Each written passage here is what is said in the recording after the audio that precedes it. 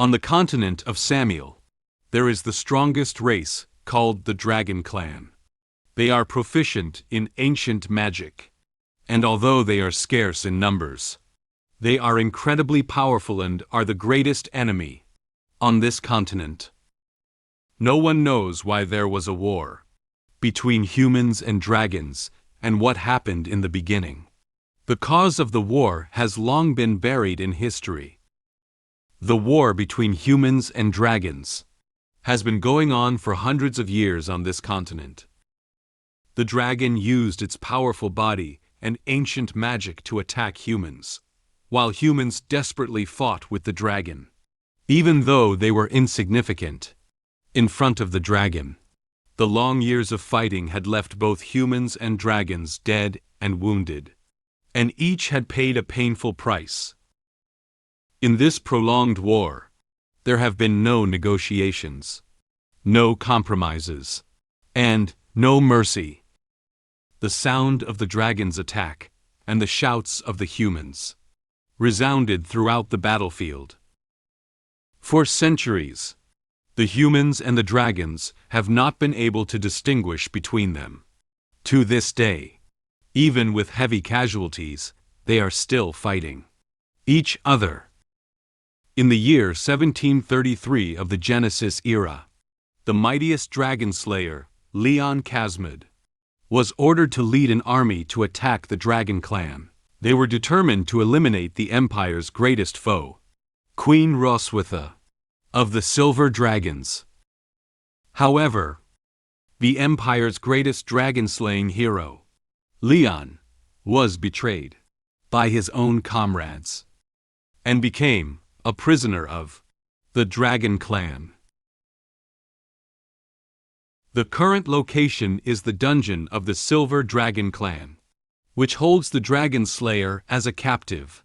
The dark dungeon is very quiet, with only 2 guards watching over the Dragon Slayer. Suddenly, a clear sound of high heels ring out in the dungeon. One of the guards notices the sound of the high heels and the silver-haired woman walking from the darkness. The 2 guards salute the woman and address her as Your Majesty. The woman tells the 2 guards to leave first. She needs to talk to the Dragon Slayer alone. After the guards leave, only the Dragon Slayer and the woman remain in the dark and silent dungeon. This silver-haired woman with a beautiful figure is the Silver Dragon Queen, Roswitha. In a condescending tone, Roswitha asks the Dragon Slayer how he feels about being taken prisoner by the Dragon Clan. The man in front of her is Leon, the Dragon Slayer who has killed countless dragons. Leon is covered in blood and looked serious, telling Roswitha to hurry up and kill him. With a hint of a provocative tone, Roswitha asks Leon if he needs her to give him a quick death. However, Roswitha thinks about it and pinches Leon's face, telling him that wanting to die isn't going to be so easy. It is a pity about this handsome face. Roswitha scratches a scar on Leon's face and praises the scar on his face as a perfect match for him. Leon immediately dodges Roswitha's hand and tells her to hurry up if she wants to kill him, and not to humiliate him here. In a mocking tone, Roswitha licks the blood left on her hand and tells Leon that, even though he is powerful, he is still framed by his betraying partner, and now he is a prisoner of the Dragon Clan, and persuades him to join the Silver Dragon Clan. Leon sneers and looks up at Roswitha. Clearly, her words do not sway Leon. Leon gives an answer to what Roswitha has just said. Leon's words enrage Roswitha, who gives an angry look and uses her foot to kick Leon hard against the stone wall behind her. The chains binding Leon moves out of their original position as Leon moves. Leon coughs up blood from the heavy blow, adding new wounds to his already injured body. Roswitha stomps her foot hard on Leon's chest, saying that a captive had been so rude to her, and, in a condescending tone, proceeds to tell Leon to stop dreaming of being a hero. Roswitha says he is going to die here soon, and as a captive now, he will not be able to become a great dragon slayer hero for the rest of his life. Roswitha continues to add that his descendants may be able to enjoy all the riches and honor with him. But sadly, for someone like him, with no heirs, that day will never come. Leon looks at Roswitha with determination in his eyes, telling her not to underestimate humans. As soon as the words are out of his mouth, Leon is wrapped around his neck and lifted up by Roswitha's tail. Roswitha says he's such a stubborn fool. Leon can't breathe with her tail wrapped around his neck, and says, "Your Majesty," with great difficulty. Roswitha sees that he's having trouble defending himself, and subconsciously assumes that he's going to beg her for mercy. However, Leon breaks off and says that she makes two mistakes from the very beginning. Roswitha is puzzled, and for a moment does not understand what he is saying. Leon goes on to add that firstly she shouldn't have stayed with him, the most highly trained dragon slayer, and secondly, she shouldn't have tasted his blood. In an instant, Leon's eyes become abnormally red, and unleashes a spell called the Blood Curse. This spell reacts on Roswitha, and she immediately releases her tail from wrapping around Leon's neck. Roswitha gradually moves away from the man in front of her. She is flushed, feels her body grow hot, and her legs weaken to the point where she sits on her knees. For a moment, she isn't sure what is happening. Leon stands up and explains to Roswitha, who is sitting on her knees, that this spell will soon put her in a lifetime of pain brought on by her soul. Suddenly, Roswitha lunges at Leon with her own body. Without understanding what is happening, Leon is tackled to the ground by Roswitha. Seeing Roswitha's flushed face, Leon realizes that it is his spell that had a side effect on Roswitha, causing her to some kind of stimulation. Roswitha's consciousness goes out of control under the influence of the spell, and without saying a word, she directly kisses Leon. The sound of a large heartbeat echoes in Leon's chest. An hour later, the clothes of the two are scattered on the floor. The side effects of the spell disappear, and Roswitha slowly regains consciousness. Seeing the two in their current condition, Roswitha angrily looks back at Leon and questions what he has done to her. Leon explains to her that the spell is called the Blood Curse.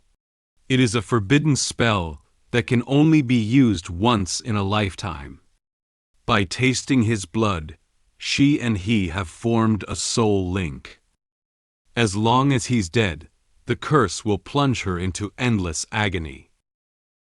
Roswitha angrily dislikes it back, saying that, if it's a spell that takes effect only after he died, then what was all that just happened?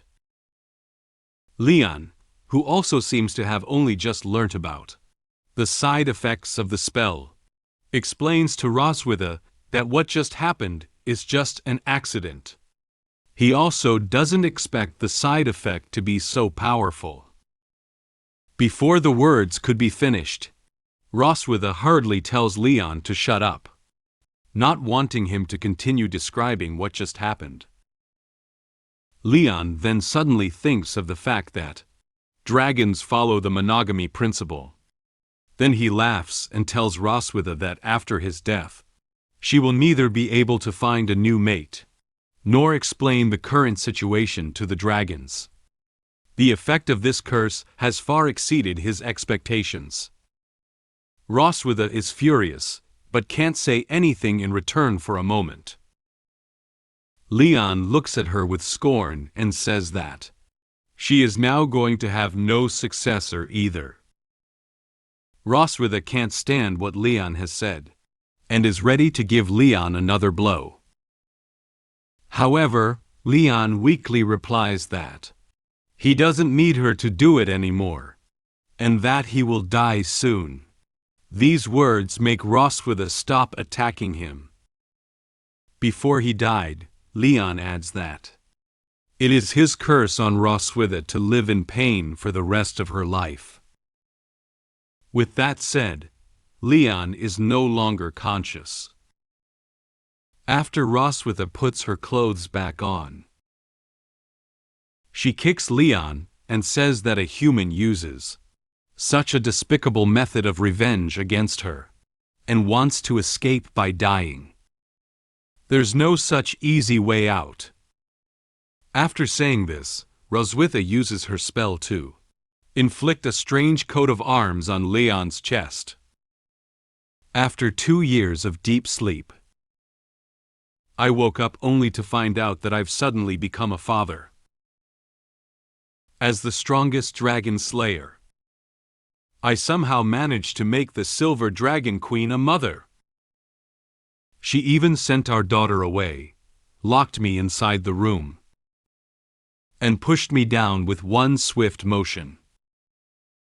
With a surge of magical energy glowing in her hands, she was about to engrave her exclusive dragon mark on me. Gah! I'm the greatest dragon slayer. You can't do this to me. Leon Kazmid. He was once a legendary dragon-slaying hero. At the age of 5, he killed a vicious dog with his bare hands, catching the attention of a passing master dragon slayer, who took him as an apprentice. At the age of 10, he entered the Empire's Dragon Slayer Academy to further his studies. And 4 years later, he graduated with the highest honors and youngest age in history. At the age of 15, he stepped onto the battlefield, slayed countless evil dragons, reclaimed lands, and earned great merits for the Empire. Leon was hailed as the strongest dragon slayer, the Empire's only hope to lead them to victory and end this war. Until he became a prisoner of the Dragon Clan. 2 years had passed by now. At the moment of waking up, he felt as if he'd just had a terrible nightmare. Still shaken, he found himself gasping for breath. Looking around the lavishly decorated room, Leon couldn't tell whether this was heaven or reality. The door gently pushed open, and a little tuft of hair peeked through. Leon focused his gaze and saw a small girl entering the room. "Oh, you're awake." The little girl was innocent, with big watery eyes that made even Leon dumbfounded. So cute. Leon's mind was filled with endless thoughts, thinking to himself that it was only because he had contributed so much to mankind that he had arrived in heaven. "You must be the legendary Angel." "Angel? What's that?" Even though the adorable little girl in front of him denied it, Leon was absolutely sure of one thing. She had to be his guiding angel. Leon squatted down and asked her name. "Hello, little angel. What's your name?" "Muin." Her big, sparkling eyes and round, chubby cheeks made her so irresistible that anyone would want to pinch her. Muin? That's a wonderful name. However, something didn't sit right with Leon. But the color of this angel's hair is rather odd. Black mixed with white? Mom says it means the moon. However, something didn't sit right with Leon. While the girl was undoubtedly cute, the more he looked, the more he felt something was off. Angels have moms too? Leon introduced himself to the little angel. I'm Leon, Leon Casmid. I know, Leon means lion. When hearing his name, the girl joyfully raised her arms. Who tell you that? That's what Mom said. Huh? Leon grew increasingly uneasy. No way. A disturbing thought crept into his mind. For confirmation, he asked her a simple question. May I ask, who exactly is your mom? Roswitha. Hearing her answer, Leon petrified on the spot. Your mom is Roswitha. Then that means I'm... The girl Muin seemed confused by his reaction. You're my daddy. Leon was completely shell-shocked. He had just woken up after a long slumber, only to find out that he was now a father. The strongest dragon slayer's faith in everything he knew began to crumble. The strongest dragon slayer couldn't accept such shocking news for a moment. Ah, Mommy! Just as Leon was on the verge of mental collapse, Muin turned her gaze toward the doorway. Leon also turned his head cautiously. Mommy, Daddy's awake. I know. Entering the room was none other than the Silver Dragon Queen Roswitha. Seeing her mother, Muin wagged her tail with excitement. Roswitha's face lit up with a sly smile as she looked at Leon. You've finally woken up, Leon. Muin clung to her mother's slender figure, and Roswitha, peering down through her proud chest, affectionately looked at her beloved daughter. Mommy must be happy too, right? Because you visit Daddy every day. Of course, honey. She spoke softly, but Leon knew this wasn't as simple as it seemed. As if I'd believe that. Seeing that sly smile on her face, Leon's heart was filled with an overwhelming sense of dread. Muin, why don't you go play outside for a bit? Mom has something to talk to your dad. Okay. After sending Muin out of the room, Roswitha stepped closer, her movements confident and commanding.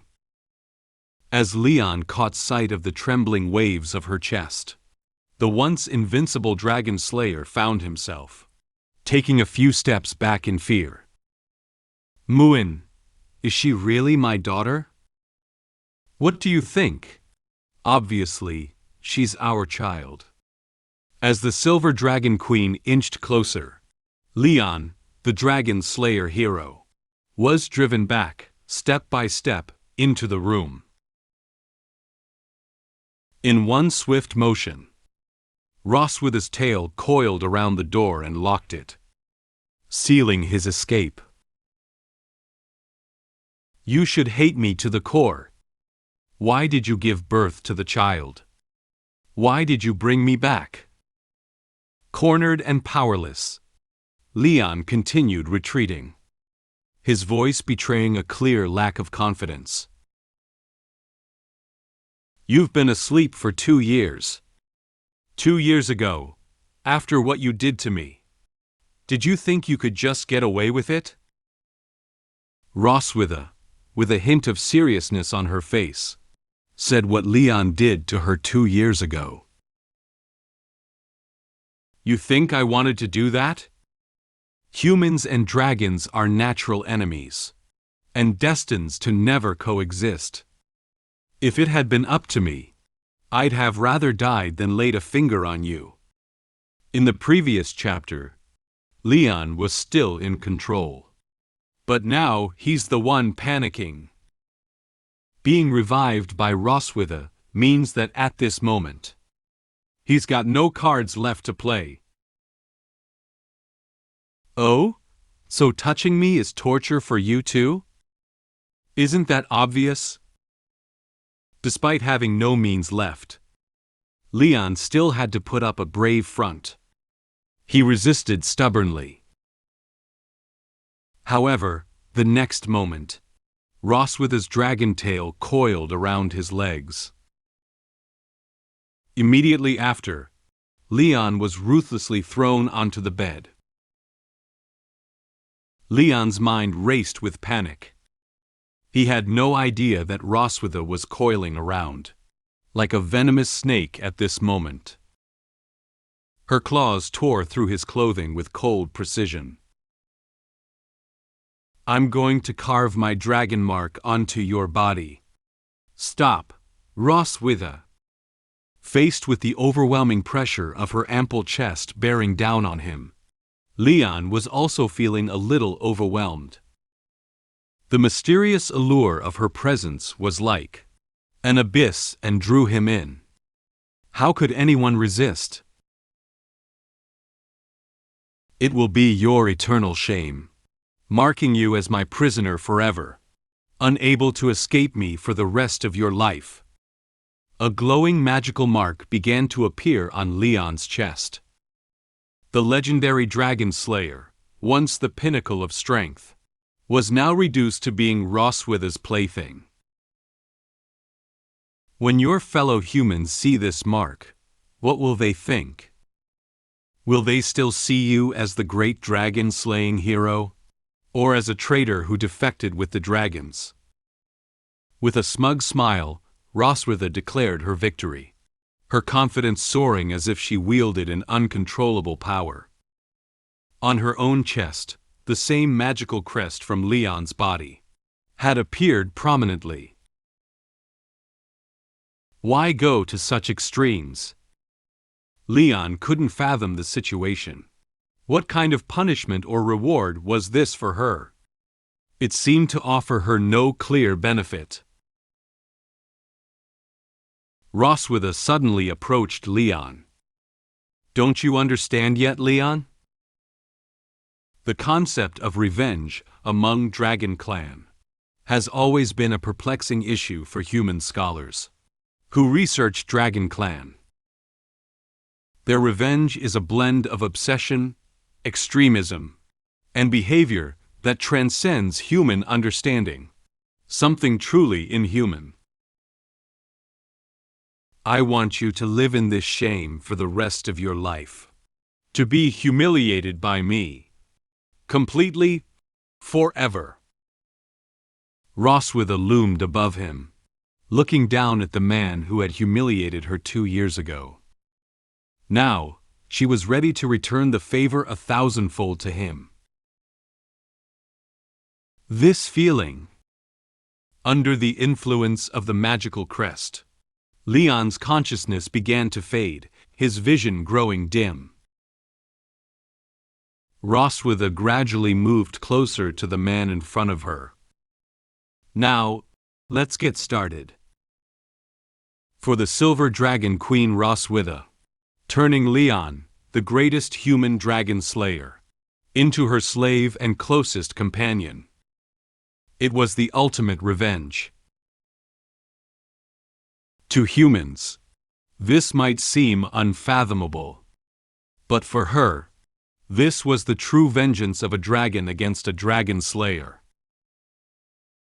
Being squeezed like a peanut by the Silver Dragon Queen, I'm really going to turn into peanut crumbs. Nothing at all.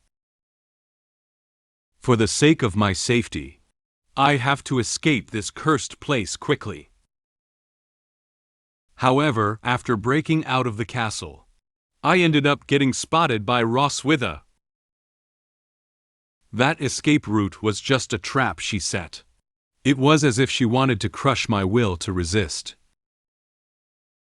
She brought me back to human territory, aiming to break me and subject me to endless humiliation.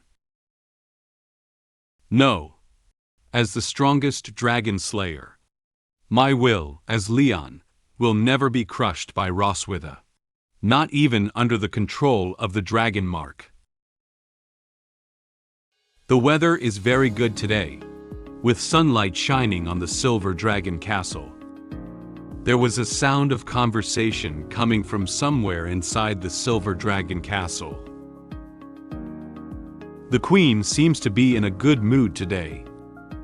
Oh, haven't you heard? Her husband is awake. 2 dragon maids were walking over not far away, discussing happily about Leon waking up. However, bah! That she-dragon actually advertised to the public that I am her husband. You have no idea how terrifying that she-dragon is. Leon hid behind the wall, eavesdropping, his body already much thinner. Because right now, he was like a peanut that had been squeezed multiple times. Ah, faster! Come on, Leon, faster! Just thinking about that terrifying scene, Leon's body started to tremble. She drained me for a whole day and night. My waist is about to break. For own future and physical health, Leon clenched his fists tightly.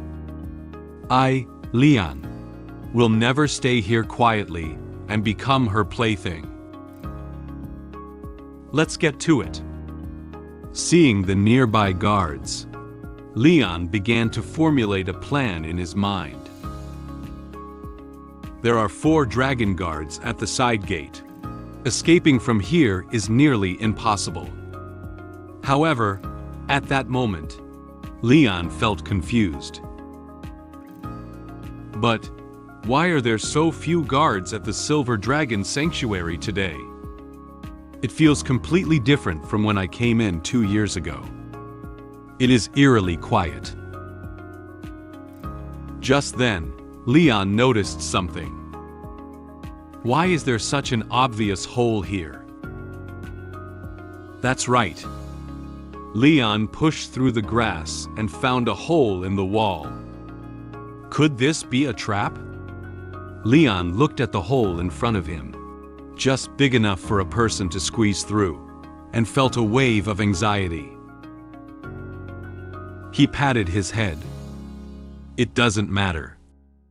I have to get out of here, no matter what. Even if it's a trap, I'll fight my way through.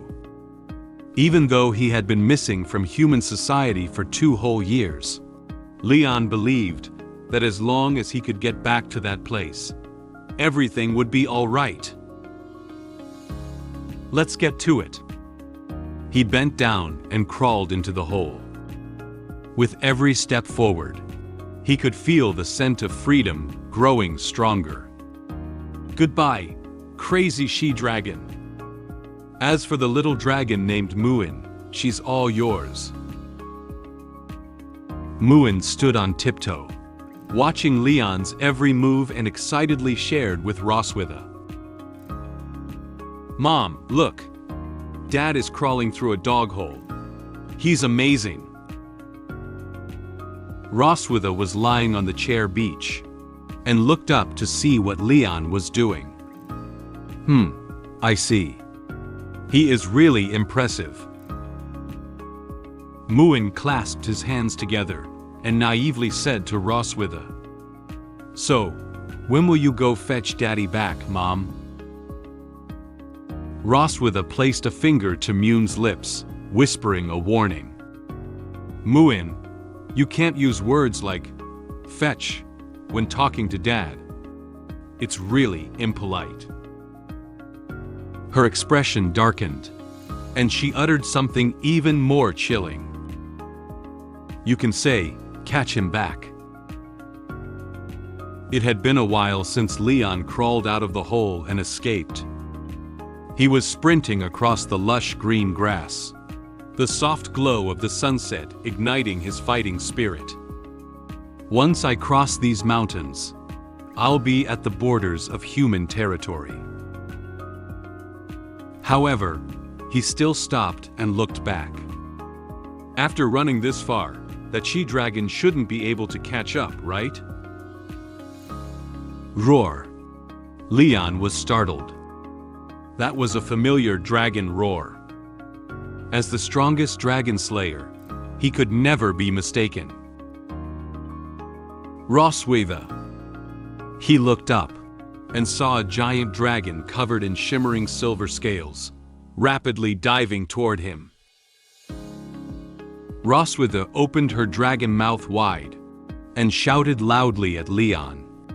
"Wow! You can really run, Leon!"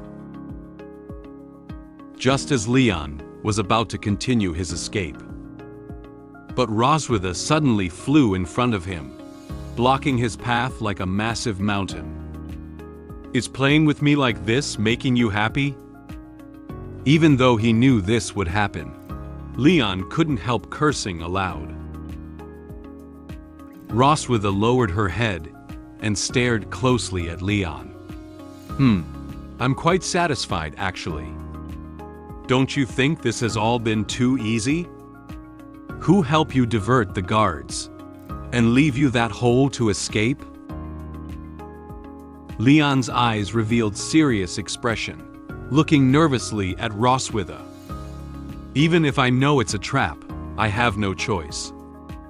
I just didn't expect you to catch up so quickly."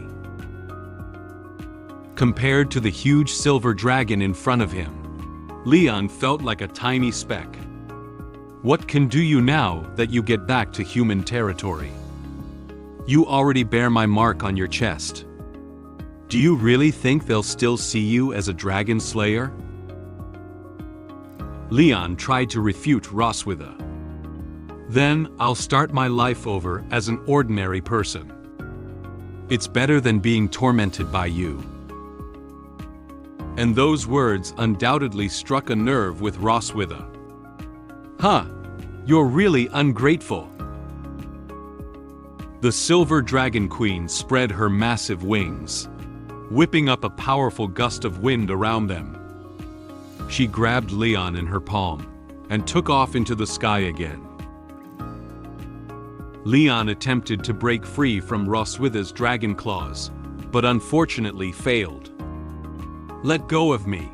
Where are you taking me, she-dragon?" "Well, since you're so eager to go back, I'll make it happen for you." Roswitha soared from dusk to night. 3 hours later, they arrived near the border city of the Empire. Without a word, the Silver Dragon Queen dropped Leon from high above. If it weren't for the trees breaking his fall, Leon would have definitely turned into a puddle of mush upon hitting the ground. As expected, when Leon landed, he ended up in a position resembling a sprawled duck. Ouch! Rubbing his head, Leon felt something was off. He opened his eyes and was stunned to find the scenery in front of him incredibly familiar. The small town at the Empire's border was right in front of his eyes. Leon looked at the scenery in front of him with some surprise, unable to believe that he had really returned here. Is this a human town? Yes, that is the human empire over there. Roswitha had transformed into her human form and stood aside, looking at the town with great interest. Leon looked at the familiar town in front of him and couldn't help but shed tears. Seeing a long-awaited human town, Do you think you can just cross over and return to the human world?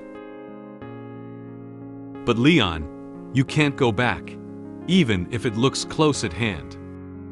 Just then, the pattern on Roswitha's chest reappeared. Leon nervously looked at his chest. The mark on his body also manifested, and he suddenly felt that something was not right. Oh, I forget to mention. When two people bear the dragon mark, it reacts whenever one of them wants to connect with the other. Upon hearing this, Leon stumbled back in fear and accidentally bumped into the trunk of a large tree. Roswitha walked forward step by step and touched the dragon pattern on Leon's chest with her hand. You must be feeling a heat all over. An unbearable urge by now, right? Are you trying to do it here? Roswitha's lips curled into a smirk. Her expression showed that she was full of confidence in her plan. That's right. Do you know why I brought you here? I want you to understand what true humiliation is in front of your homeland, so close to it. Leon tightly grasped his clothes with his hands. Do you think I would lose my resolve because of that? To Roswitha's surprise, Leon's gaze at that moment revealed an unexpected determination. He grabbed Roswitha's hand and said to her, I'll wait patiently for the opportunity to come. When that time comes, I'll make you pay back all the humiliation you've inflicted on me. Double.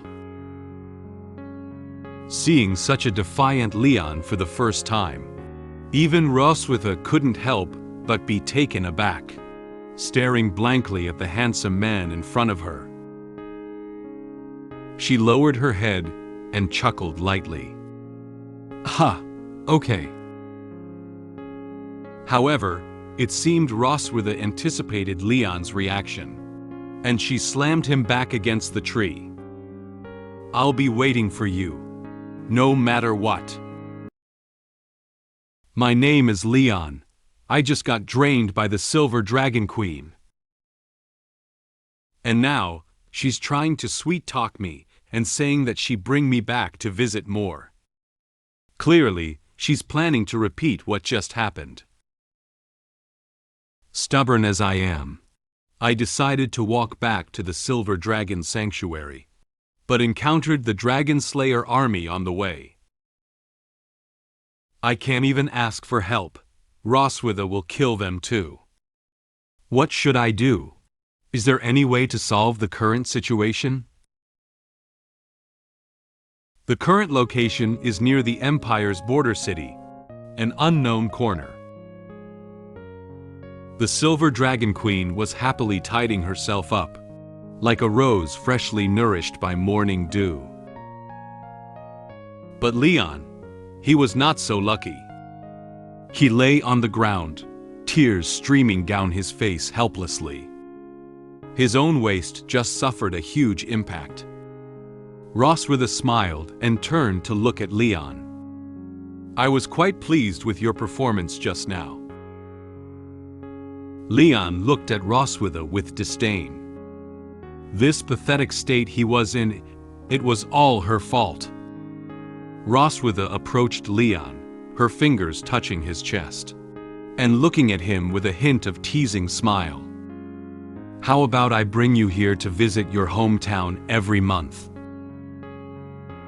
Leon quickly distanced himself from Roswitha and leaned towards the big tree behind him. Bah! I know you're just thinking about how to drain me dry. His sharp mind quickly saw through Roswitha's true intentions. At least you're smart. However, Roswitha didn't care in the slightest. After all, she still had 1,001 ways to make him submit. Let's go. Our daughter is waiting for us at home. She turned his back to Leon, spread her wings, and prepared to take him back. Wait! Just then, after putting on his clothes, Leon called out to the ravenous Roswitha. As a proud dragon slayer, I won't let you treat me like prey and drag me back. I can walk on my own. Even though he had just been drained dry, the so-called wise man's moment had arrived. Perhaps this was nothing more than Leon's fleeting burst of bravado in the face of his emptiness. Roswitha stood behind Leon and kindly reminded him, "Ha! It would take me at least 3 hours to fly from here to the Silver Dragon Sanctuary. For a human, it would take at least 10 days to 2 weeks." Leon walked forward without looking back. Just 10 days and a half months. Don't underestimate our human endurance. Leon, determined as ever, decided to use his own feet to measure the distance between the Empire and the Dragonlands. "I'll see how long you can hold out." Since Leon had decided to do this, Roswitha had also decided to accompany him and saw how long he could hold on. However, after walking for a while, Roswitha was not tired yet. Leon was already out of breath. Roswitha looked at Leon, panting with relish. "Can't you walk anymore? If you beg me." Leon quickly replied to what Roswitha said. "I'm not tired. Who says I'm tired?"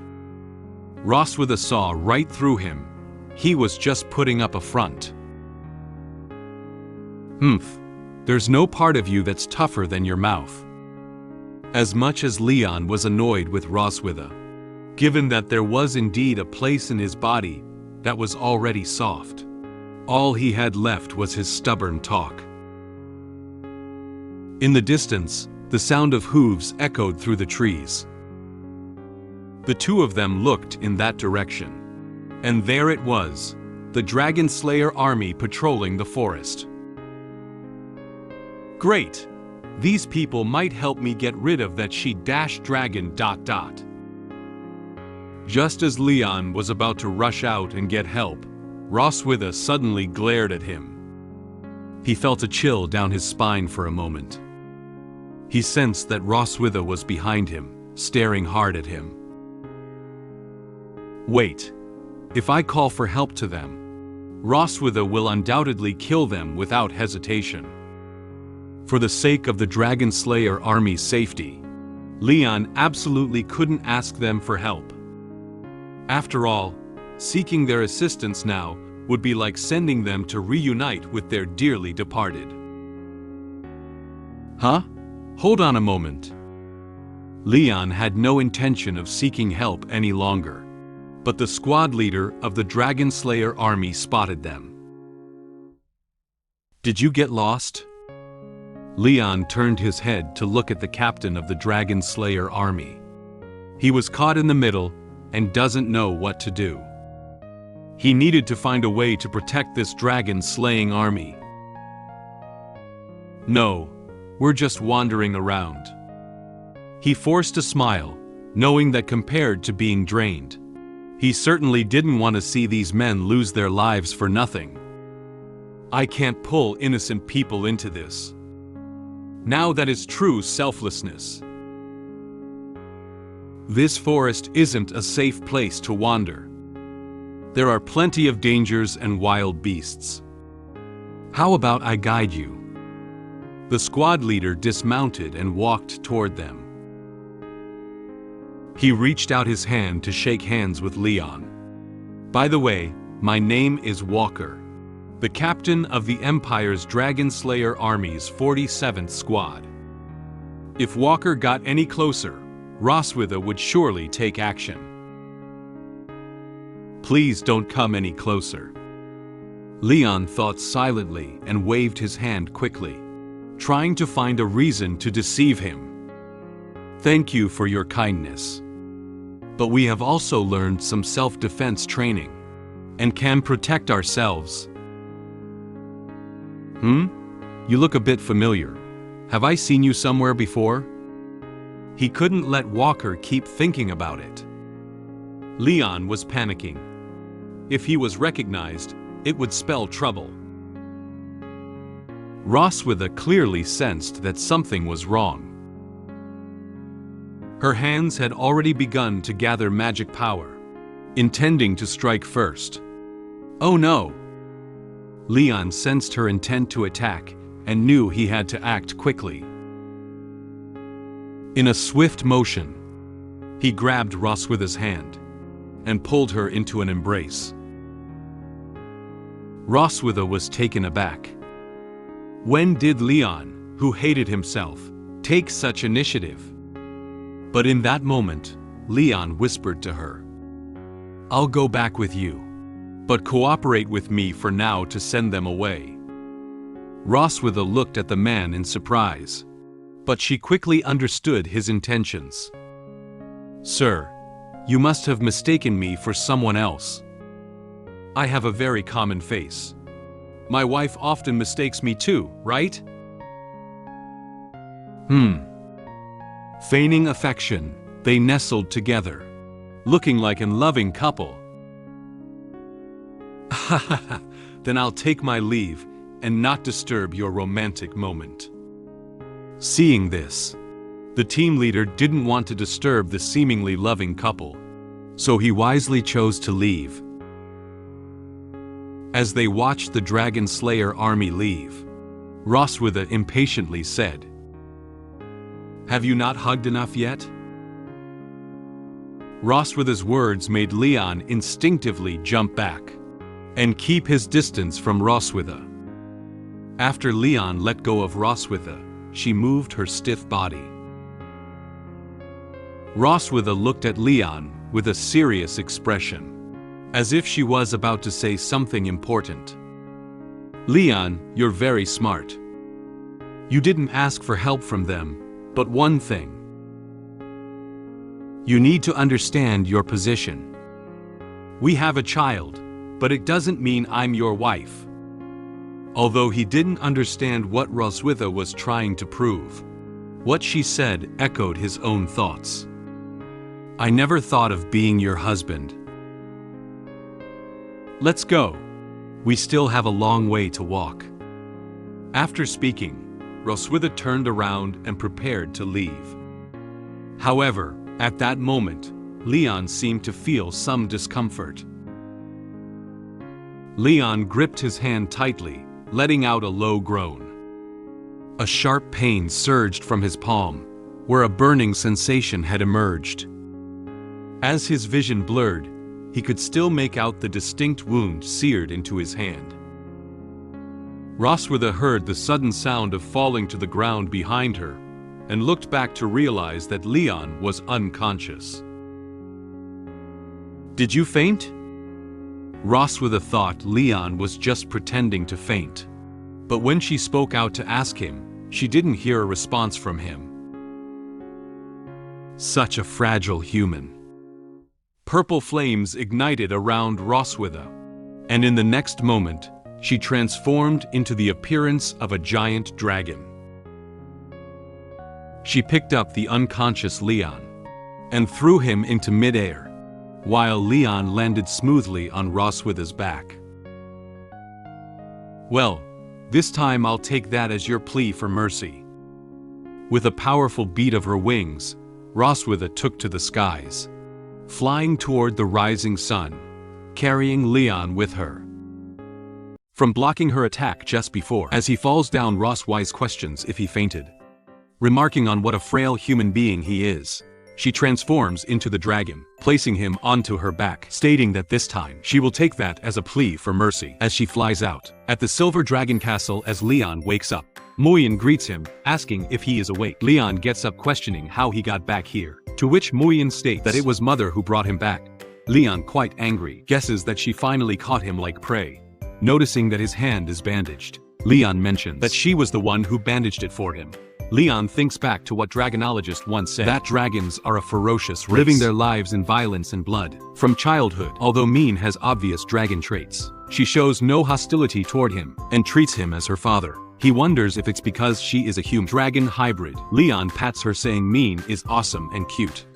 But when she grows up, she must not be like her mother. Just then, Ross Weiss is standing by their side. Questions what's wrong with being like her.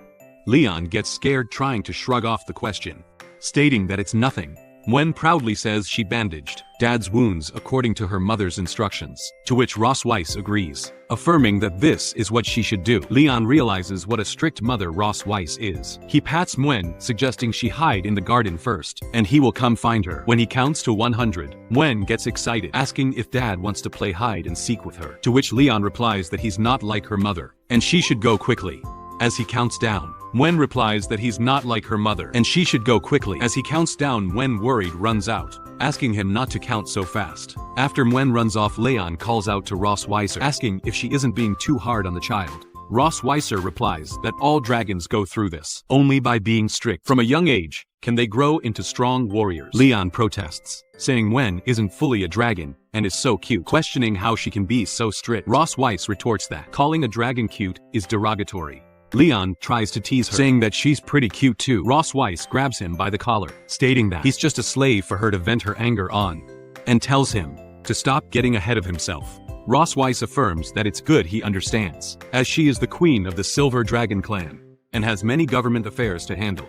She tells him the task of taking care of the children is now his responsibility, and whispers that the child likes him. The scene shifts to the garden, where Leon mutters to himself that he's the Dragon Queen. And it seems like the Dragon Slayer is now responsible for taking care of the children. He notices a girl hiding behind a pillar, and thinks Muen is still young. And if she thinks he can't find her, if she hides there. He points to her saying he found her. But there is no response from her. Leon questions if she's angry. Leon apologizes for keeping her waiting, but she runs off. Leon chases her, asking what's wrong and why is she running. After a while, Leon wonders where she went as he just saw her pass by. He thinks it's hard to predict a child's mood, and wonders why. Ross Voice gave him the task of taking care of Muen.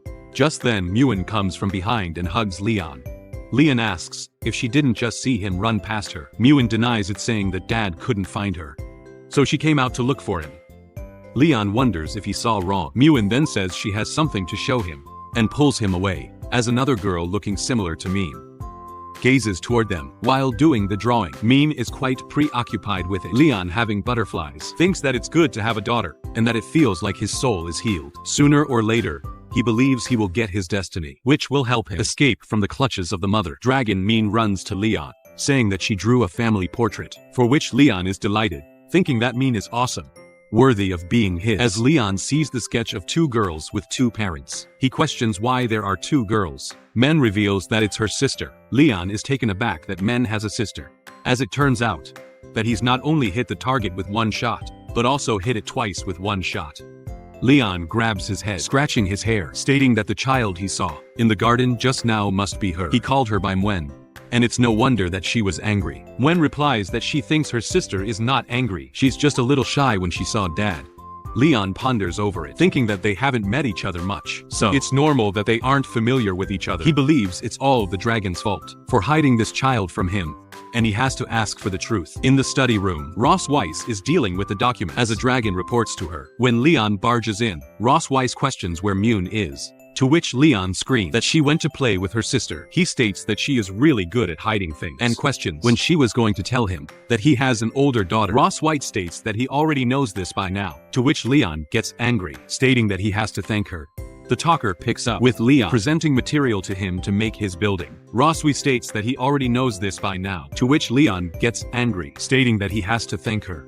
Giving birth to a child is hard work, and he didn't expect that she would give birth to two. For him stating that she worked hard, he screams that when he returns to the Empire someday, he will definitely write her name in their family tree. Ross voice questions if he knows why she didn't tell him about the existence of her eldest daughter, to which Leon replies that he thinks she was jealous of his closeness with Mean, so she deliberately didn't let her meet him as her father. Ross Wise questions if he's anxious to see her, to which Leon replies that it's nonsense. He states that who doesn't want to meet their daughter? He's not like her, a cold and stern mother, and he wants to cultivate a good relationship with her. Leon gives Leon $1 million just lay feathers.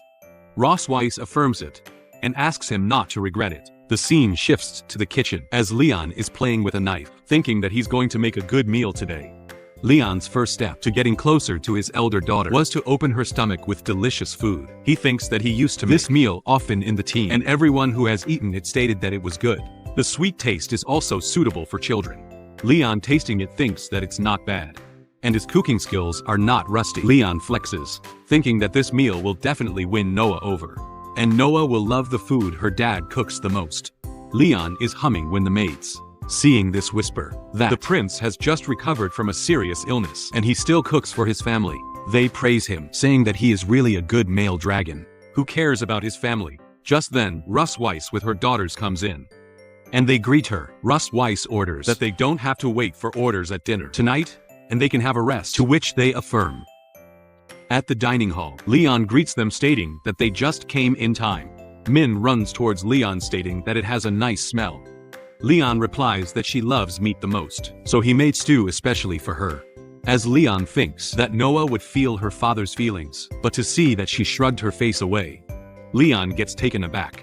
Leon got a very different reaction from what he thought. He thinks that this female dragon has anticipated this situation, so she had not allowed him to meet Noah.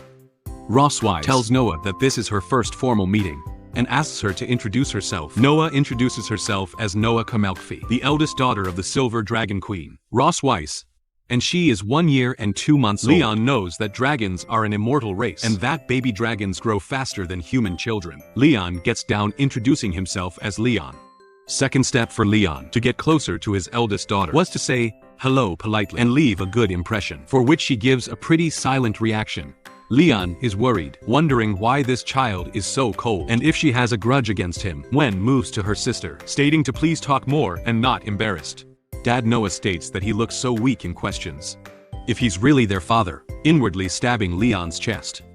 Leon comments on what a filial daughter she is, as Leon's career as a father faces its first crisis. Family dinners are supposed to be the best occasion for family members to talk and communicate, but now it has become Leon's most tormenting moment. Leon knows the two daughters look similar, but their personalities are completely different, and it's obvious is that Noah is more like her mother.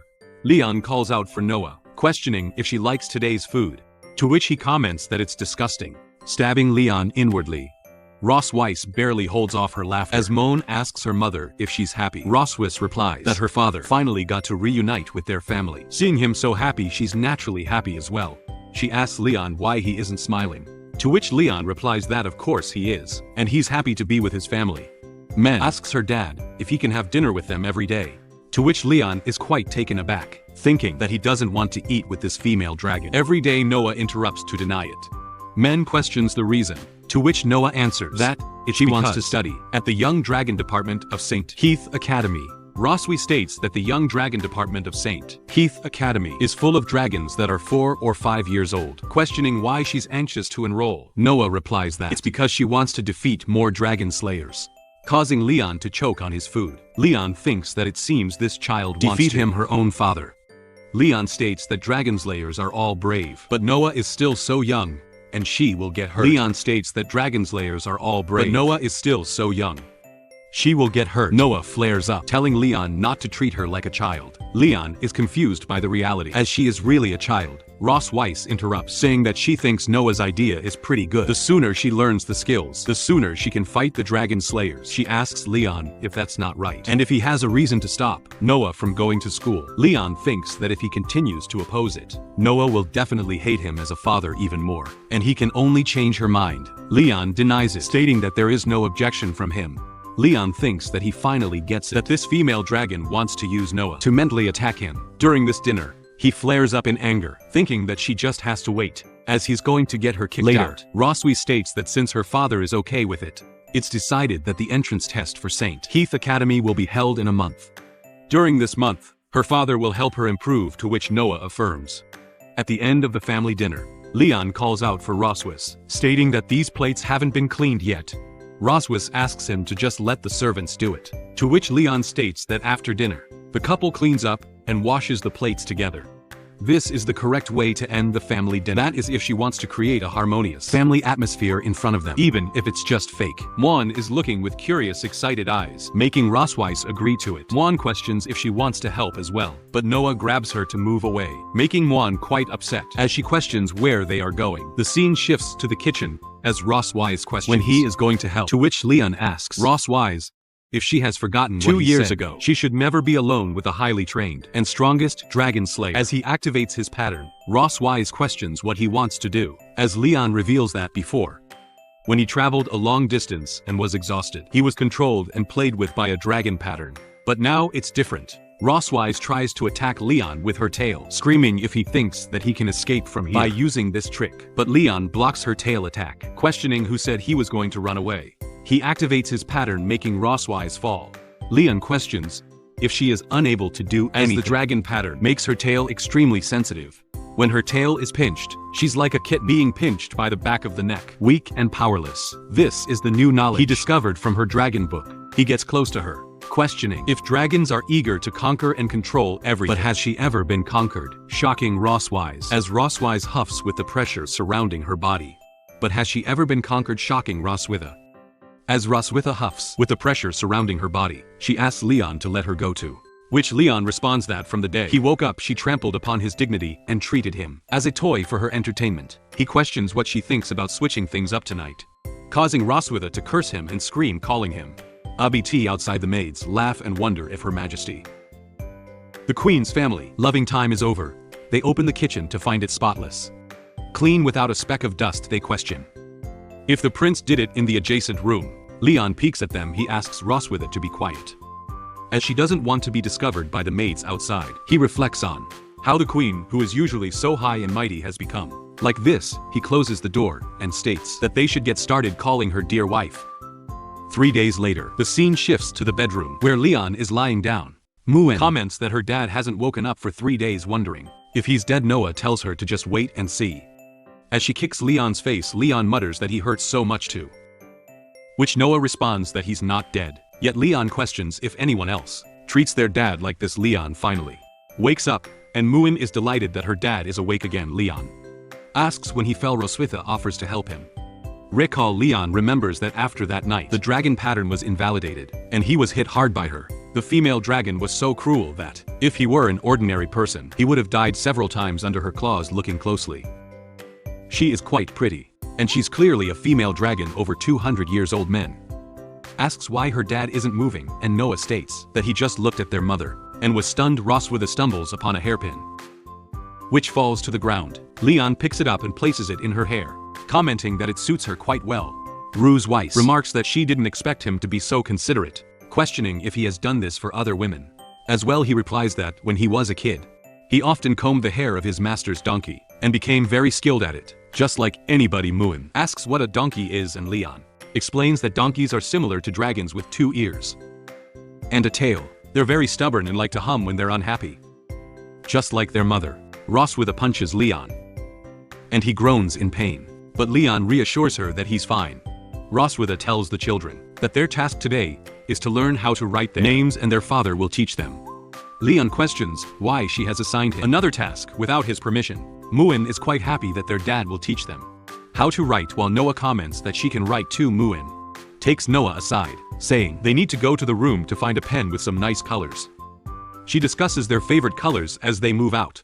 Roswitha mentions that her sister is coming to visit today, and she doesn't want him to appear in front of her. Leon questions why she doesn't let him meet her family. As well, Roswitha calls out for Leon, saying he is now a male dragon who married into the Silver Dragon clan. He has been in a coma for 2 years due to some disease, and has only recently woken up. Leon questions why she doesn't let him meet her family. She's only recently woken up. If it comes to the point where they have to meet, he must play along with the identity she has created. Leon agrees to do so as she moves away. Leon thinks inwardly that if she believes he will listen to her obediently, she is mistaken. He plans to embarrass her in front of her sister, scheming something big at the Silver Dragon Castle. Children study. Leon teaches Noah and Muan to simply follow what he's taught and watch. He writes their names on the paper and asks them to imitate them, writing them a few times. Noah comments that it's not as good as what their mother wrote to, which Muan questions what their dad is going to do. Leon responds that he just forgot to something to their mother and will go give it to her.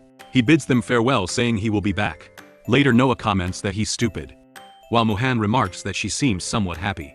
Noah denies it, saying she's not happy, and asks Muin to go write it down quickly, though she's quite happy inwardly. The scene shifts to the Silver Dragon Castle gate, where Isha Mel, the Red Dragon Queen, has arrived at the port. Roswitha greets Isha with a hug, saying she hasn't seen her for a long time. Isha replies that it's been a year and that Roswitha looks much. Roswitha Rusweiss denies it, saying she doesn't think so. Isha comments that she heard Rusweiss' husband has woken up and asks why she can't meet him. Rusweiss tries to explain that he's feeling a little unwell today and cannot meet with her for the time being. Isha questions if that's really the case, expressing that it's a pity, as she also wants to see what the Dragon King who kidnapped her sister looks like. She comments that Dragon King bonds are all about profit and clan with no love involved. But she and the man and her family got married and had a baby at lightning speed, so their relationship must be very good. As well, Roswitha becomes embarrassed, questioning if that means marriage and having children make a relationship good. She adds that she is not attracted to him, not now and not in the future. Isha thinks that Roswitha still likes to act tough. As before, Roswitha pushes Isha, saying it's been a while since they last met and they should go to the garden and chat. While walking, Leon, watching all of this through binoculars, comments that this is Roswitha's sister. He says he'll try to see how far the dragon pattern can reach Isha, and Roswitha reach the garden, where Isha comments that the Dragon Clan has been a little unstable lately, especially the Red Flame Dragon King, who has been very active recently. Roswitha brought up. Roswitha asks if it's Constantine, questioning why he hasn't been seen for years. Isha answers that who knows, as he's a hot-tempered guy. Maybe he wants to take the opportunity to expand his territory. Suddenly, Roswitha pattern has been activated. Isha asks if something is wrong with Roswitha, but Roswitha denies it and asks her to continue. Roswitha grits her teeth, thinking it's the damn dragon slayer. Isha comments that they may need to strengthen the border defense, and that she will send Sinlong to contact Roswitha if there are any developments. Roswitha, feeling hot throughout her body, questions if the effect of the dragon pattern is getting stronger and stronger. She worries that if it continues like this, she will lose control. Isha comments that she doesn't look okay, as her face is red. Roswitha tries to hold herself together, stating that she suddenly remembers she has something urgent to deal with and will be back in 20 minutes. Isha offers to accompany her, but Roswitha declines and runs off. Isha comments that she realizes it's the dragon pattern, as young people are playing around with it. Sea shifts inside the castle, where Leon is having a good time. He thinks to himself that he wants to see how long Roswitha can endure. Suddenly, Roswitha bursts in. Leon calls out to her, asking how she's back so soon. Roswitha grabs him by the collar, stating that he deliberately chose this time to make the dragon pattern resonate, just to embarrass her in front of her sister. Leon decides to pretend to be innocent and tries to say it's not wrong for him to want her. Masui releases him from her grip, her face turning red with embarrassment. Leon thinks that it worked. At least she's disgusted by him.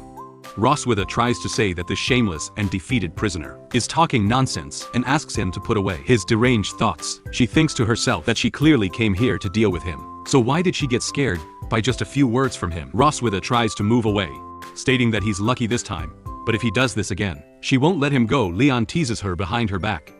Thinking that he's not scared, he wonders how a single dirty word can make her so hesitant. He reflects that the dragon pattern is really powerful, but feeling quite hot inside, he questions when he thinks of her face. His heart beats so fast. Leon slaps himself to wake up, thinking he shouldn't be thinking about nonsense. He reminds himself that the kids are still waiting for him to come back, as Moon and Noah are still waiting patiently for their dad. In the Silver Dragon Castle at night, Isha is preparing to leave, stating that she will depart for today. Roswitha bids her to be careful on the road. Isha transforms into a dragon and asks if she can meet her husband next time. Roswitha agrees, saying they'll talk next time. As Isha flies off, Roswitha curses the damn dragon slayer, thinking that she still hasn't taught him enough lessons, and that she's going to teach him one tonight. As Leon wonders if the female dragon is still scolding her. The kids are all asleep. He covers them with a blanket so they don't catch a cold as Leon tries to leave the room. Roswitha confronts him, questioning where he's going. Leon asks if her sister is gone. Twitch. Roswitha smiles and says they still have things to do today. She drags Leon out. Leon tries to deny it, but he gets dragged along anyway. In this over Dragon Queen's bedroom, Leon brings out the hot bucket, informing that the hot water is ready and what she wants to do with it. Roswitha states that she's very tired after walking all day. and asks him to wash her feet for her. Leon is quite confused. Roswitha orders him to stop staring and do as he's told, saying this is a punishment for what he did today. Leon thinks to himself that he's the dragon slayer, but now he has to become a foot-washing slave for a female dragon. He curses, thinking that the female dragon really knows how to enjoy herself. He wonders how many dragon slayers' corpses she stepped on with her feet. Roswitha confused questions since why he's staring at her feet and wonders if it's some disgusting habit. Leon quickly washes her feet, rushing through it with hot water. Roswitha kicks him out, stating that it's too hot, and throws him away. She asks if he's trying to get revenge on her on purpose. Leon groans, begging her to stop. Is this, thinking that this humiliating yet oddly comfortable feeling is too much. Roswitha states that she wants to see how long he can endure. Leon thinks that he cannot succumb to the tyranny of a female dragon and grabs her foot. He says he's eaten pig's trotters, cow trotters and goat trotters, but he's never eaten dragon trotters. Roswitha is taken aback, asking what he's doing. Leon bites her leg, stating that today's snack is raw dragon claws. Roswitha screams, telling Leon that she's going to kill him. The next day, Mew and Noah find Roswitha limping as she walks. Munch asks why she's limping, but Roswitha denies it. Munch then questions why Leon has bruises on his face, to which Leon denies it's nothing. Munch tries to say that they must have played some fun games without telling her, and she wants to join in as well, while Noah gazes at her in the garden outside the Silver Dragon Castle. As Roswitha and Leon stroll together, the maids whispered to each other, gossiping about the queen and the prince. He remarked that the two looked like a lovely couple walking side by side. However, one of the maids is puzzled, questioning why it feels like the queen and the prince don't seem very familiar with each other. The atmosphere between them is oddly heavy, almost strained. Leon wonders to himself why things have become like this. Just earlier, he had been surprised when Roswitha suggested they take a walk together. He questioned why he should go for a walk with her, but Roswitha had responded that it was part of his job to maintain the illusion of family harmony in front of outsiders. Leon couldn't help but think there was something off about Roswitha. Today, she was never this proactive, and he found himself wondering what she was planning. Meanwhile, Moon and Noah, hiding behind some bush, are spying on them. Min, excited, comments that their dad is so stupid for not even being able to hold hands with Roswitha. She exclaims that she's going to help them, but Noah tries to stop her, urging her to leave them alone. Min, however, is determined. She jumps out in front of them and confronts the two adults. Leon, caught off guard, asks why she's following them, to which Moon boldly grabs Leon in Roswitha's hands and forces them to hold each other. She announces that when taking a walk, they should hold hands together, and with that, she happily skips off, saying she's going to play with her sister. Leon, still bewildered, wonders where these children learned all this knowledge. By the tree, Noah pinches Moon and Moon cries out, apologizing and promising never to do it again, asking her sister to let her go, embarrassed by the situation. Leon comments that this is a bit unexpected and wonders what he should do next. Roswitha, however, reassures him that it's okay and that it's just fine to hold hands like this. She adds that it's nothing to worry about. Leon, still feeling awkward, mentions that Roswitha seems unusually docile today, which makes him feel a little uncomfortable. Roswitha responds, somewhat teasingly, that it seems he's been tamed by her now, that she's getting along with him better. She's not used to it herself. Leon, deep in thought, reflects that Roswitha has always presented herself as a queen in front of others, maintaining a strong, distant image.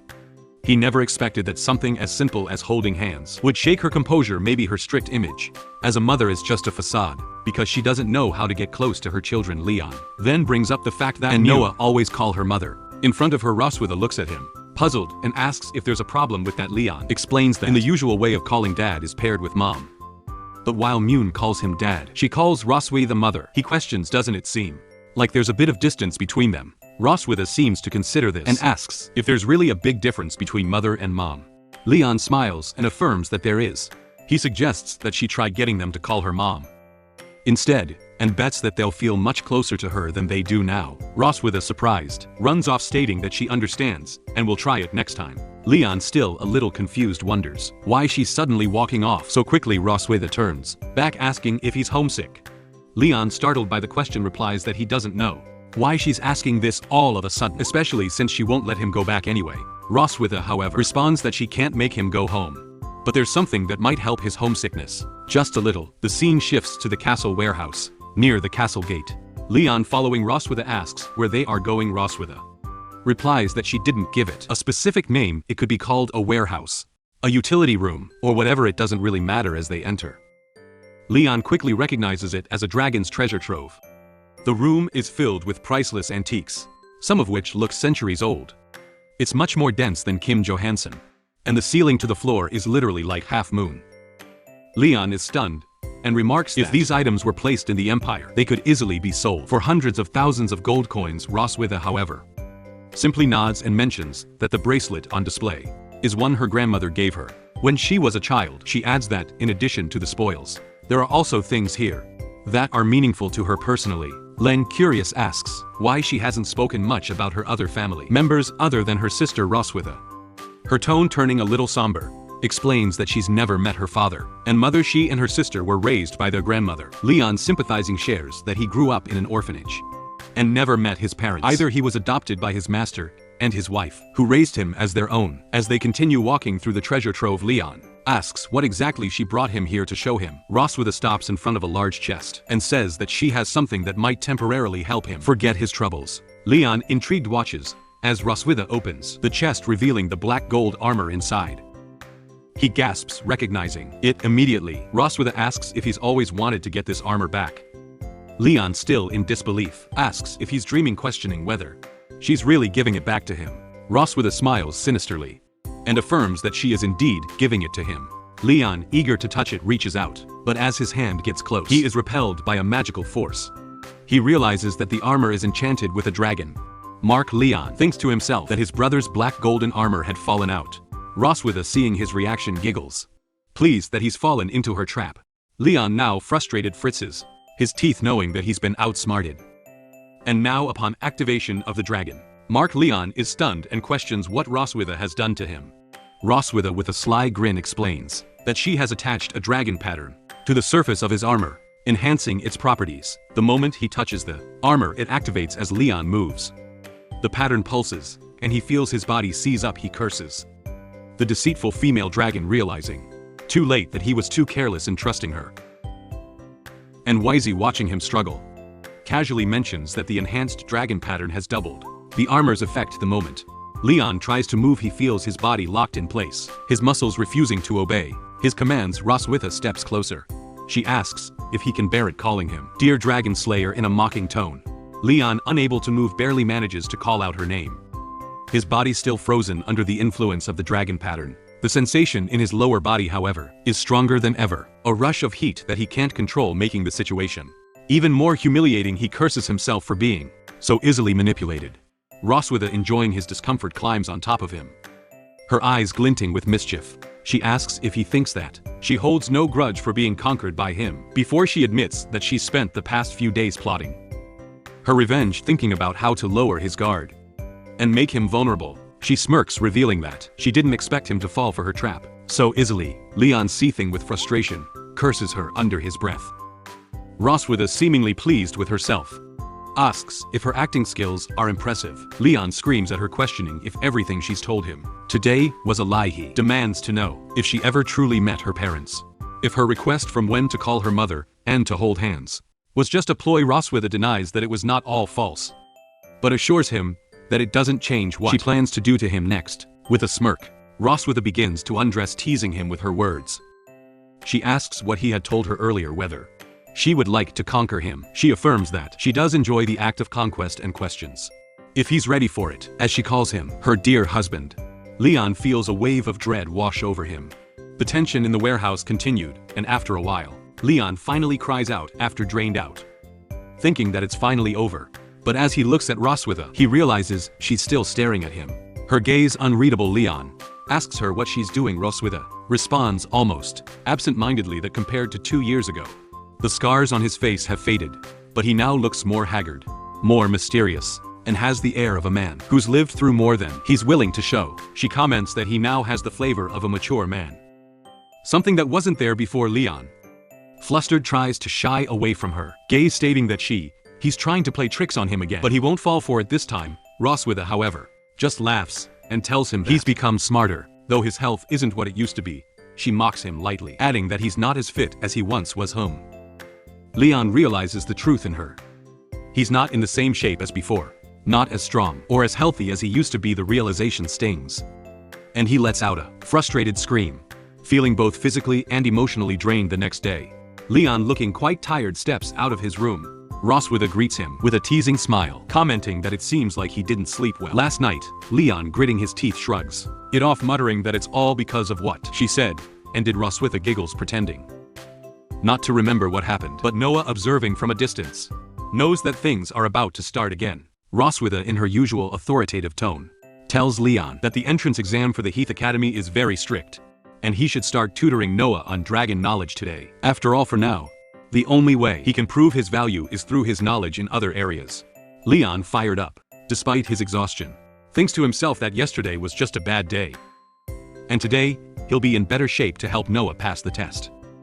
At the same time, he plans to use this opportunity to get something of equal value from Roswitha Weiss. In exchange, Roswitha, sensing his intent, agrees to his request but warns him that it can't be too excessive. Leon, with a sly grin, reminds her that a promise is a promise, and he expects her to keep her word. Roswitha, moving away, cheerfully tells him to study hard and not to get too tired, making Leon angry once more. He screams at her, calling her out for all the teasing and manipulation, but she simply walks away. Unfazed, Noah, who has been listening to the exchange, asks why Leon and Roosevelt were quarreling. Leon, trying to play it cool, explains that it's just their usual daily communication. But then he asks Noah what she just called Roswitha. Noah looks at him innocently and replies that she called her mom. Leon, a little taken aback, asks if Roswitha had asked her to change the name to that, and if she preferred the old name or the current one. Noah, without hesitation, replies that she prefers the current one. Leon smiles, pleased that his suggestion worked. He tells Noah that he knew they would come to love it. Noah, impressed, runs off, excitedly asking when they can start studying. Leon, now feeling nervous about the upcoming tutoring session, calls out to her, asking her to wait for him. In order to develop my daughter's study plan, I stay up late flipping through various study books. Even to refresh myself, I ate spicy chili pepper, and was so hot that I breathed fire on the spot. The Silver Dragon Queen saw this scene, and used her cool hands to ease the pain caused by the pepper. Damn it! I can't believe I want to receive such a reward again.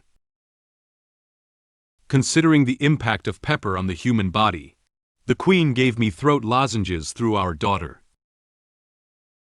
As I ate, and thought to myself that, although the Queen is usually cold and aloof, she still has such a cute side. At this moment, Leon is located in the children's study room of the Silver Dragon Castle. It is already night, and the children are already sleeping in the room. Leon sat at his desk, furrowed his brow, flipping through the books of Dragon Clan in front of him, as if pondering something. At this time, Roswitha entered the study room and saw Leon still at his desk. "Oh, you're still awake at this late hour?" Leon didn't look up, looking at the book in his hand very carefully, tapping his head with his pen as he thought. Noah has a strong ability to grasp concepts, so simple teaching methods aren't suitable for her. I plan to organize some key knowledge points along with test questions to teach her. For now, I guess I'll have to stay up late to prepare the lesson plan. Noah had already gone into a deep sleep. Compared to her usual cold face, the sleeping Noah was particularly cute. Roswitha wore a proud expression, lifted her equally proud chest, and showed Leon a confident smile. That's a must. After all, Noah is like me. Upon hearing Roswitha's words, Leon lifted his lips slightly and looked up from the book, earnestly looking at Roswitha. Well, that's not necessarily true. Leon stood up slowly, patting his chest proudly, and displaying a confident smile to Roswitha. I graduate as a top dragon-slaying genius, ranking first every year in both exams and field training. I even win every top-level scholarship the school has to offer. After showing off his outstanding achievements in school, Leon leaned on the table and suddenly looked seriously at Roswitha, asking her word by word. "So, Your Majesty, what about you? What kind of champion are you?" Roswitha was left speechless by his sudden question. As an unbeatable silver dragon queen, she naturally won't lose to the man in front of her in terms of military strength. But when asked about learning, she still couldn't come up with anything that could be compared to the man in front of her. Roswitha felt careless. She furrowed her brow and looked at Leon with a somewhat displeased expression. "I always think he is a reckless man who can only fight and kill, but I don't realize he is also a top student."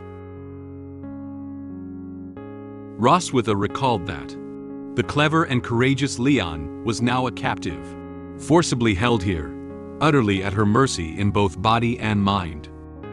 She looked at Leon with a disdainful smile. "Ha! So powerful. Then how come you're still my captive?" Upon hearing Roswitha's words, he angrily retorted, "Damn, I only lost that one time." Leon, a renowned dragon slayer, who has vanquished countless dragons, has surprisingly been defeated by the Silver Dragon Queen this time. Leon was really a bit upset. Not only that, he's also been thoroughly bullied by her, and his body is nearly at its limit from her relentless torment. As he crouched down, he muttered quietly to himself, "One misstep can lead to eternal regret, and a tiger on the plains can be bullied by a dragon." Roswitha smiled from behind as she watched Leon's disappointed expression, while jokingly responding to his words. "You're afraid of being ridden by a dragon, right?" At this moment, Roswitha noticed a plate of yellow peppers on the desk. Pepper? She looked at the plate of peppers and asked Leon, "What are you doing with this?" Leon also looked at the conspicuous plate of peppers in the messy book at this moment. "Oh, this pepper?" He picked up a pepper. The appearance of this chili pepper seems no different from ordinary chili peppers. "I bring this from the kitchen to help wake me up." With some concern in her eyes, Roswitha raised her hand to try and stop Leon from eating the pepper. "Wait a moment, this is a Dragon Clan's yellow pepper. I doubt a human being like you cannot bear it." But it was too late. Leon took a bite of the pepper straight from his hand. Leon never expected that this seemingly ordinary pepper would have such great power. In no time at all, the pepper had made Leon's face red. So spicy! The intense stimulation of pepper made Leon yell. Leon was anxiously searching for water all over the study room. But unfortunately, there was no water in the study room. He spun around anxiously, while his mouth couldn't stop. "Water! Water! There is no water here!" Upon seeing this situation, Roswitha didn't hesitate and immediately stepped forward and placed her hand on Leon's cheek. The eyes of one dragon and one man just locked. Leon was surprised by Roswitha's action, and his face, already flushed with pepper, was even redder at this moment. Roswitha felt a bit embarrassed by her own action, so she turned her head to explain to Leon, "Well, my hands are quite cool, so they may feel more comfortable for you." Roswitha's hand just rested on Leon's face. Leon blushed, closed his eyes, and silently enjoyed the coolness that came to his face. Roswitha's fingertips are so cool, and the areas she touched are very comfortable. It's not as cold and stimulating as ice cubes, It's a very gentle coolness. The coolness of Roswitha's fingertips gradually calmed Leon down, and he couldn't help but marvel at how comfortable the temperature of her fingertips made him feel. The sensation brought by chili peppers has also been temporarily alleviated. Leon didn't feel as uncomfortable as before, so he took the initiative to thank Roswitha. "Thank you, it's all right now." Roswitha seemed to have just realized that Leon was talking to her, so she put her hand down. Leon and Roswitha distanced themselves from each other, with their backs facing away. Their faces turned red, and they both felt a little embarrassed. Actually, both of them know that the atmosphere just now was a bit off. Roswitha was the first to speak up to break the current awkward atmosphere. "Get some rest early, and don't eat too many peppers.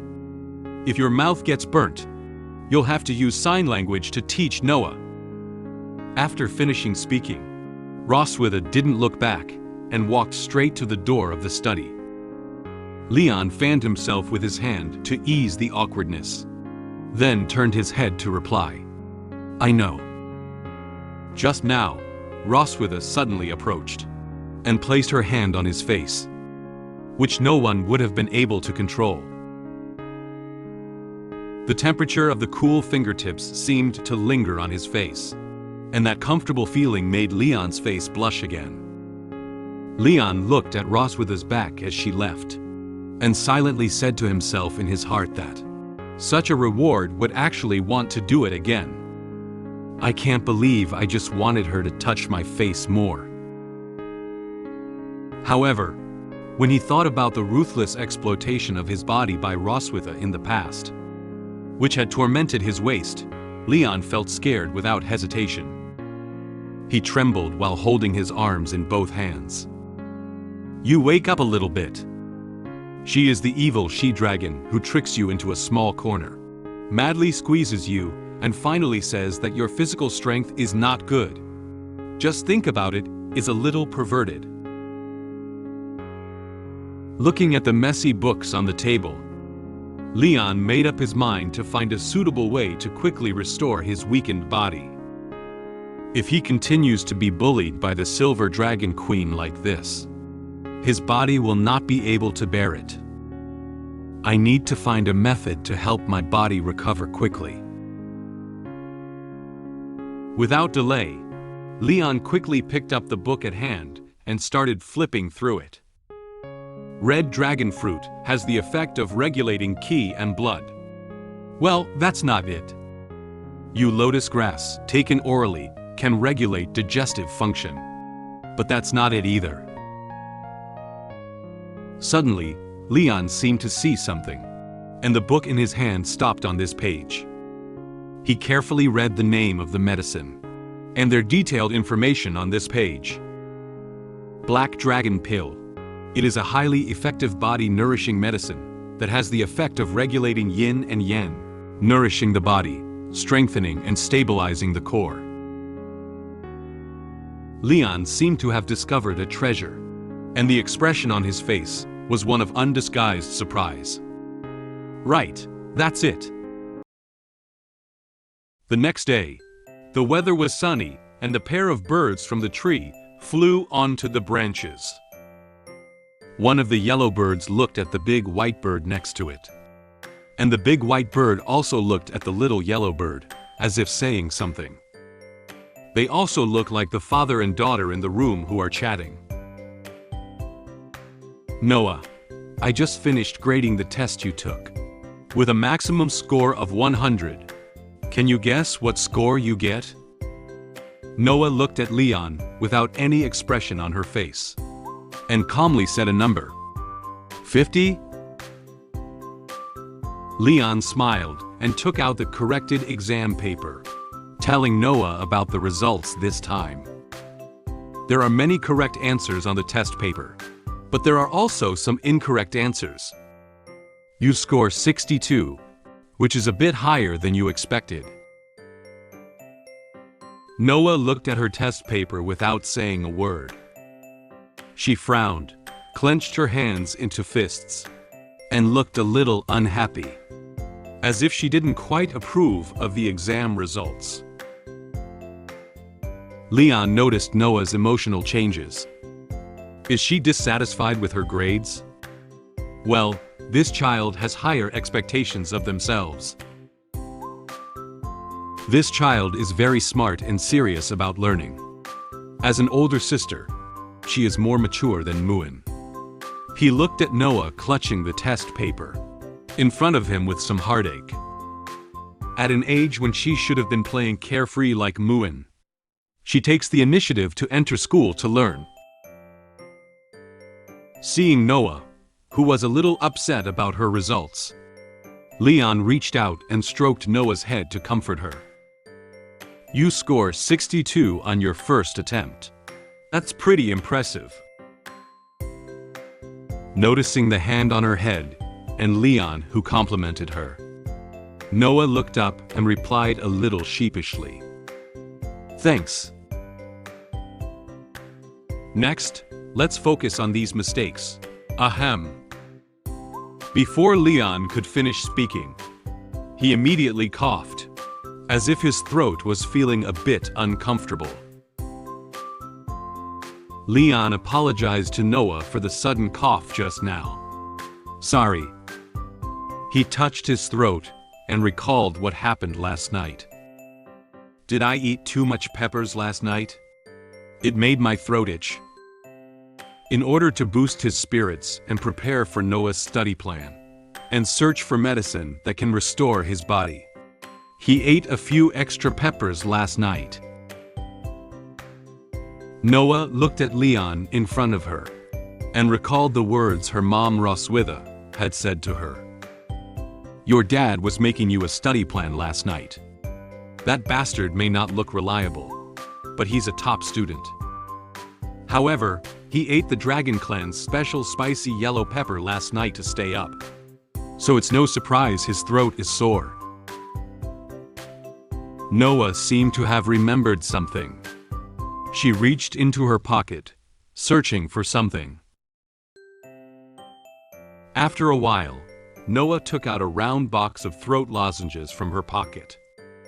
The name Dragon Throat Lozenge is written on the box. She handed the box to Leon sitting across from her. This is for you. Leon was surprised and took the throat lozenge handed by Noah. He opened the box of throat lozenges and asked Noah, Is this for me? Noah answered his question with a somewhat cold tone. Well, Mom gives it to you, not me. Leon picked up a throat lozenge and put it in his mouth, smiling at Noah. Please help me say thank you to your mother later. Leon thought that this child was just like Roswitha, appearing cold on the surface. But in reality, she was not good at expressing her kindness. Leon didn't expect that the Silver Dragon Queen and Noah still had such a cute side. Leon took throat lozenges, as if he had lifted his spirits and smiled at Noah. Let's continue our studies. Noah also seemed inspired by Leon. Her eyes became serious, and she answered what he had just said. Okay. The father-daughter relationship seemed to have quietly become closer. In order to restore the weak body that was bullied by the Silver Dragon Queen, I secretly developed a mysterious bolus. As a result, daughter discovered this matter and informed the Silver Dragon Queen along the way. The Silver Dragon Queen not only did not mock me, but also advised me not to easily try this bolus now. I didn't listen and just swallowed the bolus in one gulp. After taking the bolus, I seemed to feel a strong yang energy entering my body now. The moment for extraordinary strength had finally arrived. At this moment, Leon was in the kitchen of the Silver Dragon Castle, with various containers and medicinal herbs placed on the kitchen table. He was preparing for the refining of Black Dragon bolus. Two dragon maids knocked on the door and then walked into the kitchen. They were holding a pile of medicinal herbs in their hands, some in bags, some in bowls, some brown, and some green. "Your Majesty, all the medicinal herbs you requested have been gathered." Leon changed into a pharmaceutical-related outfit and wore gloves on his hands. He placed a book related to medicinal herbs in front of him. He smiled at them and gestured with his hand for them to place all the medicinal herbs on the table. "Okay, put them all here." After placing the medicinal herbs on the table, the maids left the kitchen. Leon silently muttered in his heart, while waiting for the maids to leave, "I specifically asked them to bring more unrelated medicinal herbs, so that they won't guess what I am going to do." After the maids left, the kitchen became quiet. Leon can focus on thinking about refining medicine. He supported his chin with his hand, furrowed his brow slightly, and stared silently at the medicinal herbs in front of him, pondering the details about refining Black Dragon bolus mentioned in the book. The ingredients required to prepare Black Dragon bolus are quite common, and the refining process doesn't seem too complicated. But why does it say that even the most skilled dragon pharmacists have a very low success rate in producing Black Dragon bolus? Leon shook his head and thought to himself, "No matter what, I must make the Black Dragon bolus today." This kind of medicinal herb refining is definitely not difficult for me, as the top student in the academy. Without delay, Leon searched for the method of refining medicine in the book. He rolled up his sleeves and looked at the steps in the book, while putting the relevant herbs into a bowl-shaped container to grind. First, crush and mix the medicinal herbs to be used.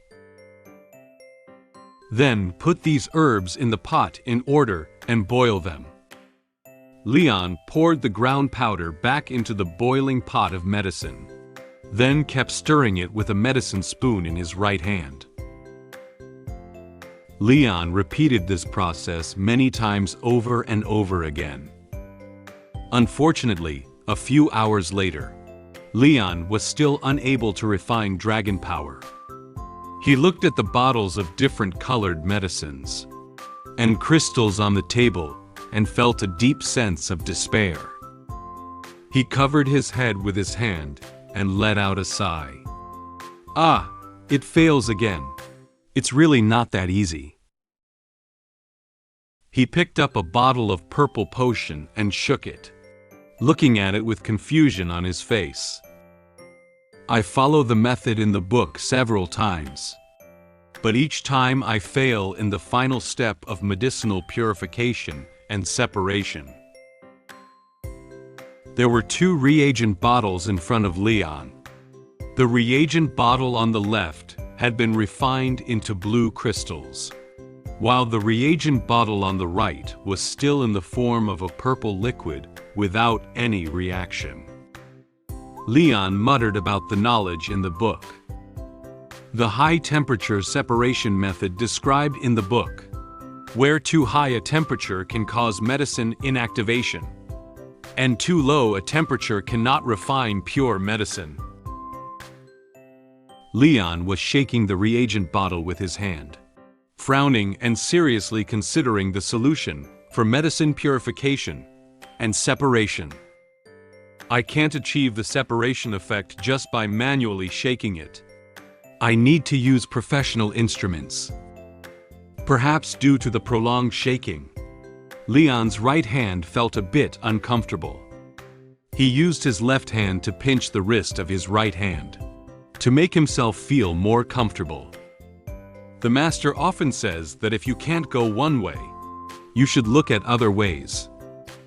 What other effective ways are there to separate medicinal dregs? Suddenly, dark clouds gathered outside the window. Thunder echoed in the sky, and even a bolt of lightning struck from the sky. It looked like it was going to rain outside. The loud thunder and dazzling lightning caught Leon's attention. He sat in the chair, shaking the reagent bottle, while turning his head to look out the window. Thunder? Is it going to rain later? Worried that rainwater might spill into the room, Leon put down the medicine bottle and walked to the window to close it. At this moment, he stared at the lightning outside the window, listening to the sound of thunder, as if thinking of something, muttering to himself. Lightning, thunder. Leon attempted to combine thunder and lightning, with the medicine refining currently underway. Suddenly, he associated thunder with the relevant knowledge he had learnt at the academy. Thunder. I remember in alchemy class. The teacher once said that electrolytic impurities sometimes have a higher success rate than fire roasting. He walked quickly to the table and looked at the unresponsive purple medicine just now, trying to use the magic he had learned to purify and separate the medicine. Perhaps I can try using the thunder element that was not mentioned in this book to extract it. I am best at thunder elemental magic, and now my magic has only regained some. However, it is more than adequate for this kind of subtle maneuvering. Leon placed his hand under the medicine bottle and cast thunder elemental magic on it. The liquid in the bottle seemed to react to this magic, boiling and creating bubbles. With Leon's efforts, half an hour later, the medicine in the bottle finally formed into the medicine bolus in Leon's hand. He carefully examined the medicine bolus and exclaimed in surprise, "Success!" Leon put the medicine bolus into a small box he carried with him. Looking at the black dragon bolus he had painstakingly crafted, Leon couldn't help but secretly smile. The medicine of the Dragon Clan is quite easy to make.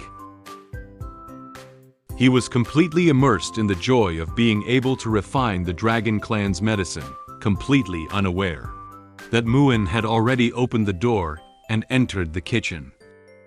What a great thing! Leon thought to himself, humming a happy tune. Suddenly, Muin's voice sounded beside the table. "Dad, what are you doing?" She stood on tiptoe, grabbed the edge of the table, and looked curiously at her father's smiling face with watery big eyes. Leon only felt something was wrong at this moment. He looked at Muin, who had been in the kitchen for some time, and was momentarily stunned.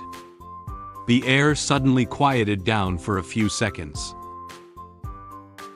When Leon fixed his eyes on Muin, and was so scared that he shouted loudly and almost fell in front of her.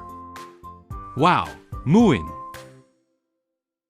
Leon, who had stabilized his body, quickly closed the box in his hand to prevent Muin from seeing the bolus inside. He nervously reached out his hand and touched her head. "It's nothing." However, Muin actually saw what was inside the box. She couldn't let go of her curiosity and continued to ask Leon, "Is that sugar in Dad's hand?" Leon decided to fabricate a white lie to make Muin give up asking about the thing in the box. He smiled at her and shook the box in his hand. "This is the medicine that Dad made for Mom." As soon as Muin heard that the medicine was inside the box, she clenched her small fist slightly, lowered her eyebrows, and her eyes revealed concern for her mother. "Is this medicine for Mom?" Is Mom sick? Leon shook his head and explained to Moon softly, while quietly putting the box into his pocket. I noticed that your mom has been working too hard lately, so I'm giving her some health supplements. Don't worry. However, in fact, this medicine was not meant for Roswitha to take. It was made for him to take himself. Moon looked up at Leon and nodded, seeming to understand her father's intention. She reached out her hand and looked firmly at Leon, making an agreement with him. Dad, you must take good care of Mom. Leon smiled, looked at Moon gently, and held her hand. Of course, this is what Dad should do. In fact, Moon didn't know that at this moment, Leon was secretly laughing badly in his heart, and had already made a plan to get back at Roswitha. When my body recovers, I must get back at her. At this point, the rain still showed no signs of abating. The weather outside was stormy with thunder and lightning. The rain was very heavy, as if it was about to engulf the entire castle. After returning Moon from the kitchen to her room, Leon also returned to his own room. It was raining heavily outside, reflecting his inner turmoil. He lay in bed, tossing the box containing medicine bolus in his hand, without intending to eat it immediately. Although Black Dragon bolus has been refined, I don't know if the nutritional supplements of the Dragon clan will have negative effects on human. He grabbed the box that was about to fall, his expression slightly hesitant, as if he still hadn't made up his mind. Maybe I should just set it aside for now. Just as Leon was pondering whether to take the bolus or not, there was a knock on the door. Leon noticed the sound and looked up towards the door, with some doubts in his heart. Could anyone else be coming over at this hour? After the knocking, someone immediately opened the door and came in. And this person was none other than Roswitha. Leon sat up in shock when he saw that. It was Roswitha walking in, and awkwardly smiled at her. Your Majesty, why are you here?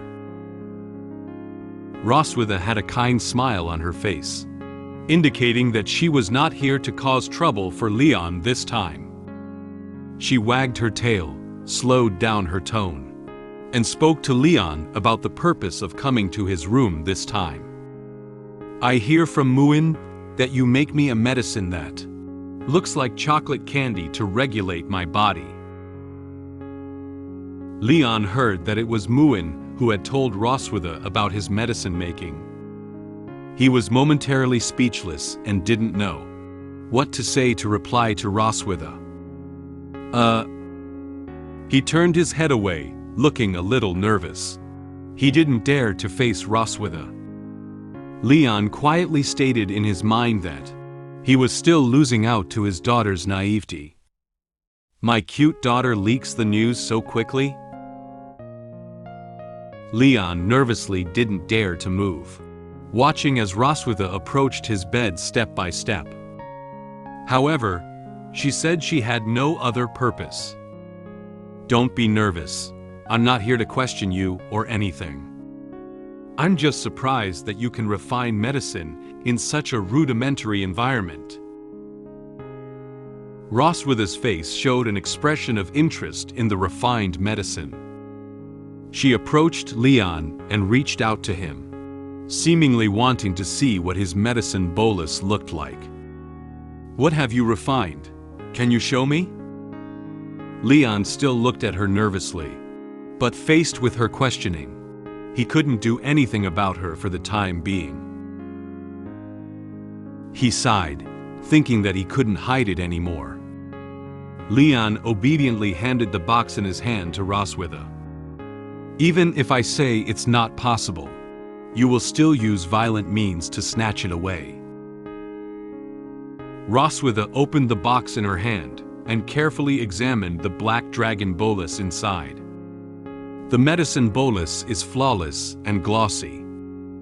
Even a hint of surprise could be seen on Roswitha's face. She was quite satisfied with Leon's ability to refine medicine bolus of such quality. Not bad. To be able to make a black dragon bolus with such a perfect color under these conditions. You're really impressive, Leon. After commenting on Leon's medicine bolus, Roswitha complimented him in a rare manner. How does that saying go? Something about being skilled in both the pen and the sword? The Silver Dragon Queen, who usually didn't praise him much, rarely expressed her approval of the medicine bolus he had refined today. Leon was a little surprised by Roswitha's comment. He froze a little as he looked at her. Did she actually not mock me? Suddenly, Roswitha's expression became serious, as if she was going to say something very important. She closed the box and threw it back to Leon. You can keep it, but you can't take this medicine now. Leon steadily caught the box. He raised an eyebrow and looked at Roswitha with confusion, obviously not understanding what Roswitha was saying all at once.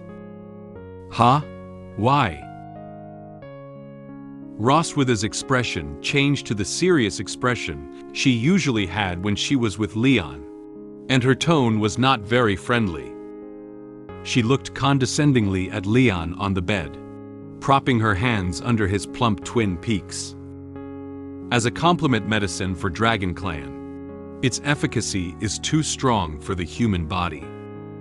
Leon still couldn't understand the seriousness of Roswitha's words. He frowned and looked up at her, thinking she looked down on him. I won't be able to bear it? Roswitha raised one eyebrow and looked disdainfully at Leon in her eyes. She gave Leon a provocative smile. I kindly remind you, as a human, you can't withstand its power. Her words made Leon feel very dissatisfied. His expression became serious, expressing disbelief at her words. What about the power of dragons? I have already defeated countless giant dragons. How could I not bear a small bolus? Leon insisted on proving to Roswitha that he could withstand the power of Dragon Clan. He picked up the black dragon bolus and gathered the courage to swallow it in one gulp. Roswitha, you don't underestimate me. Courage, it is a hymn of humanity. Leon looked at Roswitha with an expression of no more fear, showing a warrior's determination to go to the battlefield. Roswitha reached out her hand to stop him, but unfortunately, it was already too late. The medicine bolus had already been swallowed by Leon. She looked at Leon angrily, but couldn't say anything. You! Suddenly, Leon widened his eyes and his body felt like it was being burned up. A powerful force was gathering inside his body. It was obvious that Black Dragon Bolus had started to take effect. His skin is slowly turning red. He knelt on the bed in great discomfort, one hand supporting the bed, and the other hand gripping his chest clothes, looking very painful. Roswitha's expression was somewhat worried, and she was at a loss for what to do with his current situation. Bastard! I haven't used much healing magic before. She cursed Leon for being so impulsive, while using her hands to cast healing magic on his stomach. How do you feel now? I'll try to break down the effect of the bolus for you first. Leon did not answer Roswitha's question. He gritted his teeth, and she couldn't see the expression on his face for a moment. When Roswitha wanted to continue casting healing magic on Leon, he suddenly reached out and grabbed her hand, interrupting her healing magic. Roswitha was startled by his action. She looked at Leon with a serious expression. "Ah, don't move." Leon slowly lifted his head, his face sweating profusely. He looked at Roswitha with a resolute expression. "Just take a look, Silver Dragon Queen. This is the courage and determination of humanity." There were many lightning bolts around him. It seemed that under the influence of this power, a miracle was truly about to happen to Leon's body. After taking the mysterious bolus, I fainted directly. Just as the queen was about to call a doctor over, my temperament changed drastically, and I began to act coquettishly with her. The queen had no choice but to comply with my current situation when I suddenly changed. Suddenly, the dragon pattern on my body activated. The power of dragon pattern guided me to knock down the queen and prepare to have intimate contact with her. Not only did the queen not refuse, she also agreed to have a night of fun with me. An ambiguous atmosphere had formed between the two of them. At this moment, it was night, and the outside was still raging with wind and rain. Leon had just finished eating black dragon bolus, and his entire body was surrounded by many blue lightning bolts, illuminating his entire room. Suddenly, Leon cast a thunder elemental magic on his chest with his hand. He let out a scream and emitted a dazzling flash all over his body. Leon not only cast his magic, but also let go of Roswitha's hand to prevent the magic from affecting Roswitha. Roswitha slightly widened her eyes and looked at Leon in shock. She couldn't understand why he suddenly had to be so harsh on him. Why did he use thunder magic on his own body? What the hell is he doing? The duration of thunder elemental magic is not long. In no time, the thunder and lightning around Leon disappeared. He suddenly fainted. He closed his eyes and felt weak in his body. He quickly leaned forward, about to fall off the bed and make intimate contact with the floor. At this moment, Roswitha discovered that Leon's body couldn't maintain balance. She quickly walked forward and hugged Leon's body to prevent him from falling to the ground. She looked at Leon nervously, afraid that something might happen to him again. Leon closed his eyes tightly, and his expression looked very uncomfortable. Roswitha placed her hand under Leon's head and body, and gently placed him on the bed. Roswitha's series of movements are as gentle as water, as if she is taking care of her injured husband's wife. After installing Leon, Roswitha whispered a sentence. "He's really crazy." No one knows if this sentence is cursing him or praising him. Roswitha stood beside and observed for a while, but found that Leon still hadn't made any movement to wake up. She sighed and turned around to leave Leon's room to find a doctor for him. "You wait here. I'll go find the palace physician to come over."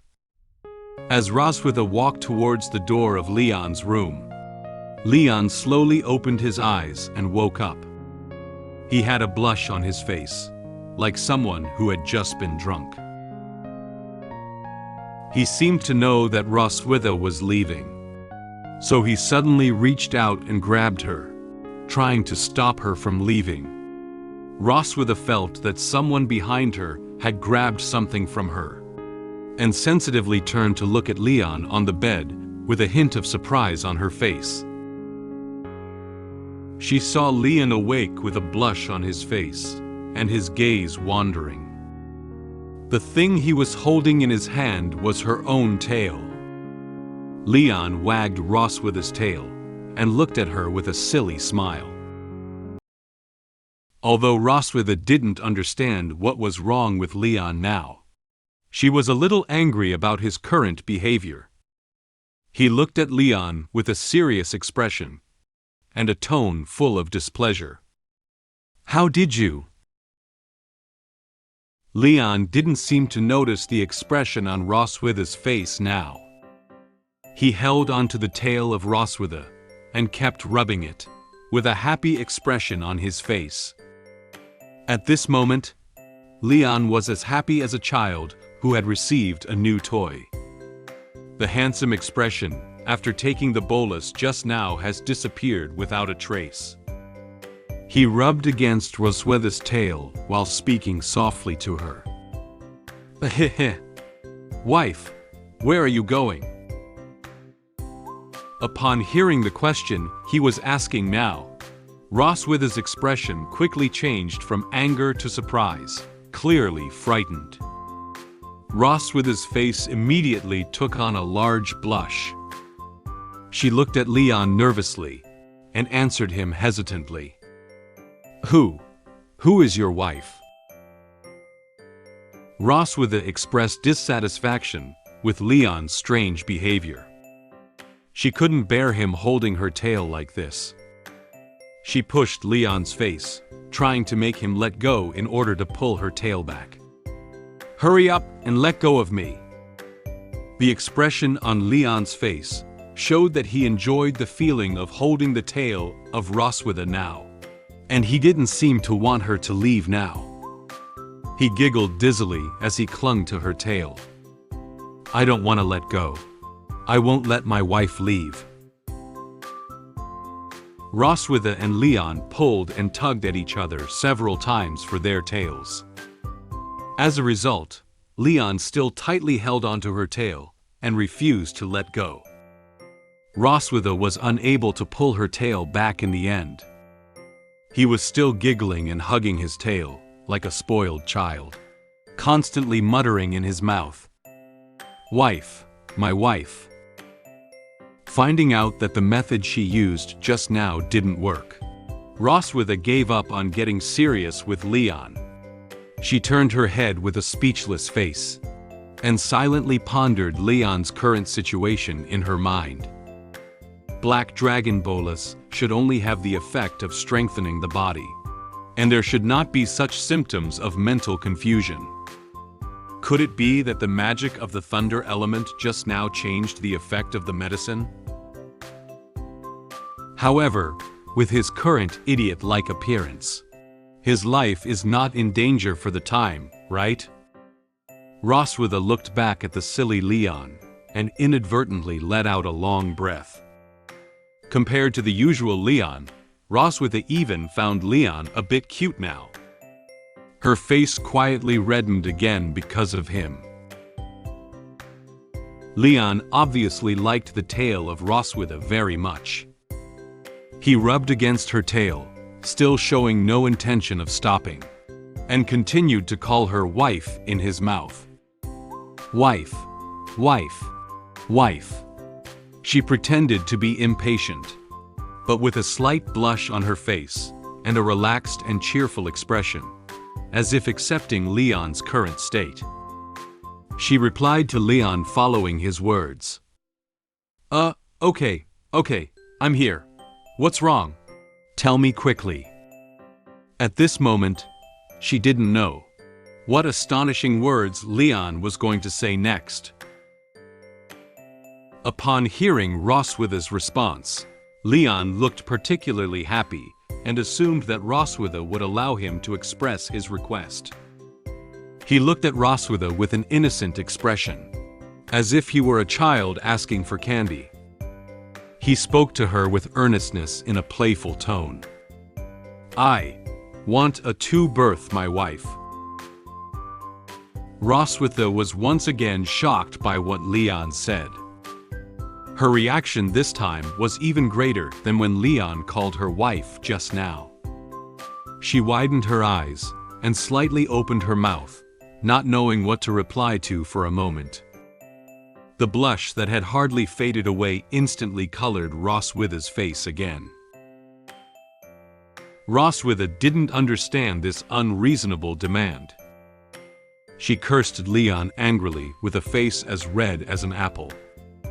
You haven't even taken care of the twins of one birth, and you still want a two birth. Don't overthink it.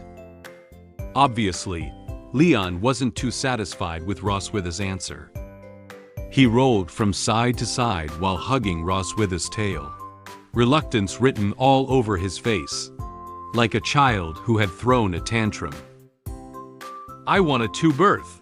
I want a two birth. Is it okay? Roswitha suddenly didn't know what to say to comfort him. She covered her forehead with her right hand, lowered her eyebrows, closed her eyes tightly with a helpless look on her face. She silently pondered in her heart what to do in this situation. To avoid any unnecessary complications, it's better to answer him according to his words now. At this moment, the rain outside hit the windows, and the crisp sound made a soundtrack for the ensuing dialogue. Roswitha looked at Leon with a speechless expression, and calmly answered the question he had just raised. Okay. We not only want a 3-child, but also a 4 and 5 child.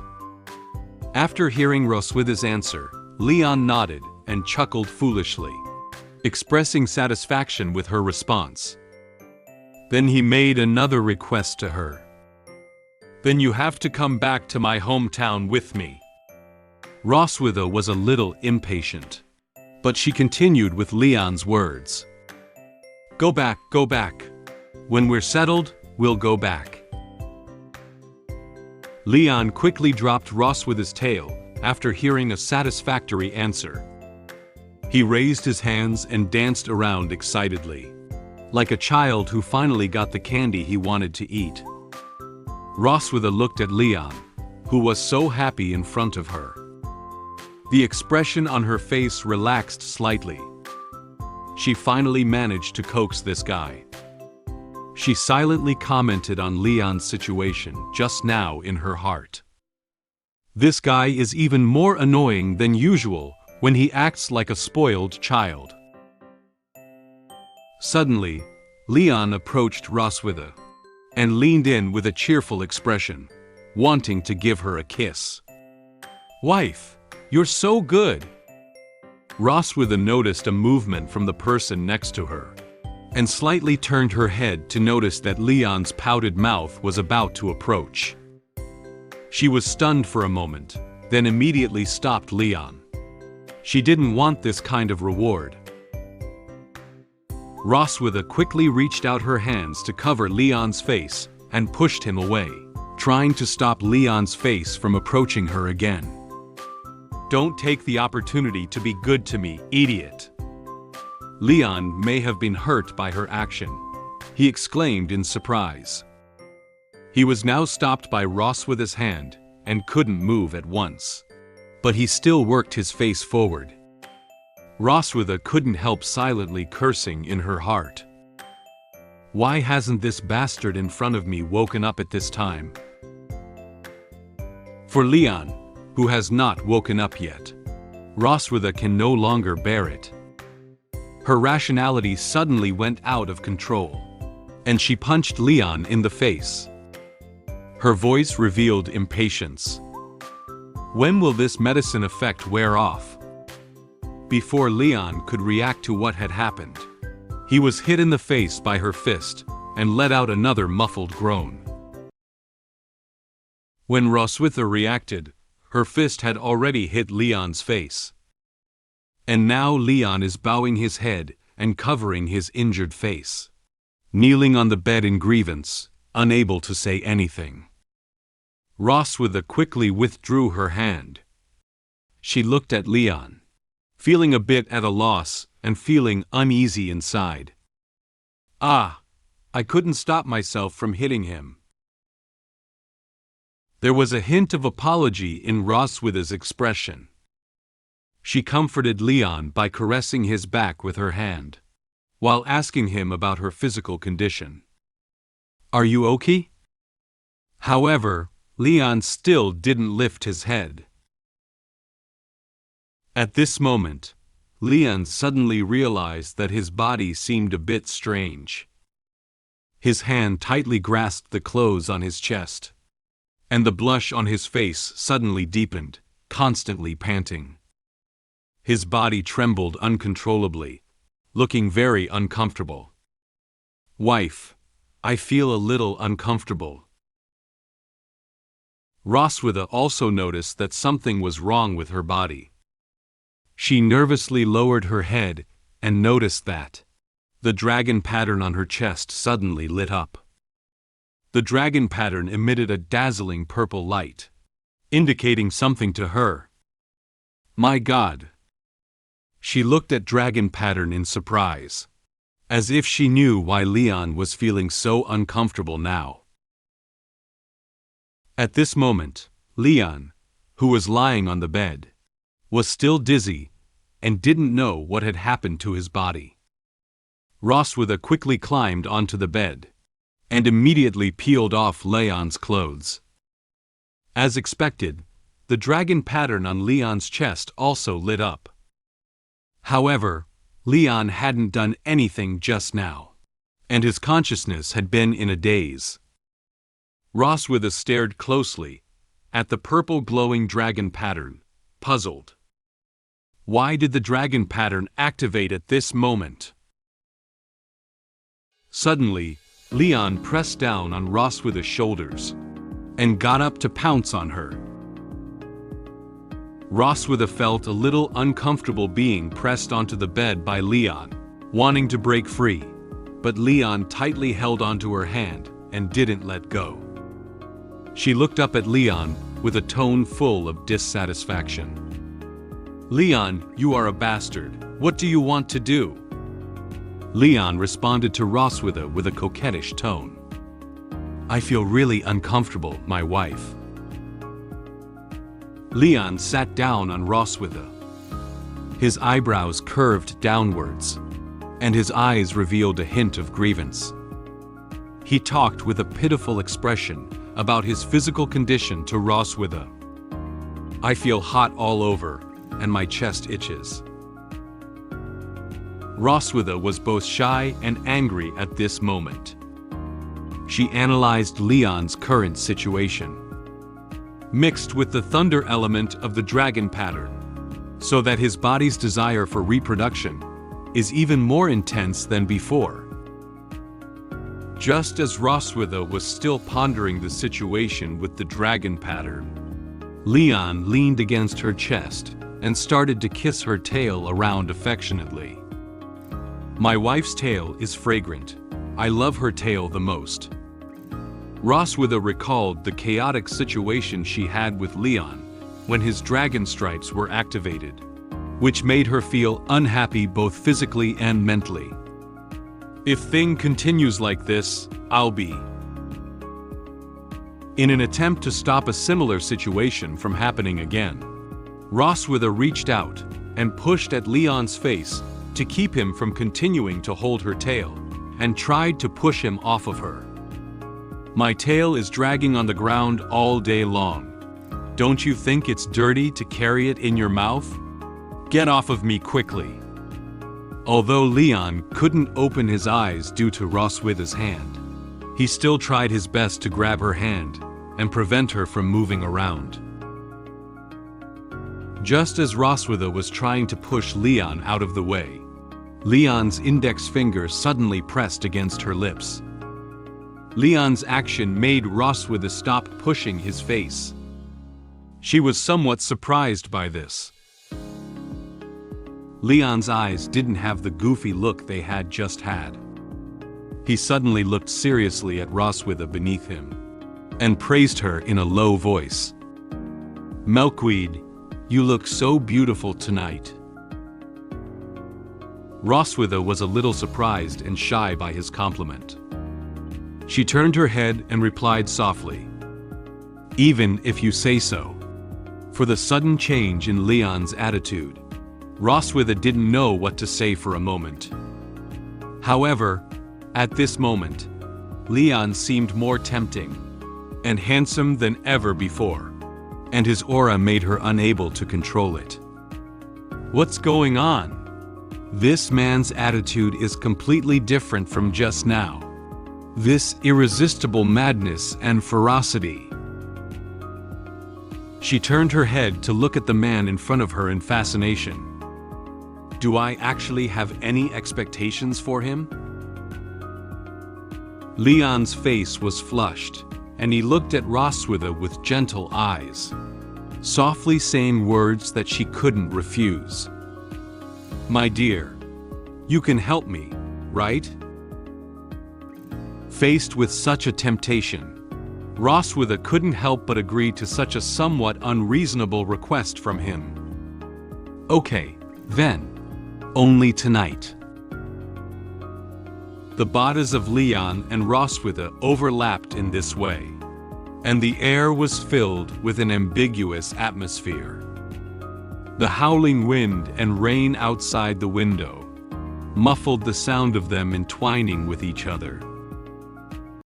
After eating Black Dragon Bolus, I had an intimate conversation with the Silver Dragon Queen for an evening. I woke up to find myself in bed with the Silver Dragon Queen. Recalling last night's accident, the Silver Dragon Queen was very satisfied with my service and asked me to continue working hard next time. Then, Muin naively mentioned to me the funny stories that Silver Dragon Queen told her, which made me laugh and cry. In order to make Muin happy, I made a Rubik's Cube for her, which aroused her surprise and curiosity. At the same time, I secretly prepared another Rubik's Cube for Noah. Although Noah spoke of disdain towards it, her heart revealed gratitude towards me. At this moment, it is already the morning of the second day. The heavy rainstorm last night has now stopped. The dark clouds have dissipated, and the weather is very clear, with sunlight shining on the Silver Dragon Castle. Leon woke up. He lay on his side and opened his eyes in a daze, still seeming to have some trouble seeing what was in front of him. He blinked his eyes, and finally his vision became clear. However, when he saw the person in front of him and felt her body tightly against him, he suddenly opened his eyes. Are you awake? Roswitha stared at Leon's face with interest, and gently said the first sentence to him. Leon widened his eyes, opened his mouth wide, and quickly sat up from the bed in shock. Seeing his panicked appearance, Roswitha calmly pulled the blanket over her body and sat up. Leon looked at himself and then at Roswitha, only to realize that neither of them were wearing clothes. Leon asked Roswitha with a shocked expression. Wow, why are you here? Suddenly, Leon felt a soreness. He felt a little tired and uncomfortable in his body. He touched his body and muttered to himself. My whole body hurts so much. The still dazed brain took in so much information at once that Leon couldn't process it all at once. He hadn't been able to react to what was going on. He asked Roswitha next to him in confusion. My memory is a bit fragmented. What happened last night? Roswitha slowly got down from the bed, covering herself with a blanket while answering Leon's questions. Don't you remember everything? She turned around, with a hint of teasing smile on her face, and showed Leon her entire back. You shouldn't forget, Dragon Slayer. Surprisingly, Roswitha's back was covered in various sizes of kiss marks. Not only did she have kiss marks on her back, but she also had them on her chest and waist. Leon looked at Roswitha with surprise. He stared at these kiss marks and couldn't help but sigh inwardly. She has many kiss marks on her body. Did I do this? Suddenly, Leon seemed to have noticed some information. He stroked his forehead with his right hand, lowered his head, and constantly recalled various scenes from last night, and his various postures in bed in his mind. Leon seemed to realize that he had done something very humiliating. He broke down and clasped his head in his hands, and he cried out on his back. "Oh, no!" Apparently, Leon couldn't accept that he was the one who had done so many humiliating acts.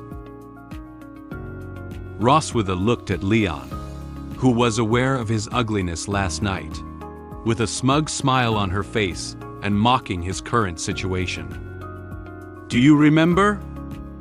Last night, you begged me to do it with you. Darling, let's do it one last time.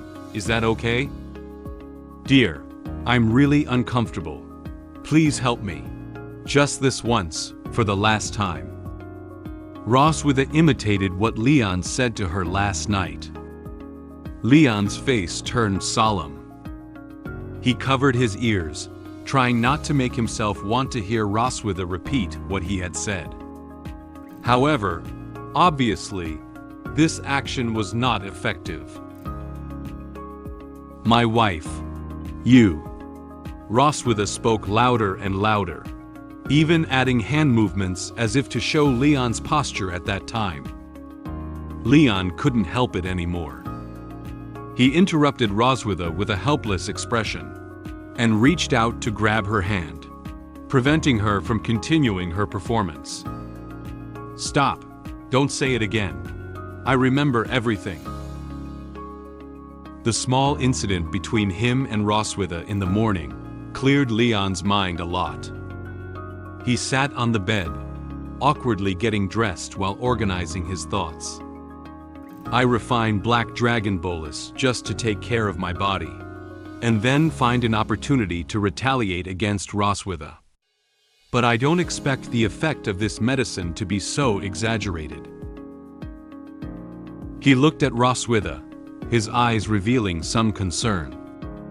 He spoke to her with an apologetic look on his face. "I admit that I went too far last night. Did I hurt you?" Roswitha put on her own clothes. She tilted her hair back, her dashing look carrying a queenly demeanor. Her face remained calm, as if what Leon had done to her last night had not had any impact on her. "It's all right." At this moment, Leon suddenly remembered that Roswitha had mocked his body before. He crossed his hands over his chest and put on a confident smile on his face. He proudly mentioned this matter to Roswitha. "Now you should also be very clear about how my body is doing, right? Next time, don't say my body is not as good as before." Upon hearing these words from Leon, Roswitha's eyes became serious. She suddenly moved closer to Leon and stared intently into his face. Leon was a little puzzled by this action of hers, thinking he had said something wrong again. He looked sheepishly at Roswitha. What's wrong?" Roswitha, who was staring at Leon, raised her hand and grabbed Leon's chin in one hand, closing the distance between her and Leon. She looked his face left and right with a contented smile, and replied to the words Leon had just uttered. "I'm very satisfied with your performance last night, Dragon Slayer. I hope you can maintain this state in the future." After speaking, Roswitha pushed Leon back and withdrew her hand. Leon was shocked by her words and felt like he had become her exclusive toy.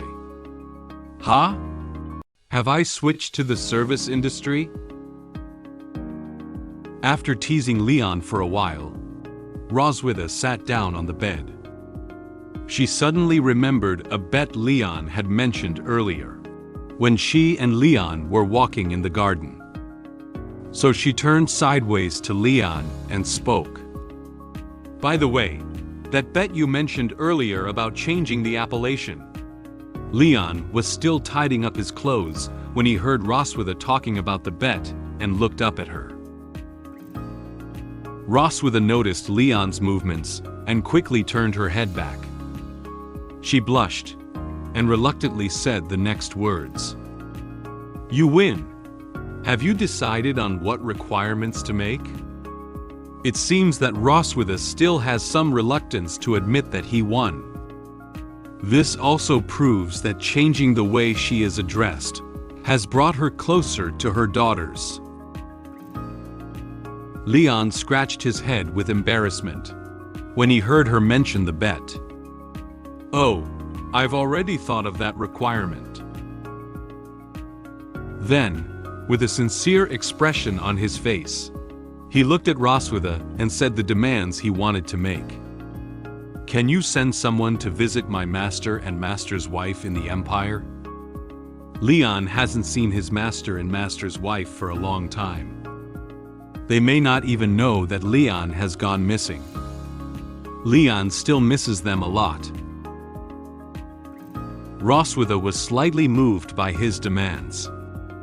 She lowered her head and pressed her hand against her chin, thinking about ways to enter human territory.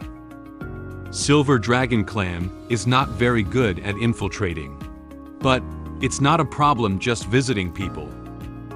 Leon showed a happy expression when he heard that Roswitha could agree to fulfill this request. He expressed his gratitude to Roswitha with excitement. "Really? Thank." Leon seemed to realize that expressing gratitude directly to the dignified Silver Dragon Queen would not be accepted. He pretended to cough twice, showing a serious expression and saying a more formal thank you. Ahem, ahem. I'd be grateful for your help." The current location is in the garden of the Silver Dragon Castle.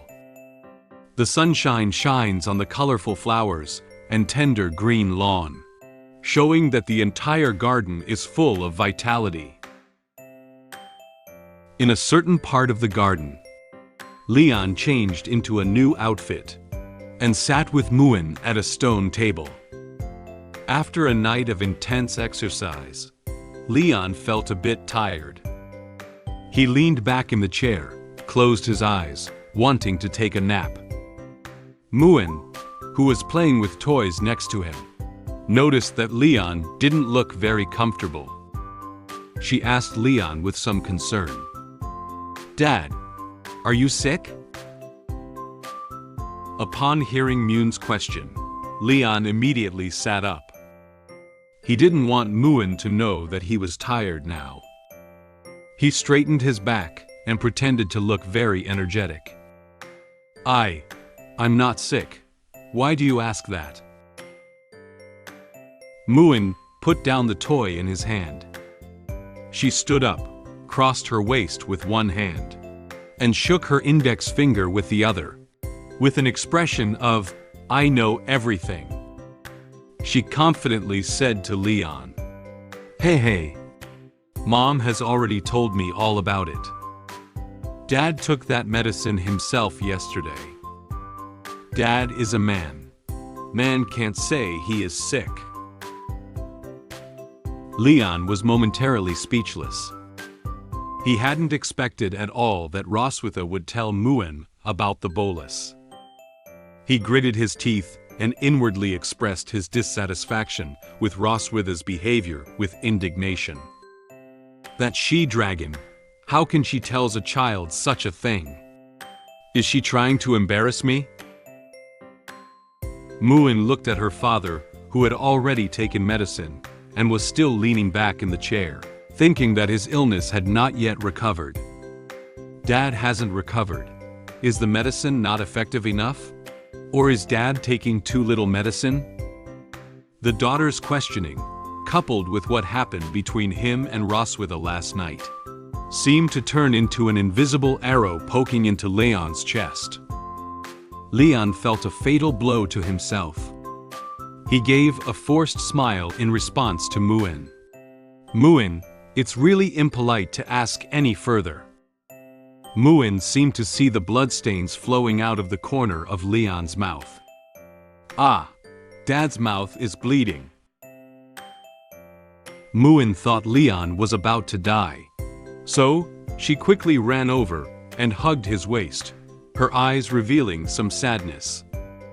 Dad, Muin can't live without a father. Dad, please don't die.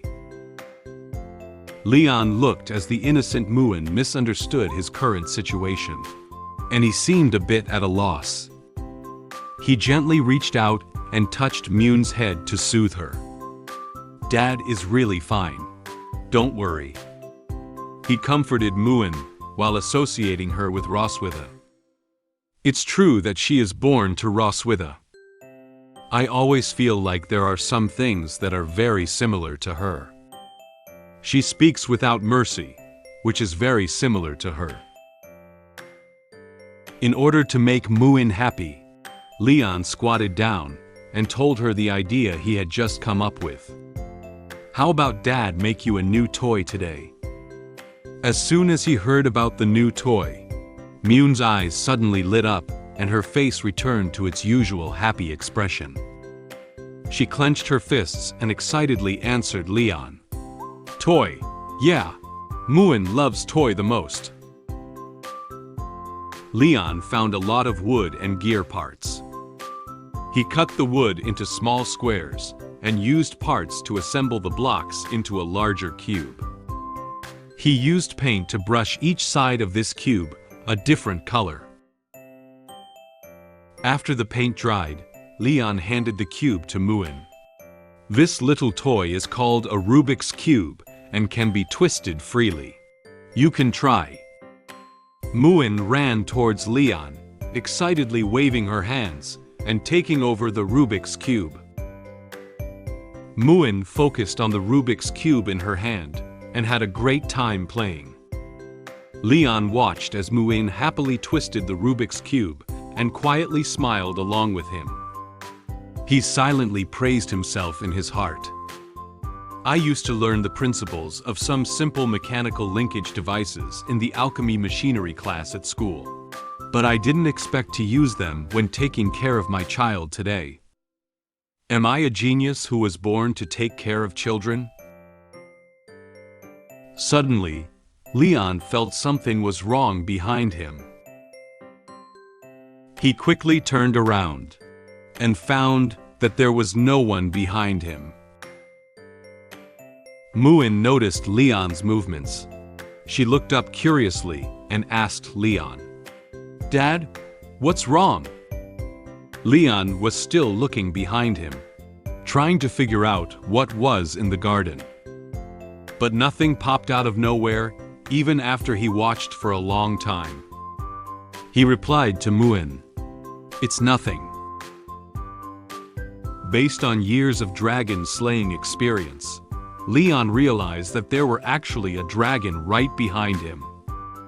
He lowered his head and carefully considered the situation. Just now, for a moment, I felt the sight of a dragon. And that direction is where Noah does her physical training? There are still many remaining wooden blocks scattered on the table, and some paint has not been used up yet. After some thought, he made a decision. However, that child won't come up to join us voluntarily. I'll make one for her too. It's evening. Muin had already fallen asleep quietly in bed. Noah only returned to the bedroom at this moment. She quietly opened the bedroom door and prepared to go back to her bed to sleep. Passing by the table, Noah noticed a disrupted color Rubik's Cube, with a note addressed to her pressed underneath it. This is a toy for Noah. Find a way to restore it. She picked up the Rubik's Cube expressionlessly, showing disdain towards it. "Idiot, I'm not interested in this child's toy." But Noah turned the Rubik's Cube in her hand, and soon she restored it to its original state after the colors had been scrambled. She looked at the Rubik's Cube in her hand, and a slow smile appeared on her cold face. "Thank you, Dad." Extra story: Noah's treasure chest. During this time, Noah has been secretly hiding something under her bed. Muin became suspicious of Noah's behavior. She opened the door and quietly watched Noah's every move. Noah has been a bit strange lately, often hiding things in the box under the bed without my knowledge. One day, Muin discovered that Noah was not in the room. So Muin disguised himself as a detective and secretly found Noah's box, wanting to see what secrets were inside. Hey, take advantage of Noah's absence today and see what's good inside. Detective Muin, go. After opening the box, Muin found that there weren't many things inside. There are fragments falling from Leon's black gold armor, a Rubik's Cube given by Leon, and the name Leon wrote to Noah. Muin thought for a moment and found that everything inside was related to Father. It seems like everything is related to Dad. Muin nodded, as if she understood the connection between them. Well, I understand now. Actually, Noah. At this moment, a familiar figure appeared behind Muin, staring at her. Noah calmly took her treasure chest from Muin's hand and closed it. "You are not allowed to peek." Muin was bandaged by her like a caterpillar, making people feel both cute and funny. A good child should not rummage through other people's things. In order to create an illusion of a harmonious and loving dragon family, the Silver Dragon Queen decided to take me and our daughters to Sky City to take family photos.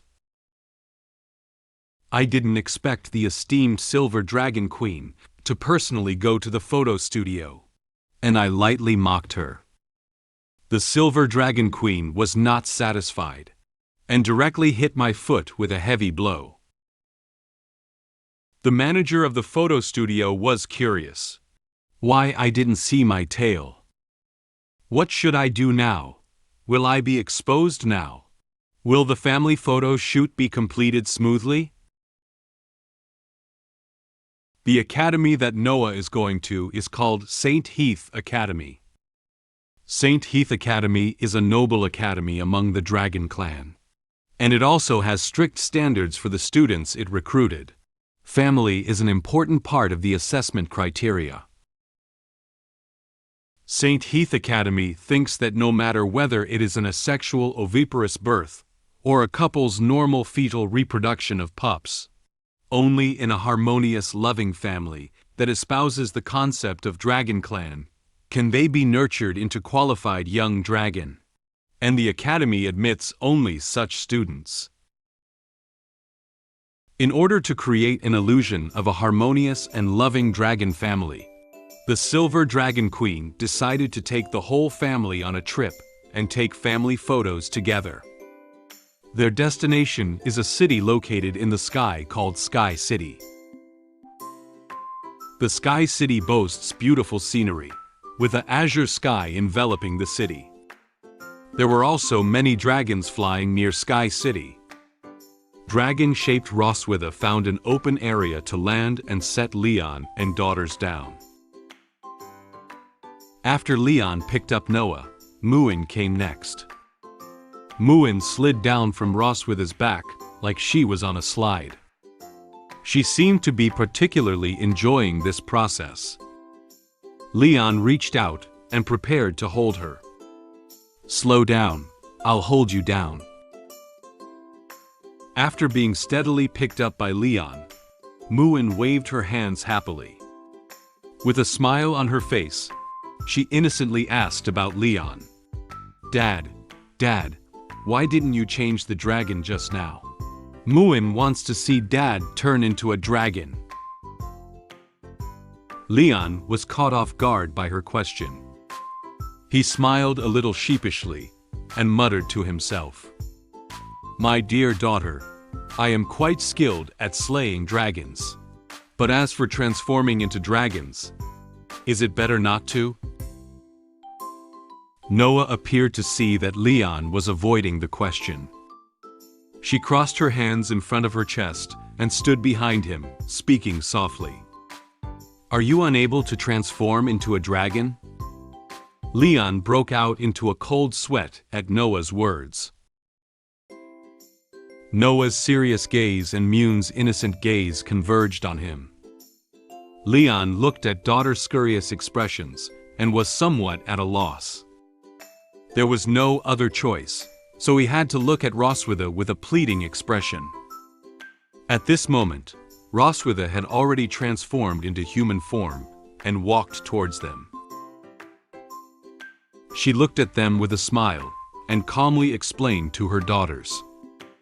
Your father's body has not fully recovered yet, and he cannot transform into a dragon form at the moment. When he recovers, he will show you. It's like a close call. Leon almost thought he was going to expose his identity. He was quietly relieved by the help of Roswitha. Muin gently clenched her hands and looked at Leon with anticipation. Dad, you must recover quickly. With a helpless look on his face, Leon responded softly to Muin's words. I will try my best. Subsequently, Leon silently denied this situation in his heart. Although it is impossible. The azure sky set off the huge gate of Sky City in front of them. The area around the gate was filled with dragon people who came here to play or local dragon people. Roswitha urged them on softly. All right, hurry into the city. There's still something to do today. Roswitha held Noah's hand, while Leon held Muin's hand. 4 people entered Sky City together like this. Entering the streets of Sky City, Muin couldn't wait to take a look around. She ran excitedly ahead, her eyes filled with an indescribable joy. Wow, Noah, look, there are so many dragons. Noah didn't seem interested in the people and things on the street. She calmly followed behind Muin, persuading her not to run so fast. Slow down, don't walk too fast. The people on the street were curious about the pair of cute little dragons that had suddenly appeared, and all of them turned around to look at them with curious eyes. Only Leon and Roswitha were out of place with the people on the street. The 2 of them followed them coldly, not saying a word to each other. At this moment, Leon's walking speed slowed down. He lowered his head, his body trembling uncontrollably. Roswitha noticed that Leon wasn't following. She turned her head and noticed something was wrong with Leon. Is this guy trembling? Well, this should be the first time he has seen so many dragons since he woke up from a coma. Roswitha walked up to Leon and leaned in to mock him. What's up? Are you scared? Upon hearing Roswitha's question, Leon quickly lifted his head with an excited expression on his face. Huh? Scared? I am excited. He pointed his fingers towards the different types of dragon people in the crowd on the street, his voice revealing an uncontrollable excitement. First class merit. First class merit. Second class merit. The streets are full of achievements. I'm going to get rich. At this moment, The dragon people didn't know what the man in front of them was doing and looked at him with confusion.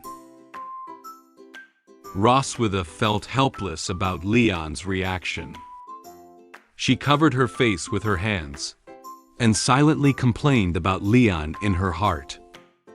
Tisk, I don't need to worry about him anymore. Leon walked ahead of Roswitha with happy steps and confidently laughed out loud. Bring them all back, and I can exchange them for a lot of money. In no time, they arrived at the photo studio. The crisp bell reminded manager that customers had entered the photo studio. A middle-aged female dragon wearing glasses and a hat, and a female dragon assistant stood at the front desk. They bowed slightly to welcome them. Welcome, Your Majesty. The environment of the photo studio is very beautiful, revealing some elegant atmosphere. The wall is filled with photos of various types of dragon people.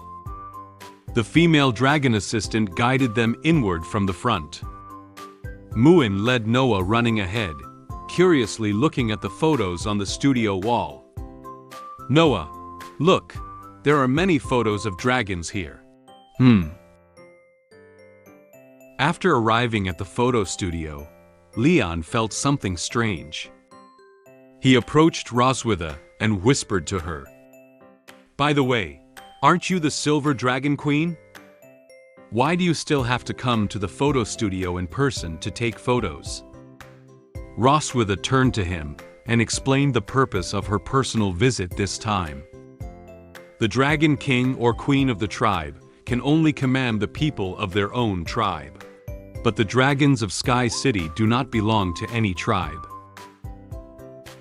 Leon thought that the Silver Dragon Queen's abilities could only reach this level, and couldn't help but laugh at her. So your status as a queen is a bit low. As the Queen of Silver Dragon, Roswitha didn't want to hear such words. She stomped hard on Leon with her high heels, expressing her dissatisfaction with what he had just said. She walked in front of Leon somewhat angrily. Anyway, my status is higher than yours.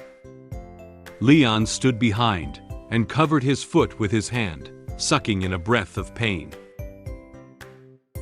Roswitha walked up to Selena, the manager of photo studio, and struck up a pleasant conversation with her. Everyone says that Selena's photography skills are top-notch among the Dragon Clan.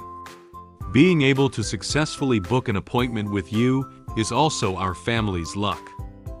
Selena held up her glasses and replied to Roswitha. It's an honor for our studio to take family photos for the Silver Dragon Queen. While chatting with Roswitha, Selena turned her head and noticed that there was no tail behind Leon. A little puzzled, she asked Roswitha about it. Your Majesty, your husband's tail.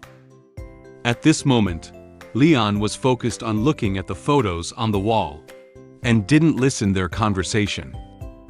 Roswitha looked in the direction where Leon was and made up an excuse to explain to Selena. He doesn't like to show his tail. Please choose a tailless suit for him. In fact, in order to keep the other dragon people from getting suspicious, Roswitha had previously advised Leon to wear a fake dragon tail to pretend he was a dragon.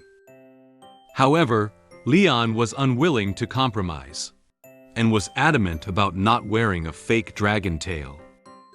He backed away from it while waving his hands in a motion to show his refusal.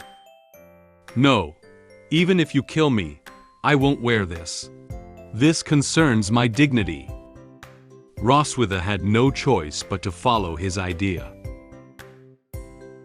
After listening to Roswitha's explanation, Selena did not continue to pursue further.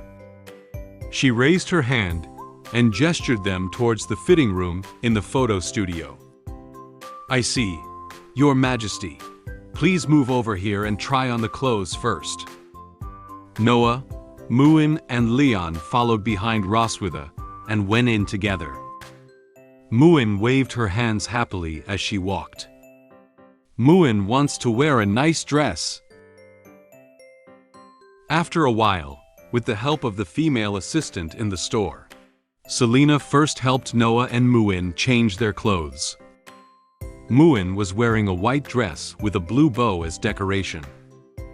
Noah was wearing a black dress with a purple bow. Muin looked at her clothes with a face full of joy. Noah's face didn't have much expression, but probably in her heart, she also expressed her love for her new clothes. The curtain of the fitting room was pulled open, and Leon walked out from inside. He was wearing a white suit, and his hairstyle had been slightly styled by assistant. He looked very handsome and spirited. Seeing such a handsome father, Muin's eyes sparkled, and she couldn't help but praise him loudly. "Wow, Dad is so handsome." Selena was also amazed by Leon's current outfit. Her face turned slightly red, and she expressed her thoughts to Leon. "King is very suitable for this suit. You must have been very popular before, right?" However, Leon looked at himself with confusion, as if he didn't realize he was as good as everyone said he was. "Is that so? The last time I wore a suit was during my graduation ceremony at Academy."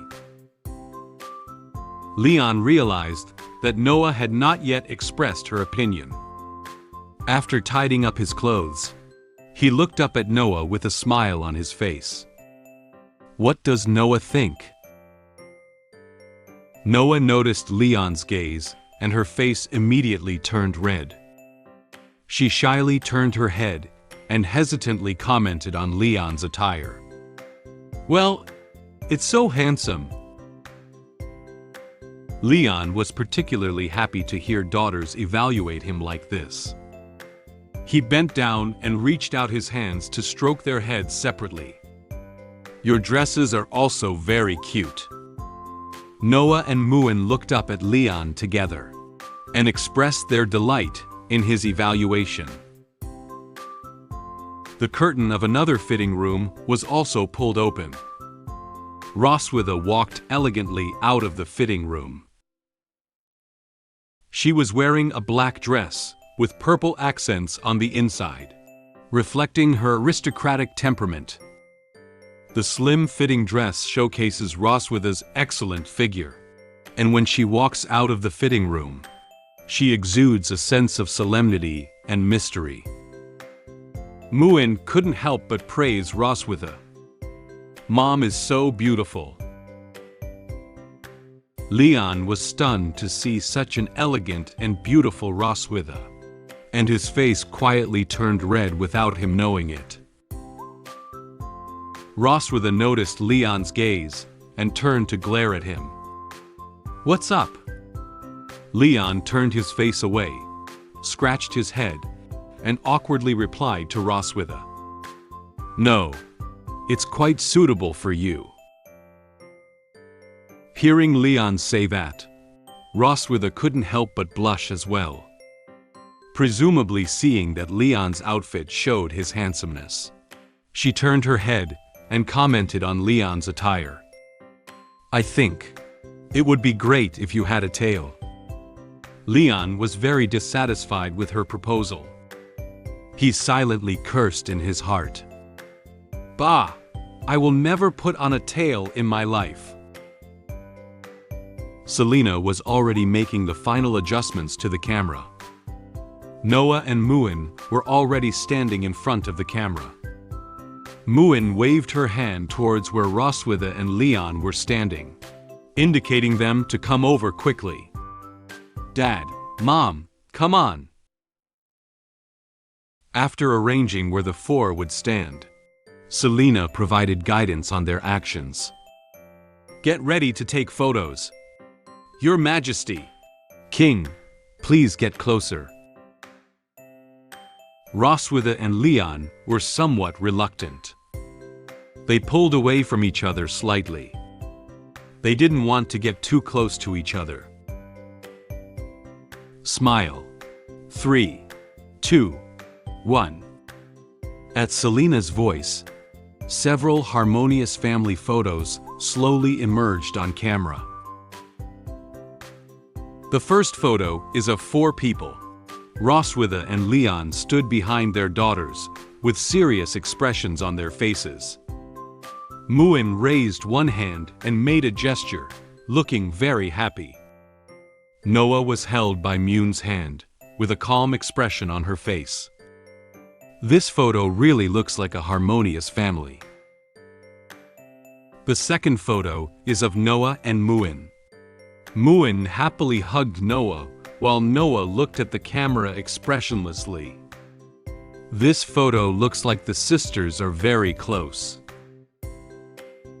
The third and fourth photos are of Roswitha and Leon. Roswitha and Leon were leaning sideways against each other, blushing and shyly forming their hands into a loving gesture for the camera. This next one shows them looking at each other face to face, looking very much like a couple interacting. Selena felt warm inside when she saw these 2 very loving photos. They do look good as a couple. The family photo shoot ended in a harmonious atmosphere. Extra story. Leon's graduation ceremony. Time passed quickly, and in the blink of an eye, Leon graduated from the academy. However, by this time, Leon was surrounded by girls who looked up to him. "Leon, can we take a photo together? Can you have dinner with me? Please accept this gift." It seems that Leon is very popular among girls.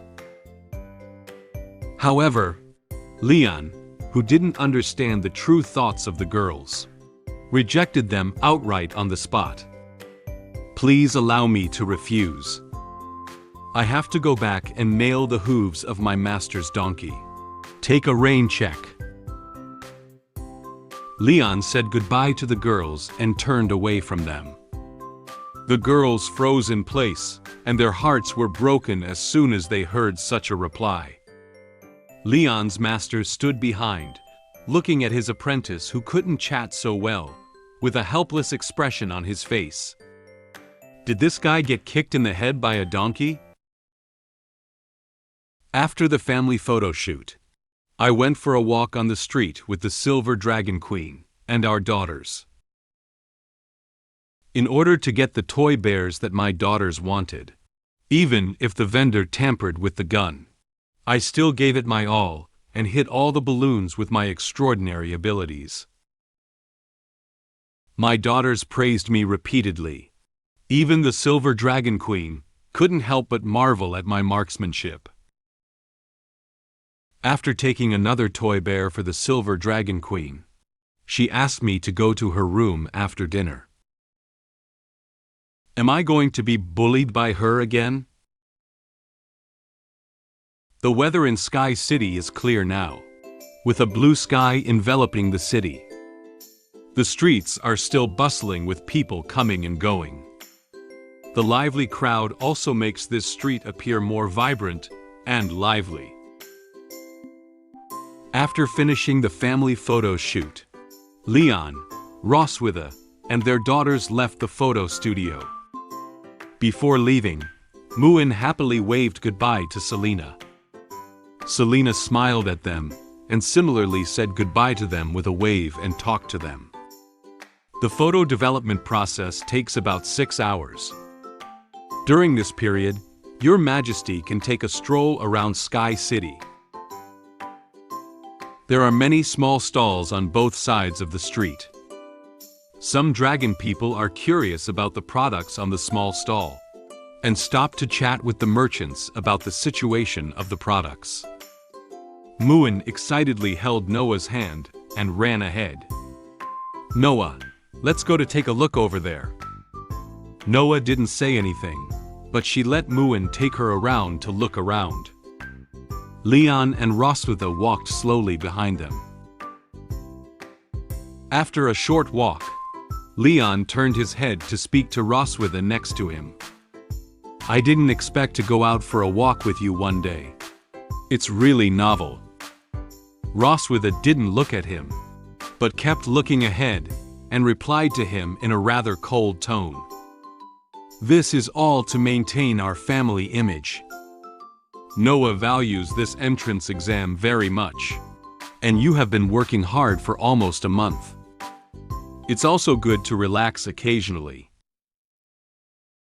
Walking up to a toy shooting stall, Noah and Muin stopped in their tracks.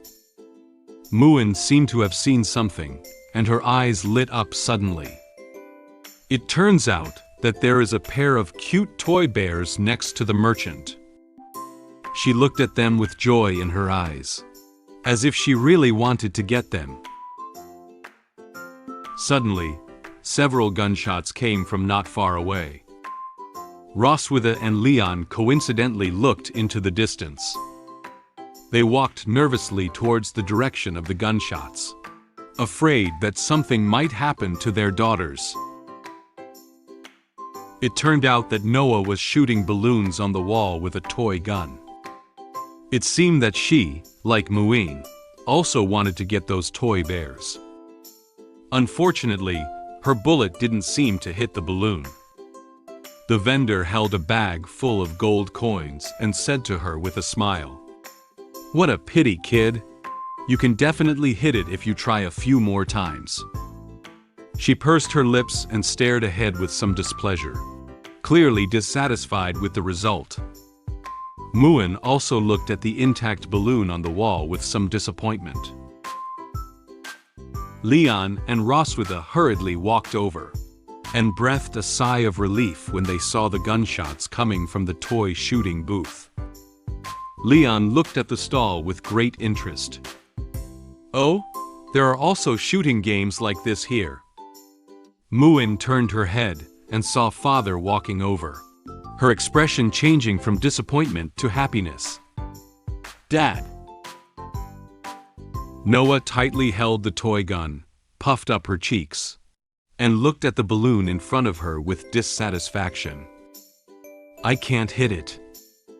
Leon expressed helplessness towards the idea of the small vendor wanting to make money, silently thinking in his heart, "Haha, isn't it?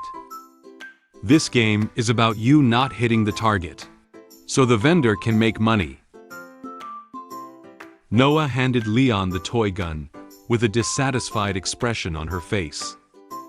Leon stared at the toy gun and remembered seeing similar stalls before. "I have seen similar stalls before at a human market." Roswitha also seemed interested in this gun. She leaned forward and took a closer look, then immediately analyzed the situation of the gun. The bullets of this toy gun are gathered with magical energy, and there are certain requirements for the precise control of magical energy, which is indeed difficult for Noah. The vendor noticed that the parents of the children came over. He put on a flattering smile and said to them, "Do you want to give it a try? As long as you hit all the balloons within 10 shots, you can take away this pair of toy bears." Your daughters look very interested. However, the vendor's thoughts are not limited to this. He secretly chuckled in his heart. "Hey, I make it a point to let little kids try out the game, and just to entice their parents over to make a killing."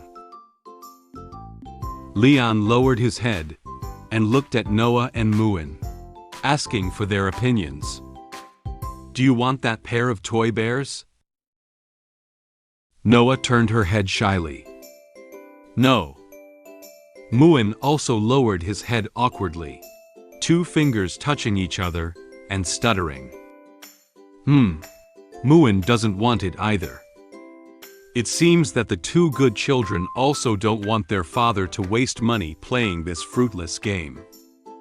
Although the daughters said they didn't want toy bears, Leon immediately sensed their true intentions. "I get it. They mean what they want." Leon confidently walked up to the vendor and pointed with his finger at Roswitha standing behind him. "Please give me 10 bullets. She give you the money." "Haha, okay. The vendor repeatedly agreed and looked at Roswitha.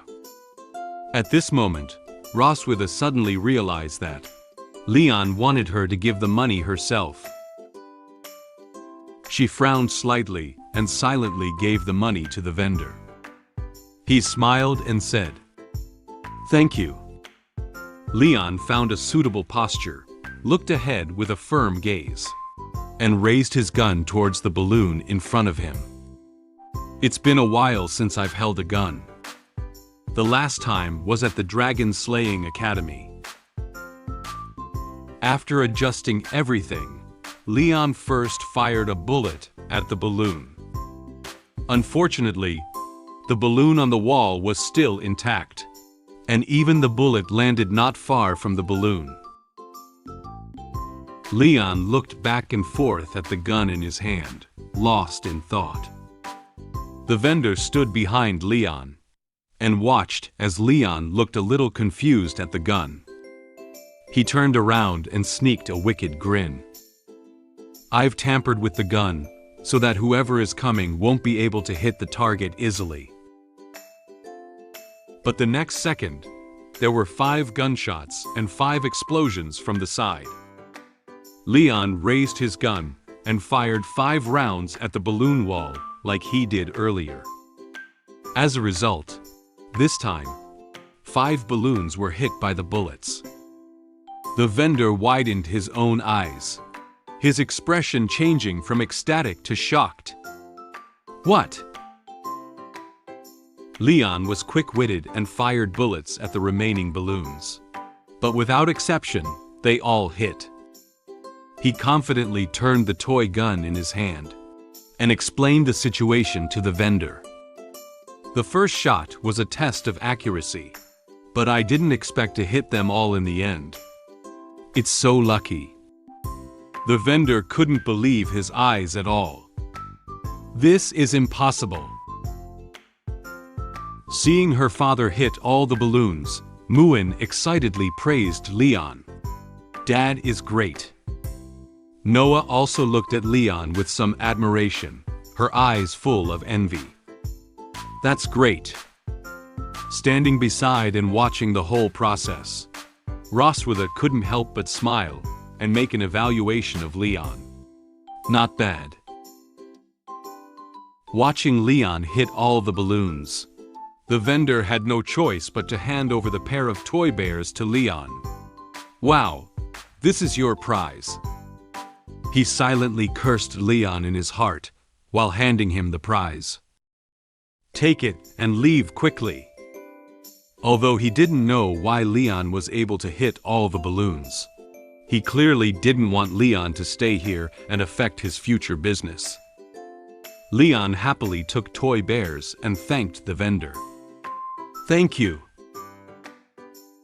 He squatted down and handed the 2 toy bears to Noah and Muin respectively. "This is for you." Muin looked at the toy bear in her hand and thanked Leon very happily. "Thank you, Dad." Although Noah didn't react much, she still thanked him. "Thanks." Leon watched as the daughters got the toys they wanted and slowly smiled back. Standing aside, Roswitha was somewhat stunned by Leon's serious attitude towards things. This guy is usually a little less reliable, but every time he gets serious, he always has a special charm. At this moment, Leon suddenly looked up at Roswitha. She crossed her arms around her chest and stood empty-handed in the distance, looking in his direction. Roswitha also noticed Leon's gaze. She looked at him with some confusion. Why is he watching me? Leon suddenly realized what he had to do next. After leaving the toy shooting stall, the 4 of them continued to take a walk on the street. Noah and Muin, holding the bear, were already walking at the forefront, while Roswitha and Leon continued to follow behind them. When a mother and daughter passed by them, Little Dragon pointed enviously at the thing in Roswitha's hand. "Mom, I also want that." Roswitha held a particularly large teddy bear in her hand and walked down the street, attracting the attention of passers-by. Her eyes stared blankly ahead, seeming somewhat surprised by the sudden appearance of the toy bear. Leon laughed triumphantly and walked ahead of Roswitha. "Ha ha ha! Did you see the uncomfortable expression on that unscrupulous merchant's face at the end? This is his retribution." He recalled that when he suggested playing shooting again. The vendor's expression of reluctance made him laugh uncontrollably. As it turned out, unsurprisingly, Leon quickly took another toy bear. Roswitha looked at Leon, who was still feeling proud, and frowned slightly, obviously not satisfied with his approach. "If it were me to handle it, I would only advise them not to waste time on that childish game." However, Leon didn't care about the game just now. He turned around and said to her, "It's good that they're having fun." He saw that Roswitha was not very happy, so he pointed to the toy bear in her hand and asked her, "What's up? Don't you like it?" Roswitha impatiently replied to him, "I said I don't want it anymore." Leon recalled the scene he had just seen and said to her, "You're already here. You can't go back empty-handed, right?" Roswitha couldn't say anything for a moment. She leaned her chin against the toy bear's head, shyly staring at it, silently thinking to herself, "Bears are just unappetizing food that doesn't even satisfy hunger. But they are made into toys. Well, they are quite cute." She walked briskly in front of Leon, a blush on her face that was hard to hide. "After dinner tonight, come to my room." Leon looked incredulously at the receding figure of Roswitha and shouted in surprise, "Huh?" Time came tonight, and they had returned to Silver Dragon Castle. The stars and moon shrouded the entire castle. After dinner, Leon changed out of his daytime clothes and headed to Roswitha's room. He walked down the hallway, feeling conflicted inside. "Roswitha invites me to her room. It's been late at night, and there's only one man and one dragon in the room. Something will definitely happen if I go to her room." He closed his eyes nervously. Recalling his past experiences, he was very distressed whether he really wanted to go to her room. "If I go, I'll feel uncomfortable all night. If I don't go, I'll feel uncomfortable for a week." Without noticing, Leon had already walked to the door of the room. No matter, his small step forward is his big step forward. Leon suddenly mustered up his courage and prepared to knock on the door of Roswitha's room. "Damn, I'll fight her." Before his hand even touched the door, a bright light emanated from the crack. The door of the room was not locked. Is the door unlocked?" Leon pushed the door open and looked around, only to find that there was no one in the room. Roswitha's room is silver white with gold accents. There are many books on the bookshelf. It seems that she also has a habit of reading on a regular basis. The toy bear he gave her in the morning was placed nutlessly on the bedside. Leon heard the sound of water coming from the side. He turned his head and realized that Roswitha was still taking a shower in the bathroom. I'm early. She's still taking a shower. Through the glass door, Leon seemed to be able to see Roswitha taking a shower in the bathroom. He silently evaluated the quality of the door in his heart. The quality of this glass doesn't seem very good. Leon suddenly knew something, with a surprised expression on his face, and quietly stepped back. She's really going to do that tonight, right? He shook his head from side to side, trying to shake the bad thoughts out of his head and calm himself down. Calm down, Leon. Just as Leon was still wrestling with his thoughts, the bathroom door was open. Roswitha walked out in a purple halter nightdress. There were droplets of water that she hadn't wiped off, and a faint steam was still emanating from her entire body. You're here. So, let's get started. Leon had a bitter expression on his face, feeling that his body was going to be in danger again. Am I going to be exhausted again?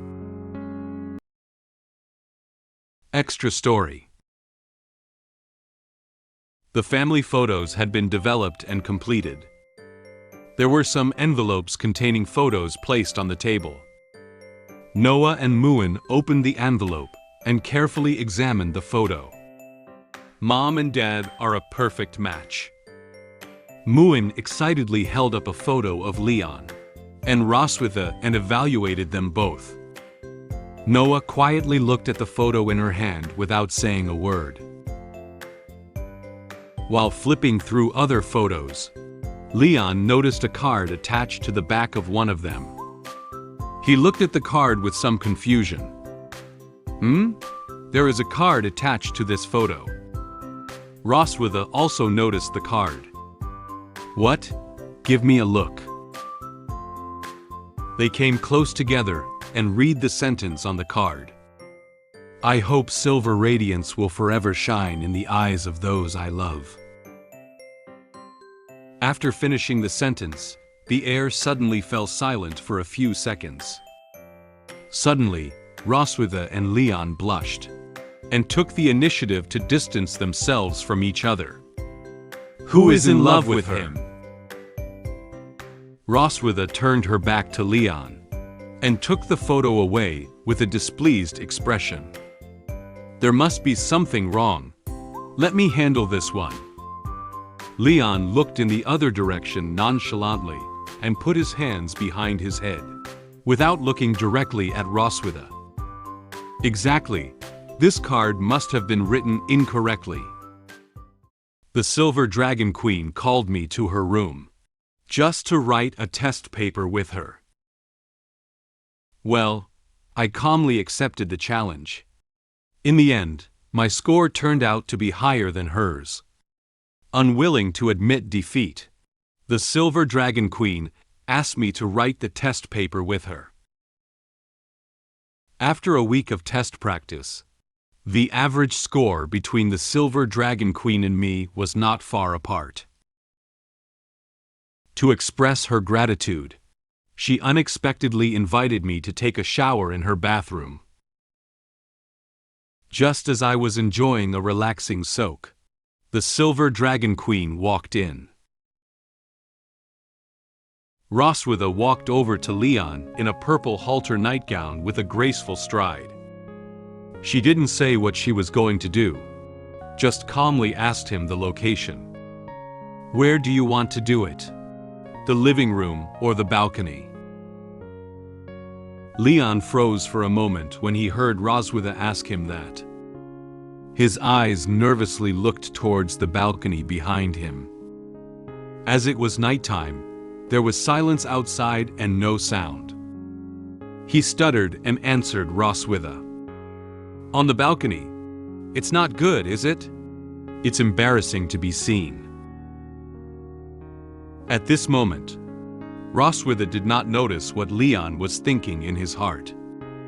She turned around and walked towards the dressing table, taking something from it and placing it in her hand. Then she set up a location for Leon. Well, let's do it in the living room. It's the same wherever we do it anyway. Leon knew he couldn't escape tonight. He let out a long sigh, closed his eyes, and then fell heavily onto the sofa. Come on. He seemed mentally prepared and suddenly said it out loud to Roswitha. Roswitha had already walked to the sofa with a roll of pink stuff. She saw Leon lying on the sofa with his eyes closed in a strange pose. She hadn't even said what she was going to do next. She was puzzled by his behavior. What are you doing? Upon hearing her questioning him in such a way, Leon suddenly opened his eyes and realized that Roswitha was not going to do anything strange with him now. He was a little surprised, and his face instantly flushed with embarrassment. What? Don't you want that? Roswitha realized that Leon thought he was coming to her room to do another thing with her. She sat on the sofa next to Leon, holding something in one hand and her eyes fixed on him with a playful smile. Mr. Casmid, you are very horny. But tonight is not suitable. Let's reschedule. It seems that Leon really misunderstood what Roswitha said just now. Then, Roswitha spread out a stack of paper that had been rolled up in her hand on the table. Leon pretended to cough to conceal his embarrassment, and sat up from the sofa, looking at the stack of paper on the table and asking Roswitha, "What is this?"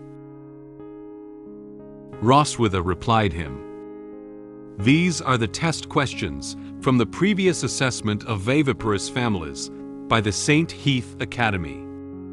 The questions in the exam paper are related to lifestyle habits, personalities, and experiences between partners." Leon picked up an exam paper and carefully looked at the questions on it while listening to Roswitha's explanation. This thick stack of things was not something else, but a set of exam papers. She looked at Leon seriously, shook the test paper in her hand, and continued to explain.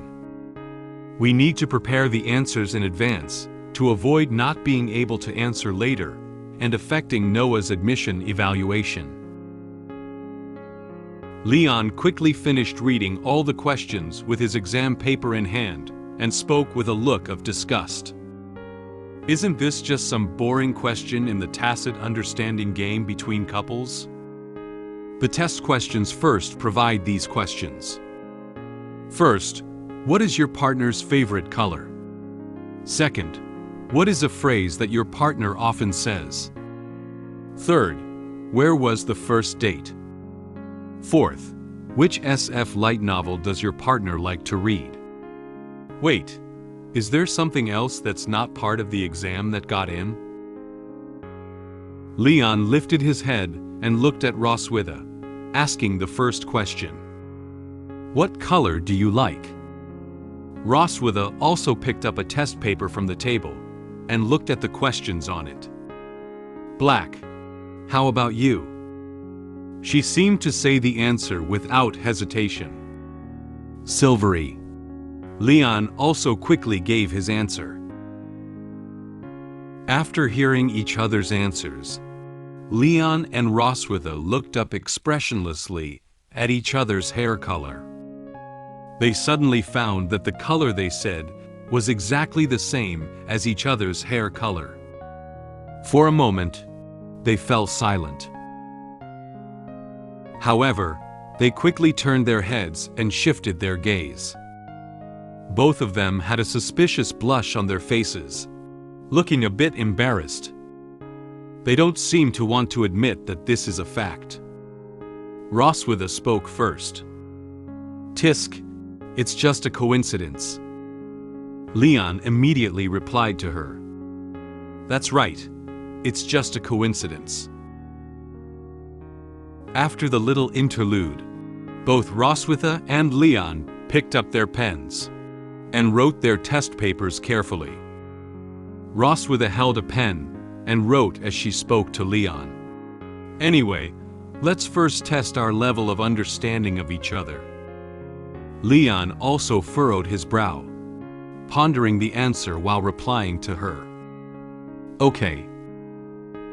Just as they were struggling to think about the answer to the test questions, 2 moths flew near the candle. This also seemed to imply that Roswitha and Leon were going through the test that the test questions brought them. After some time, they both finished writing the test papers. Leon began by correcting Roswitha's exam paper first. "I've corrected exam paper." Immediately afterwards, Roswitha also corrected Leon's exam paper. On the table were the exam papers they had just finished writing. The score on Leon's exam paper is 58 points, and the score on Roswitha's exam paper is 45 points. Leon proudly pointed at his score and couldn't help but laugh out loud. "Haha! My score is higher than yours. So it seems that I know the queen better." Roswitha saw that her score was lower than Leon's, and she was somewhat dissatisfied, but she couldn't say anything to refute him. She picked up the test paper written by Leon, carefully examined the questions he answered correctly. What she didn't expect was that Leon knew some of the little habits in her life like the back of his hand.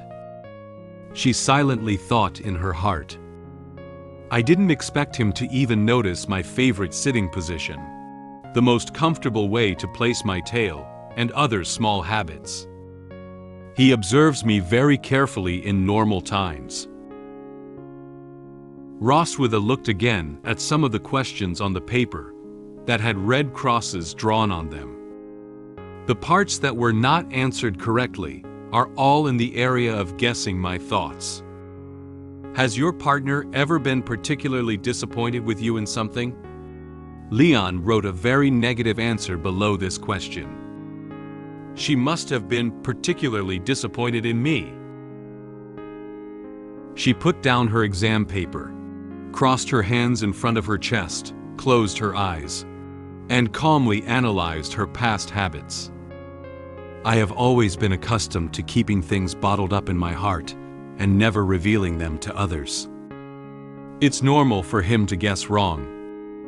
As the queen in charge of the Dragon clan, Roswitha had a lot of responsibilities on her shoulders, so there wasn't really anyone with whom she could talk about her heart. Leon didn't raise his head, still looking intently at the test paper. After experiencing so many things with Leon, Roswitha realized that she might be able to try to confide in him about her feelings. She opened her eyes and secretly looked at Leon. Maybe this person. I can." At that moment, Leon suddenly felt Roswitha staring at him closely, seemingly exuding an aura of discontent. He looked nervously at Roswitha and thought silently in his mind, "She has been staring at me since just now. Is it because I scored higher than her that she held a grudge against me?" Roswitha suddenly felt a warmth coming from her shoulder. Her eyes looked down and found that it was Leon's hand on her shoulder. He walked over from the nearby sofa at some point, and naturally sat on the sofa where she was sitting. In order to break the stiff atmosphere just now, Leon approached her and confidently patted her shoulder to comfort her. "Ahaha, it's normal that we haven't been together for too long, and can't get high scores in a short period of time." Then, he looked at Roswitha and gave her a relaxed smile. "For Noah, please make an effort to get to know me better." This smile made her feel like her heart was suddenly hit by something. Looking at Leon's smile, Roswitha's face turned slightly red. She slightly widened her eyes and lowered her eyebrows, looking as if she had been moved by Leon's smile. Roswitha realized that she couldn't show such an expression in front of him. She turned her head and slapped the exam paper she was holding hard in Leon's face, not wanting him to see her now. "Stop talking nonsense. Write down your correct answer quickly." Leon was puzzled by such sudden behavior on her part. He then felt his face being covered by paper, even with a little pain accompanying his face. He couldn't help but exclaim in surprise. He hastily removed the paper from his face and found that it was his own exam paper. Both of them wrote the correct answers to each other's test papers. Leon found one of the questions on his test paper, and Roswitha drew a red cross next to it. He said to her in surprise, "By the way, did you write this question incorrectly? Have you never been disappointed in me?" Roswitha answered calmly, "No, if I have to say it. It's just that there were too few black dragon bolas refined last time." Leon was somewhat dissatisfied when he heard her answer like this. He thought she looked down on him. "Bah! Then I will eat black dragon bolas as a meal in the future. Don't regret it." Roswitha gave a gentle smile and refuted, "I look forward to it." On the night before the family examination, Leon and Roswitha were still writing exam papers in Roswitha's room. For the next day's examination, they were not willing to lag behind. Before long, they had already corrected all the test papers they had written tonight as well. Leon packed up the test papers on the table, looked at the scores on the papers, and said to Roswitha with a satisfied face, "Well, not bad.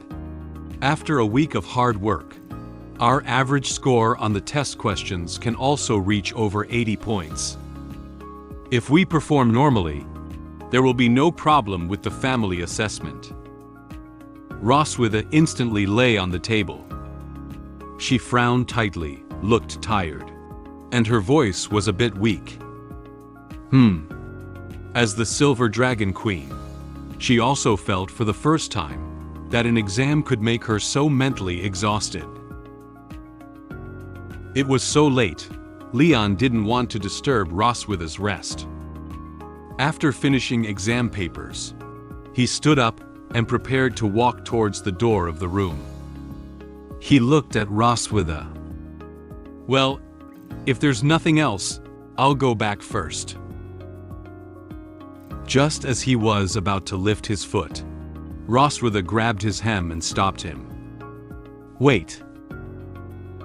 Leon looked back at her suspiciously, wondering if there was anything else she needed to tell him.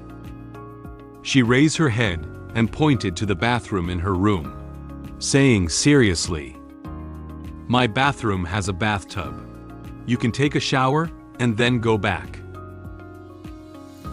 Leon was stunned when he heard Roswitha's words.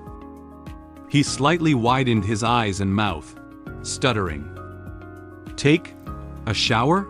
In your room?" Seeing Leon still standing there in a daze, Roswitha directly pushed him towards the bathroom with her hands. "Go inside, hurry up!" Leon was still confused. He looked back at her while being pushed by her, wanting to ask her what was going on. But soon, the bathroom door was closed by her. Leon had no choice but to obediently take a shower in the bathroom. He put hot water in the bathtub, took off his clothes, and thought about the strange behavior of Roswitha just now. Why does she insist on letting me take a shower here? Is she having some bad ideas? He sighed and thought about recent events again. But these days she has been nervous because of the entrance exam. Is she okay? The bathtub is already filled with hot water. Leon also stopped continuing to think about what had just happened. He lay directly in the bathtub, letting the hot water run over his body. Anyway, just enjoy it for now. Taking a hot bath is indeed the best way to relieve fatigue. He felt the fatigue all over his body relieved. Leon closed his eyes happily, enjoying the comfortable feeling brought by the hot water. He said contentedly, "Ah, it feels comfortable now." Just as Leon was about to continue enjoying his bath alone, the bathroom door suddenly opened. Roswitha walked in with a smile on her face. She was wrapped in a bath towel all over her body, with her hair curled up, and looked like she was coming in to take a shower. The bath towel wrapped around her graceful body curves, making her look even more alluring. Leon was somewhat surprised by Roswitha's sudden intrusion. "Roswitha?" At this moment, the dragon mark on Roswitha's chest was emitting a purple glow. Its radiance seemed to indicate that the body could no longer suppress its excitement. She spoke while lifting a strand of hair behind her ear. "I have accumulated a lot of pressure these days, so I want to." Leon's face turned very bad as soon as he heard Roswitha's words. He instantly felt something was wrong. He silently said in his heart, "She still has to do it."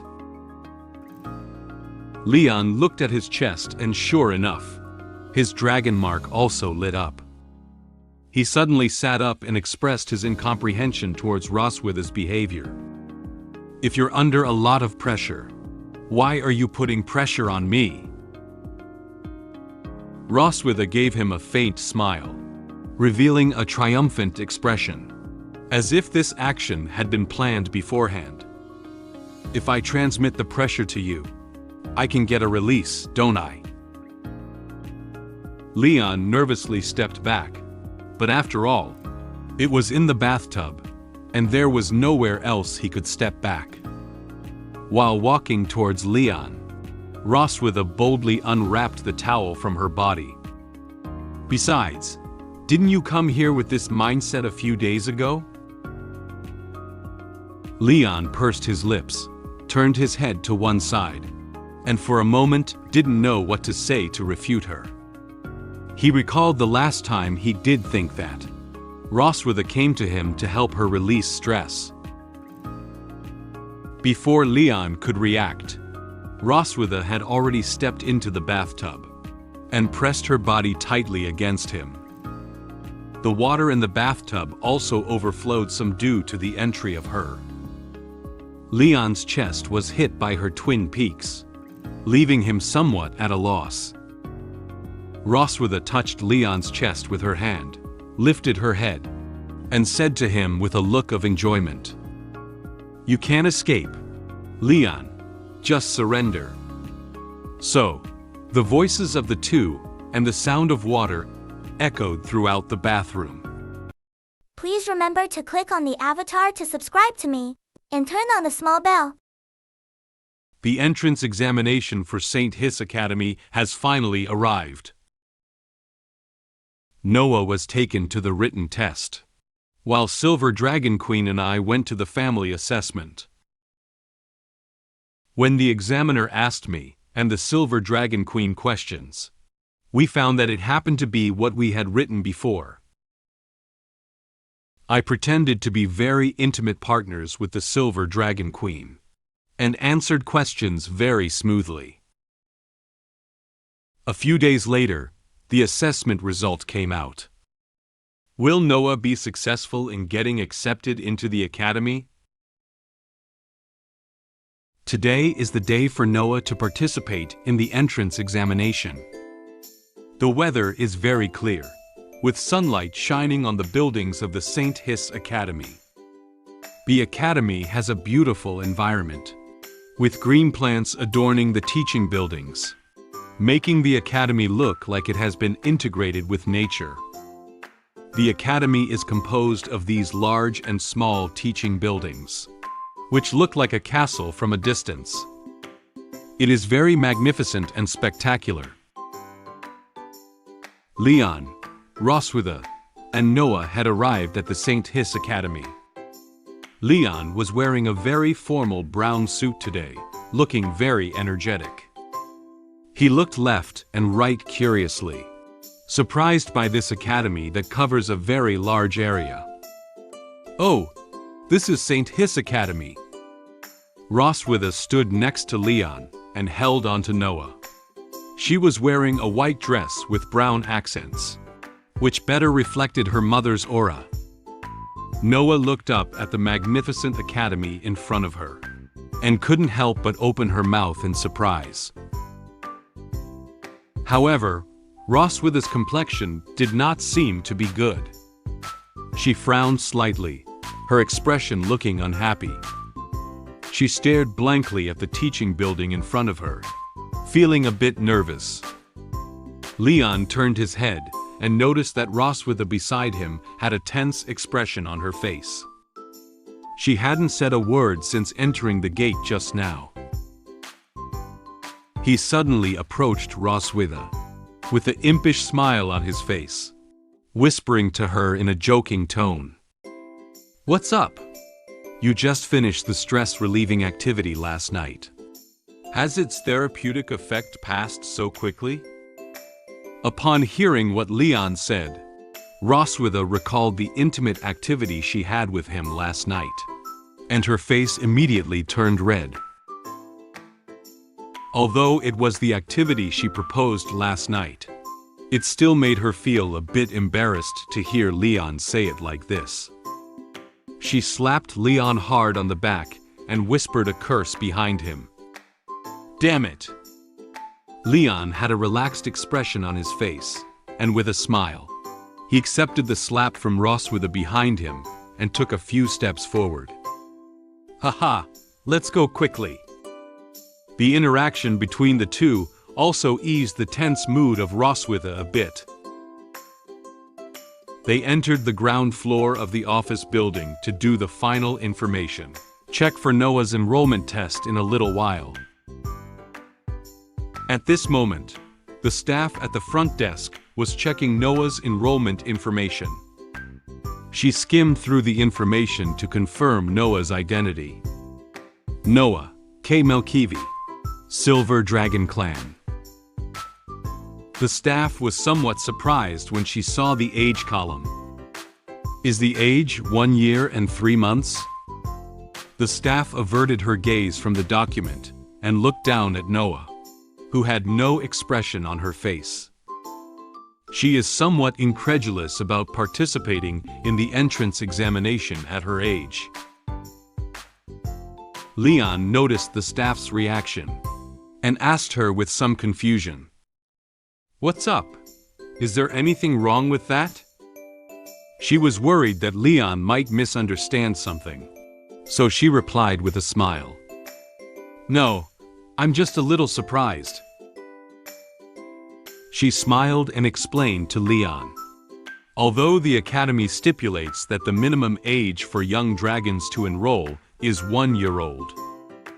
However, in reality, all enrolled young dragons are around 4 to 6 years old. Isn't your little princess a bit too young?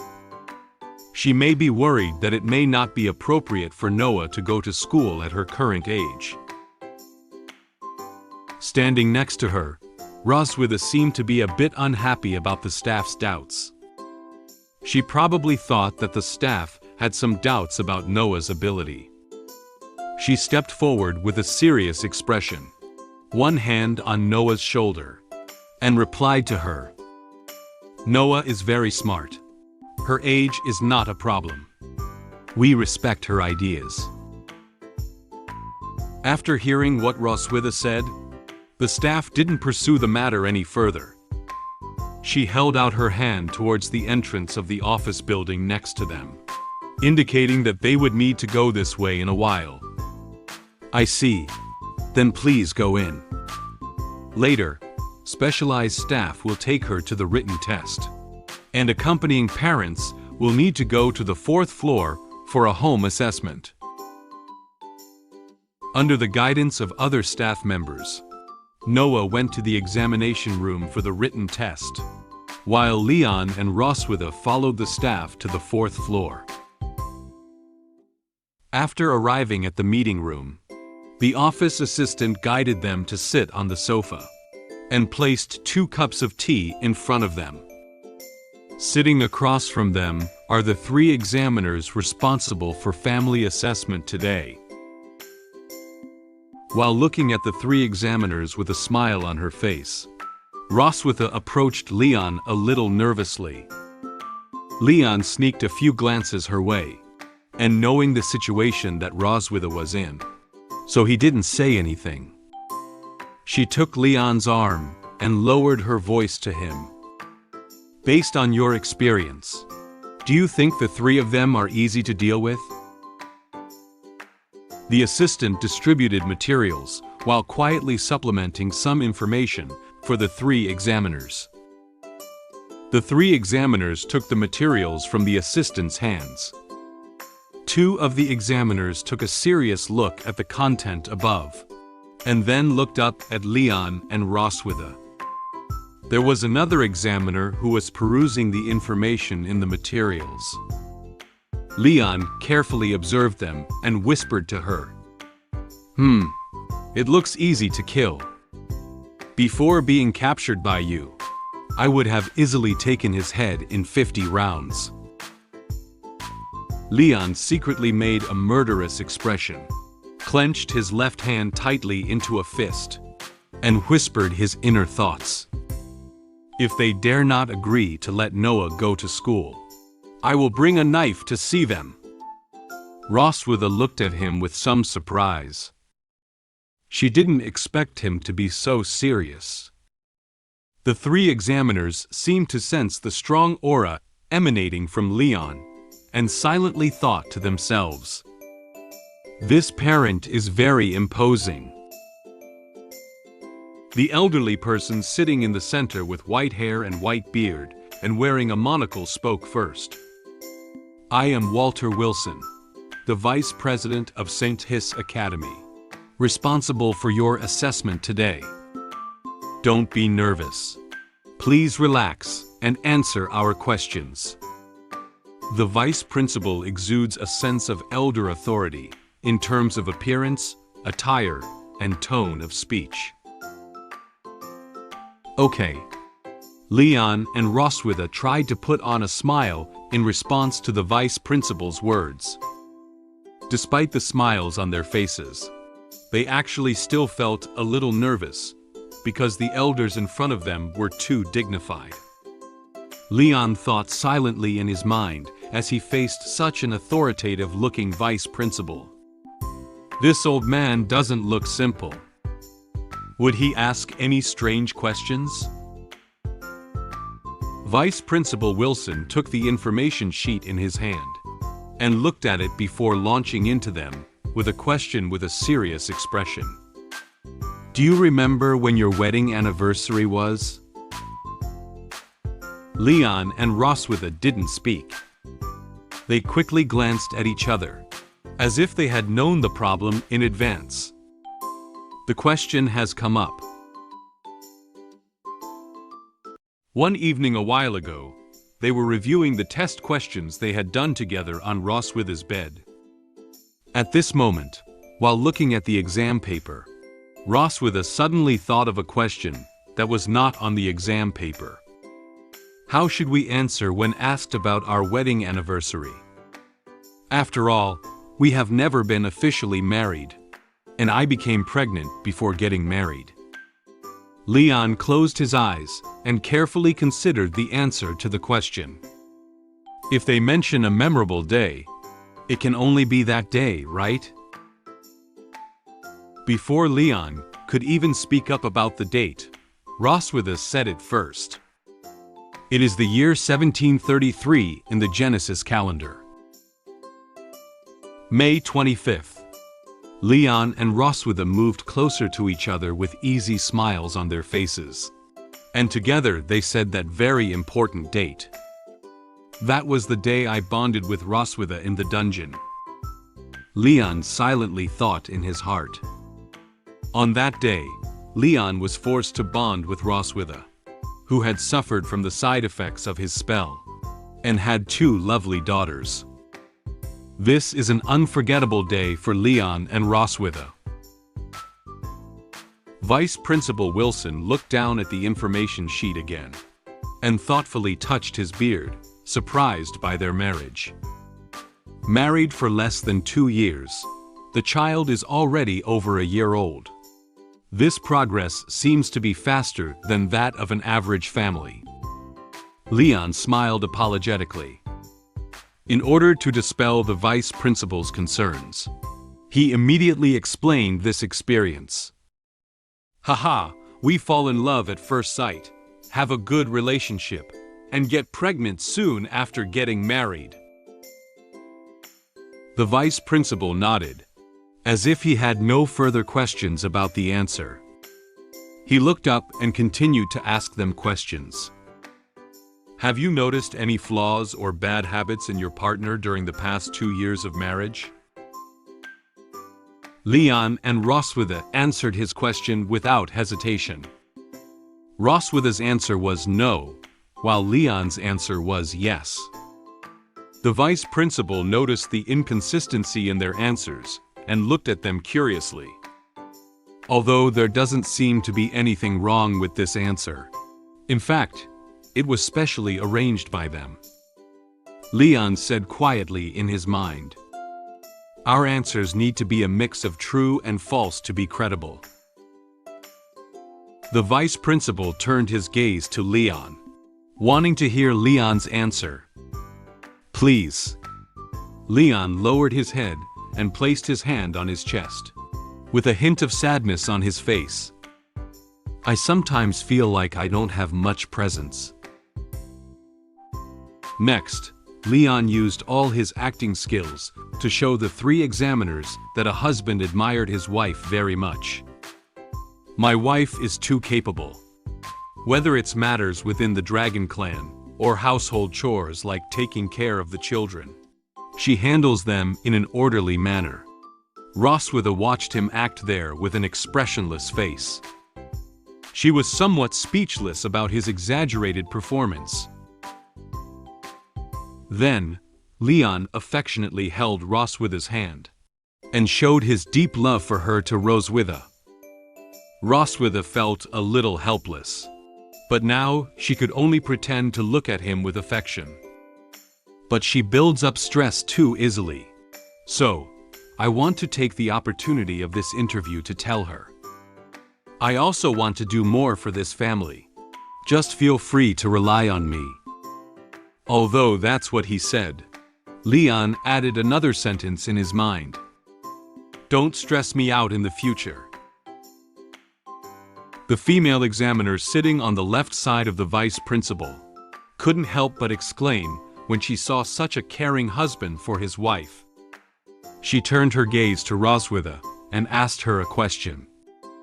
You are truly a considerate and good husband. What do you think is the most attractive aspect of your husband, Miss Roswitha? He is handsome, has a good figure, is focused, serious, intelligent, not greasy, responsible, likes children, and won't easily lose his temper. After Roswitha finished speaking, her face also turned slightly red. Although she seemed a bit reluctant, she still spoke a lot about Leon's strengths. Then, she continued to supplement what she had just said. Although his body is a bit worse than before marriage, it's not a big problem. My husband is also skilled at making medicine, and he can use various medications to regulate himself. Upon hearing this, Leon's smiling mouth twitched slightly. Are you complimenting me or undermining me? Roswitha turned and also took Leon's hand firmly in hers, and looked at him fondly. She spoke softly to him. So, I also want to take the opportunity of the interview to say to my husband, You don't force yourself too much. At this moment, Ross with his hand secretly exerted force, tightening Leon's grip even tighter. This seems to be retaliation for Leon's behavior towards her just now. Leon clearly felt the pain coming from his hand, but he couldn't shout out in front of the examiners, so he had to silently endure it. The three examiners looked at the loving couple with smiles on their faces, and couldn't help but secretly comment in their hearts. What a super loving couple. Next, the three examiners continued to ask them questions. Some of these questions are simple, while others still require their cooperation to be fully answered. However, throughout the entire process, both Leon and Roswitha were able to answer the questions smoothly. Finally, the family assessment was coming to an end. The examiner sitting to the right of the vice principal posed one final question to them. So, at the end of the interview, do you have any questions you would like to ask each other? This is an additional question, and the interviewee needs to speak the truth. Roswitha shook her head gently and answered the question with a smile on her face. I don't have any questions to ask my husband. I know everything about him. However, it seemed that Leon still had some questions to raise. He leaned against the sofa, touching his chin with one hand, as if he was seriously thinking something. Roswitha peeked over at him, noting that Leon still had the appearance of wanting to ask a question, and thought a little nervously. Say more, be more wrong. Hurry up and finish the assessment. Leon turned his head and looked seriously at Roswitha. You like the toy bear I gave you, right? Roswitha was somewhat surprised by Leon's question. She really couldn't figure out why a dragon slayer would specifically ask a dragon such a question. Why is he asking such a question at this moment that has nothing to do with identity, position, and grudges? His ideas always come as a bit unexpected. She looked shyly aside, raised her hand to tidy her hair around her ear, and nodded. Yes, I really like the toy bear you gave me. After hearing her answer, Leon patted his hand contentedly and smiled happily. Okay, I'm fine now. The family assessment officially ended. The three examiners stood up, and Leon and Roswitha also stood up with them. The vice principal shook hands with Leon. So, the interview ends here. The assessment results will be sent to the Silver Dragon Temple through the messenger dragon in a few days. Thank you again for your cooperation. After waiting for Noah to finish the written test, Leon, Roswitha, and Noah returned to the Silver Dragon Temple together. A few days later, a small messenger dragon landed on the windowsill. It carried a bamboo tube on its back. Noah's assessment result had been delivered here. Muin excitedly told Noah, "Noah, messenger dragon has arrived." Leon took off the bamboo tube and placed it on the table to open it. Open it up quickly and take a look. Roswitha looked nervously at the bamboo tube. Noah and Muin looked at the bamboo tube with very expectant eyes. Leon took out an admission letter from the bamboo tube with the emblem of St. Hiss Academy. The letter had these lines written on it. Dear Noah, K. Melkivi, congratulations on passing our assessment. Please report to Academy and attend the admission ceremony in 3 days. The four faces of the family crowded together and repeatedly looked at the few lines on the notification letter, all feeling very surprised. Leon and Roswitha couldn't help but say the same thing. Noah passes the assessment. It was Noah who was most surprised. I passed the assessment. Noah really passed the entrance examination. Seeing this news, all four people were particularly happy. Muin happily hugged Noah. Noah is great. Mom and Dad are great. Noah held the admission letter, and finally a smile appeared on her usually expressionless face. Leon and Roswitha stood behind them, looking at them with joyful expressions. Roswitha turned her body to look at Leon. Her nervous mood instantly dissipated. She thanked him. Thank you. Leon proudly touched his nose. Don't thank me. It's mainly up to Noah herself. My daughter is wonderful. To celebrate Noah's successful admission to St. Hiss Academy, Roswitha walked into the kitchen and prepared to personally cook a meal to reward everyone. Make a big meal today to celebrate. You come to help, so as not to say that you don't have a presence in this home. Leon followed behind her and replied with a joking tone. Okay. I notice that you are very narrow-minded and always hold grudges. Noah was successfully admitted to St. Hiss Academy. I attended her enrollment ceremony with the Silver Dragon Queen and Muin. However, the Silver Dragon Queen and I, along with Noah, were called to the stage to speak at short notice by the vice principal. We had no choice but to go up. After Noah finished her acceptance speech, the vice principal unexpectedly asked me to kiss her, including the Silver Dragon Queen. What should I do next? 3 days later, Noah's entrance ceremony was held as scheduled. On this day, the weather was sunny, and the auditorium of St. Hiss Academy was bathed in warm sunlight.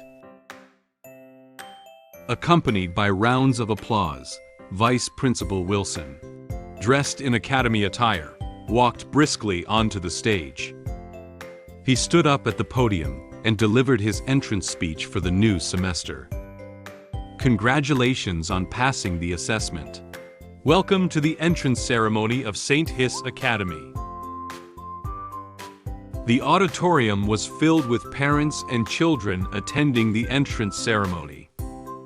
The children were all wearing the school uniform of St. Hiss Academy. Some looked up at the stage with bright and lively eyes, listening attentively to the speech, while others observed the surrounding environment with curious eyes. There are many outstanding students among the new students this time, and harmonious families can cultivate outstanding students. Taking this opportunity, we invite these families to share some experiences with us. Next, let's welcome the top student in this new student entrance exam, Noah K. Melkivi, and her family to the stage. Muin sat in the audience, looking very excitedly at the dragons around her, and the speech of the vice principal on the stage.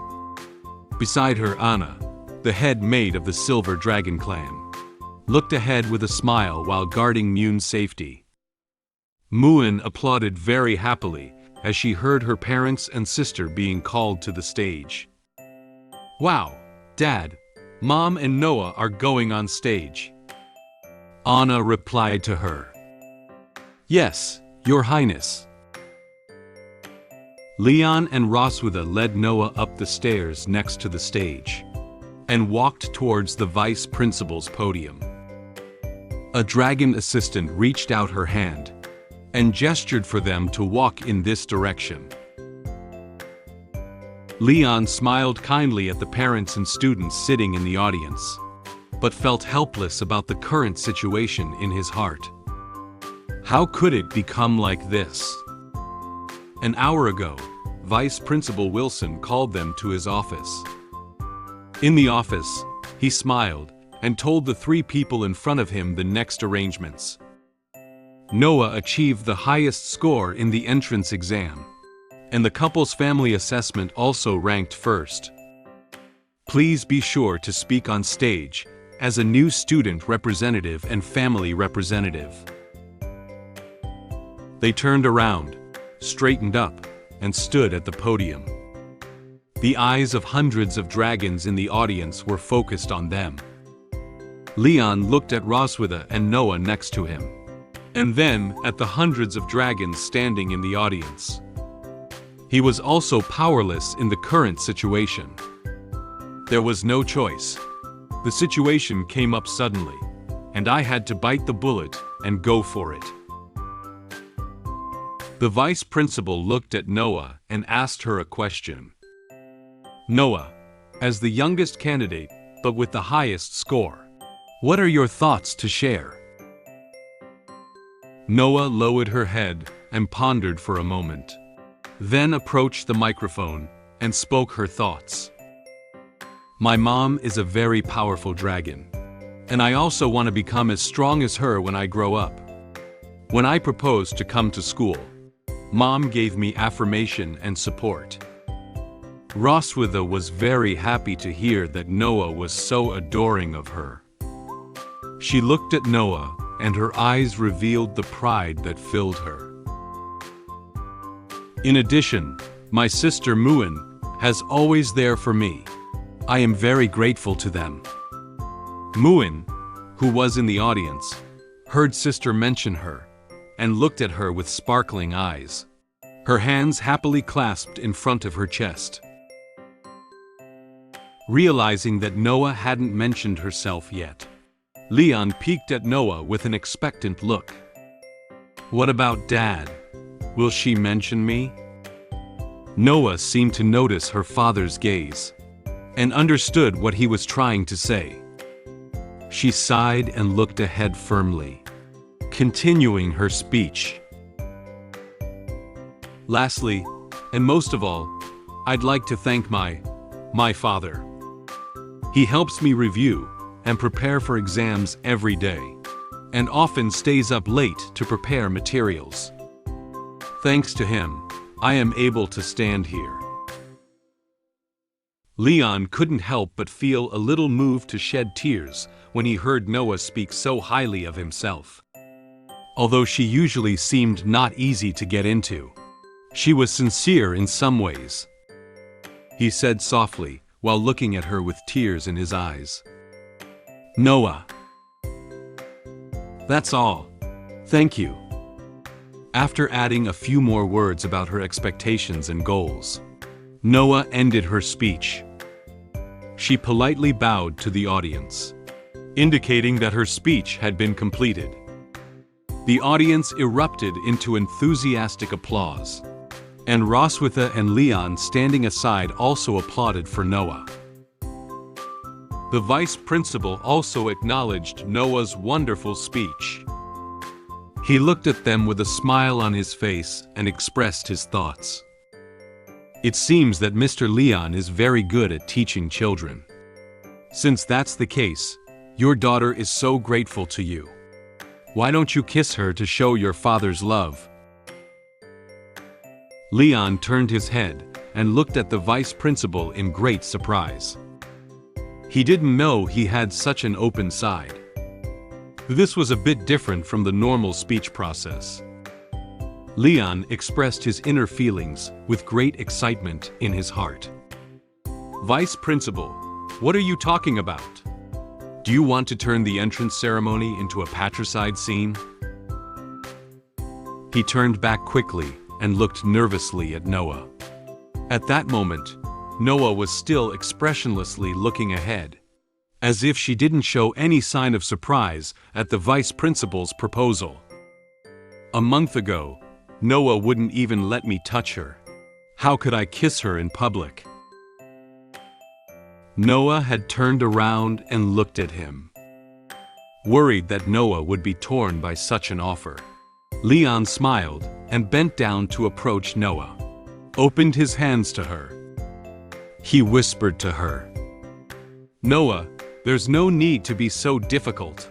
Let's just hug each other, okay? Noah frowned, her eyes looking to the side, and replied to Leon with a blush. Hurry up, and finish the kiss. And get this awkward ceremony over. Although Noah looked reluctant, in her heart, she was actually looking forward to her father kissing her. Leon looked at Noah with some surprise. He didn't expect Noah to accept the vice principal's request. Noah. Perhaps Leon doesn't know. Noah actually likes him as much as Muin does. Leon also gathered his courage. He gently hugged Noah, closed his eyes, and kissed her forehead forward. Noah slightly widened her eyes, feeling somewhat surprised by this. Many dragon figures in the audience watched this scene very quietly. The warm atmosphere emanating from this father and daughter touched some parents present. Seeing such a warm scene, Muin couldn't sit still. She widened her eyes and excitedly reached out her hand, making a gesture of wanting to rush out, while enviously saying, "I also want to kiss Noah." Seeing that Muin was about to leave her position, Anna immediately stood up to stop Muin, so as not to disturb the order of the venue at this moment. "Your Highness, you cannot go up now." Leon stood up and smiled as he parted ways with Noah. Noah's whole face was red, and she turned her head shyly, afraid to look at Leon. Upon seeing this scene, Roswitha breathed a light sigh of relief. "Fortunately, he didn't kiss me."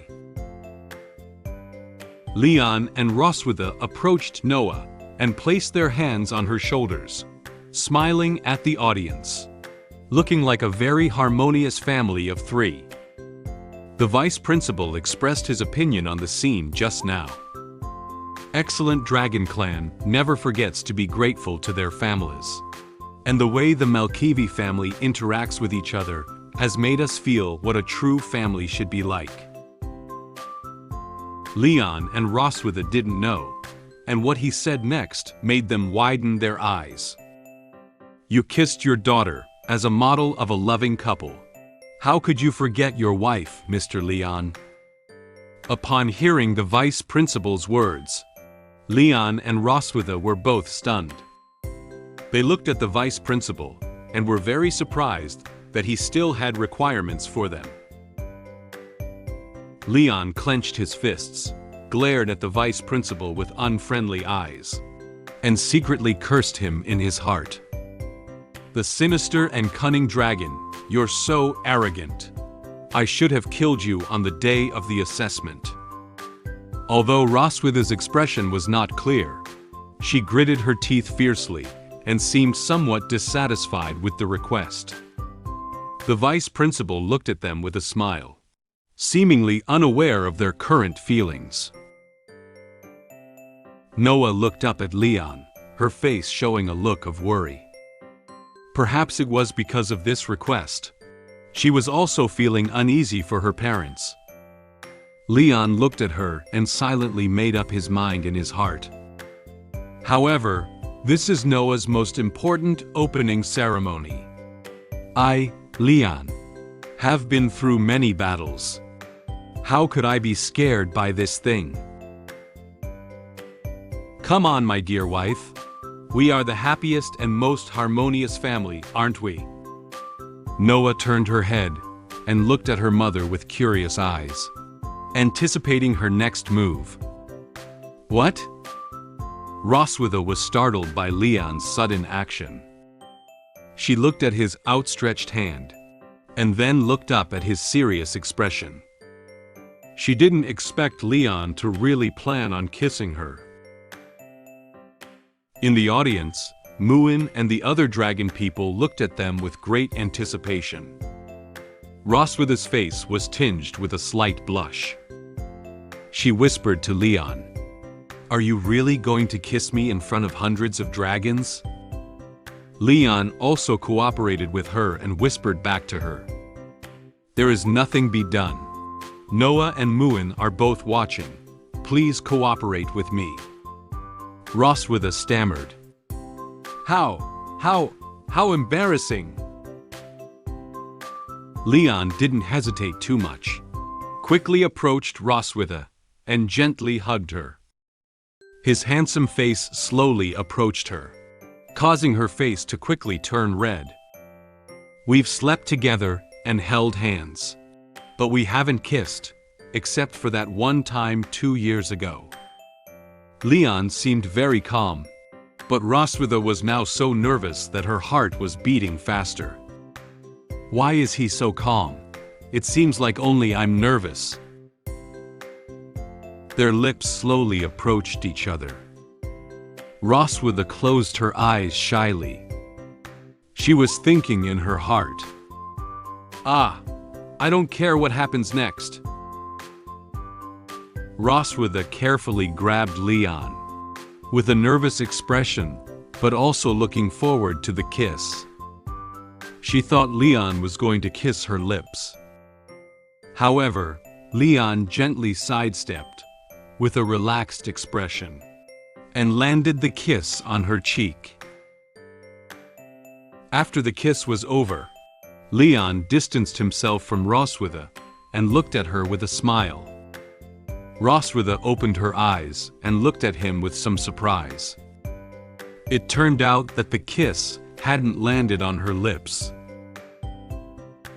With a hint of shyness and a frustrated expression, she touched the place where Leon had kissed her.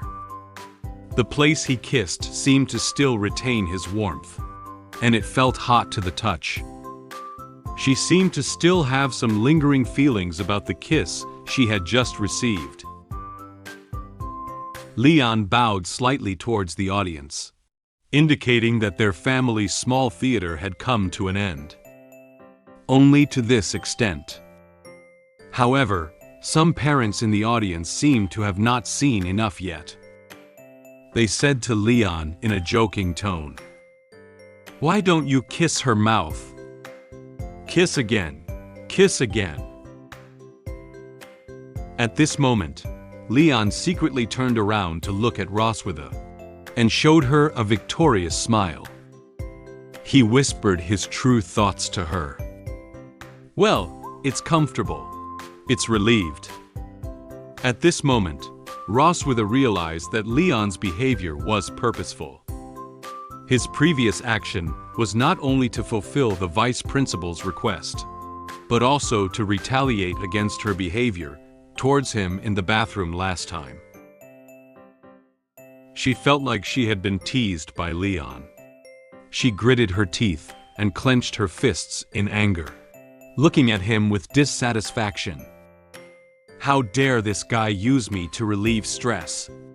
If it wasn't in front of so many people, I would have pressed him to the ground.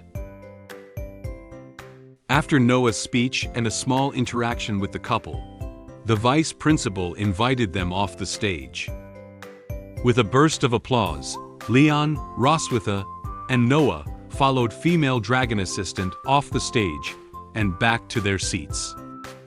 Thank you very much for the laughter and joy brought to us by the exemplary families of this year. Please take a break. Next, the vice principal returned to the podium and continued to introduce the next process of the admission ceremony. The enrollment ceremony ended quickly. Noah escorted her parents, sister, and head maid to the school gate to bid them farewell. Roswitha softly instructed her. Then we're ready to go. We'll come pick you up next weekend. Take care of yourself, Noah. Noah wasn't sad about parting with her parents like other children were. She is still that strong child. She said to her mother as usual, "I will, Mom." Muin trotted over and tightly hugged Noah. Her expression was a bit sad, reluctant to part with Noah. "Noah, remember to think of me. Noah held Muin and gently patted her back to comfort her. I'll miss you. Leon crouched down, level with Noah's gaze. He was like an old father who was worried about his daughter, telling Noah a bunch of things to pay attention to.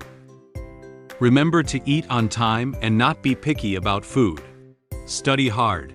If you don't understand the knowledge in your studies, you can come and ask me when you come home during the holidays. Oh, and most importantly, if you get sick, you must go to the school doctor of the academy and never try to be brave. Noah was a little helpless at what he said. She replied to him with a blank face. I know. I'm not a child anymore. Leon pointed to Roswitha standing behind him and quietly explained to Noah who was saying these words. These words were spoken by your mother after she got drunk. She's too embarrassed to tell you in person, so I'll say it for her. He didn't expect her to be so worried about her daughter's situation at school. Roswitha, who had been exposed to the truth by Leon, glanced at him, then turned her head and cursed him softly. Verbose. Then, Leon rolled up his sleeves and posed as if he was going to fight, saying to Noah, stay away from classmates with bad personalities. But if they bully you, just fight them back. Dad's got your back. Upon hearing these words, Noah couldn't help but laugh. She looked up at Leon and asked him a question.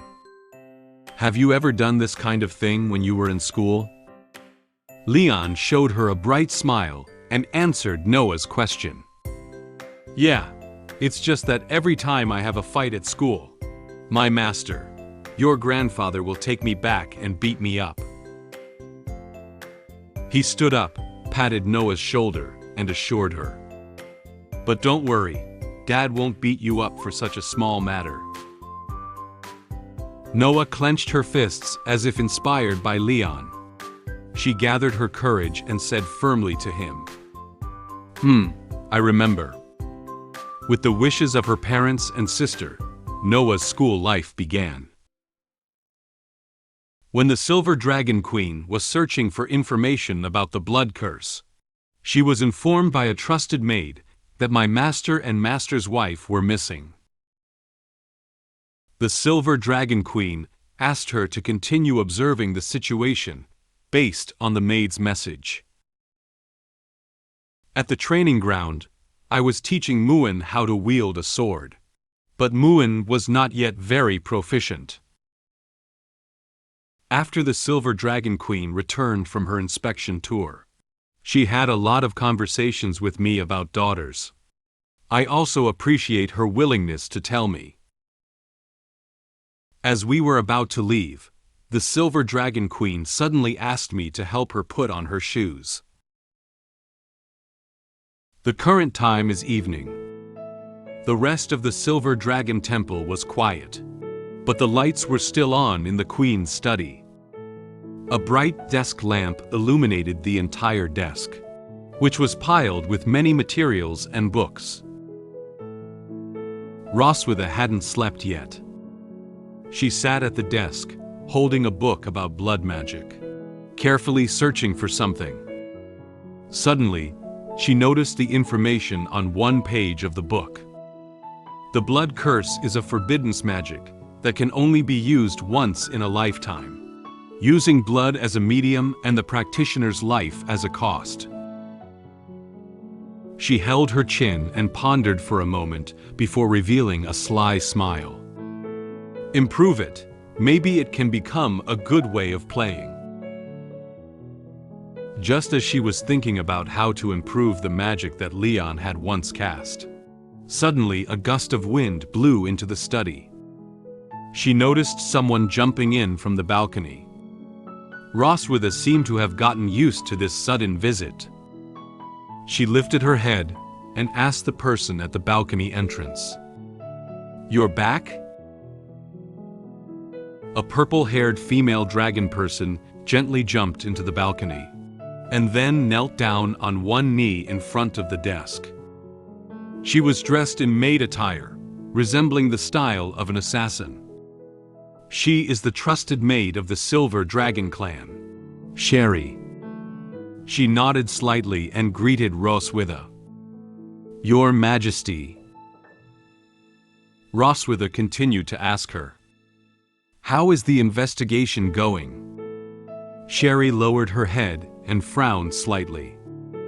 Obviously, the news she brought may not be particularly good.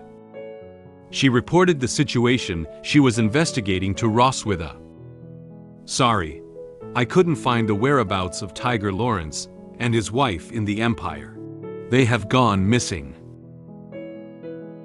Missing? Originally, Roswitha had been helping Leon visit his master and master's wife. However, after hearing Sherry's investigation results, Roswitha was somewhat surprised. She closed the book, stood up, and continued listening to Sherry's investigation results. The information is erased very cleanly. I do not trace their whereabouts. Roswitha's brow furrowed slightly. She lowered her head and pondered the current situation, recalling the information that Leon had once told her about his master and master's wife. According to Leon, his master is just an ordinary farm old man. It doesn't seem that simple. Roswitha realized that the current situation may not be normal. She looked up at Sherry and gave her instructions for the next step. Continue to investigate while ensuring your own safety. Notify me immediately if there is any news. Sherry nodded slightly, indicating that she had received her instructions. Yes, Your Majesty. Then, she gently jumped out of the balcony and disappeared into the dark night. A few days later, on an evening when the sun was about to set, the voices of an adult and a child could be heard from the training ground. Leon was wearing training clothes and had a serious expression. He held a wooden stick and activated his magic, swinging it forcefully towards the air. With Leon's swing, the wooden stick emitted many blue lightning bolts. Leon was teaching Muin how to wield a sword. After demonstrating several swings of the stick, he turned his head and said to Muin, "Come on, just like me. Swing the stick down hard." Muin was very excited to see his father make such a handsome move. She clenched her small fist tightly, as if cheering herself on, and firmly said to Leon, "Okay." Muin followed his father's movements, and also waved the wooden stick in his hand. However, it seems that Moon didn't understand how Leon swung the stick. She closed her eyes and happily took a swing at the air with her stick. Leon, who was standing beside and watching, couldn't help but feel a little helpless. She was not very familiar with the movement of wielding a sword. It seems that he still needs a long time to teach Muin. Leon guided Muin's sword swing, while explaining to her how the posture needed to be. Muin listened attentively to what Leon had to say, and was very cooperative in correcting own movements. Just when they were training very seriously, a familiar figure also came to the training ground. Roswitha crossed her arms in front of her chest and walked over from a distance. Anna followed closely behind. Muin turned his head and noticed Roswitha and Anna. She greeted Roswitha very happily. "Ah, Mom!" Leon heard Muin's voice and also noticed Roswitha beside him. He turned his head and asked about her, as he usually did when talking to her. "Oh, have you returned from your patrol?" Roswitha looked at Leon and nodded, indicating that she had completed her patrol. Muin put down the stick and ran quickly towards Roswitha. She happily held Roswitha and rested her head on her soft twin peaks. Roswitha looked at her with a gentle expression, gently stroking her head and asking about her situation today. "Did you listen to your dad at home today?" Muin lifted his head and looked at her with round blue eyes, nodding. "Yes, Muin is obedient. Dad even taught Muin how to hold a sword." Roswitha smiled and touched Muin's head again, expressing great satisfaction with her performance today. "Well, that's good. We're going to have dinner later. I've ordered the chef to make beef steaks. Change your clothes first." Upon hearing that there was something delicious today, Muin's eyes lit up instantly. She clenched her hand very happily. "Beefsteak. Muin likes it." Anna walked over and bowed slightly to Roswitha, indicating that they would leave first. Then she took Muin's hand and walked back to the Silver Dragon Castle. "Your Highness, let's go." After bidding farewell to Roswitha and Leon, Muin left the training ground with Anna. She held Anna's hand while humming a tune. "Steak, steak, beef steak." After watching Anna and Muin leave, Roswitha was about to turn around and talk to Leon. "So, you..." A branch was then pointed at Roswitha's throat. It was mere millimeters away from her. Her eyes widened slightly, a little surprised at the sudden appearance of the branch and Leon's current behavior. Leon held up a wooden stick and pointed the sharp part at her, without intending to lower it. Roswitha glanced at the wooden stick in front of her, then at Leon, with no hint of fear in her eyes. She smiled confidently and said to Leon very calmly, "What? Have you finally decided to take action against me? At the Silver Dragon Temple, pointing a weapon at me is a crime of disobedience and will result in the death penalty." Leon gave her a provocative smile. He shook the branch in his hand and said the next words lightly. "This is just a branch. Queen, do you call the branch weapons?" Roswitha looked up disapprovingly. "Weren't you once the strongest dragon slayer? Seriously, this branch can also be used as a weapon for killing in your hands, right?" Leon closed his eyes and sighed, his expression easing.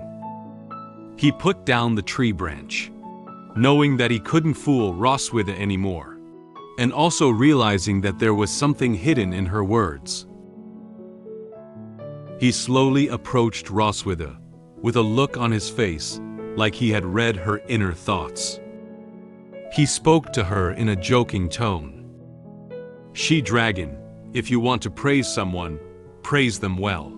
What's the point of being sarcastic?" Roswitha reluctantly turned her head and stepped back slightly, not wanting Leon to get close to her. She seemed unwilling to admit that what Leon said was true. "Bah! Who praised you?" Leon walked towards the bench next to him with a branch in his hand, feeling somewhat dissatisfied. "Tisk, I just want to scare you. But if you're not afraid, it's boring." After hearing what Leon had to say, Roswitha spread her hands, indicating that his little ploy had little intimidating effect on her. She followed Leon and headed for the bench as well. "I don't think your current body can hurt me with a twig." The sun set slowly, its orange-red glow showering over them and casting their shadows on the ground. At this moment, the sunset was like flames, slowly dyeing the entire blue sky into a beautiful orange-red. Then, the sunset cast its light onto the training ground. The weapons on the training ground were shining brightly under the sunset. Leon and Roswitha sat on a bench, basking in the sunlight of the setting sun. At this point, Roswitha told Leon about the letter Noah had written to her. "Yesterday, Noah wrote to me. She said she was doing fine for a few days and told us not to worry." Leon waited for a while and found that Roswitha hadn't continued speaking. He turned his head and asked her with some surprise, "Is there anything else? Is it that short?" Roswitha's gaze softened, and she gazed into the woods not far away. She wagged her tail and replied to Leon in a gentle tone. "No, it's already rare for her to proactively write a letter back to report her safety." Leon nodded and turned his head back a little helplessly. He also knew that Noah had always been this character. "That's right. She looks a lot like you in this regard." He crossed his hands and placed them at the back of his head, leaning casually against the back of the bench. He looked up at the beautiful sunset and talked to Roswitha about Noah. She always has a tight little face, making it hard to guess what's really going on in her heart. However, as long as you find the right way, we can still get along very happily. Roswitha also looked up at the sky with Leon and mentioned to him Noah's evaluation of him. "Noah actually admires you quite a bit. She has a typical dragon mentality, longing for the strong." As soon as she thought of Noah talking about the image of Leon in her own heart, Roswitha couldn't help but chuckle softly. She covered her mouth while looking at Leon. "You are now seen as a top student in her heart. So she said she wants to achieve many first places in the academy. She never wants to lose to you." Leon was a little surprised to hear Roswitha say that he was a role model for Noah to learn from. After all, he had never heard Noah say that before. He recalled that Noah had frowned and said some negative comments to him, such as saying he was an idiot, he was weak, and so on. He scratched his cheek and said awkwardly, "I thought in her mind, I was just a weak nerd." Roswitha snorted a little. She took off her shoes and talked to Leon about Noah's past. "When you first woke up, Noah kept avoiding you, right? But in fact, during your coma, she often went to see you. Occasionally, when I found her, she would excuse herself by saying she was looking for Muin." Leon also chuckled softly when he heard what Roswitha said. "Haha, this is also very similar to you." Roswitha tucked her slender legs away and wrapped both arms around her knees, shrinking herself down on the bench. She watched the sunset in front of her and continued to say to the previous things. When they were babies, they cried and no one could coax them well. But as long as someone puts them by your side, they will immediately calm down. Perhaps before they have their own consciousness, blood ties have already tightly linked you together. In Roswitha's memories, Leon remained unconscious and lying in bed. His arms gently embraced Noah and Muin, who were still infants. The two little babies have stopped crying and are sleeping quietly under their father's arms. Noah gently held Leon's fingers, while Muin gently pulled Leon's clothes. This scene looked really harmonious between father and daughters. Leon looked at his hand with some trance. He muttered to himself, "Bloodline? It's a bit unfamiliar." For Leon, the word bloodline has little to do with him. He recalled some of the things he experienced when he was a child. I am an orphan who never experienced parental love when I was a child, and I don't understand what family affection is. Young Leon had no one to rely on around him. He curled himself up into a ball, trying to comfort his lonely self. When I was 5 years old, my master and master's wife adopted me. Even though I have no blood relationship with them, they treat me like a son. Since then, Leon has a home and someone he can rely on. And that is his master and master's wife behind him. Although Leon had a home, he still felt like he lacked something. When he saw his parents and children passing by him, the laughter of the children and parents, and the harmonious atmosphere of the family made Leon envious. I have the concept of home for the first time, but occasionally, I feel a sense of loss in my heart. Leon crouched down and shrunk himself into a ball. He kept his head down, looking a little lost. If only my master and master's wife were my true parents. At this moment, master's wife noticed Leon's emotions and quietly walked over. She also squatted down and touched Leon's head to comfort him. "Leon, you will become father in the future." He repeated what she had said with confusion. Father? For Leon, who has no parents, he can't imagine what he would be like after becoming a father. Master's wife smiled and explained to him.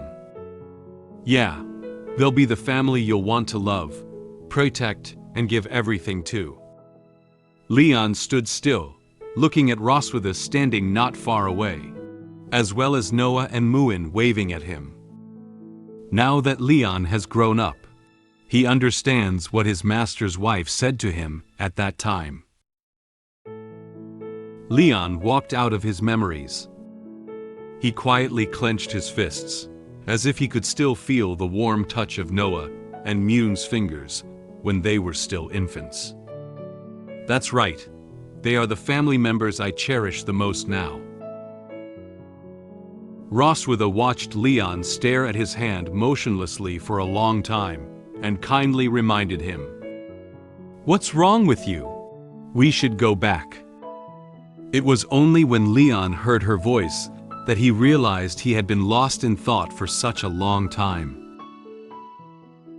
He stood up awkwardly and replied to Roswitha's words. "Ah, well, nothing. Thank you for telling me that. So, let's go back. Ha ha ha." However, Roswitha did not stand up with Leon. She moved her shoes to Leon with her feet and pointed to them. Leon didn't quite understand Roswitha's action. He frowned and asked her in confusion, "What?" A sly smile appeared on Roswitha's face. "If you want to thank me, help me put on my shoes." Leon looked at her with a bewildered expression, and was somewhat speechless about her demand. "Huh?" The Silver Dragon Queen insisted that I help her put on her shoes. I had no choice but to follow her request. Noah had returned from school, but she felt a bit frustrated because she didn't get a perfect score in one of her subjects. I helped her analyze the reasons, and comforted her that she still has a chance to win first place. Muin was curious about who would win the fight between me and the Silver Dragon Queen. We both thought we could win. Since we were both dissatisfied with each other, we decided to go to the training ground and have a fight to determine the winner. Roswitha and Leon are still on the training ground. Roswitha sat on the bench with her hands crossed in front of her chest. She pointed to her shoes with her foot and said to Leon with a triumphant expression, "If you want to thank me, help me put on my shoes." Leon stood in front of her, his hands tightly clenched into fists. He glared at her angrily and said, "Huh? Do you want me to help you put on your shoes? How is that possible?" Leon remembered the incident where Roswitha had asked him to help her wash her feet before. He approached her, bent down, with an angry expression on his face, and pointed at her with great dissatisfaction. "Helping you wash your feet last time was already humiliating enough. You still want me to put your shoes on now? Do you want to embarrass me?" Suddenly, Roswitha kicked Leon in the face, and a crisp sound echoed. Leon's face twisted, and he felt a little pain in his face. He looked at her with angry eyes, not expecting her to come up with this move. She said to him with a slightly angry tone, "I haven't avenged the kiss you gave me at the entrance ceremony yet. Can't you even help me put on a shoe now?" She was still dissatisfied with Leon kissing her during Noah's opening ceremony. She looked at Leon with an impatient expression and extended her foot in front of him. She urged him to help her put on her shoes quickly and then go back to eat. "Don't say anything else. Hurry up. Help me put it on and go back." Leon saw that there was nothing he could do about the current situation. He frowned and reluctantly squatted down, lifting Roswitha's white and delicate feet with one hand, and helping her on with her high heels in the other. Okay, I'll help you." Roswitha lowered her head and watched Leon's movements, slowly revealing a smile on her face. "You say you're unwilling to help me put it on, but your movements are pretty quick." Leon replied to her words with a mocking tone. "Well, putting shoes on you is much simpler than nailing iron solace to a donkey's feet." Roswitha recognized Leon's hint and mockery, and her expression changed from a smile to anger. She frowned and was very dissatisfied with what he said. She angrily kicked the foot with her shoes on hard, wanting to kick Leon's face again. However, Leon had just been kicked once, so how could he be kicked again? With the lesson just now, he won't let Roswitha kick him. He nimbly leaned back and deftly dodged her attack.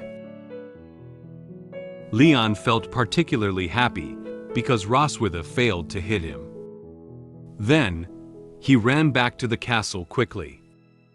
As he ran, he turned back with a smug expression and said to her, "As long as I run fast, you can't hit me." Roswitha couldn't chase after her immediately because her other foot hadn't put on her shoe yet. She could only watch Leon quickly leave his sight while angrily clenching her fists and cursing him in her heart. "What's the use of running so fast? Just you wait tonight." A few days later, the weekend arrived. Noah was coming back from school. Leon, Roswitha, and Muin arrived at the lawn, not far from the entrance of the Silver Dragon Temple to greet her. At this moment, a dragon roar echoed through the sky. They looked up together. Muin waved his hand to the sky and said excitedly, "Look, look!" A huge dragon appeared on their heads. Upon seeing such a large dragon, Muin was very excited to jump and wave her hand. Leon also seemed to be seeing a dragon of this size for the first time. He was very surprised by this. "Oh, this dragon is several times bigger than what you look like after transforming. This giant dragon is named Leviathan.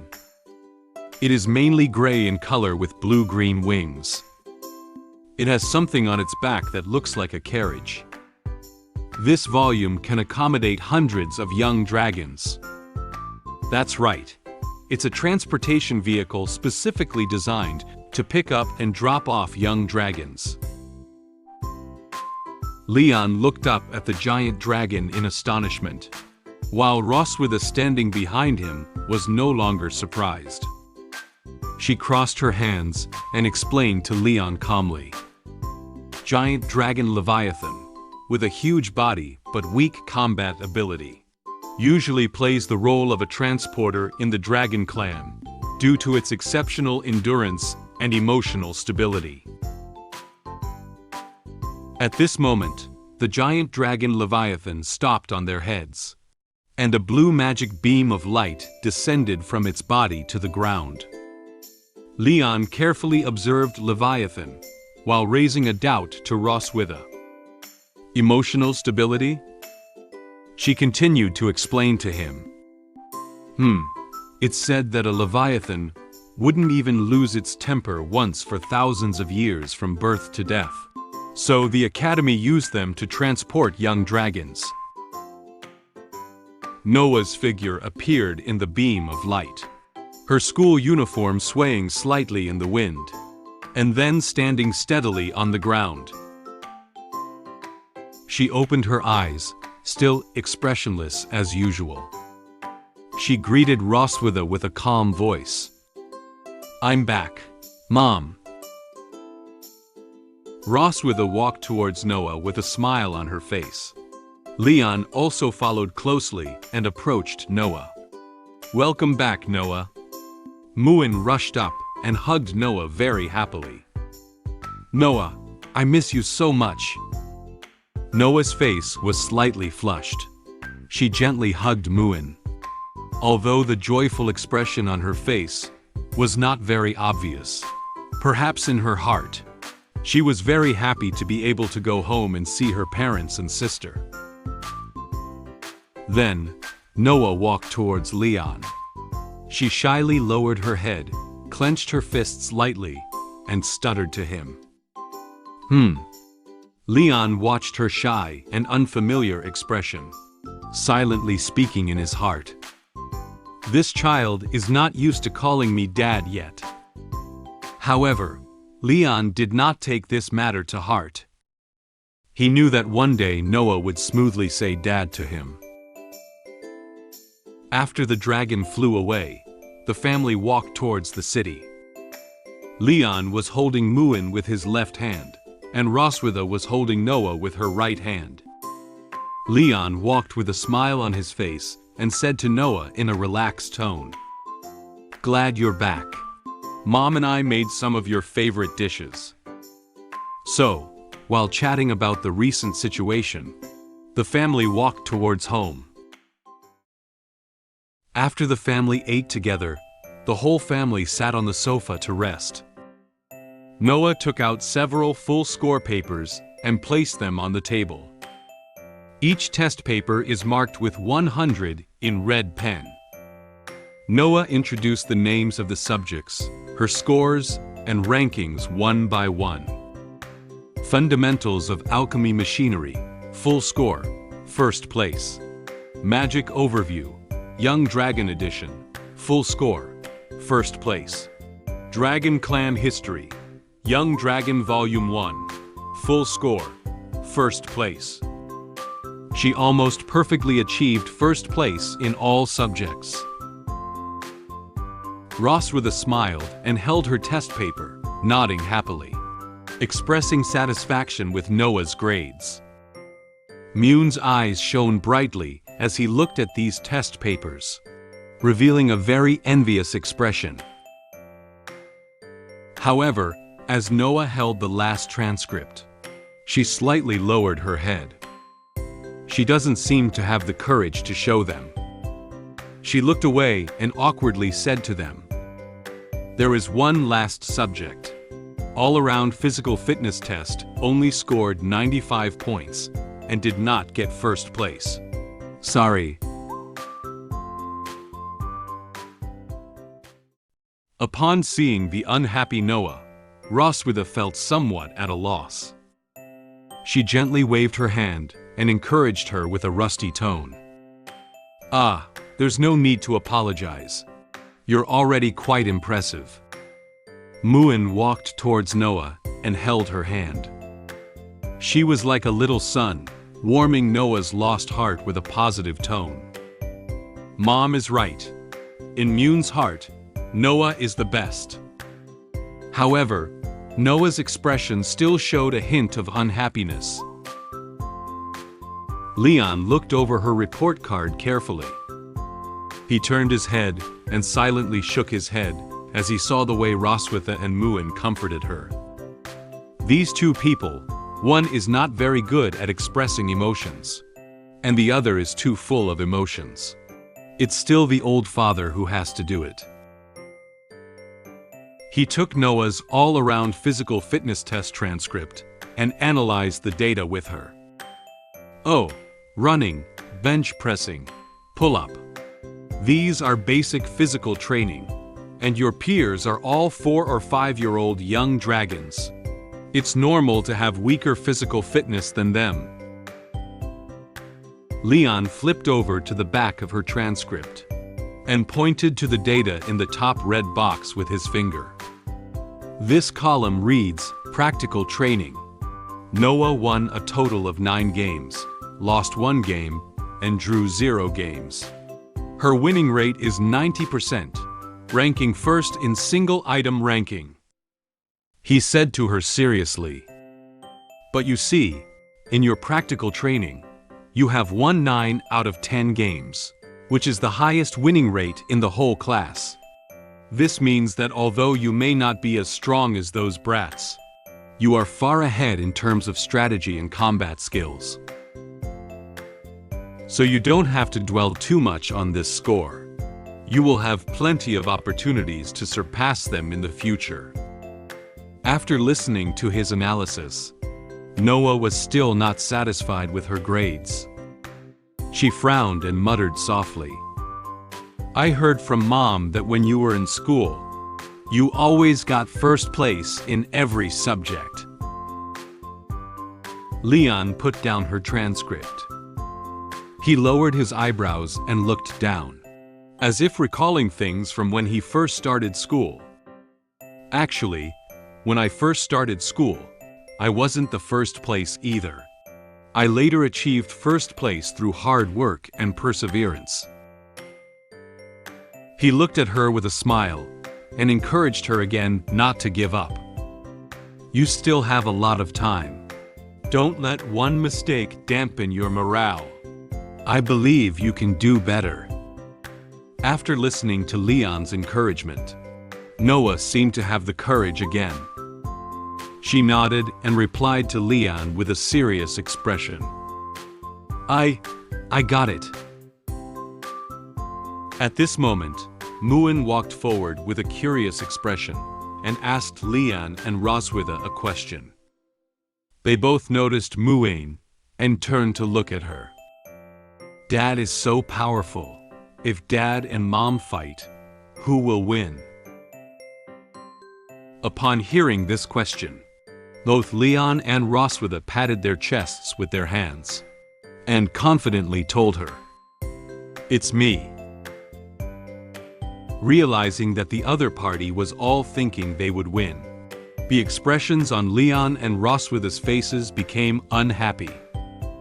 They all looked at each other with great dissatisfaction.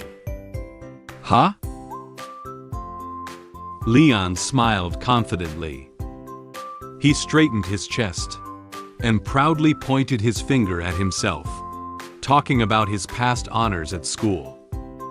In my previous live practice, whether it was unarmed combat or weapon and magic battles, no one was a match for me. Undoubtedly, I am the most powerful. Roswitha snorted softly, indicating that she didn't care about the honor Leon mentioned. She crossed her hands in front of her chest and said irritably to him, Although I didn't receive as many honors as you in academy, I only won the crucial game. Leon and Roswitha neither agree with each other. They approached and glared fiercely at each other. Their eyes locked with such intensity, it felt as if sparks were about to fly. Roswitha sneered and mocked him. Didn't you marry me back then because you never win me? Leon was also unwilling to be outdone. He gritted his teeth and said, "It's obvious that you didn't win against me. And that's why you have two lovely daughters, Muin and Noah." Seeing that they couldn't come to a conclusion from their argument, Leon and Roswitha headed toward the door together. They decided to go out together and have a fight to determine the winner. Roswitha said impatiently to him, "Well, why don't we go out and have a fight?" Leon rolled his sleeves up as he walked away, full of energy and wanting to fight her. "Let's go. I've been wanting to have a fight with you for a long time." Noah watched her parents walk out the door in a rage and couldn't help but feel a little speechless by their behavior. She didn't expect her parents to argue over who could win who. Muin watched as his parents' backs gradually drifted away. Her eyes suddenly lit up. She said to Noah with an expectant expression, "Are Dad and Mom going to fight?" Noah also became interested in the duel between her parents. She took Muin's hand and walked towards the door with her. "Let's follow up and take a look." Leon and Roswitha walked to the training ground. The weather is very nice today, perfect for outdoor fight. They were all stretching their bodies and doing some warm-up exercises to prepare for the upcoming duel. Noah and Muin brought their favorite snacks and sat on the bench next to the training ground to watch. While eating popcorn, Muin turned her head and asked about Noah. Noah is also curious. Who is more powerful, Mom or Dad? Noah looked intently at Leon and Roswitha and replied to Muin in a calm tone. "Teacher said that watching more masters sparring would also help us improve our fighting skills." Roswitha rubbed her wrist and spoke softly to Leon. "Speaking of which, your body probably hasn't recovered enough to fight against the Dragon Queen yet, right?" Leon was doing lunge presses, warming up before a fight.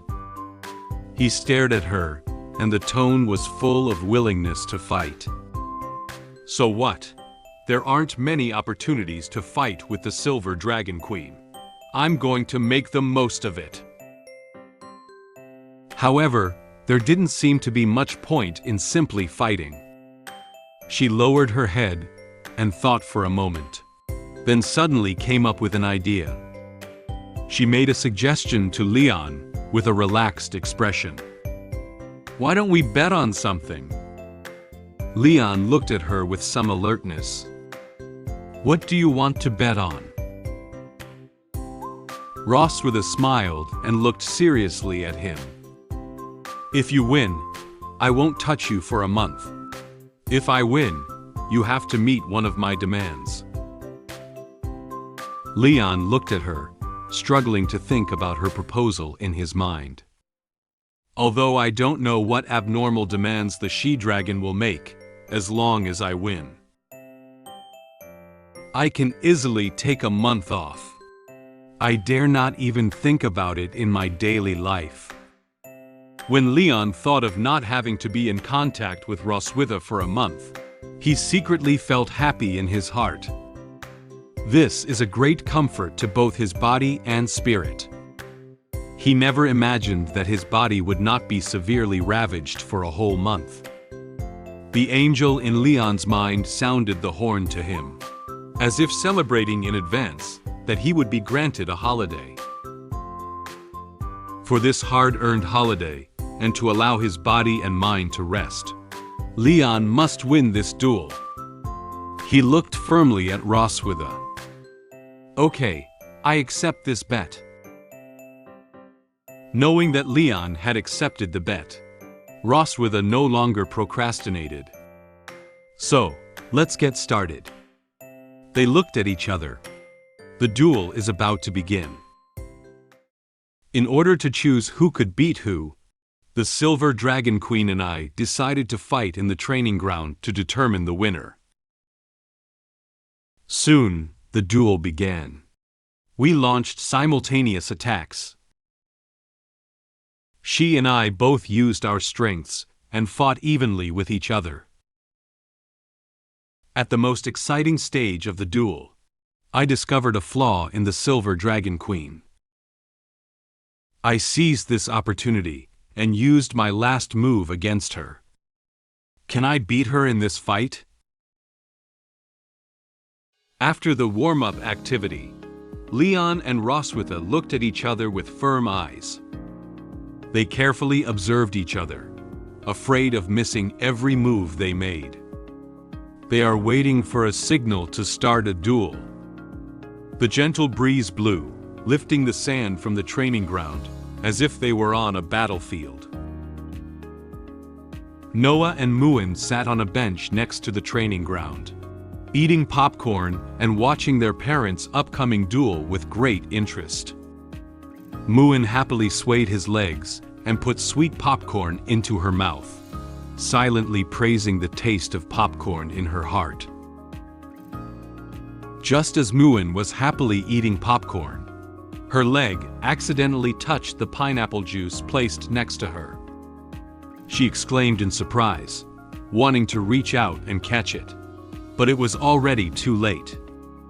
Pineapple juice immediately fell off the bench. Leon and Roswitha both looked warily at the bottle of pineapple juice that had fallen, thinking it was a signal of the start of a fight. As soon as the paper cup of pineapple juice hit the ground, Leon and Roswitha rushed towards each other like lightning. Muin looked at the spilled drinks with great regret. "Ah, my pineapple juice." Noah stared closely at parents and said calmly, "The fight has begun." Firstly, Leon launched an attack. His expression was serious, taking this duel particularly seriously. He first flew into the air with a stomp of his feet, then clenched his fist with his right hand and gathered energy, swinging towards Roswitha. Roswitha had noticed Leon's move. She crossed her hands and placed them in front of her to protect herself, with her feet spread apart to stabilize her center of gravity. Leon struck her crossed arms with a powerful punch, his fist charged with concentrated energy. Roswitha blocked Leon's blow, but the ground beneath her feet had already developed serious cracks. It seems that Leon's attack power is very strong. Roswitha took advantage of Leon's lack of opportunity to fight back, and extended her tail from below, sweeping towards his chin. Leon felt danger coming from below.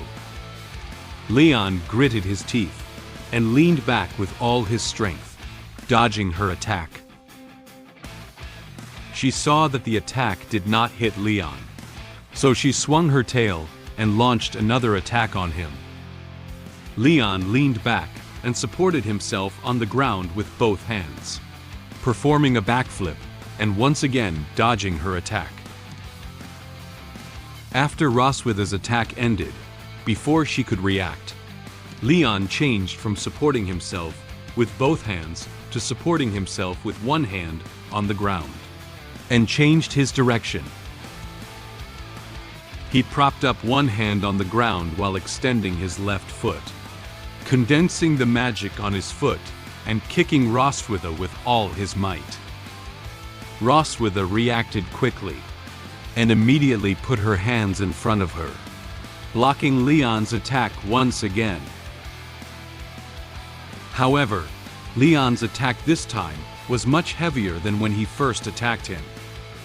Although Roswitha blocked his attack, she was kicked a long distance by him. She left deep marks on the sand beneath her feet. She extended one leg backwards and gently supported the ground with her hand, barely stabilizing her balance.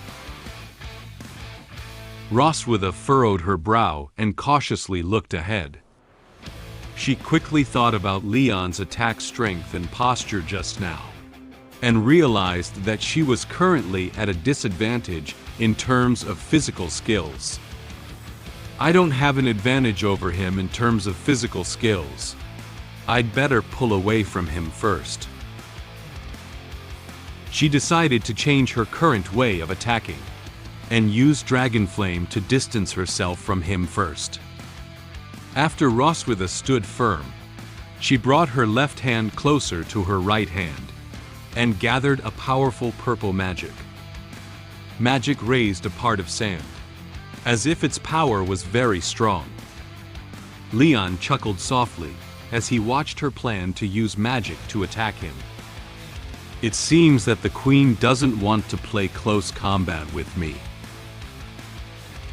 Roswitha didn't care at all about what Leon said to her. As long as I can beat you, that's fine. Roswitha dispersed the gathered dragon flame into several parts.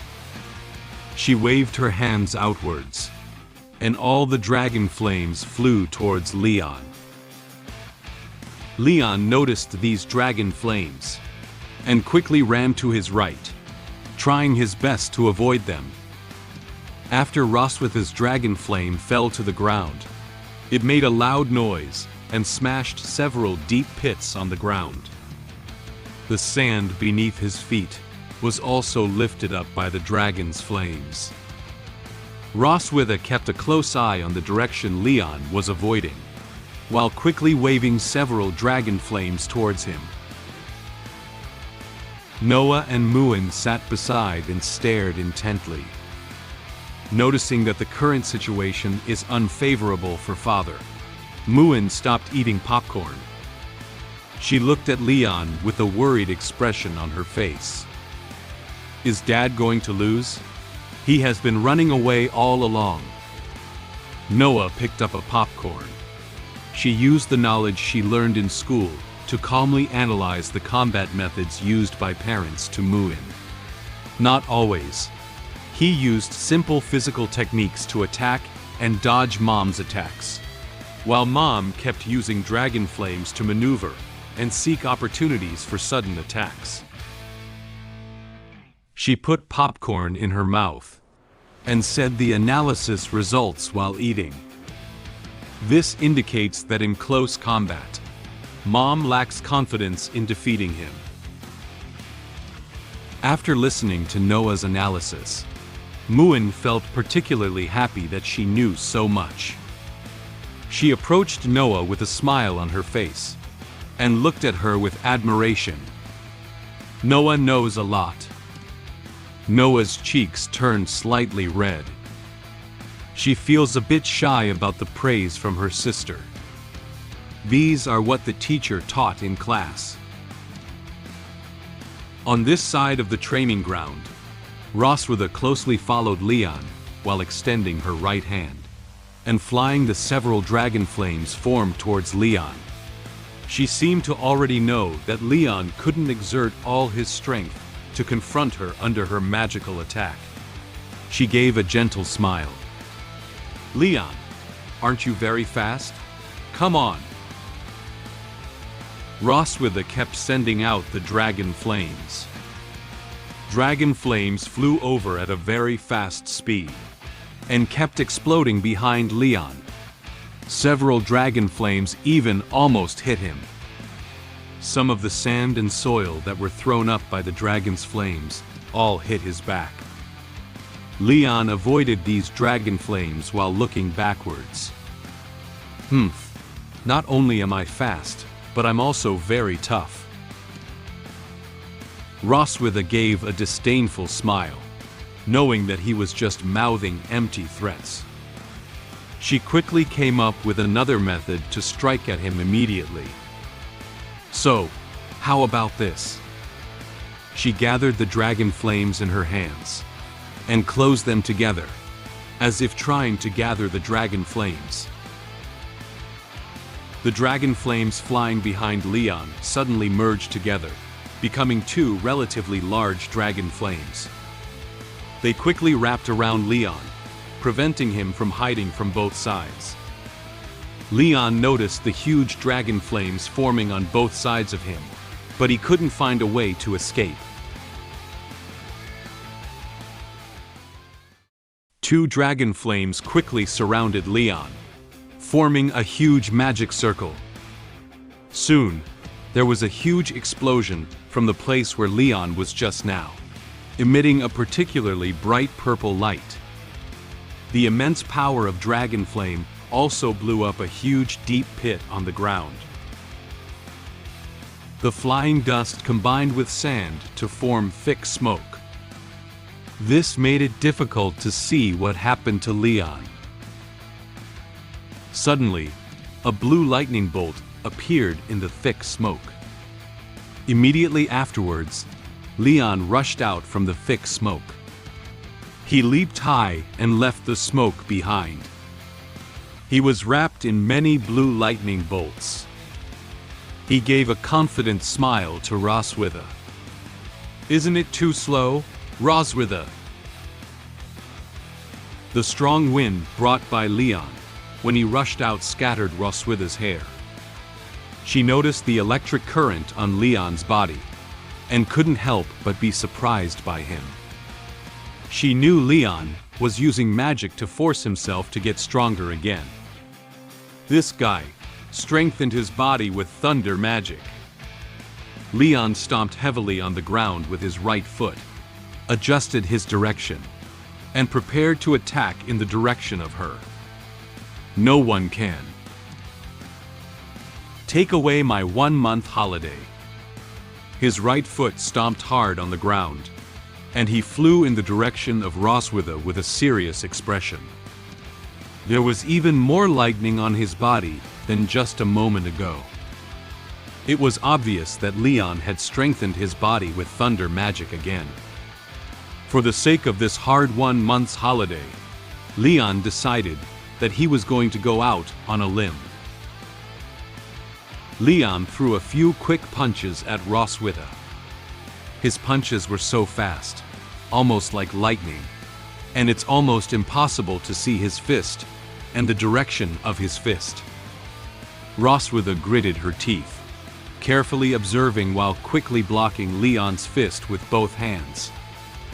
However, due to Leon's speed being too fast, she was now slightly feeling the strain.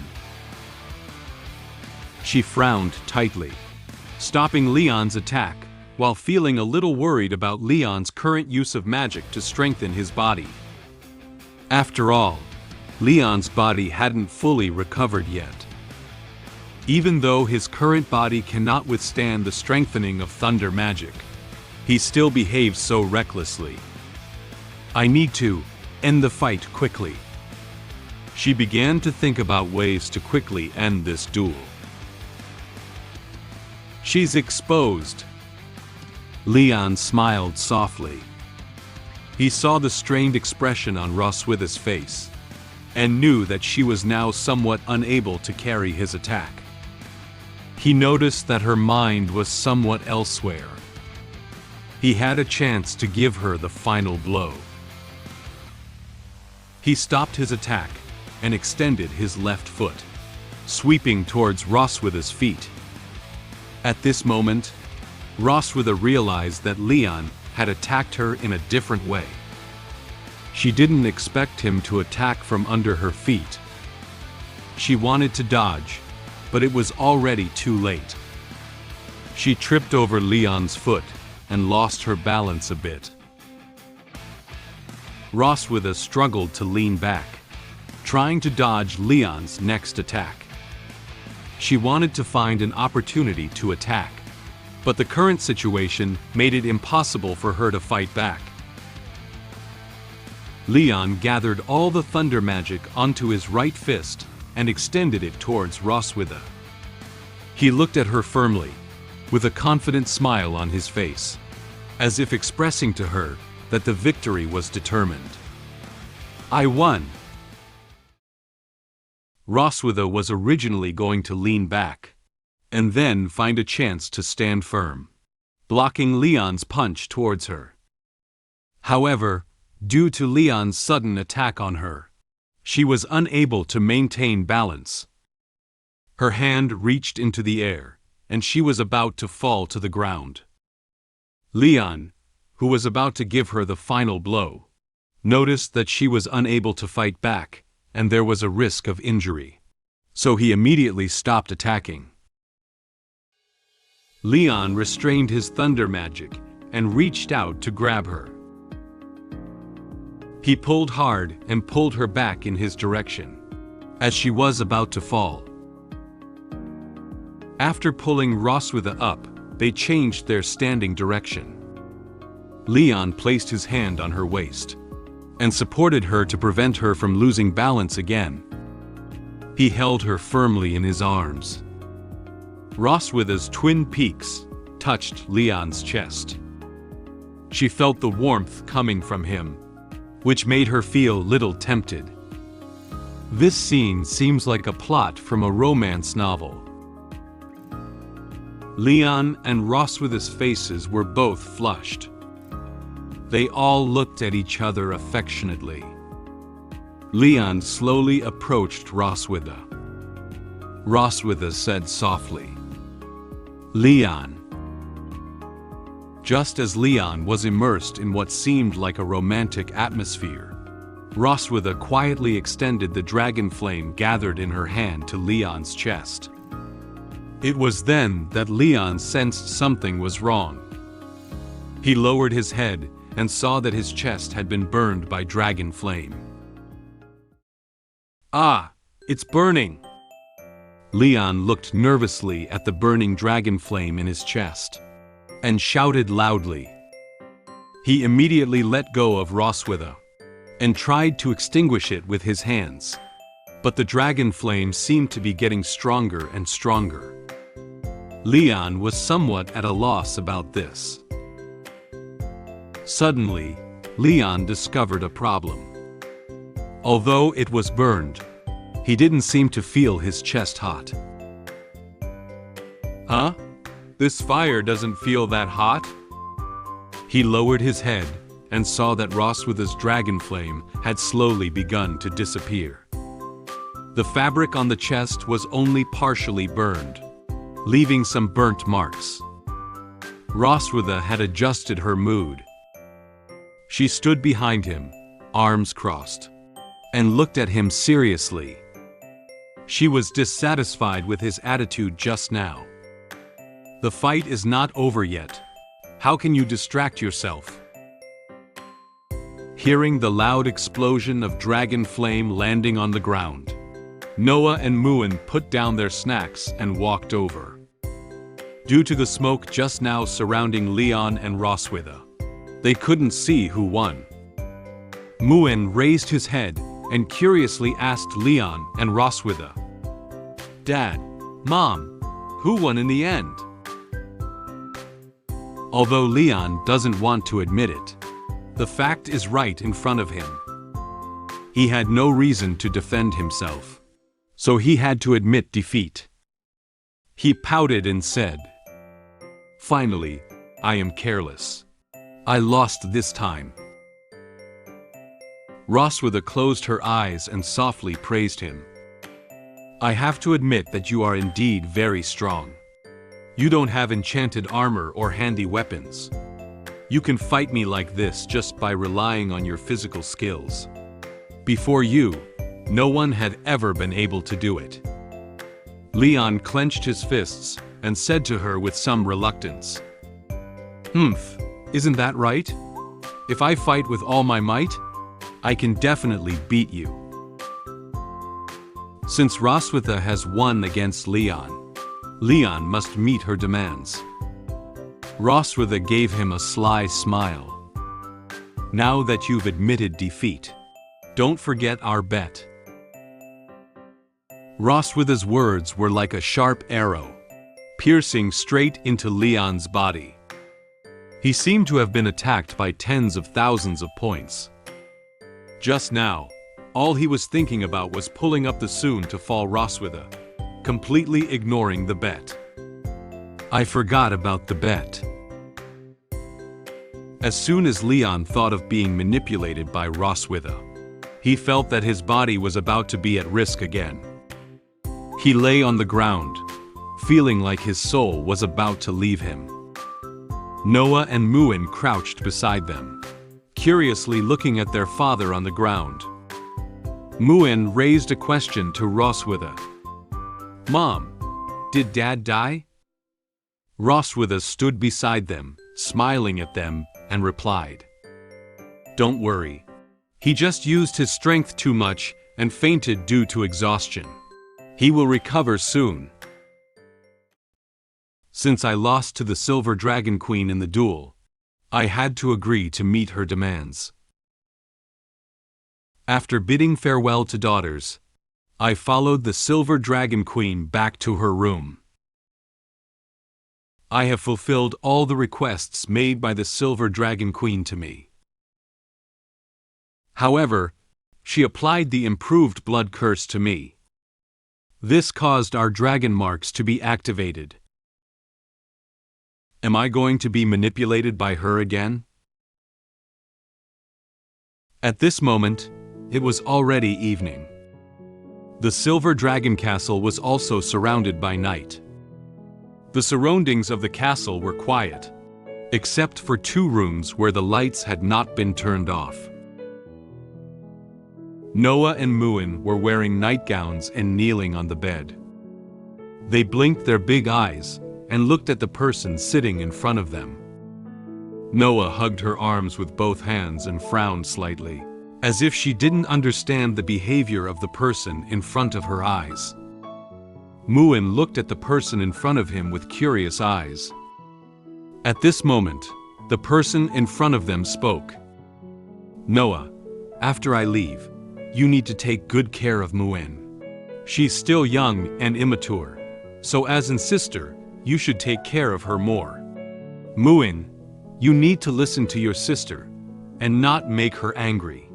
You should be obedient at home." The person sitting in front of them is none other than Leon. He pretended to wipe away tears while expressing his emotions affectionately at this moment. "Ah, after leaving, the ones I'm most worried about are you. You are just over 1-year-old children. How could your mother bear to take me away?" Watching Leon's vivid and emotional performance, Noah was somewhat speechless about it. She frowned as if she didn't understand Leon's behavior at this moment. "You're just staying in Mom's room for 1 night. Why does it sound like you're going to the execution ground?" Leon trembled all over when he thought of the various actions that Roswitha had done to him. He tightly grasped his clothes with his hands and showed a frightened expression to Noah. In a sense, beheading on the execution ground is just a momentary event. But your mother can torture someone all night. It's even more terrifying than execution. Noah watched her father passionately perform there with an expressionless expression. Muin seems to have understood what Leon said. She opened her big eyes and excitedly said to Leon, "Oh, I know. Mom is going to eat Dad, right? I saw in the book that after a female mantis marries a male mantis, she will eat the male mantis." In Muin's recollection, she once saw popular science about praying mantises and pictures of female praying mantises eating male praying mantises in books. This was similar to Leon's description. Leon was surprised by the child's imagination when he heard Muin say these words in a childlike tone. He replied to her expressionlessly, "Though this eating is different from that one. Dad is about to be eaten. Muin, why are you still so happy?" At this moment, a familiar voice sounded at the door of the room. "Well, don't talk nonsense to daughters, like I'm scary." Roswitha had already stood at the door at some point and heard the conversation between Leon and Muin. She was wearing a camisole nightgown and black stockings, leaning against the door, reminding Leon not to say strange things to the children. Leon raised an eyebrow and looked ahead expressionlessly. He didn't even need to think about it to know that it was Roswitha coming over. She walked towards Noah and Mune's bed and coaxed them to lie down on the bed. She leaned down slightly, helping them cover themselves with blankets while smiling and saying to them, "You should go to bed early. Don't worry, Mom just wants to discuss some interesting things with Dad tonight." Leon, standing behind Roswitha, watched her vigilantly. He sensed something was off with her words. Leon looked at her and asked a question. "Interesting things?" Roswitha answered leisurely. "For example, the birth of the universe." Leon refuted her. "Is it the birth of life?" Roswitha ignored him and continued speaking.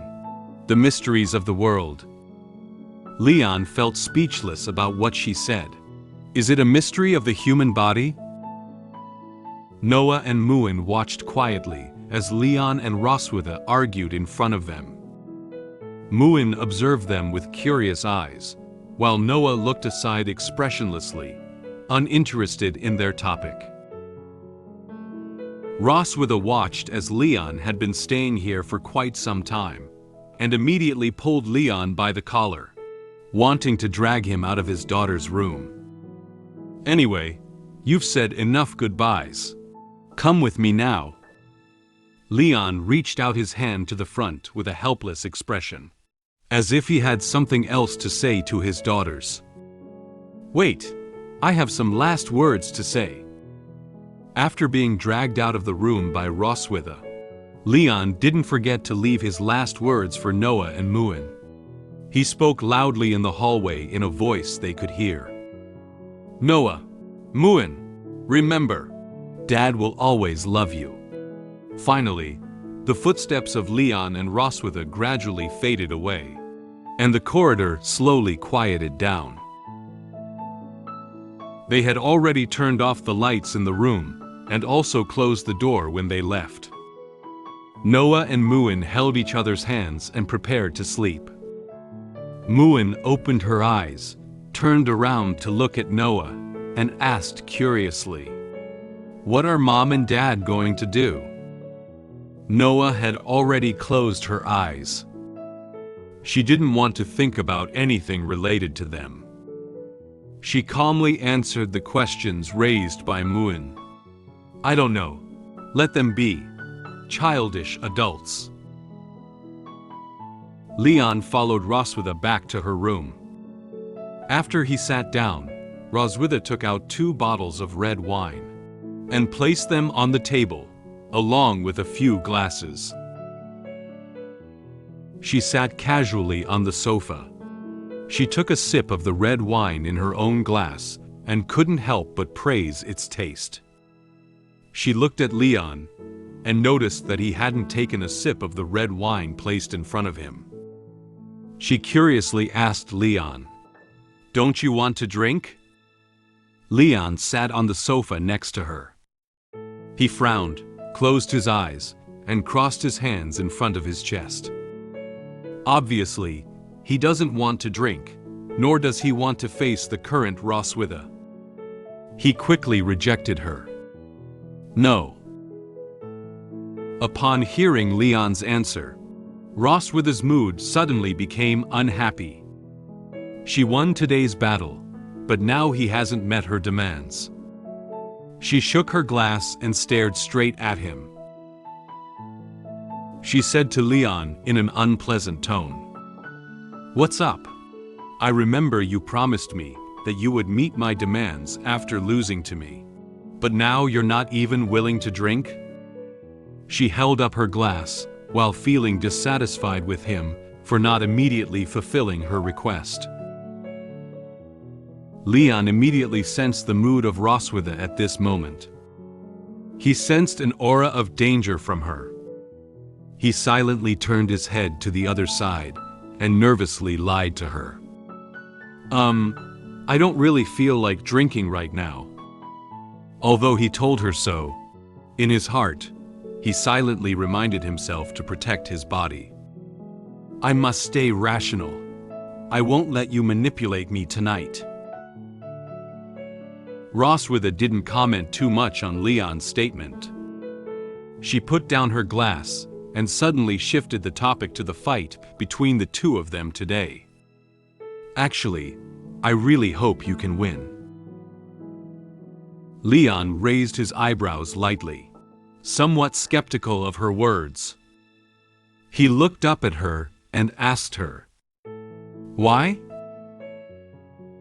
Roswitha stood up and walked towards the direction where Leon was sitting. She said to him in a relaxed tone, "If you win, I will have to give you a month's leave. You can take the opportunity to take good care of your body. Perhaps you will become more fun." Upon hearing her words, Leon's expression turned displeased. She said it as if she deliberately didn't let him win. He lowered his head and said unhappily, "Then why didn't you admit defeat today?"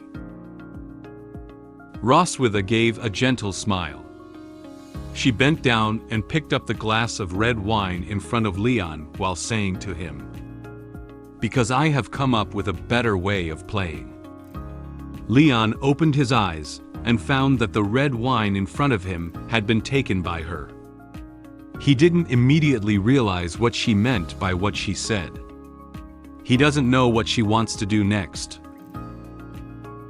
Suddenly, Roswitha tilted her glass slightly and poured out all the red wine inside. She poured all the red wine onto her chest. Red wine flowed down her chest and even soaked her nightgown. Her clothes and body emit a strong aroma of red wine. She looked down at Leon from above, showing him a crazy expression. "My favorite thing is how you can't accept defeat after losing to me." Leon didn't understand her current behavior. He leaned back slightly, surprised by her. "What are you doing?" As soon as Roswitha placed her glass on the table, she lunged in Leon's direction. She adjusted her posture and knelt on top of him. There is still some red wine left on her chest. She looked down at Leon with a unique aura of the queen in her eyes. She tugged at his collar with a seductive and commanding tone, and said softly to him, "Drink it up, Leon." Roswitha's twin peaks pressed tightly against Leon's chest. This made Leon have to watch them. The residual red wine contrasted sharply with the white twin peaks. The red wine-soaked nightgown lightly outlined her perfect body lines. The aroma of red wine kept wafting into Leon's nose.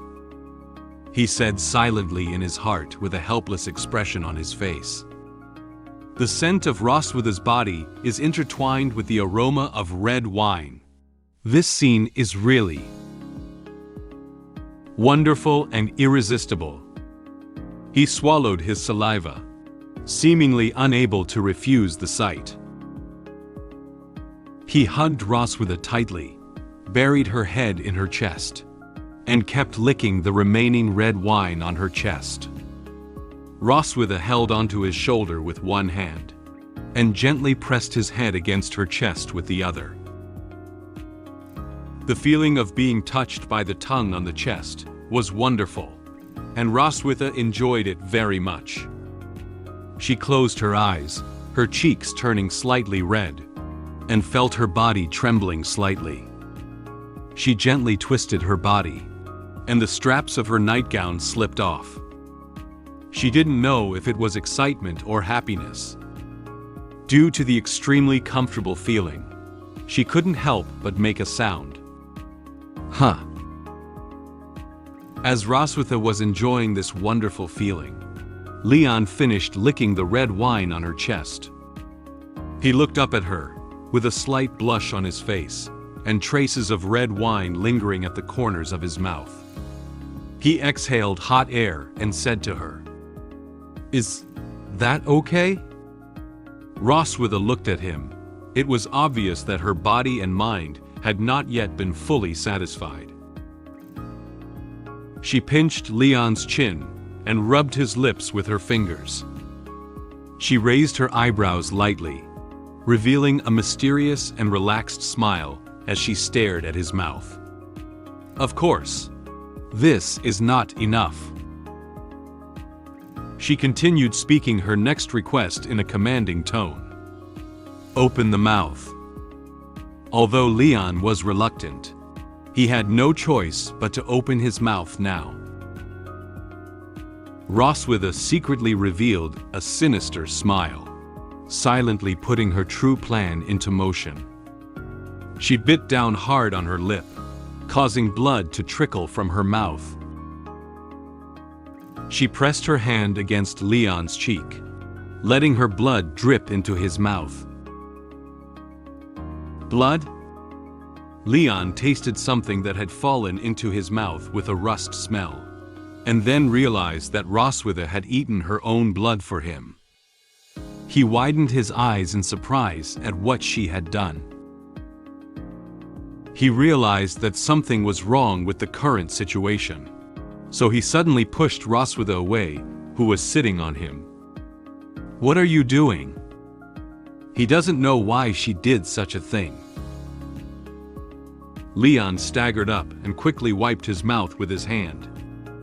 Suddenly, he remembered the magic he had used that required blood to activate. And now, Roswitha has also used the same magic on him. He looked at her cautiously. "Did you use that forbidden magic on me?" Since Leon already knew what he had done, there was no need for Roswitha to keep it a secret. She knelt on the sofa, with one hand supporting her face and licking the corners of her mouth, revealing a satisfied smile. "That's right, the blood curse. You are very familiar with it." Due to the activation of the blood curse, her eyes slowly began to turn red, and the dragon mark on her chest also shimmered with purple light. At the same time, influenced by the blood curse and dragon mark, Leon's eyes also turned red. The blood curse made Leon feel very uncomfortable in his body. His whole body was trembling, and it was difficult for him to maintain a standing position. He had to bend down, grabbing the clothes on his chest while speaking to Roswitha with difficulty. Why?" Roswitha didn't seem to care about his situation. She answered Leon's question in a relaxed tone. "Since you used this forbidden magic on me 2 years ago, I have always missed the feeling of it. Once the blood curse is activated, it will consume a person's life." Leon remembers this very clearly. He watched as Roswitha sat comfortably on the sofa, without any fear of the side effects it might bring. He endured the discomfort of his body, lifted his head with difficulty, and continued to ask her a question. "Do you know the price that must be paid for this forbidden magic?" Roswitha gave a gentle smile. She couldn't have been unaware of the side effects of this magic. So, she quietly conducted a lot of related research in places unknown to Leon, changing the impact of the blood curse on her body. She looked down at Leon and answered him. "Of course I know. I slightly modified the operation method to minimize the impact of the blood curse on the dragon clan's body, only retaining its enchanting effect." The influence of the blood curse on Leon was gradually increasing, and Leon was preparing to lose his sanity. He closed his eyes and shook his head hard, trying to keep himself awake. However, he felt his body temperature rising, and his head uncomfortable. My body is so hot. My mind is blank. At this moment, Roswitha walked over and placed her hand on the back of Leon's hand. I have always forced and threatened you, and you always look unwilling.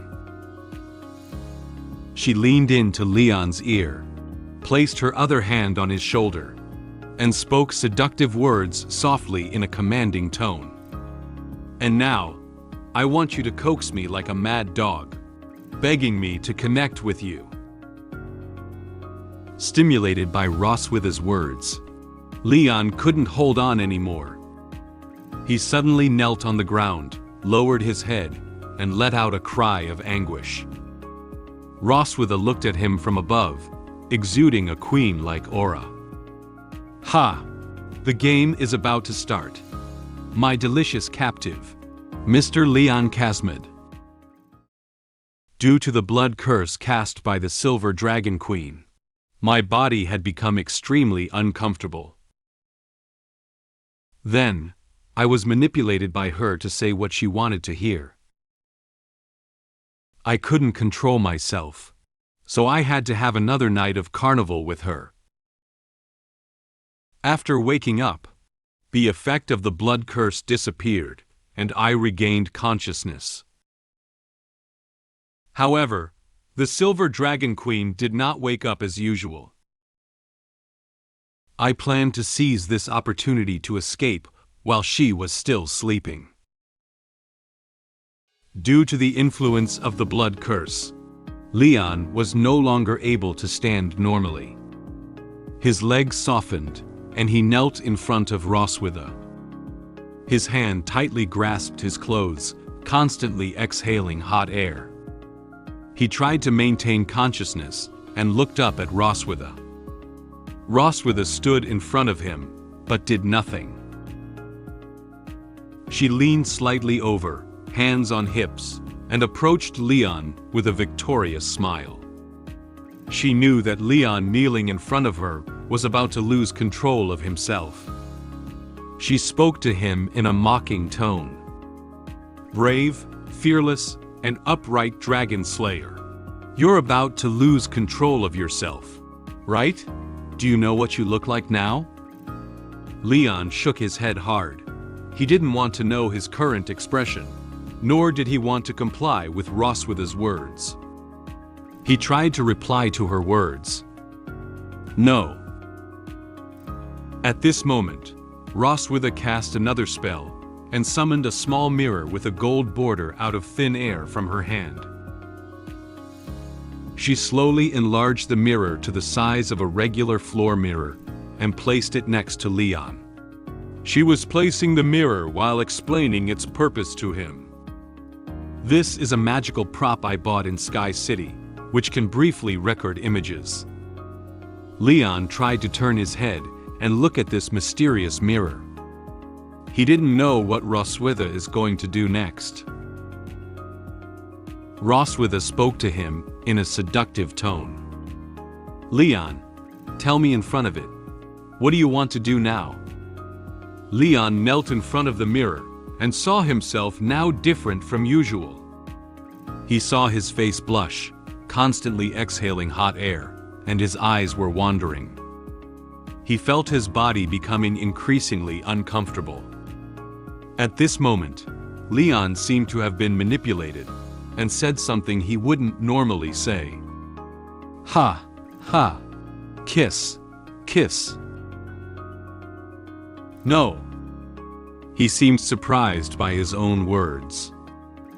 His red eyes suddenly contracted. His mouth slightly opened, unable to believe that he had said it himself. Roswitha gave a gentle smile. She looked at him arrogantly with a mocking smile, as if dissatisfied with his volume. Huh? What are you talking about? Say it again loudly. Upon hearing Roswitha's words, Leon became anxious. He quickly reached out his hand, as if trying to catch Roswitha. He loudly repeated what he had just said again. I want to kiss you, Roswitha. However, in Leon's heart, this was not actually what he wanted to say. That's clearly not what I'm trying to say. Obviously, the influence of the blood curse on him was becoming deeper and deeper, and he had now been completely manipulated by Roswitha. Roswitha approached him again, and reached out to repeatedly caress Leon's face. She gently tilted her head and gave him a wicked smile, mocking Leon's current situation. Leon, look at what a mess you're in. How dare you abandon the bottom line and ask humbly your enemy for a kiss? Leon lifted his head and looked at her with grievance, showing a longing expression towards her. After being manipulated, he couldn't wait to get her kiss. However, how could Roswitha, who was full of bad thoughts, just give Leon a kiss so easily? But I won't give you a kiss. She gave him a smug smile and gently patted Leon's head to the side, withdrawing her hand. She played Leon like he was a puppy. Leon turned his head and stared blankly at Roswitha. He slightly widened his red eyes and looked incredulously at Roswitha in front of him. He seems to know that his request has been rejected. In his blank mind, it seemed like something had broken. He shook his head desperately, unwilling to accept Roswitha's answer. No, Roswitha. The next second, Leon grabbed her shoulder and slammed her onto the bed. Due to Leon suddenly pouncing on her, Roswitha had no chance to react. She opened her mouth slightly and looked at Leon in surprise. By the time she realized it, she had already been pinned down on the bed by Leon. Leon grabbed Roswitha's shoulder with one hand and Roswitha's hand with the other, pressing her onto the bed and preventing her from moving freely. He sat on top of her, exhaling heat, and looked at her with eager eyes. In this form, he wanted her to meet his requirements. Roswitha was not afraid of Leon's actions towards him. She catered to Leon's gaze and read out Leon's urgent mood at this moment. She raised her eyebrows lightly, tilted her head to look at him, and joked. You're so impatient. You really don't look like you. It seemed that Leon knew that his previous behavior did not satisfy Roswitha, so he reached out and gently held Roswitha's hand, placing it in front of him. He stuck out his tongue and affectionately licked the back of her hand and fingers, as if praying for her to fulfill him. Roswitha, I want to kiss you, hug you, and be one with you. Then, Leon put down her hand and gently stroked her face, which was completely different from Leon's usual gentle treatment. Roswitha stared closely at Leon's every move, feeling somewhat surprised. She didn't expect the effect of the blood curse to be so strong. Based on Leon's current situation, she also vaguely inferred her appearance after being cast the blood curse by Leon at that time.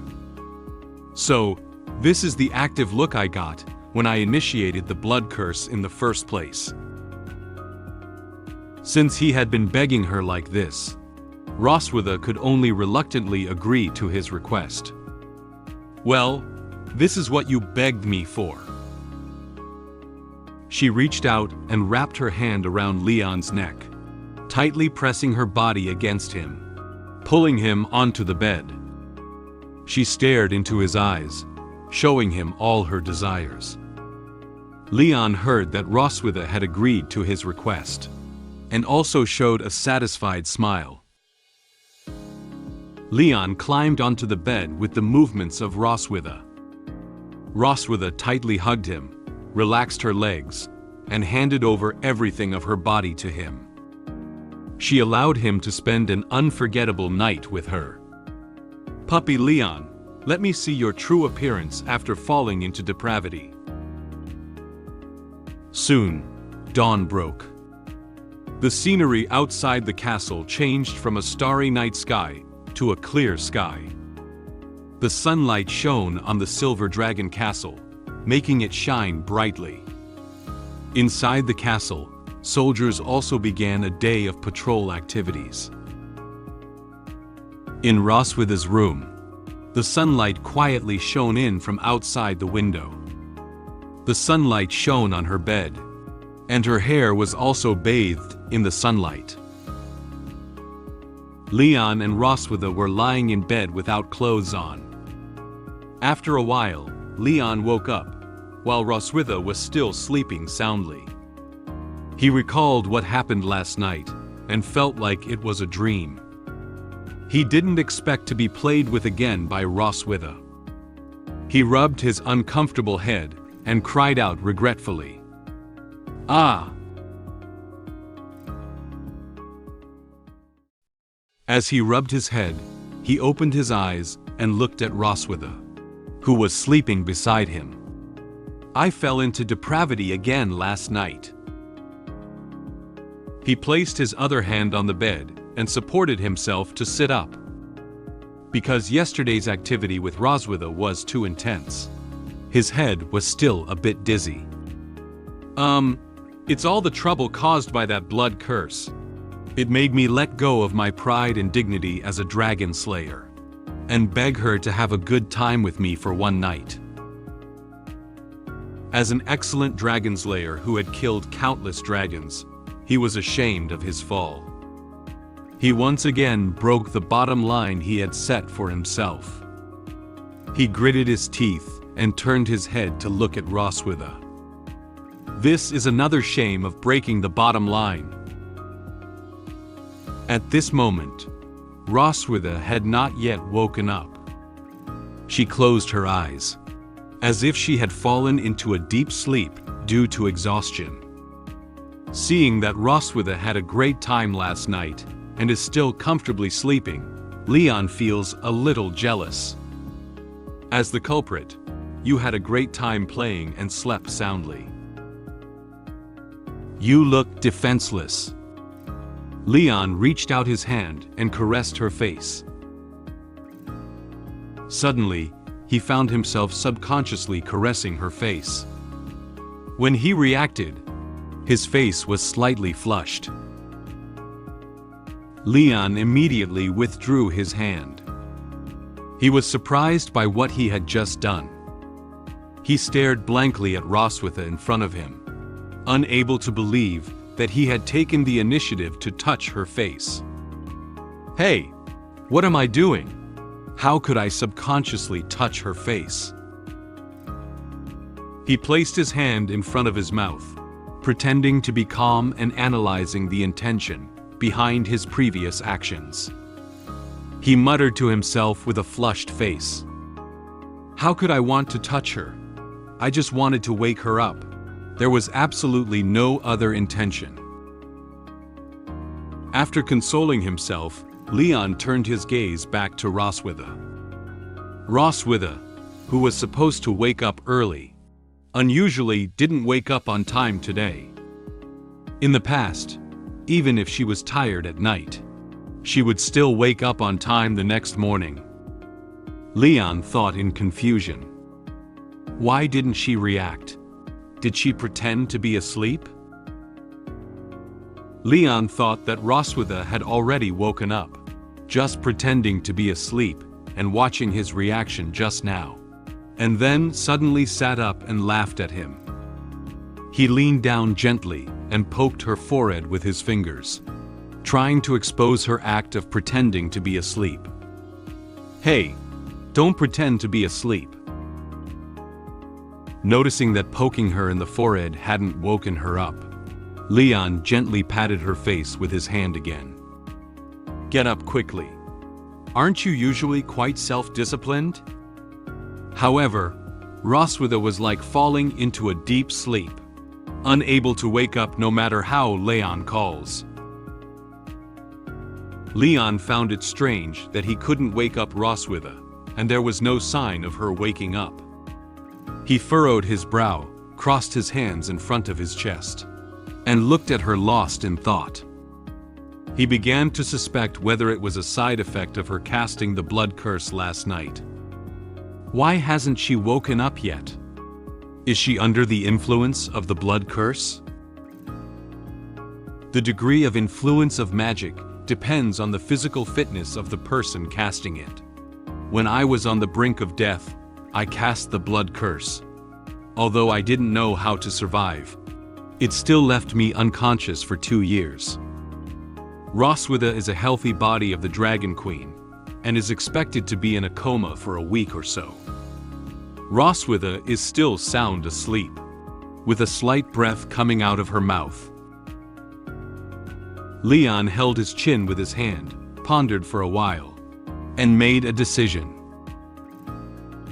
Isn't this the perfect opportunity for me to escape? Knowing that Lorsivs won't wake up for now, Leon has a chance to escape from here.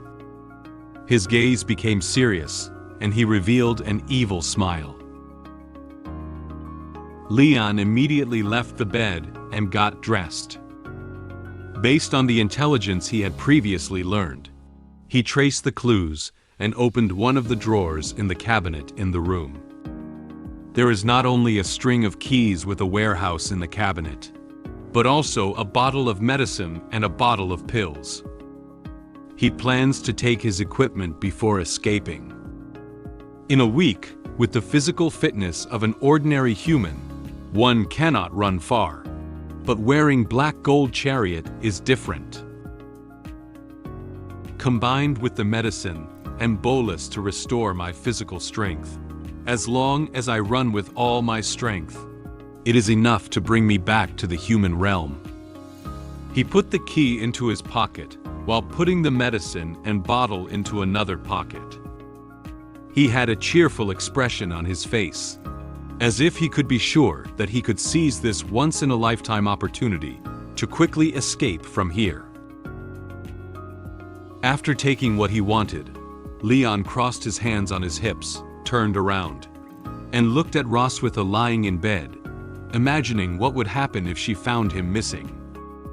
When she wakes up and finds out I'm missing, it's already too late. Ha ha ha. Leon closed his eyes, looked up, and laughed heartily.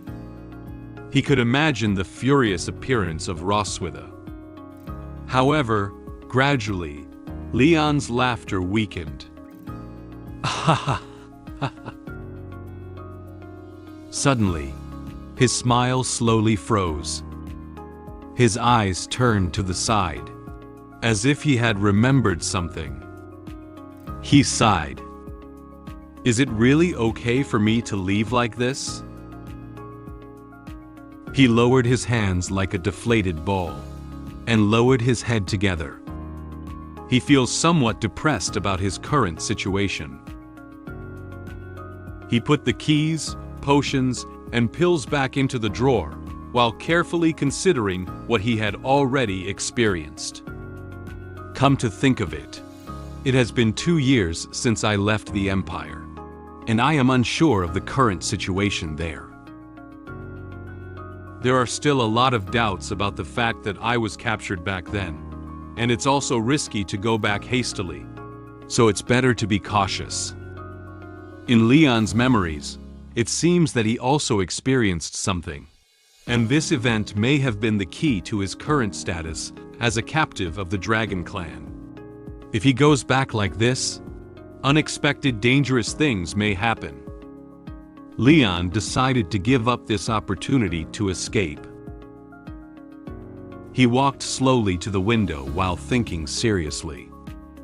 He remembered entrusting Roswitha to help him check on his master's affairs before.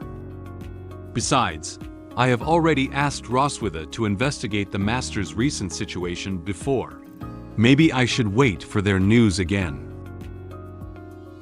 The most important thing is... Leon lifted his head and looked out the window at a lawn with gentle eyes. In the garden of the Silver Dragon Castle, Noah and Muin were playing together. At this moment, Muin saw a beautiful purple butterfly. She ran towards the butterfly and reached out her hand, trying to catch it. She excitedly said to Noah standing behind her, "Noah, catch it quickly." Noah calmly followed behind Muin and spoke slowly to Muin running ahead of her. "Slow down, don't fall." Watching these lovely daughters playing and frolicking on the lawn with a happy smile, Leon knew he couldn't leave them behind anymore. "I can't leave them now." Leon closed his eyes and smiled lightly, then shook his head and sighed. "Ah, sure enough. I still have to stay in the Silver Dragon Castle now." He turned around and walked towards the bedside. Roswitha still sleeps soundly. He looked at her and whispered, "After all, I haven't had my revenge yet. Wouldn't you say, Roswitha?" Leon smiled and looked at her, while Roswitha lay in bed, breathing evenly. It's been a whole day, and the Silver Dragon Queen still shows no signs of waking up. Noah suspected that I had done something to her. I just smiled, but it was inconvenient to say anything to her. After sending my daughters out of the door, I looked at the Silver Dragon Queen and pondered for a while. To get back at her for what she did to me before, while she wasn't awake, I dressed her up according to my idea. However, at that moment, the dragon mark on my chest suddenly lit up. By now, it was evening. Roswitha was lying on the bed, still showing no signs of waking up. Her eyes were tightly closed, and her expression looked relaxed, as if she was sleeping as usual. After learning that Roswitha hadn't woken up, Noah and Muin both went to her room to visit her. Even the usually cheerful Muin showed a rare expression of sadness at this moment. She grabbed the edge of the bed with both hands, lowered her eyebrows, and looked at Roswitha on the bed with a worried expression. Noah stood next to Muin, her brow slightly furrowed. "Is Mom okay? She has been sleeping for a whole day now."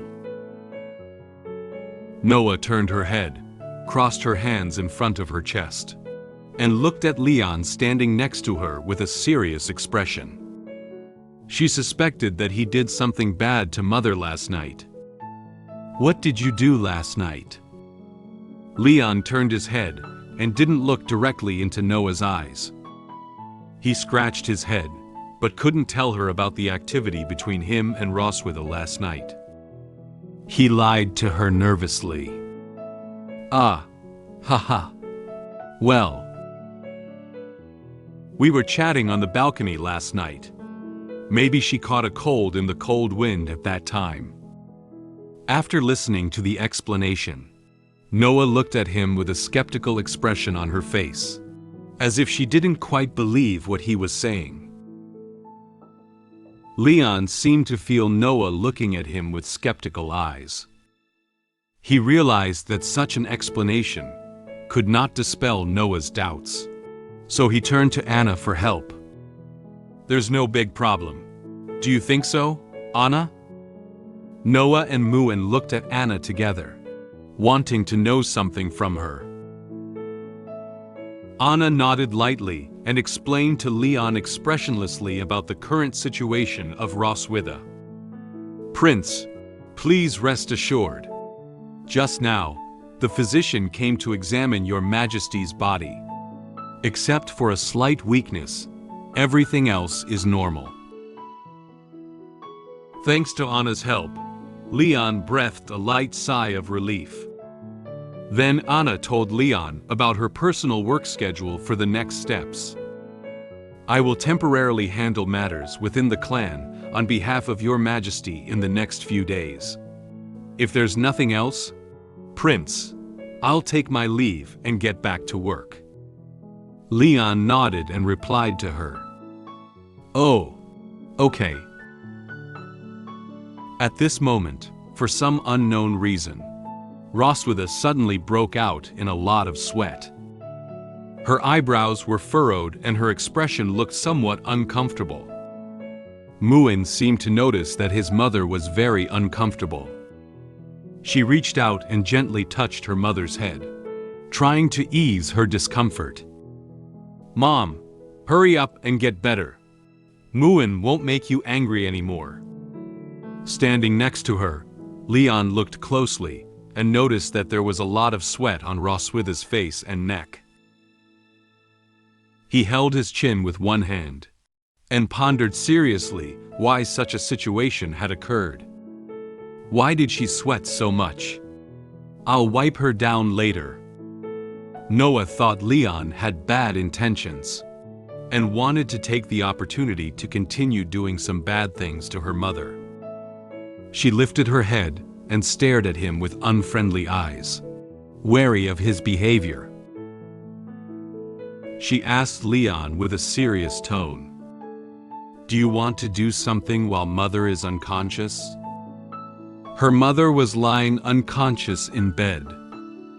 It was hard not to believe that nothing had happened last night. Leon let out a soft sigh for Noah's persistent suspicion and vigilance towards him. He knew that he also had some responsibility for the situation of Roswitha. He didn't refuse. He bent down and looked sincerely at Noah, trying to dispel her concerns. "Noah, you're overthinking. Now I just want to take good care of your mother." Noah raised an eyebrow and looked at the father in front of her, half believing and half doubting, answering his words. "Is that so? That's good." Since her father said so, Noah didn't continue speaking. At this time, she and Muin should go back to their room to rest. She walked towards the door without looking back. She also spoke to Muin, who was standing by the bedside. "Go back, Muin. Come visit Mom again tomorrow." Muin grabbed the bedsheet with one hand and clenched it gently into a fist with the other, feeling a bit reluctant to part with Roswitha, who was still lying in bed. She said to Roswitha with a sad expression on her face, "Mom, Muin will come to visit you again tomorrow." Noah opened the door and left first, followed closely by Muin. Before leaving, Muin poked her head out and waved goodbye to Leon, saying good night to him. "Good night, Dad." Leon smiled at her and waved his hand to her. "Good night." After the door closed, the room returned to calmness. Leon turned around and looked at Roswitha. At this moment, he suddenly noticed a detail.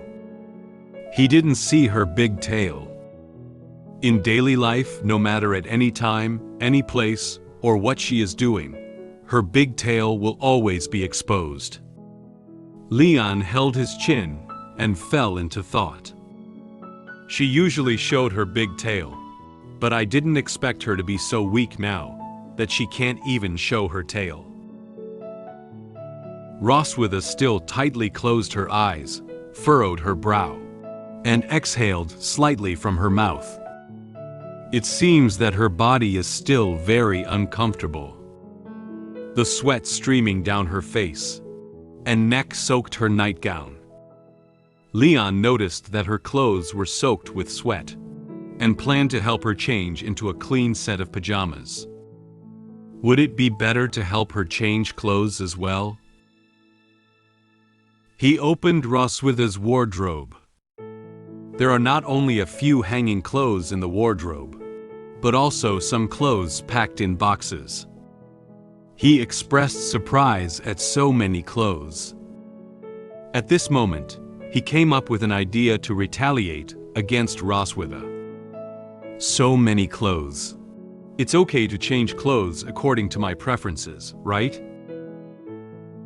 Once he was sure of what he wanted, Leon dug into his wardrobe and rummaged through the clothes he wanted to wear for Roswitha while whispering.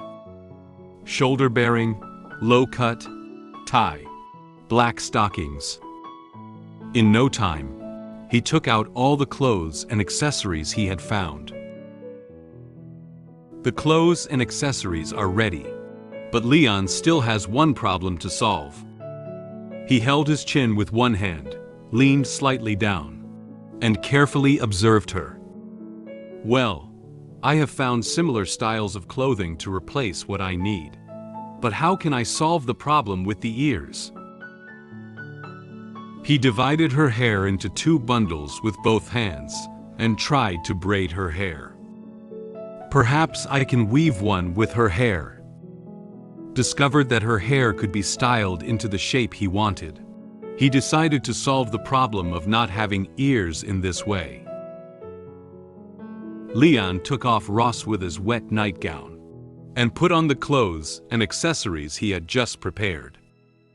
After a while of busyness, she put on the clothes that Leon had prepared for her. Upon seeing Roswitha wearing this outfit, Leon blushed slightly and couldn't help but show a silly smile. It's done. Roswitha, Bunny Girl Limited Dress Up. A part of Roswitha's hair was tied into the shape of 2 rabbit ears. She wore a black tie around her neck, a low-cut bodysuit, and black stockings over her legs. Her clothes have been changed from the purple nightgown she wore earlier to the current Bunny Girl outfit. Her lying posture on the bed was even posed like a little rabbit. This is Leon's clothing preference. Leon's face blushed even redder when he saw the current Roswitha dressed up as a beautiful and charming little rabbit. He wanted to turn his face away, but his eyes couldn't help but glance down. He scratched his cheek with his hand and shyly evaluated her. I didn't expect it to be quite suitable for you. The dragon mark on Leon's chest seemed to sense his inner calling, and suddenly emitted a dazzling purple light. It flickered, as if expressing his inner emotions at this moment. Leon noticed the flickering light on his chest, and nervously lowered his head. Sure enough, this is his dragon mark shining up. He looked flustered and hurriedly tugged at his clothes, saying in great surprise, "Wow! Why did the dragon mark suddenly light up at this moment?" Leon recalled the words that Roswitha had said to him. At that time, the dragon mark on her chest was also in a glowing state. She crossed her hands in front of her chest, her eyes filled with the queen's unique arrogance. She looked down at him and said to him, "Oh, I forget to mention. When 2 people bear the dragon mark, it reacts whenever one of them wants to connect with the other." Roswitha's words were recalled in his ears, and memories related to dragon mark also surfaced in front of him. He vigorously waved away the memories in front of him with both hands, trying to drive them away. He was still searching for reasons for himself. Go away, go away. How could I have such thoughts about Roswitha when I am sober? It must be due to the bunny girl costume. In order to calm himself down and make the dragon mark disappear, Leon decided to do something. I'd better calm down by reading the 3 honors and 3 shamas of the Dragon Slayer 10 times first. He closed his eyes, clasped his hands together, and whispered something. The 3 honors and 3 shamas of the Dragon Slayer. Proud of being loyal to the Empire. Ashamed of colluding with the Dragon Clan. Proud of shedding blood on the battlefield. Ashamed of fleeing in the face of battle. proud of slaughtering dragons and guarding the home, ashamed of betraying and defecting to the enemy. The 3 honors and 3 shamas of the Dragon Slayer are a few sentences he himself composed to remind himself of the responsibilities of the Dragon Slayer. After quietly reciting the 3 honors and 3 shamas of the Dragon Slayer, Leon's heart slowly calmed down. The dragon mark on his chest also slowly disappeared. He breathed a sigh of relief. Luckily, he suppressed the dragon mark. Otherwise, the same thing would have happened again as last night. That was a close call. Leon turned his head again to look at the sleeping Roswitha, and then at the clothes he had carefully dressed for her, lost in thought.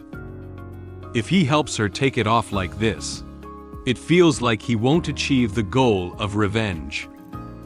However, it's rare to dress up Roswitha like this, and it would be a pity if I didn't record it. Leon thought for a moment, and suddenly came up with another idea. I remember she had a household camera. Based on his previous memories, he found the cabinet where Roswitha stored the camera.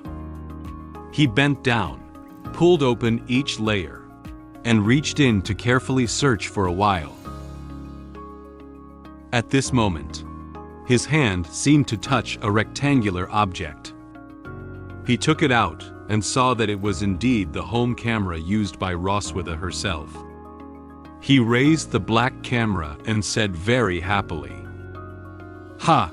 I found it." Leon held up his camera and stood at different angles frantically taking photos of Roswitha wearing a bunny girl costume and lying in bed. He walked back and forth on both sides and at the foot of the bed, and the sound of the camera taking pictures never stopped. Roswitha may not have been aware that Leon was doing such a thing to her. Leon was secretly laughing while taking photos. "Ha ha ha, you have today too, Roswitha." He even forced her mouth to smile with his hand. He maintained the smile on her face, while holding up the camera to take several continuous shots. "Come on, wife, smile." After taking photos of Roswitha, he carefully examined the photos he had taken from various angles in the camera. He looked up at her again, revealing a wicked grin. "I will definitely help you preserve these embarrassing photos properly." For him, this can also be considered a small revenge on her. Just then, Roswitha, who still had her eyes still closed, suddenly let out a faint sound. Leon was startled by the voice of Roswitha. He thought it was because he was taking photos and walking too loudly just now, and she was awakened. He opened his mouth wide and looked at her with surprise, holding the camera very nervously. He called out softly, "Damn it, is she about to wake up so soon?" However, after making that faint sound, Roswitha did not make any other movements. Her furrowed brow suddenly eased, her expression became calm, and she exhaled a faint breath from her mouth. She fell into a state of slumber again. Leon nervously observed beside him for a while, and after confirming that she had no other movements or signs of waking up, he breathed a light sigh of relief.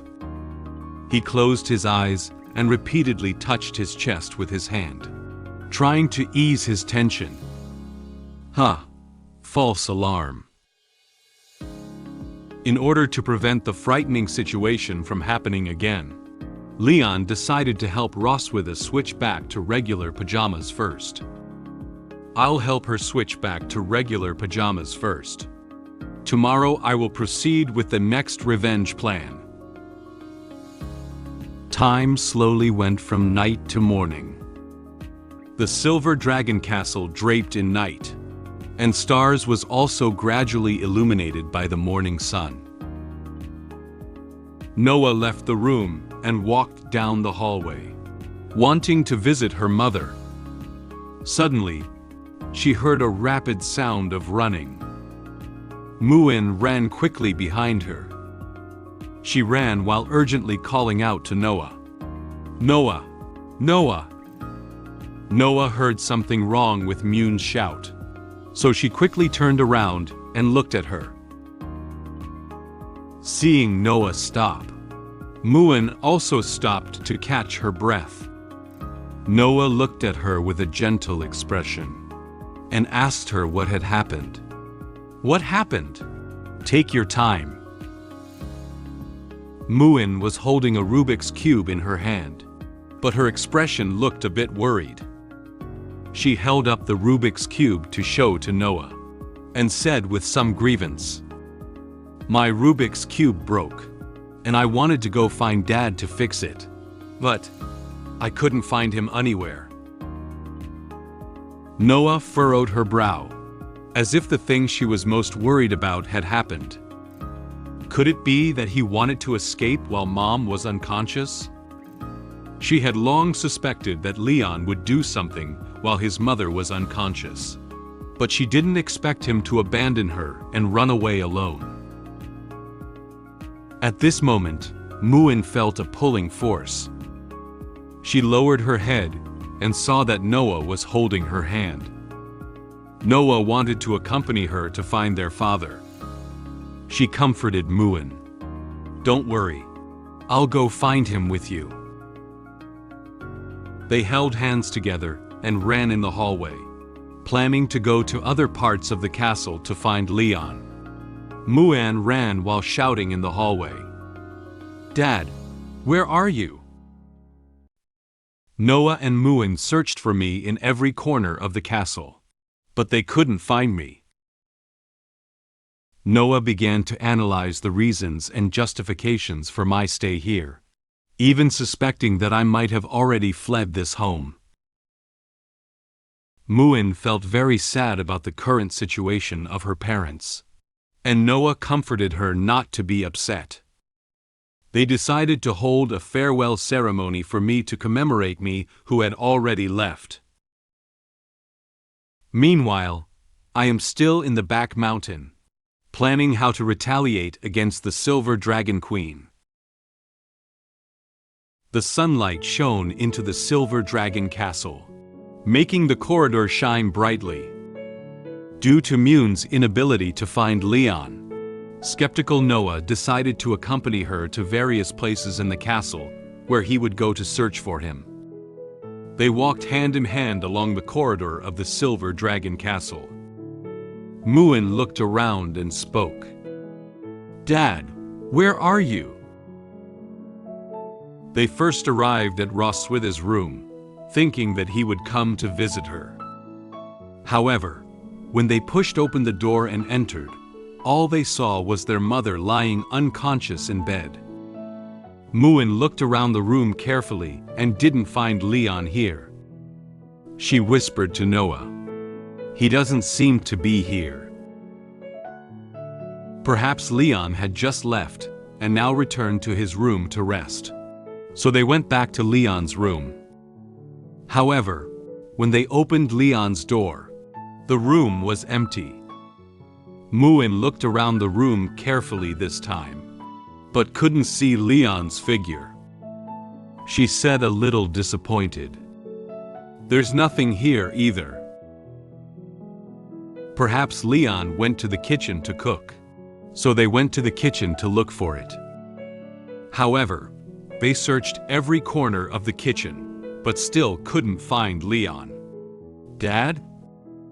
Muin even opened the kitchen trash can and poked his head in to see if Leon had fallen into the trash can. She reached out again and searched through the garbage, trying to find him. However, in reality, she won't stay in the trash can. Muin picked up the trash can and shook it again, looking at the garbage inside with a puzzled expression. Noah stood behind, watching her tinker with the trash can. She stared at Muin's back, feeling speechless about her innocent and adorable behavior. She silently said in her heart, "How could he possibly be there?" Noah and Muin searched every place Leon could go, but they couldn't find him. Muin gradually became worried about Leon, speculating whether he had lost his way in the castle or encountered some danger. "We can't find Dad anywhere. Could he get lost?" Noah seems to have known this kind of thing would happen long ago. She crossed her hands in front of her chest and lowered her head to think for a moment. Then, she looked at Muin seriously and said to her in a mature tone, "Muin, some people are good, but they will have to leave sooner or later, just like last time." Muin didn't understand what Noah meant for a moment. Has father done the same thing before? She tapped her chin with a finger and lifted her head in thought, but couldn't recall which time Noah was talking about. She said with confusion, "Just like last time?" Noah nodded. She held her chin with her hand, pondered for a moment, and then said the result of her guess. "If my guess is correct, that man has already left." Noah could imagine that Leon would abandon them while their mother was unconscious, climb over the castle walls with a happy expression, and escape the castle with all his might. As for why Noah had such a guess, in fact, she had already had this doubt in her mind a long time ago. The family photo they took together may seem no different from an ordinary family, but in reality, Noah can feel that the parents in the photo are not as harmonious and loving as she imagined. "I have always felt that my family is somewhat different, appearing harmonious on the surface, but actually having many false aspects." She's not unaware, she just didn't say it out. As an older sister, she is more mature than Muin, so she can feel that the atmosphere at home seems different from that of an ordinary family. She recalled what she had experienced before. "Since I can remember, that man has been sleeping in the room, and Mom told us that he is our father." Without any explanation, the mother told her directly that the person lying in bed was her father. However, when she arrived at the bedside and looked at the unconscious person on the bed, she seemed unable to feel that it was her father. One day, he finally woke up, but immediately thought of running away. Mom didn't explain anything and brought him back. Since then, he hasn't tried to escape again. But I don't think he's willing to stay here. Since it's her father, why insist on escaping outside? She stood in front of the window of the room, watching with her own eyes as Leon sneaked out of the castle and ran towards the castle walls. Noah didn't understand his behavior. After Mother brought him back, she didn't give any explanation to her and Muin. She found it very strange. Although Leon has not made any attempt to escape now, she believes he will not give up easily. In order to prepare for the entrance exam, Leon helped her with her studies and specifically taught her the knowledge points she would pass the exam. He even stayed up late to prepare review materials for her. He presented himself as an approachable and good father. Later on, he began to deliberately approach and please me, teaching me how to learn and appearing like a good father. However, Noah did not feel that his so-called sincerity could move her. But are these really his love for me? Or is it just his plan to secretly seek an escape opportunity while we relax our vigilance? She gradually began to doubt Leon. In her recollection, Leon reached out his hand to her in a friendly manner, seemingly wanting to establish a good father-daughter relationship with him. However, she believed that he was just pretending to be good to them. In fact, he had another purpose. She began to doubt more and more what this family was formed for. She also suspected that Leon was not truly in love with her mother, nor did he truly like her and Muin, but was just confined here for other reasons. When there are unknown factors hidden behind a love, I would rather not have this impure love than become a tool used by others.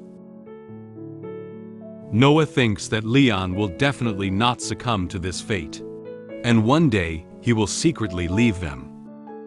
She watched as Leon's figure in her memory gradually faded away, silently commenting, "He doesn't belong here.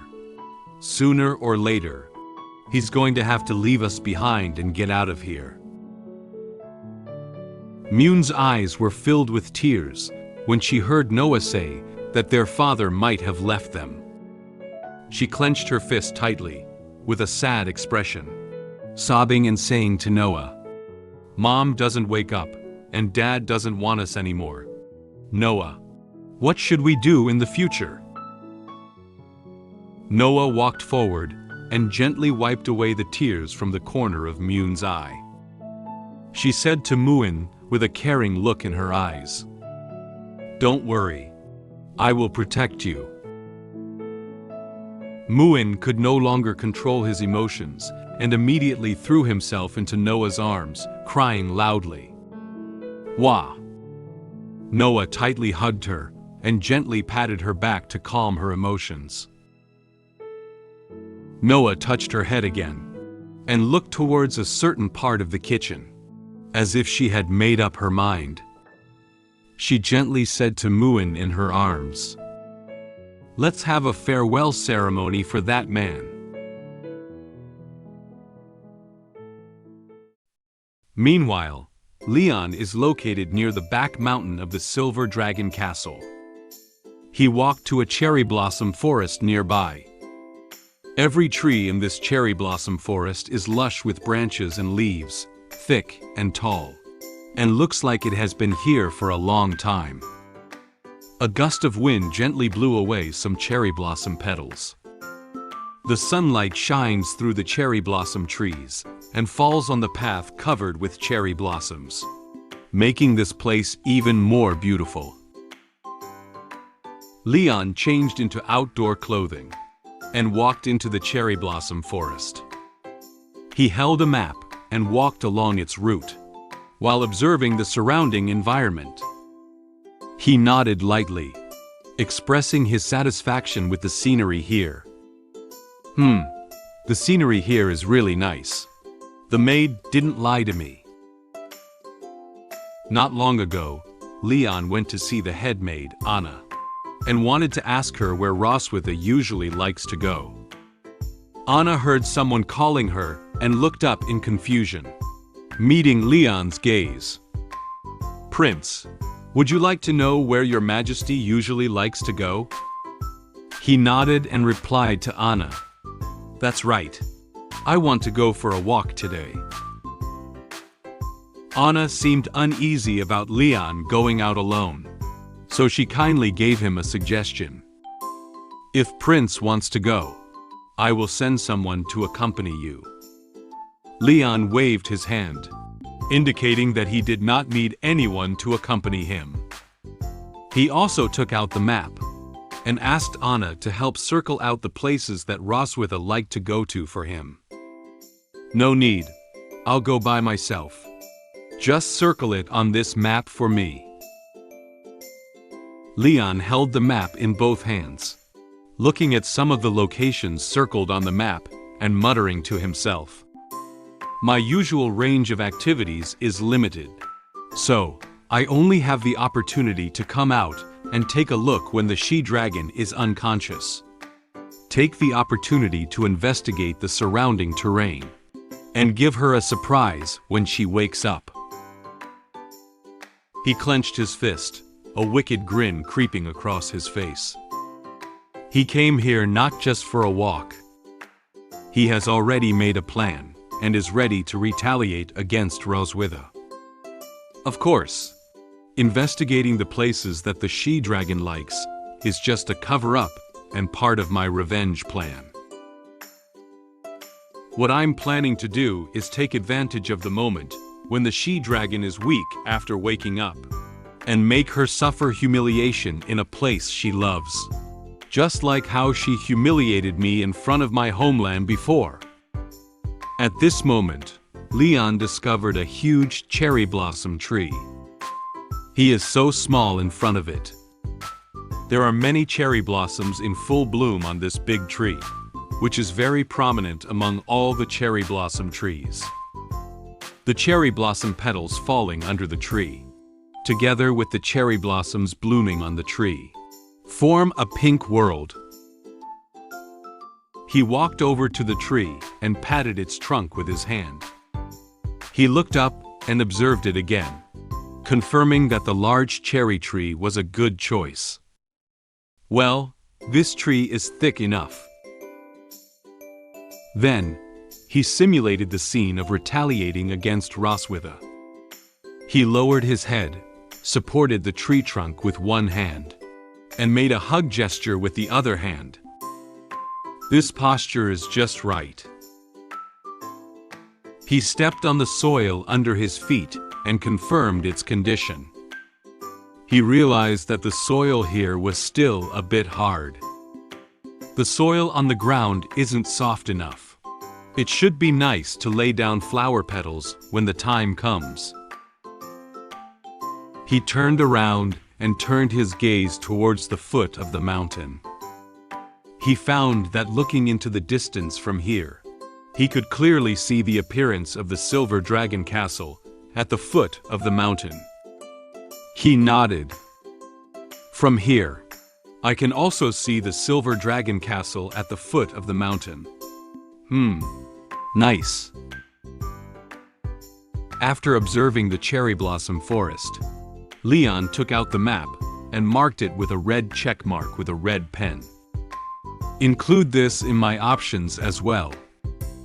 In order to choose several good locations to retaliate against Roswitha, Leon not only went to this cherry blossom forest, but also to the streams in the forest, the northern cliffs, the golden grasslands, and the secluded caves. He walked around the area near the Silver Dragon Castle. In the end, after on-site observation, the small stream in the forest and the golden grassland were also selected by Leon as the locations for revenge against Roswitha. He closed the map and showed a confident smile. This time, he was very well prepared and determined to seek revenge against her fiercely. All right, everything is ready. I just need to wait for Roswitha to wake up. He gave a very serious look towards a certain spot in the cherry blossom forest. Ha! She-dragon, I will make you pay. Time gradually arrived at night. The blue sky gradually turned into a starry night sky. After inspecting all the locations, Leon returned to the Silver Dragon Castle. As he passed by the courtyard, he noticed some dragon maids gathering here. They gathered around a bonfire, kneeling on the ground, and occasionally faint cries could be heard from here. He felt very curious and walked over to them, standing behind them and asking what they were doing. What's wrong? Why is this place so lively? The dragon maids were crying while wiping their tears with handkerchiefs. They were immersed in a state of sadness, completely unaware of who was speaking. One of the dragon maids did not turn her head, but directly answered Leon's question. Two Royal Highness Princes said that they would hold a funeral and asked us to prepare a bonfire. A table was set up near the campfire by the dragon maids, on which there was a photo frame and some flowers. All the dragon maids knelt on the ground facing the photo. Then, Noah and Muin came to the table. With a sad expression, Muin placed her favorite steak next to the photo. "Muin give you the steak. Come back and visit us." Noah walked over, holding a small box that she had hidden under the bed, containing many small treasures. She also placed it on the table. She reached out and gently patted Muin's shoulder, comforting her. "He has already left. Try to take it easy." Leon couldn't see clearly what Noah and Muin were doing next to the table in front of the campfire. He looked at them from a distance, feeling puzzled in his heart. He scratched his head and silently said in his heart, "Are they playing some new kind of house game? Well, I'll play along with them a little." "Excuse me." Leon walked through the crowd and motioned for them to get out of the way. However, when the maids saw Leon, they were so scared that they stood up and retreated. "Ah, Prince!" Some of them were so shocked that they covered their mouths, while others widened their eyes slightly, feeling very shocked. At this moment, Leon did not notice why they reacted so strongly. He walked directly behind Noah and Muin and asked them who they were paying respects. "Who are you paying respects to?" "Your grandfather used to teach me how to play the sorna. Would you like me to give you a little demonstration?" The photo on the table is exactly the one taken by Leon when he was taking a family photo with them. Leon looked at the photo and for a moment didn't think there was anything strange about it. He smiled and said to them, "This is actually me." He still maintains a smile. However, after thinking for a moment, he seemed to have discovered something amiss. He didn't expect that the person Noah and Muin were paying respect to was himself. He instantly opened his eyes and looked at the photo in front of him with a shocked expression. He was so scared that he shouted loudly, "Wait, wait, wait! Why?" I went to the back mountain for on-site inspection, but when I came back, I found that my daughters were holding a funeral for me. After inquiring about the reason, it turned out to be just a misunderstanding between them and me. 2 days later, the Silver Dragon Queen woke up, but she felt her body was very tired. When she thought I had already escaped, my appearance surprised her. After seeing Muin off the room, I decided to explain my plan to her. Upon hearing the familiar voice, Noah and Muin immediately turned their heads and found their father standing behind them. They looked at him with surprise on their faces. Leon, Noah and Muin looked at each other in disbelief. Muin pointed his finger at Leon and said in surprise, "Ah, Dad has appeared." Leon stood behind Noah and Muin, shocked to see his black and white photo placed on the table. He looked down at them awkwardly and asked what was going on. "My dear daughters, I just went out for a day. Is it too hasty to hold my funeral now?" Muin looked carefully and confirmed that the person in front of her was her father. Her eyes couldn't help but be filled with tears. She said to him with a crying tone, "Dad." Then, Muin pounced directly into Leon's arms. She burst into tears while tightly embracing his body, reluctant to let go of him. Wah! Dad is back! Wah! Leon was at a loss for words at Mune's sudden crying and clinging to him. He wondered what had happened this day to make her feel so sad. I thought Dad didn't want Moon anymore. Moon looked up at him with tears in her eyes, feeling aggrieved. She thought she would never see her father again. He reached out and gently touched Moon's head, soothing her emotions. He looked at her with a smile and said, "What nonsense are you talking about? How could Dad ever not want you?" When Noah saw Leon standing in front of her, she seemed to know that she had done something wrong. She misunderstood that Leon would abandon them and run away. She dared not look up at him. She looked away from him and awkwardly said to him, "Moon and I searched for you several times in the castle, but we didn't see you. I thought you had already left." Leon lifted his head and explained to Noah with a smile, "Haha, how could Dad leave? I just went for a walk in the back mountain today." Noah silently took down the small box placed on the table and held it in her arms. She lowered her head and looked at the box, feeling an indescribable emotion in her heart. She silently said in her heart, "So, I misunderstood him." The dragon maids were still surprised by Leon's sudden appearance.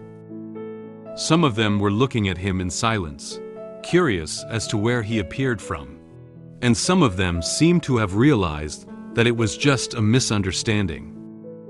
As soon as Leon picked up Moon in his arms, he comforted her while addressing the dragon maids around him. "It's all right. Everyone can leave now."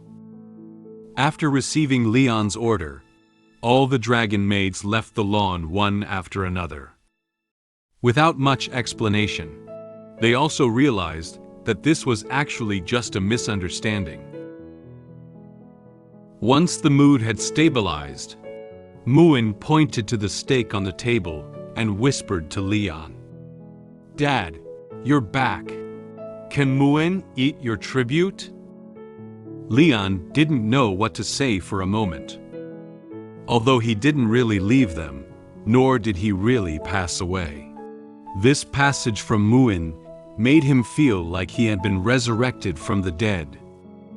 He said helplessly to her, Of course." "Yeah." After obtaining Leon's consent, the expression on Moon's face changed from sadness to joy.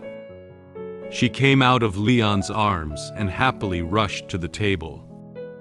She brought the steak down and ate it with relish. Watching her happily eat her favorite food, Leon secretly laughed in his heart.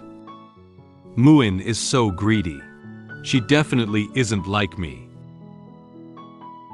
At this moment, Noah, who had been quiet for a long time, said to Leon expressionlessly, "Next time you go out alone, remember to tell us." Leon turned his head and looked at her with some confusion. He had just been so busy comforting Moon that he now realized that now he hadn't figured out exactly what had happened tonight, or why everyone had gathered around to give him what looked like a funeral.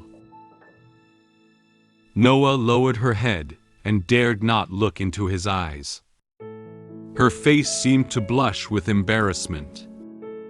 She muttered awkwardly, "Moon, she's very worried about you." Leon heard something from Noah's words. Although she said that Moon was worried about him, he actually knew that Noah also cared about him, but he didn't dare to directly express his own feelings to him.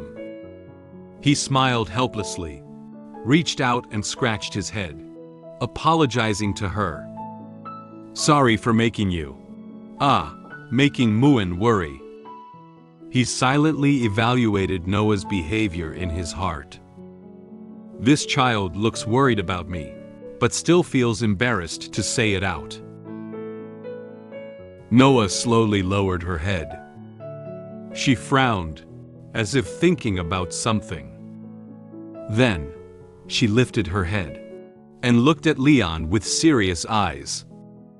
Anyway, this is my fault. It's because I didn't trust you. Sorry. Noah slightly bowed to Leon, apologizing for her series of doubts about him. Since it's her own fault, she must have the courage to admit it. Leon was startled by her movements and took a small step back. This is the first time he has seen Noah apologize to him so solemnly. She kept looking down at the ground like this, as if she wouldn't raise her head without Leon's forgiveness. Leon watched as she lowered her head and tightly grasped the figure of the small box, silently analyzing Noah's current situation in his heart. Was their farewell ceremony due to her misunderstanding? As long as she doesn't say anything, no one will know. He looked at Noah with a smile. In fact, he has already forgiven her mistakes in his heart. For a mature child like Noah, he could understand how she was feeling at this moment. It's also true that precocious children always consciously take on their own responsibilities and mistakes. But ultimately, this misunderstanding was due to my failure to give her enough sense of security. Leon also thinks that he is still not doing enough on the father's side. Noah is still a child at the end of the day, and she still needs her family to love her. But the lack of security makes her wary of Leon. Noah yearns for family and love, but will not take the initiative to take a step forward. Even if I promise her something now, she probably won't easily believe me. Leon silently clenched his fist and made a decision. He wanted to prove this part of his fatherly love to Noah. He hopes she can believe him. Therefore, as her father, all I can do is slowly prove with practical actions that I will always be by your side. He squatted in front of Noah, reached out and gently touched her head, comforting her not to blame herself too much. It's okay. Let's go have dinner together. You still have to go to school tomorrow. After receiving Leon's forgiveness, Noah looked up at him and nodded. She tightly grasped the box in her hand again, and didn't let go anymore. The time came to the evening of the second day. Noah has already returned to school, and there is only Muin at home. She quietly came to Roswitha's room to visit her. Roswitha lay in bed with an uncomfortable expression, still showing no signs of waking up. Muin supported her face with both hands, and looked at her mother lying in bed with a worried expression. Suddenly, Roswitha's hand on the quilt moved gently. Then, she opened her eyes gradually. She looked around for a while before realizing that she was lying on the bed in the room. Muin noticed that Roswitha had woken up. She propped herself up on the bed with both hands and looked excitedly at Roswitha. "Mom, you're awake!" Roswitha heard someone calling her. She slowly turned her head and noticed Muin standing by the bed. Seeing that Roswitha had woken up safe and sound, Muin was so excited that tears kept rolling in her eyes. She said to Roswitha with a sobbing voice, "Mom, you've been sleeping all the time. Muin is so worried about you." Roswitha couldn't bear to see her daughter cry. She lifted her hand and wiped away the tears from the corner of Moon's eye. She apologized to her. "Sorry, Moon. I made you worried." She was overjoyed when her mother finally woke up after sleeping for so long. Roswitha wanted to move her body, but she felt very tired. She tried to lift her right hand, but also felt very weak. She looked at her hand, pondering what had happened before. My body feels drained, and the magic power in the body was unresponsive. She touched her chest again, as if something inside had weakened, causing her physical condition to decline. Originally, with my Dragon Queen body, I was able to resist the side effects of the backlash of the blood curse. And now that I've become like this, perhaps it's because I used that thing earlier to save that guy. She turned her head to look at Moon. There was no one standing beside her. She looked around the room again and saw no one else either. Only Moon stood by her bedside, holding her hand all the time. Roswitha pondered for a moment, suspecting that Leon had fled without a trace while she was unconscious. Based on his personality, it is estimated that he has already fled by now. The evening sun shone into Roswitha's room, making it appear brighter and no longer as dim as before. So, Roswitha asked Moon how long she had been unconscious. "Moon, how long did Mom sleep?" Moon thought for a moment and then said to her, 2 days. Roswitha frowned slightly. She hadn't realized she had been asleep for so long. Leon must have run a distance by now. However, due to her physical condition, she is unable to personally go out to capture him, and can only send soldiers to bring him back for her. He can't run far in 2 days. It should not be too late to send someone to catch him. Just as she was about to call someone over to the room, a familiar voice came from outside the door. "Moon, how about having fish for dinner tonight?" Leon, dressed in a lightweight outfit, pushed open the door of the room.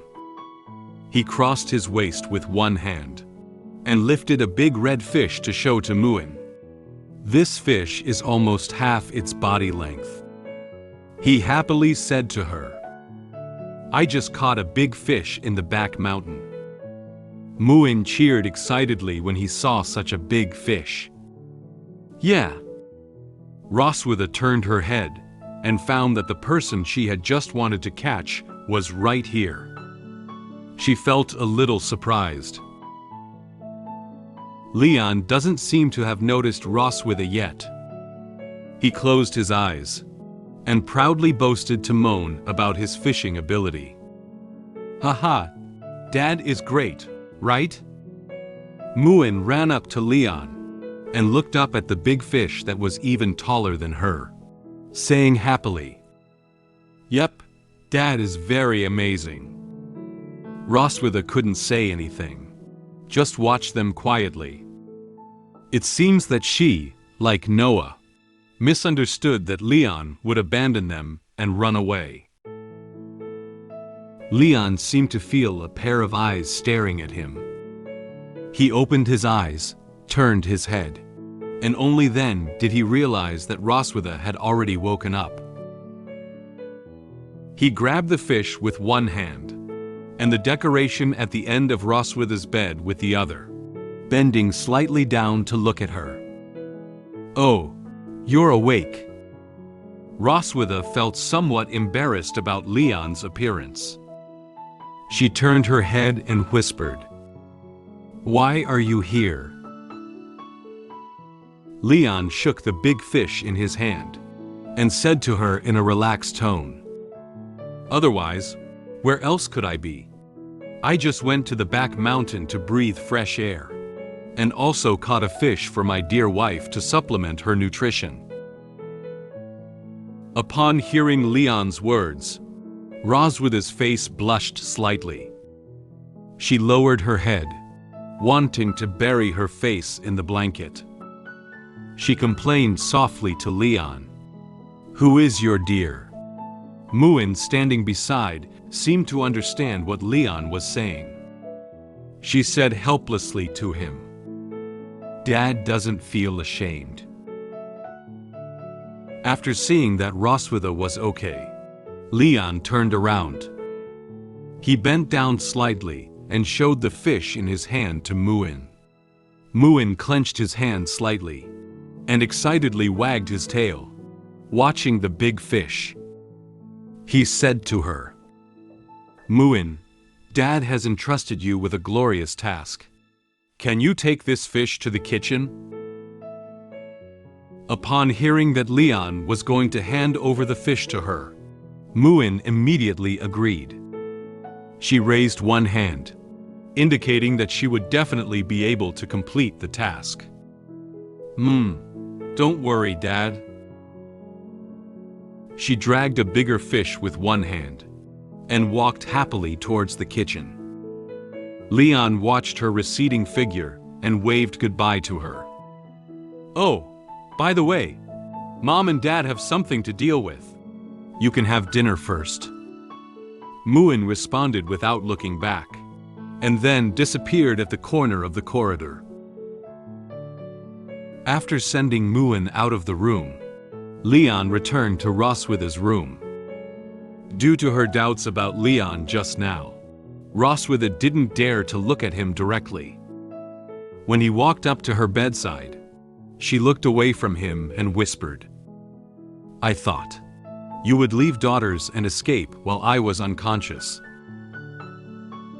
For Leon, he still remembers what Roswitha did to him. He hasn't retaliated against her yet. So, he won't easily escape like this. He took off his gloves and said to her with a smile, "There are still many things between us that have not been resolved. How could I escape?" "Between us?" Roswitha looked at him with some surprise.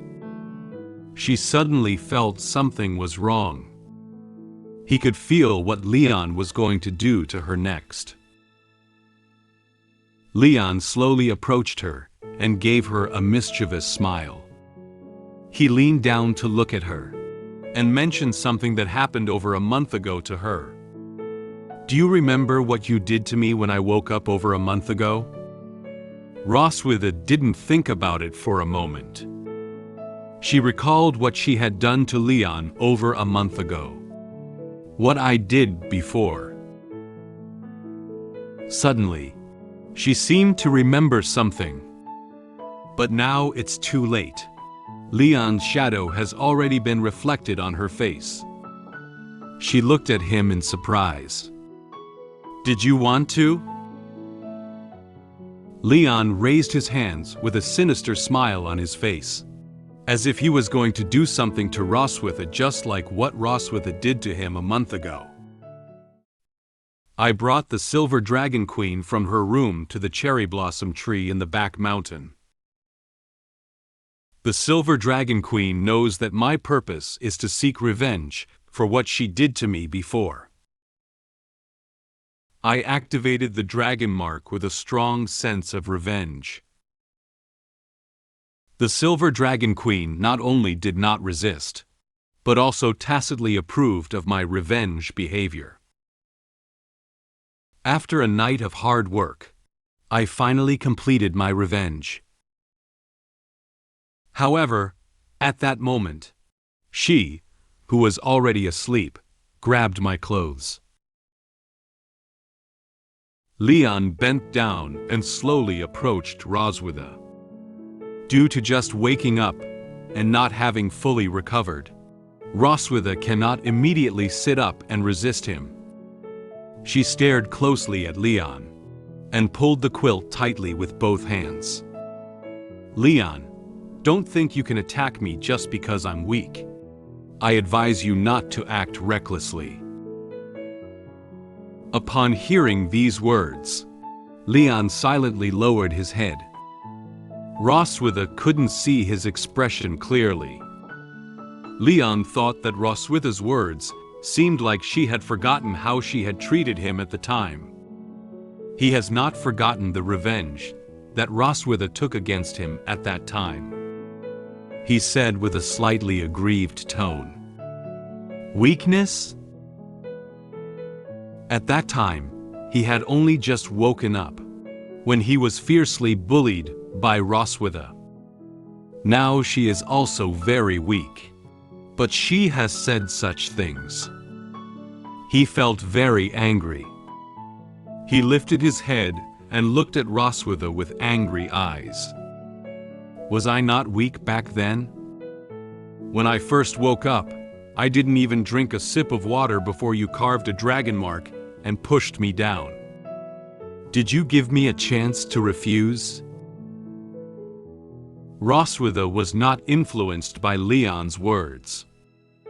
As long as her body returns to its normal level, she can easily bully him and retaliate. She looked at him with angry eyes and threatened fiercely. Do you know what will happen to you when I recover? So, don't do anything that you will regret. Leon had already grabbed her quilt with his hand, as if he was going to do something to her next. He was not intimidated by the threat of Roswitha. He had already made sufficient preparations. He approached her face, looked at her with a victorious expression, and said to her in a relaxed tone, "Regret? No, no, my dear wife."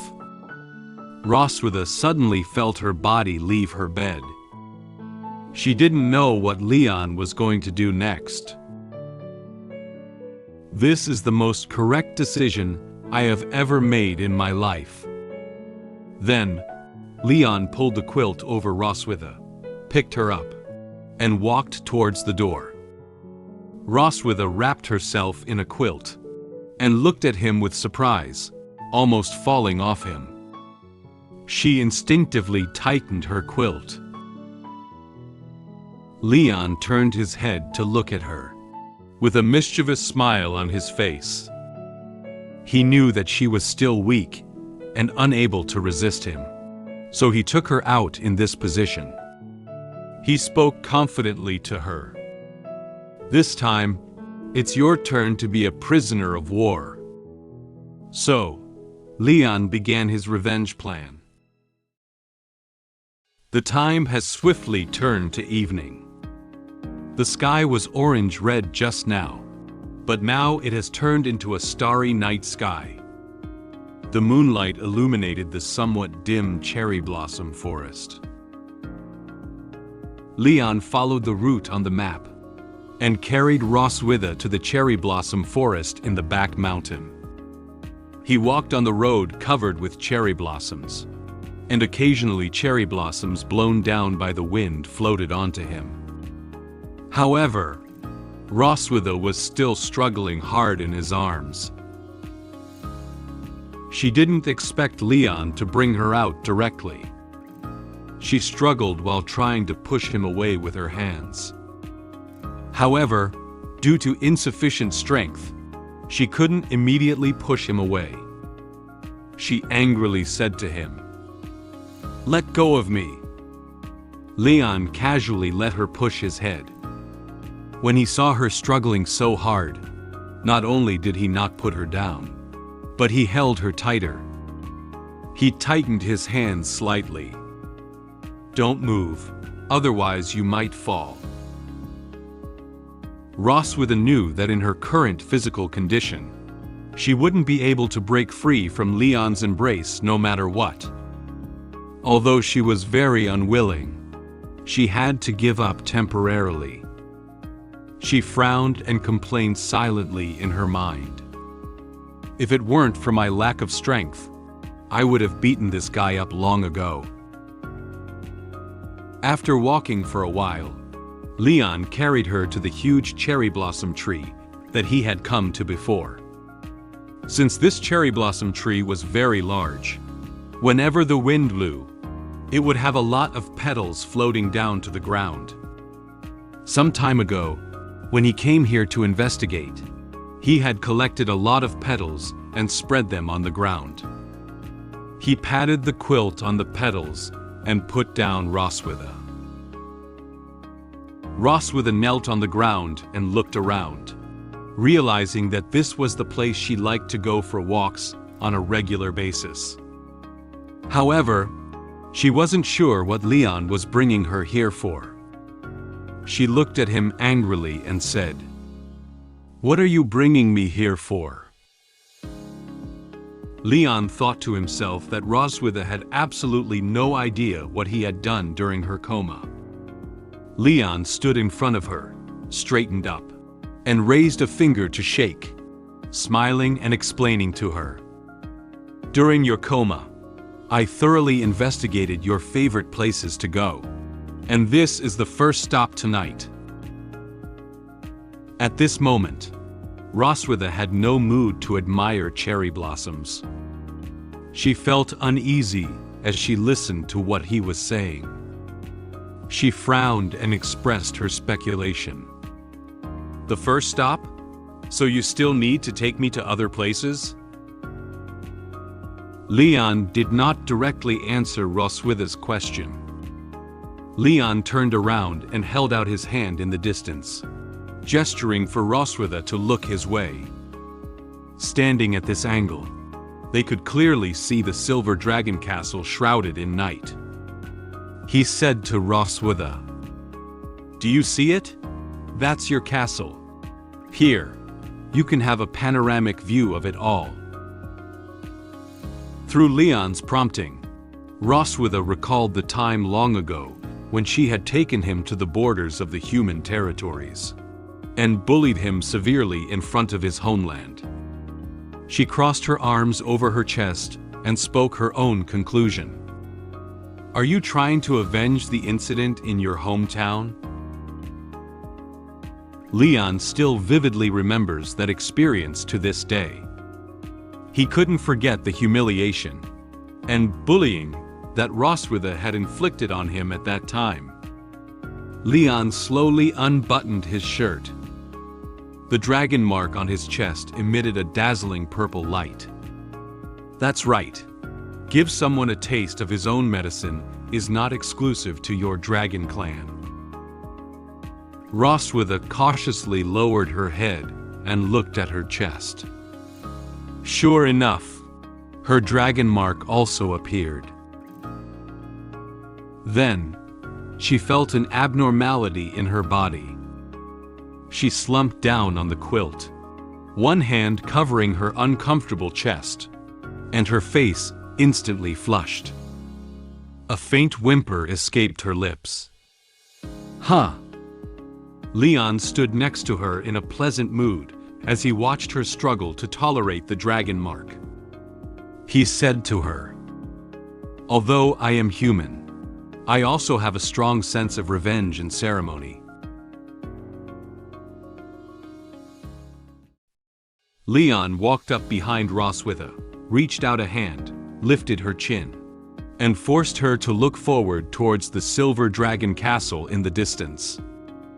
Although Roswitha was reluctant, she had no choice but to raise her head now. He whispered in her ear, "Roswitha, look ahead carefully." Roswitha was forced to look forwards. The silver dragon castle stayed quiet in the night, as if asleep, but it still gave off this aura of sanctity. Leon extended his finger and pointed ahead. "Your palace is there, and all your pride and dignity come from there." Leon's hand stroked Roswitha's hair, and gently lifted and lowered her hair. Then, he gently stroked her face again. Now Roswitha could be manipulated by him. "But now you can only be manipulated by me." Due to being tormented by Dragon Mark, Roswitha is unable to resist him and can only endure his provocation. She tried to suppress the power of Dragon Mark.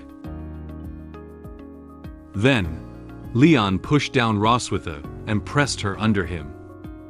He stared at her closely and said to her in a relaxed tone, "How does it feel to be humiliated by a defeated dragon slayer, Roswitha?"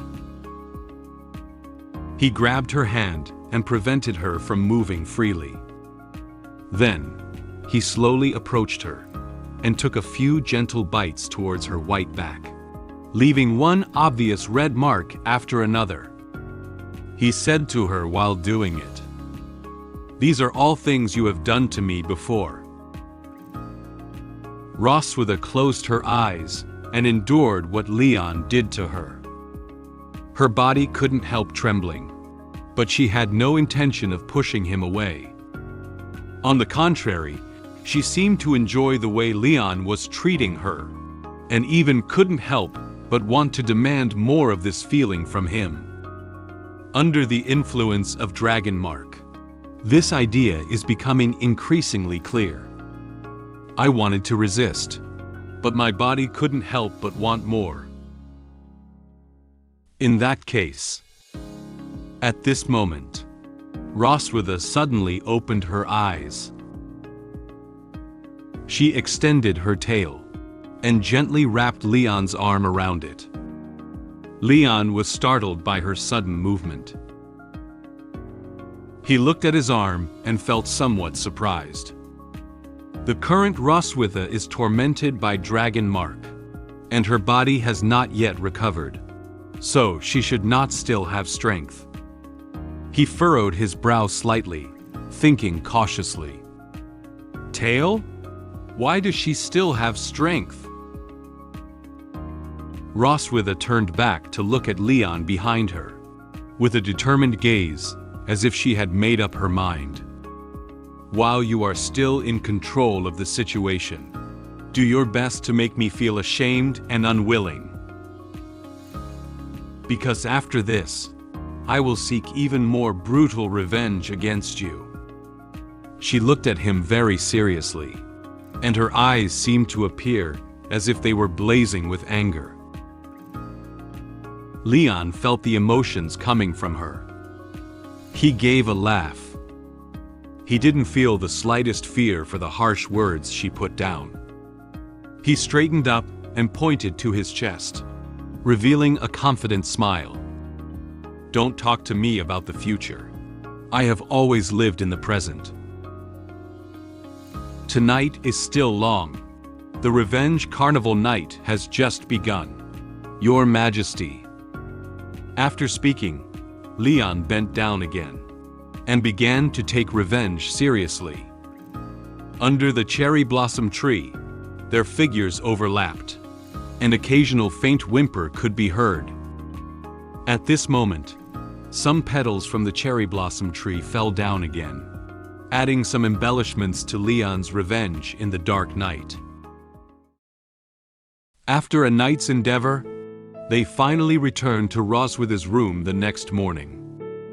The morning sunshine has already shone into the dim room, slowly illuminating the entire room.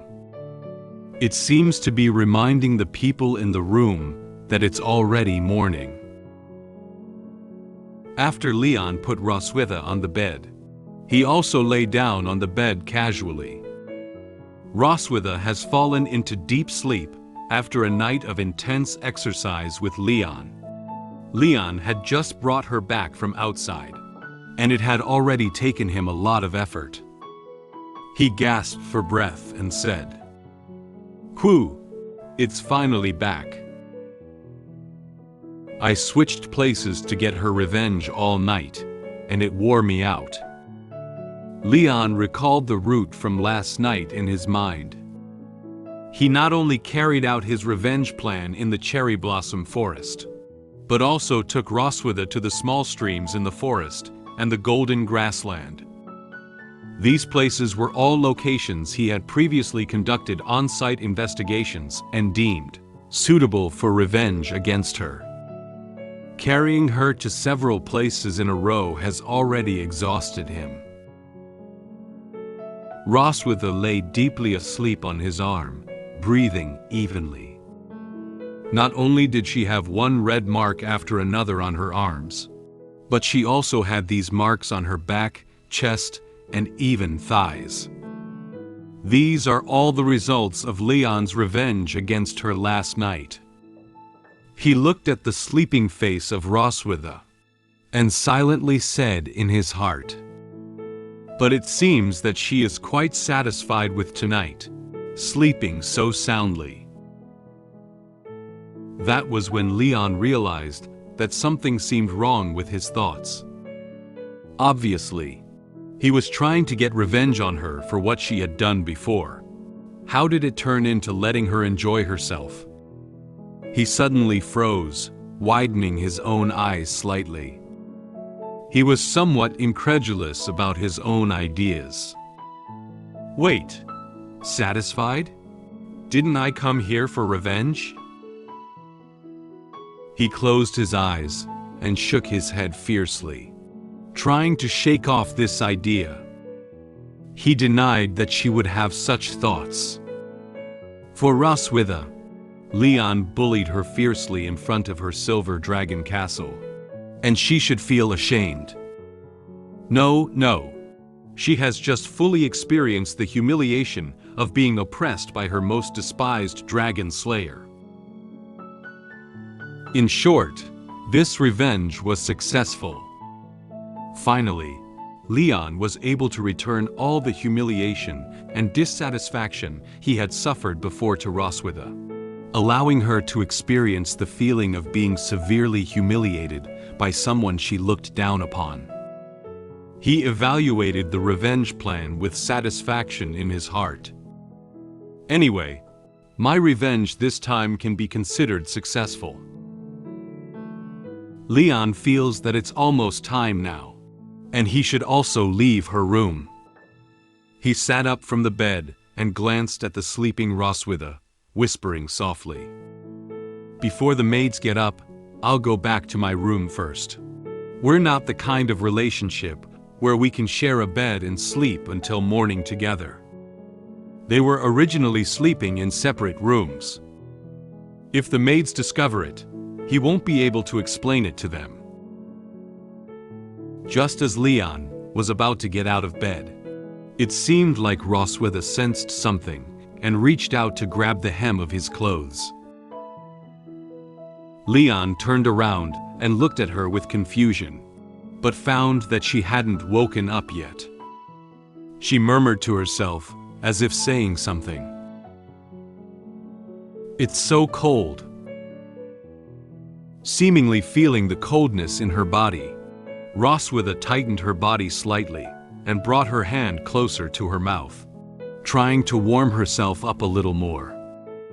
Leon noticed her movements and silently said in his heart, "When she falls asleep, she wants to move closer to a warm place. This is the instinct of all living beings." He lowered his head with a hesitant expression. He only completed his revenge plan against her last night, and now she is seeking warmth like a small animal, which makes him feel like she is tempting him again. "I can't be tempted anymore." But Leon let go of Roswitha's grip on the corner of his clothes and held it gently. He gently pulled up her quilt and got inside. He lay beside her, quietly watching her sleeping face, and couldn't help but smile. He even moved a little closer to her body in order to make her feel warm. It would be warmer to stay here than to go back and lie on the cold bed in that room. Roswitha seemed to feel a warm object around her, so she stopped mumbling to herself and fell back into a deep sleep. After a night of intense exercise, I fell asleep on the bed of the Silver Dragon Queen. Muin opened the door of the room and wanted to play with us, but found us sleeping soundly. She found red marks on our bodies, so she brought in ointment to help us apply it. After waking up, we unanimously agreed to lock the door next time. I helped the Silver Dragon Queen cook, and prayed in my heart that she wouldn't recover so quickly. However, what I don't know is that the power of the Silver Dragon Queen has begun to slowly recover. Time suddenly arrived in the morning, and the sun gradually rose. The morning mist gradually dissipated under the sunshine, revealing the blue sky that would appear on a sunny day. The sunlight shines on the trees, revealing their vibrant side. Two birds stood on the branch, cuddling up to each other while singing a song. Through their interaction, it seems like one can see the peaceful coexistence between Leon and Roswitha. Muin opened the door to Roswitha's room in a daze. She was still wearing pajamas, looking like she had just woken up not long ago. She yawned and tears were squeezed to the corner of her eye. She slowly opened her eyes and rubbed them with her hand, wiping away the tears from the corners of her eyes. Muin slowly walked into Roswitha's room and climbed onto the sofa at the end of the bed. She placed her hands on the decoration at the end of the bed, then gently pressed her hands downwards and tiptoed her feet. She slowly climbed onto Roswitha's bed with the help of the height of the sofa. She shook Roswitha's shoulder with a hand, hoping she would wake up. "Mom, wake up. The sun is shining on your tail." After being shaken by Muin a few times, Roswitha whispered a few words softly. She frowned lightly, as if she didn't want to wake up yet. Muin shook a few more times, but Roswitha still didn't get up. She seemed to feel a little cold in her body, so she shrunk into the blanket. She placed her hand near her mouth, as if to warm it up. She said to Muin in a daze, You go play with Dad." Then, she adjusted her sleeping position and fell into a deep sleep again. Muin couldn't wake up Roswitha, so he slowly crawled to the other side of the bed. She shook Leon's shoulder, trying to wake him up. "Dad, wake up. The sun is shining on your backside." However, Leon only moved his body slightly. He frowned lightly and had no intention of waking up. It seems that because the blanket was too comfortable, he also shrunk into it to warm up his body. He still closed his eyes and replied softly to Muin, "It's so warm. Let Dad sleep a little longer." Phew. Upon discovering that neither Leon nor Roswitha wanted to wake up, Muin felt a bit angry. She puffed up her cheeks and gently clenched her hands into fists. She knelt on the bed, looking somewhat unhappily at her parents, who were lying under the covers. "But you are holding each other so tightly. Who can play with Muin?" Muin got up early and ran to Roswitha's room, wanting to wake them up and play with her. However, Leon rested his head on top of Roswitha's head and used one hand to protect her head. Roswitha rested her head on Leon's shoulder and placed one hand on his chest. They all snuggled tightly together, falling deeply asleep. Neither of them seemed to notice how close they were to each other, just that their bodies felt warm.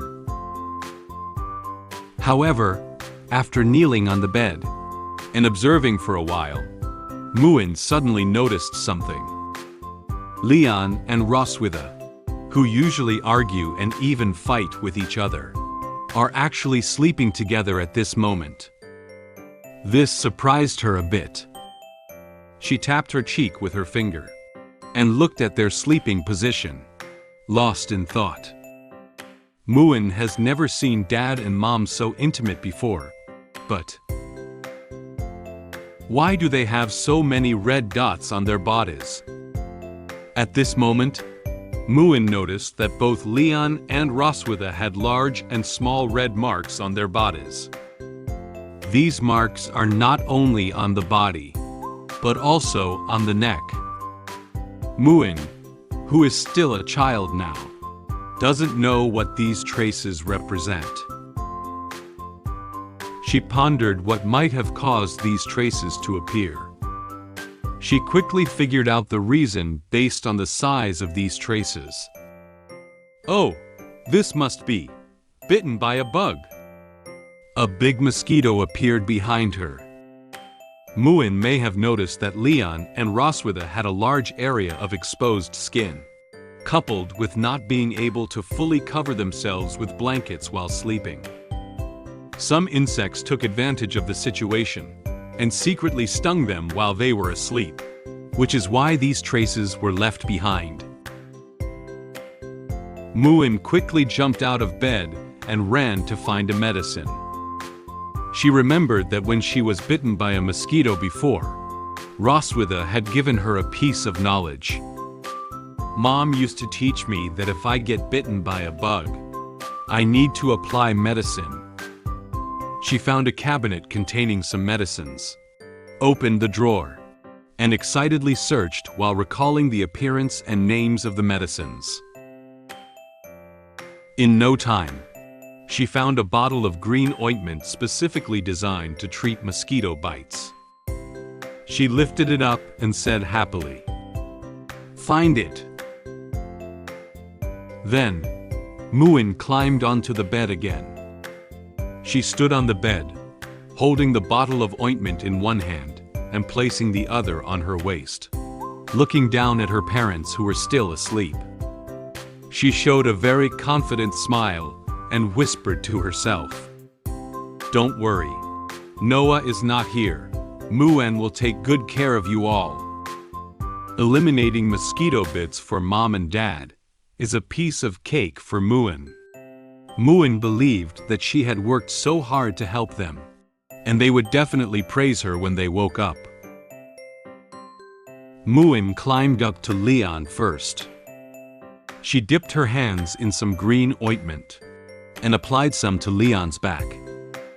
Then, she applied some ointment to his chest. Upon discovering that there were more red marks on Leon's body, Muin decided to apply more to him. "I'll apply more ointment to Dad." Leon felt a slight itch behind him, but he didn't open his eyes. He smiled and then continued to sleep. After applying the ointment to Leon, Muin climbed up next to Roswitha and also applied some ointment to her body and face. After a while, Leon vaguely heard someone calling him. "Leon, wake up." He opened his eyes gradually, wanting to see clearly who was calling him. He reluctantly sat up from his bed and found out that it was Roswitha calling him. She woke up earlier than him and was already sitting in bed. He was just about to greet her when he suddenly felt a cool sensation on his face, as if something was stuck to it. He said in confusion, "How do I feel like my face is wet?" Then, Leon turned his head and found that Roswitha's face and body had been painted with some green things. Not only her, but Leon also noticed that he had been coated with a lot of ointment, even on his face and near his mouth. Leon and Roswitha looked at each other in confusion. The air suddenly quieted down for a few seconds. Leon couldn't hold back any longer when he saw the current appearance of Roswitha. He held his belly and burst out laughing. He laughed heartily while pointing at her face and saying, "What's going on with your face?" Roswitha didn't know what to say about the current situation. She could only silently close her eyes and be speechless about their appearance. At that moment, Muin, who had already gone to her room to finish changing, came running in. She climbed onto the bed and excitedly raised her hand, indicating that she had helped apply the ointment on them. "I do it." Muin saw that Dad and Mom were bitten by insects and had many red marks on your bodies. So Muin helped you apply medicine. Red mark. Ah. Upon hearing Muin mention the red marks on their bodies, both Leon and Roswitha awkwardly turned their heads to the side.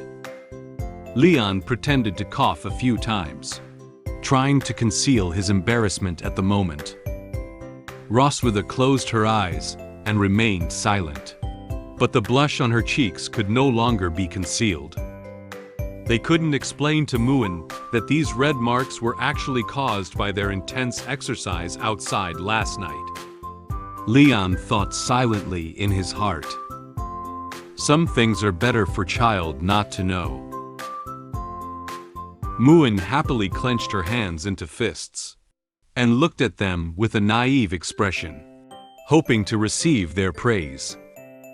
"Muin is great, right?" Leon had to keep the red marks on his body as a secret in his heart for now. He reached out and touched her head, revealing a smile. He looked at her and said, "Yeah, you did a great job." Muin received praise from Father and looked at him with a smile. Muin felt very happy to be able to help Father and Mother. She looked at Leon and Roswitha and excitedly raised her hands, offering to come over and help again next time. "I will also help Dad and Mom apply it next time." Leon and Roswitha didn't say anything, just turned their heads to look at each other. They don't want their daughter to see such an awkward scene again. At this moment, their thoughts are in agreement with each other's. Next time, make sure to lock the door.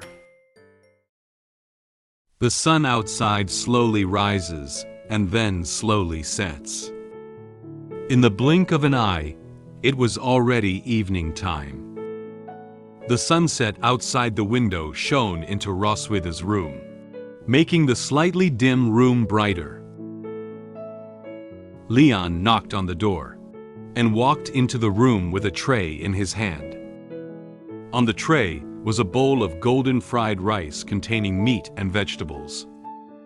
He placed the tray in his hand on the cabinet next to Roswitha's bed and picked up the bowl containing a large bowl of rice. He held the bowl, took a spoon, and scooped up a spoonful of rice. He blew air into the spoon to lower the temperature of the rice a bit. Then, he made a feeding gesture to Roswitha. "Ah."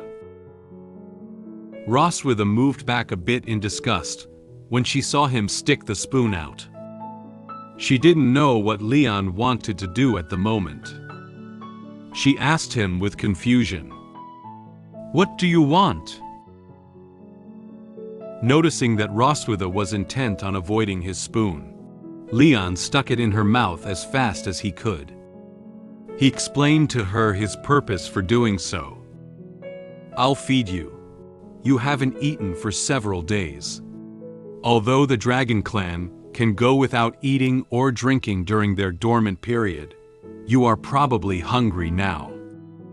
Roswitha was unexpectedly fed a spoonful of rice by him. She raised her hand, just about to refuse his spoon, but it was too late. She reluctantly ate the rice. She crossed her hands in front of her chest, with a slightly displeased expression on her face. She was somewhat dissatisfied with Leon's behavior just now. She was chewing her food while looking at Leon. "You don't need to feed me. I can eat it myself." After swallowing the rice, she was surprised to find that the taste was quite good.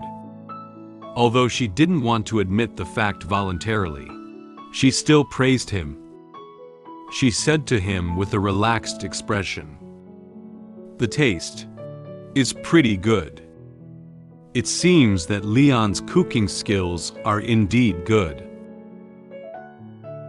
Upon hearing Roswitha's praise, Leon smiled at her.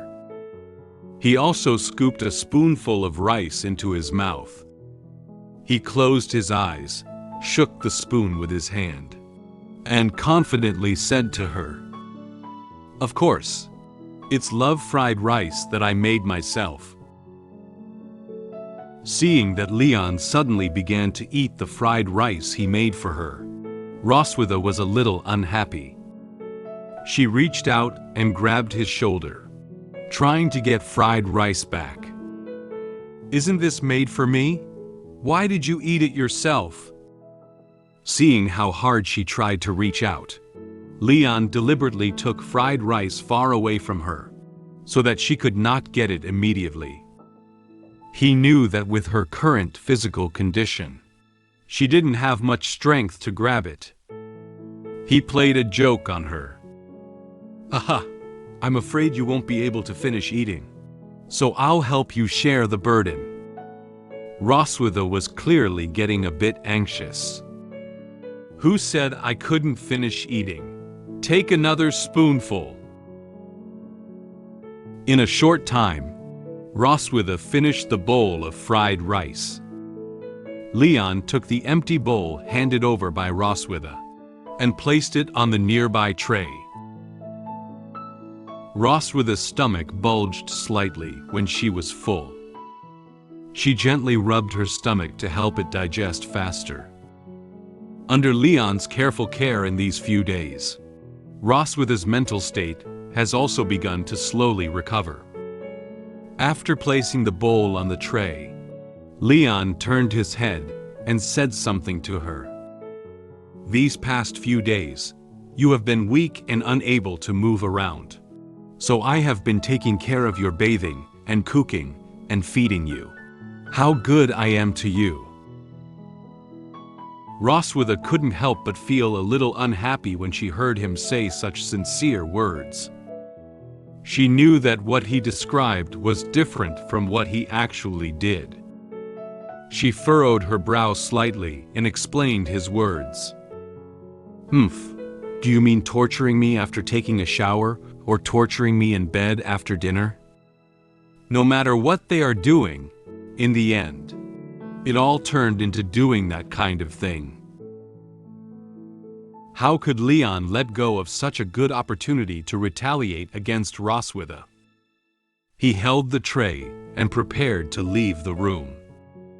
He turned around and looked at her with a smile on his face. How could it be torture? This is the husband's loving care. Roswitha could never tolerate Leon's repeated torment on her. She watched his departing figure and laid down her harsh words loudly. "Leon, every despicable deed you do now will become a shame I will pin on you in the future. Remember this well." Leon didn't feel afraid of what Roswitha said, and didn't even take her words to heart. He waved his hand and said goodbye to her. "Ha ha ha, see you tomorrow morning, my beloved wife." Seeing Leon take her so lightly, Roswitha felt furious. However, given her physical condition, she was also unable to leave the bed and give him a punch.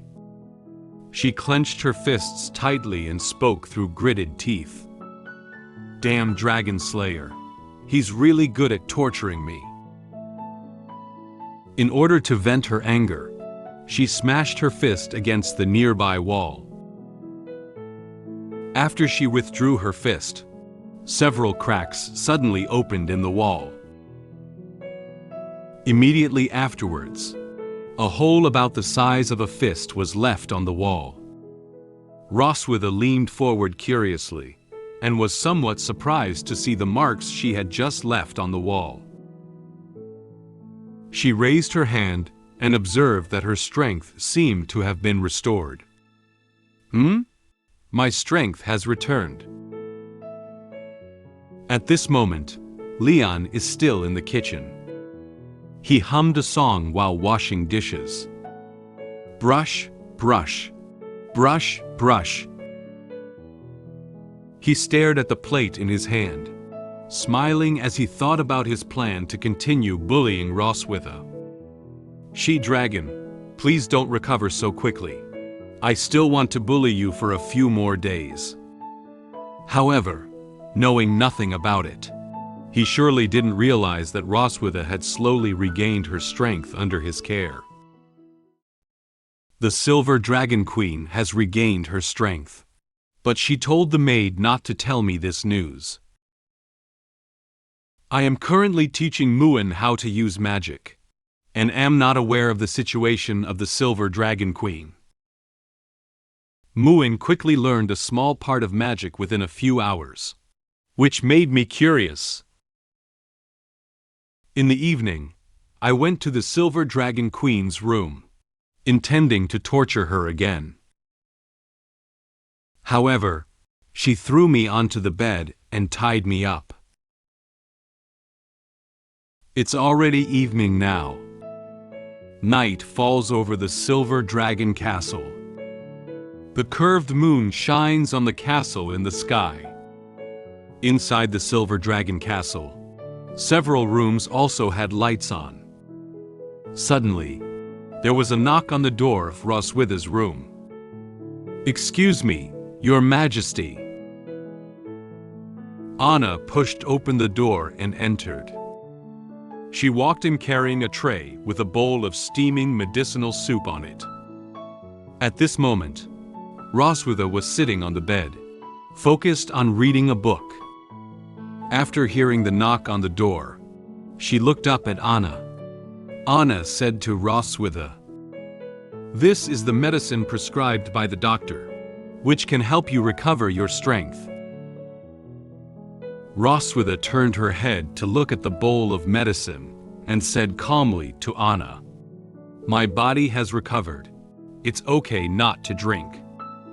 Anna didn't go on when she heard that Roswitha had regained her strength.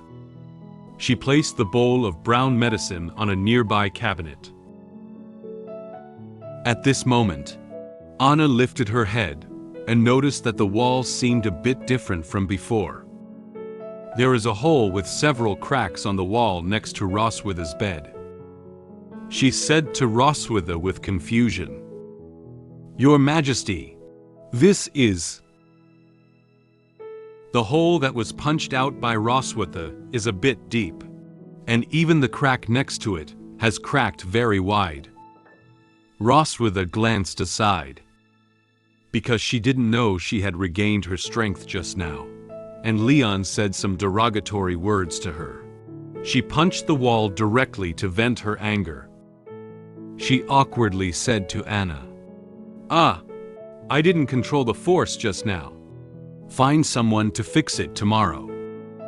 Anna nodded, indicating that she had received her instructions. "I understand." After putting the medicine on the cabinet, Anna held the tray and prepared to leave Roswitha's room. Roswitha seemed to suddenly remember something. She put down her book and called out to Anna. "Wait." Anna turned around and wanted to know if there was anything else Roswitha had instructed her.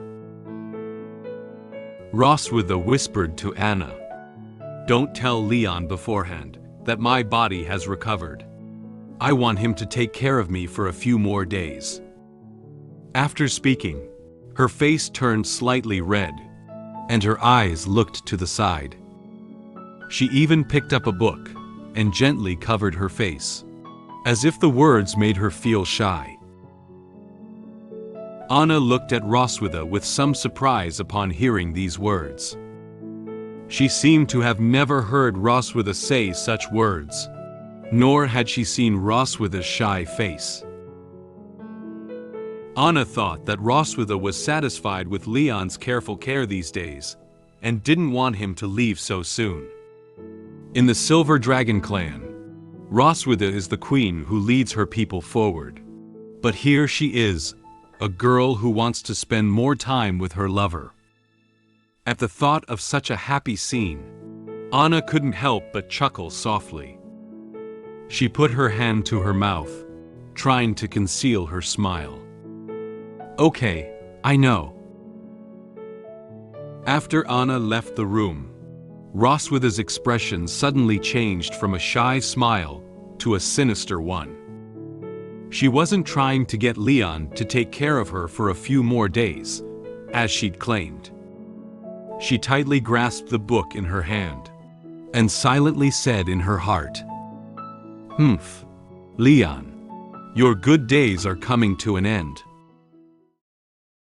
2 days after Roswitha regained her strength, Leon still didn't know her physical condition. It's daytime now. The bright sun has set on the courtyard and the nearby flowers, making the entire courtyard look vibrant. At this moment, he and Muin were playing together in the courtyard. Muin jumped up happily, trying to catch Leon's attention. Dad, Muin wants to learn that one. The one where the body becomes shiny." Leon held his chin in his hand and pondered for a moment what Muin was saying. Then, he lowered his head and looked at her, saying, Shiny? Are you talking about magic?" Muin jumped excitedly a few times, waved his hand in the air a few times, and then turned a few circles. The movements she made seemed to be imitating the appearance of Leon and Roswitha fighting on the training ground. She said to Leon while making movements, "It's the kind of thing you and Mom did on the training ground." Leon hadn't noticed Muin wanting to have the idea of learning before. So how did she suddenly want to learn this at this point in time? He looked at Muin and said to her in confusion, "Muin, why do you suddenly want to learn magic?" Hearing Leon ask her that, Muin felt a little shy. She lowered her head and stretched out her left hand and the index finger of her right hand to touch each other. She whispered to Leon, "Noah learned a lot of things in school. Muin didn't want to be left behind by her. As the eldest sister, Noah has already gone to school to learn a lot of knowledge." On the last time Noah went home, Noah had already applied the knowledge from school to analyze her parents' fights. She envies Noah for learning so much knowledge. After learning about Muin's thoughts, Leon seemed to have understood the reason why she wanted to learn magic so much. He bent down slightly and looked into her eyes, saying to her, "So, Muin also wants to learn something?" Muin nodded vigorously, indicating that this was her motivation to learn magic. Leon lifted his hand and held his chin, looking into the distance, pondering about Muin's situation. The advantage of having 2 children at home is that there will be a competitive relationship between them. She likes her sisters so much. She certainly doesn't want to distance herself from her sister. Since Muin wants to keep up with Noah's pace, as a father, Leon will not let her feel left behind. He made a fist with his right hand and placed it on his chest, while placing your left hand on your waist, as if he were making a strong guarantee for Muin.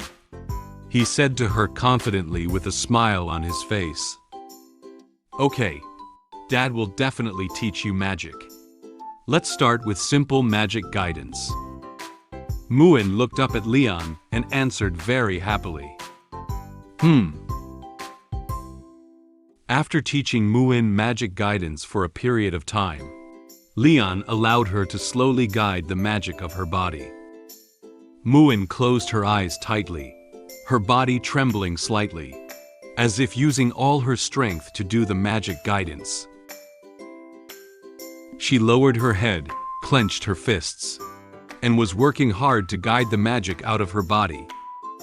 A faint magical airflow enveloped Muin's feet and body, even gently made her hair float. Leon crossed his hands in front of his chest and noticed the slowly rising magical airflow near Muin. He expressed surprise in his heart at her learning speed. In just a few hours, Muin was able to smoothly guide the magic within her body. Maybe she will soon receive the magic enlightenment and awaken the power of the original magic. Is she a genius? Just as Muin was still focused on guiding the magic of her body, her hungry voice broke the calm at the moment. She stopped the movement of guiding the magic, lifted her head, and looked pitifully at Leon. "Dad, Muin is hungry and lacks energy." It seems that the magic guidance consumed a lot of energy, which made her feel hungry. Leon looked at her, feeling embarrassed by her hungry voice. Muin is still a child and does not yet possess the efficient learning capabilities like Noah, so it will take some time before she can learn the magic guidance. He smiled, raised his hand, and scratched the back of his head, silently saying in his heart, "Well, we shouldn't act too hastily in everything." Leon took Muin's hand and walked towards the direction of the castle. He plans to let Muin train until this stage and take her back to eat to fill her stomach. He lowered his head and smiled as he said to Muin, "That's all for today's practice. Let's go back and eat something." Muin was holding Leon's hand while jumping happily. "Yeah, Dad is the best." Accompanied by the sunshine, from a distance, the figures of the father and daughter look very warm. Time gradually arrived at night. The stars once again descended over the silver dragon castle. Anna knocked on Roswitha's door and walked in. She was holding a tray covered with a red cloth in her hand. There seems to be something else inside the tray. She brought the tray in front of Roswitha and said to her, "Your Majesty, this is what you asked me to find." Sitting on the bed, Roswitha crossed her hands in front of her chest. She looked at Anna and the tray in her hand, nodding at her. Put it next to me." At that moment, there was another knock on the door outside Roswitha's room. Subsequently, Leon walked in directly. He waved his hand to her happily with a smile on his face. "Wife, I'm coming." However, Roswitha ignored Leon, who suddenly came to the room. She turned her head and thanked Anna for bringing her what she wanted, then asked her to leave the room first. "Thank you. You can leave first." Anna bowed slightly, indicating that she had received instructions from Roswitha. Anna's face lit up with a happy smile as soon as she thought of Leon coming into the room, and that Roswitha could spend more time with him. She walked past Leon with a smile and left Roswitha's room. Leon put his hands behind his head and walked into the room with a smile on his face. According to what Anna had said earlier, it would take 5 more days for Roswitha to fully recover. I still have time to torture Roswitha properly.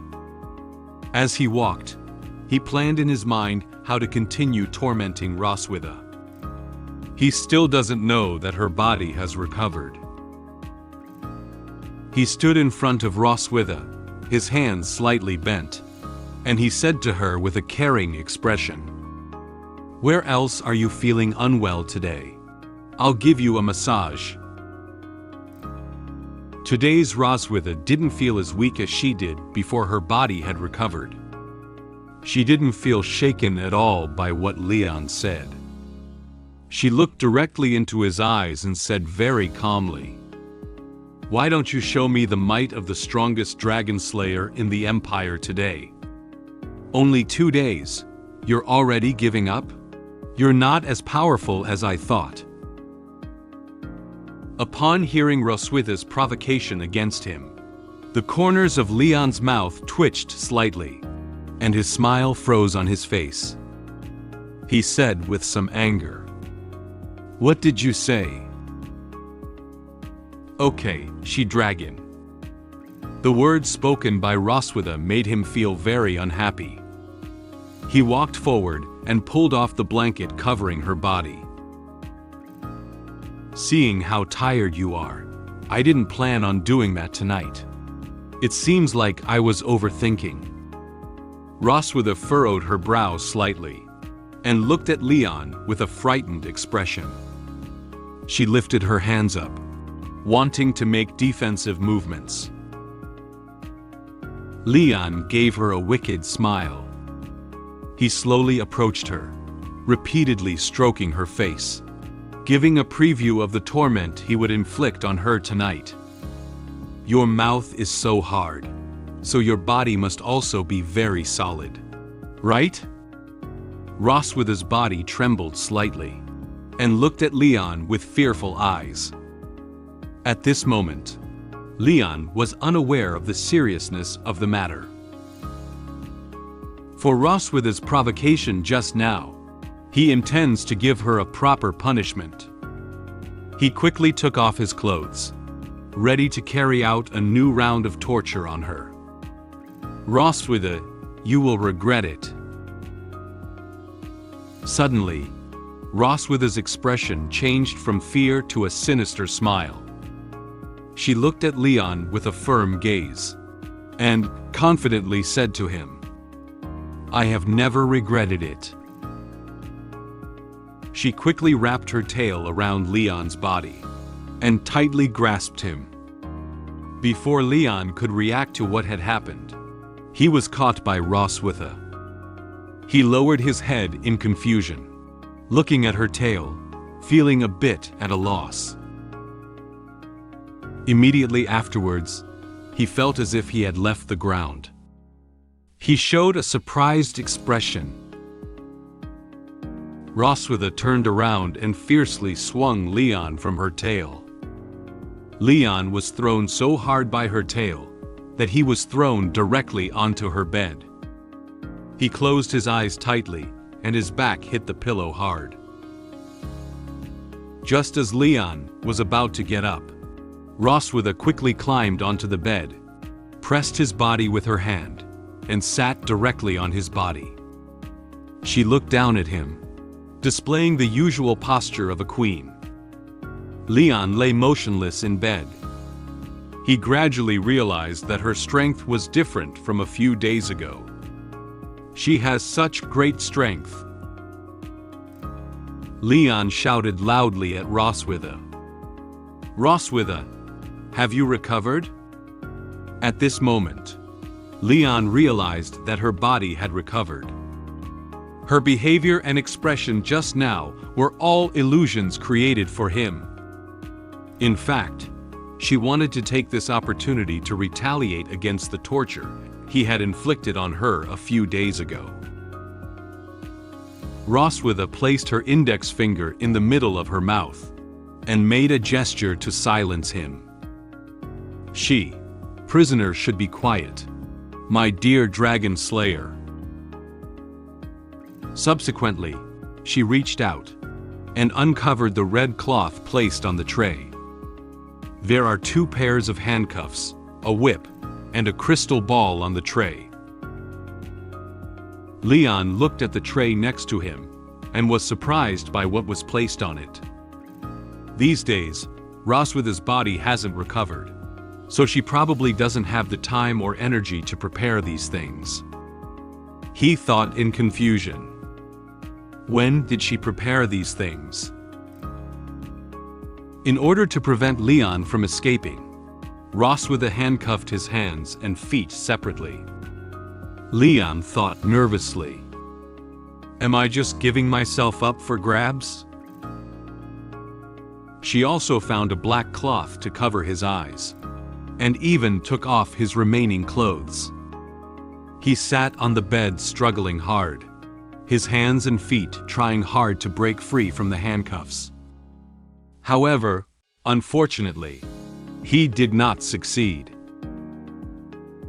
Roswitha gave a wicked smile. She looked at Leon's wretched appearance and said to him, "Don't think about struggling." Due to Leon's inability to see and his hands and feet being restrained, he became increasingly nervous at this moment. He couldn't think of what Roswitha was going to do next. Do you want to torture me to extract a confession? Extra story. New hairstyle. One day, when Roswitha was asleep, Leon braided her hair. He focused on overlapping the hair in his hand and slowly braided a braid. At this moment, Roswitha seems to have been awakened by Leon's actions. She saw Leon holding her hair and doing something. She asked him a little unhappy, "What are you doing?" Leon was suddenly startled by her voice, and his hands trembled. "Ah, you're awake." He walked towards her with a smile and a mirror in hand. He confidently said to her, "How about you change your hairstyle occasionally?" "What is this?" Roswitha sat up and picked up the mirror to look at herself. She found that she had a beautiful braid. Leon stood beside her and said to her, "I'll weave your hair casually. If you don't like it, just untie it." Roswitha's face blushed slightly as she looked at the neatly and beautifully braided hair. Actually, she is very satisfied with this hairstyle. She touched her braid and silently evaluated it in her heart. Well, not bad. So, Roswitha quietly kept this braid. The Silver Dragon Queen retaliated against me by showing me the video of our previous sports together. I was forced to recall what I had said to her before, and was subjected to retaliatory torture by her.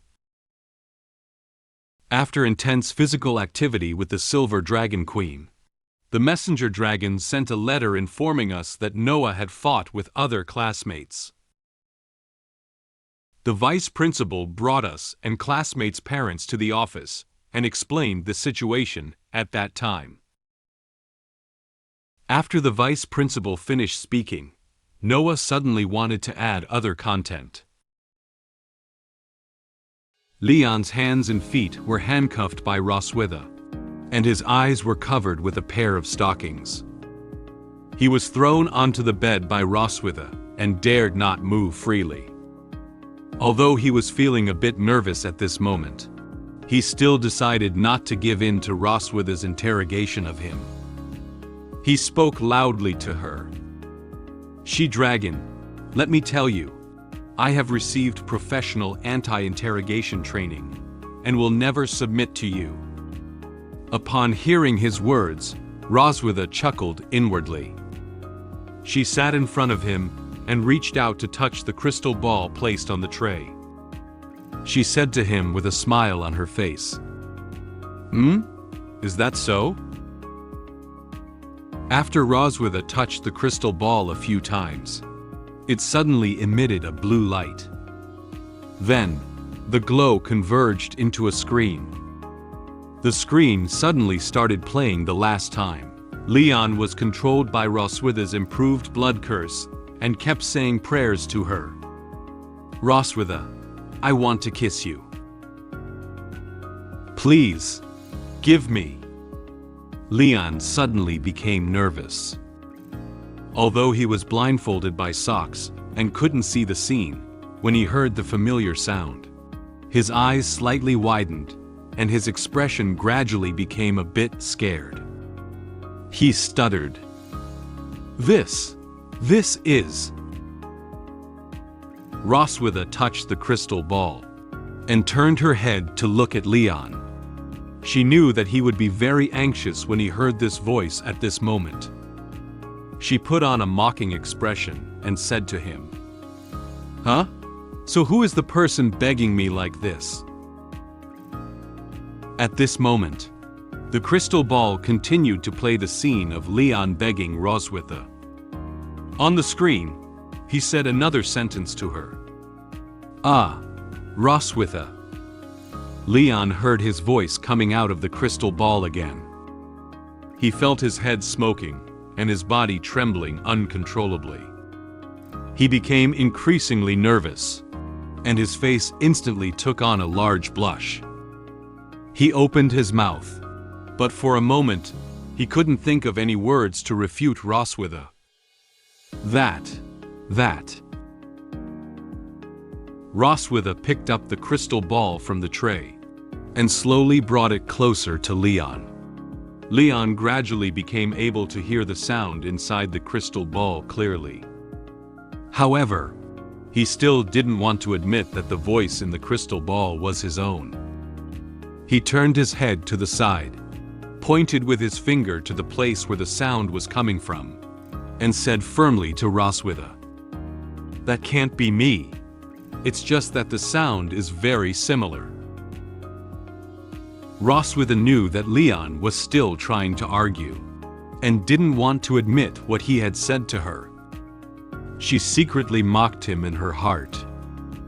She held the crystal ball in front of Leon, and untied the stockings tied around his eyes. She said to him with a mocking tone, "Oh, is that so? Shall I give you a closer look?" Leon felt the stocking being removed from his eyes, and his vision gradually cleared. However, when he saw the crystal ball before him, he was stunned. The crystal ball displayed images of him, and he could distinctly hear his own voice. "Roswitha, I want to kiss you, hug you, and be one with you." The sound inside the crystal ball kept drifting into Leon's ears. This gave Leon goosebumps all over his body, as if he had been electrocuted and felt very numb. He closed his eyes, and his expression became very painful. He couldn't stand the words he said to Roswitha at that time. Leon had no choice but to surrender to Roswitha. He knelt on the bed in shame, lowered his head, clasped his hands together, hoping that she wouldn't continue playing his video anymore. He shouted loudly, "No need! I remember everything." Roswitha wrapped one hand around her body and held a crystal ball with the other hand. She looked down at Leon's wretched condition, feeling quite satisfied with how quickly he had succumbed to her. She showed a victorious smile. She picked up the whip placed on the tray and said to Leon, "It's good that you remember. So now, you repeat what you just said a few more times." Roswitha held a whip in one hand and pinched the tip of the whip with the other, smiling as she looked at Leon. She has now begun to plan how to torture Leon as revenge for the torture he inflicted on her a few days ago. If you can't remember clearly, the teacher can review for you. She lifted Leon's chin with a whip, forcing him to look up at her. Faced with compromising evidence in Roswitha's possession, Leon wore a troubled expression, not daring to struggle or make excuses recklessly. He wanted to say something, but found himself unable to say anything. He had no choice but to follow the instructions of Roswitha. Under the illumination of the desk lamp, The shadows of Leon and Roswitha were projected onto the cabinet. Roswitha swung the whip in her hand and struck Leon's body with force. Leon knelt on the bed, struggling to endure the pain caused by the whip beating. After a while, Roswitha slowly approached him while beating his body. The shadows of two bodies overlapped. The warm-colored desk lamp silently illuminated Roswitha's room. It cannot speak, just silently watching their interaction, bringing them some light. It knew they had spent another unforgettable night. At this moment, the round moon has risen, bringing a bright moonlight to the starry sky. The moonlight happened to shine into Roswitha's room. At this moment, Leon and Roswitha had just experienced intense physical activity. Under the illumination of the moonlight, the marks on Leon's body from being whipped could be seen very clearly. He lay in bed, feeling as if his body had been hollowed out. He turned his head and silently shed tears for himself. At this moment, a red messenger dragon flew in from outside the window. Roswitha heard some movement by the window and immediately got out of bed and walked to the window. Messenger Dragon stood by the window and brought her a letter. After reading the contents of the letter, her expression suddenly became somewhat strange. Noticing the movements of Roswitha, Leon turned his head and noticed the messenger dragon by the window. Now that it was late in the day, something must have happened for the messenger dragon to send a letter at this time. Seeing the change in Roswitha's expression, Leon looked at her wearily and asked, "This is a letter from the academy, right? Sending the messenger dragon so late. Did something happen?" Roswitha put down the letter in her hand. She turned her head and looked at Leon with a serious expression, telling him the contents of the letter. "The academy asked us to go to the school tomorrow. Noah got into a fight with someone." Upon hearing the news, Leon was so scared that he sat up from the bed. He looked over at Roswitha with a shocked expression, somewhat disbelieving the news. "Eh?" The time gradually came from evening to morning. The starry night sky and the moon in the sky gradually transformed into an orange-red sky and sun. The location now was Vice Principal Wilson's office. The huge floor-to-ceiling windows received a bright sunrise from outside the window. The sun shone in, illuminating the entire office. Noah appeared in the office wearing a clean and neat school uniform. She stood very straight with her hands behind her back expressionlessly. From Noah's attire and appearance, she looks like she hasn't had a fight with anyone else. However, the three boys standing next to her looked quite pitiful. The red-haired boy standing in the middle is wearing a dirty school uniform. Not only was the face swollen from the blow, but even the right hand was injured and needed to be lifted with a sling. The two brown-haired boys standing next to him also had swollen marks on their faces, and their school uniforms were dirty. They stood beside the sofa, watching the people sitting on it. Leon and Roswitha, who have already arrived at the office, are sitting on the sofa. They sat straight and listened attentively to Vice Principal Wilson's next words. Vice Principal Wilson looked at them and didn't intend to beat around the bush, but spoke directly to them about the matter related to Noah's fight.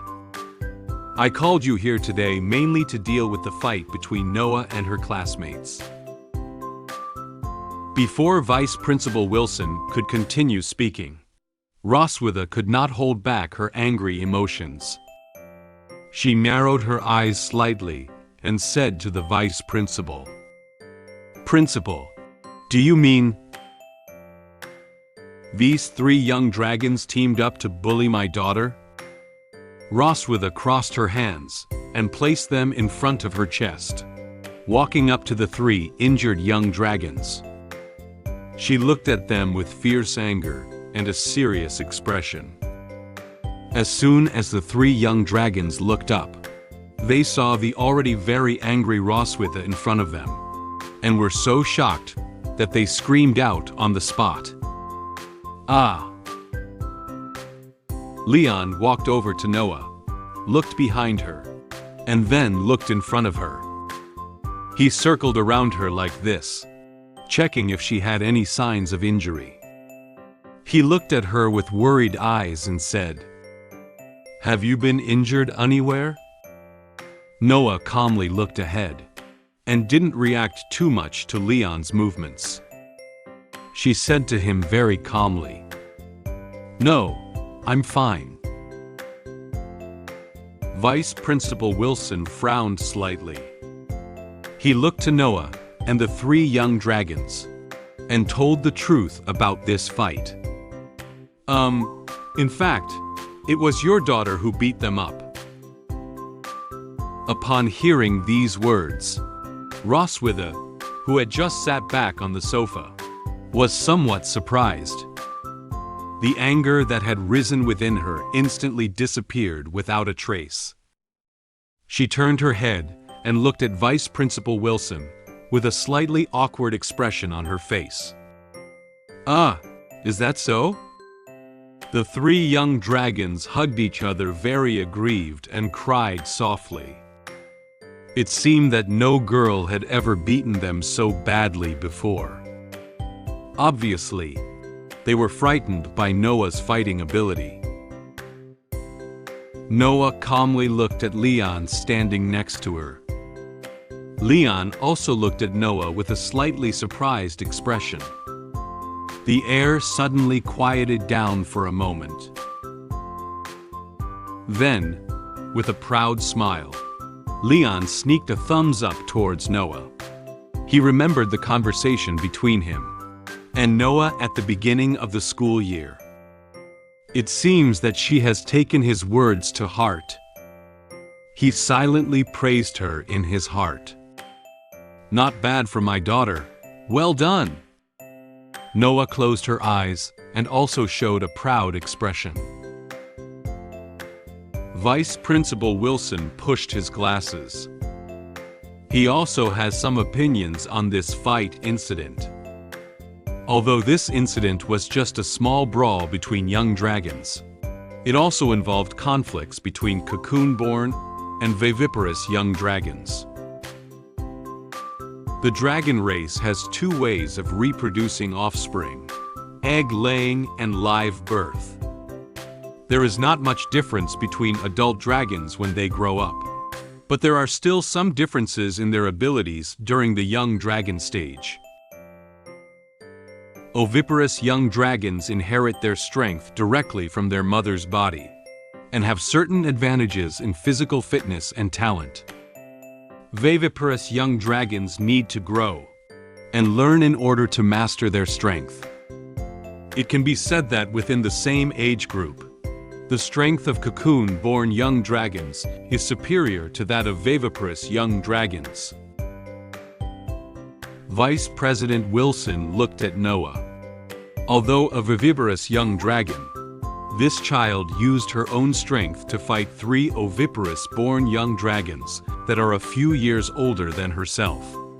She has a bright future at such a young age. He is very optimistic about Noah's future development. At this moment, the office door was suddenly rudely pushed open by someone. A well-dressed adult dragon with red hair walked in. He is accompanied by 2 adult dragons. It seems that they are the fathers of those 3 young dragons. The adult dragon with red hair put his hands into his pockets and swaggered towards his son, speaking casually. "I heard my son hit someone. What a big deal. I'll pay for all the medical bills." When he saw the marks of his son's face and hand injuries, he was completely stunned. "Ah, my dear son, how did you get beaten up like this?" The two fathers around him were also very surprised when they saw their injured son. The boy with red hair turned his head with a very aggrieved expression when he heard his father's voice. "Dad!" The boy with red hair and two other boys rushed towards their father together. They cried while tightly embracing them. They feel like they have been greatly wronged. Sitting on the sofa, Roswitha recognized the race of the adult dragon with red hair at a glance as it walked in. She approached Leon and explained to him in a low voice. "That guy is a member of the Crimson Flame Dragon King Constantine's clan. The Crimson Flame Dragon clan is arrogant and domineering, making communication difficult." Upon hearing Roswitha's words, Leon did not feel afraid of this dragon from another race. The number of Crimson Flame Dragons I've slain could line up and circle the academy twice. After comforting his son, the adult dragon with red hair looked at Roswitha. He put on a very arrogant expression and said to her, "I thought who was here? Isn't this the queen of the Silver Dragon clan? As a queen, you don't even know how to discipline your own children and let her bully other dragons at will?" The boy with red hair hid behind him, looking at Roswitha with a frightened expression. "Oh, the Silver Dragon clan's combat power is not as strong as our Crimson Flame Dragon clans. Do they only dare to encourage young dragons to bully our children?" As he spoke, he approached Roswitha. Leon realized something was wrong and quickly stood in front of Roswitha to stop him. It is obvious that he is provoking her. Roswitha felt particularly uncomfortable when she heard these words. She questioned him with a somewhat angry tone. "Huh? What are you saying?"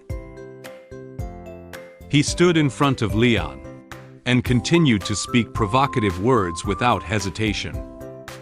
"If you don't apologize to my son today, don't even think about walking out of this door." Leon was not to be outdone.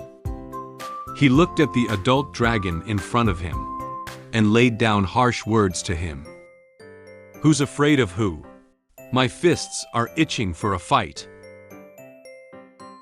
Vice Principal Wilson couldn't bear to see this incident escalate into a parent fight. He slapped the table hard. "Be quiet." The three parents stopped arguing when they heard the voice of the vice principal. They all looked at the vice principal. Vice President Wilson coughed and then told them the cause and process of the incident. "Parents, please calm down and listen to me retell the process of this matter first. Last night, in the cafeteria, Lar and two classmates had an argument with Noah. Noah's plate hit Lar and dirtied his clothes. In memories, Noah calmly watched as her plate was knocked to the ground. Lar grabbed his dirty clothes and exclaimed in surprise, "Ah, my clothes!" So, on the way back to the dormitory, the three of them blocked Noah in the backyard of the dormitory and had a fierce physical altercation. Vice Principal Wilson looked to the three young dragons and asked them if there was anything else to add regarding the details of the incident. "Do you have anything to add?" The three young dragons took a step back in great fear and shook their heads, indicating that there was nothing to add. No. However, at that moment, Noah raised her hand. She seems to have something else to say. Principal, I need to add something. The daughter raised her hand and added details about the incident to the vice principal. In light of the recent incident involving my daughter, I have provided her with guidance on self-protection. The adult dragon with red hair is very angry about this. He accuses our actions and insults us. I couldn't bear to see his insults anymore, and went up to stop him. At the suggestion of the Silver Dragon Queen, the vice principal prevented him from continuing to cause trouble, and presented the results of the handling to the children. After Vice Principal Wilson finished recounting the details of the fight, Noah suggested to him that she needed to provide additional information. Noticing Noah's gesture of raising her hand, Vice Principal Wilson turned to look at her and said, "Noah, do you have anything to add?" Noah crossed her hands and placed them on her chest, with a displeased expression on her face. She turned around and looked at Lars standing beside her, revealing some details of the incident that had not been mentioned. Firstly, when in the canteen, he deliberately provoked me. Overturning the plate was just an accident. Secondly, in the backyard of the dormitory, they rushed over and scared me. I accidentally broke his arm in self-defense. Lars became nervous when he saw Noah's unhappy expression. He looked at her with a frightened expression, his body trembling slightly, and slowly took a step back. "Right, Lars?" Noah's face was expressionless, her brow furrowed slightly. She looked at him with serious eyes, as if confirming to him whether what she said was true or not. She still feels angry about his provocation towards her yesterday. Due to the terrifying aura emanating from Noah, Lars was so scared by her that she almost cried. He immediately hid behind his father again. He tightly held onto his father's hem, revealing only half of his body, and answered Noah's words hesitantly. That's right." Lars' father turned around and looked at his son with a puzzled expression. He doesn't know why his son is so afraid of a girl. He asked his son in confusion, "Why are you so afraid of her?" After listening to Noah's additional details about the matter, Leon, standing behind her, raised one hand and held his chin, thinking for a while. Then, he looked at Noah and expressed his thoughts. "Noah, I think you did something wrong." Noah seemed to notice that Leon's words had a tone of accusation towards her. She lifted her head, lowered her eyebrows, and gently clenched her hands into small fists.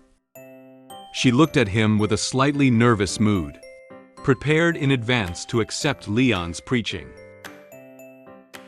However, contrary to her expectations, Leon did not criticize her approach to self-defense, as she had imagined he would. He lowered his head, bent down, patted his knee, and then proposed a method to deal with similar incidents to Noah. "If you encounter this kind of thing again, you should kick his knee first, okay?" Noah was stunned for a moment. She looked at Leon's knee, and was somewhat puzzled by his suggestion. Why kick the knee? Leon straightened his body, crossed his hands in front of his chest, and looked ahead with a very confident expression. On the battlefield, if the Crimson Flame Dragon's knee is injured, they are easily attacked. A blazing flame seemed to emerge from behind him, as if igniting his passion for battle with the dragon. Noah nodded and understood what Leon meant. Then, She took out a notebook and a pen, listening to Leon's explanation while jotting down the method. Okay, I'll pay attention next time. If something similar happens again in the future, she might really be able to use this method. After watching Leon teach Noah self-defense knowledge, Lars' father couldn't bear it anymore.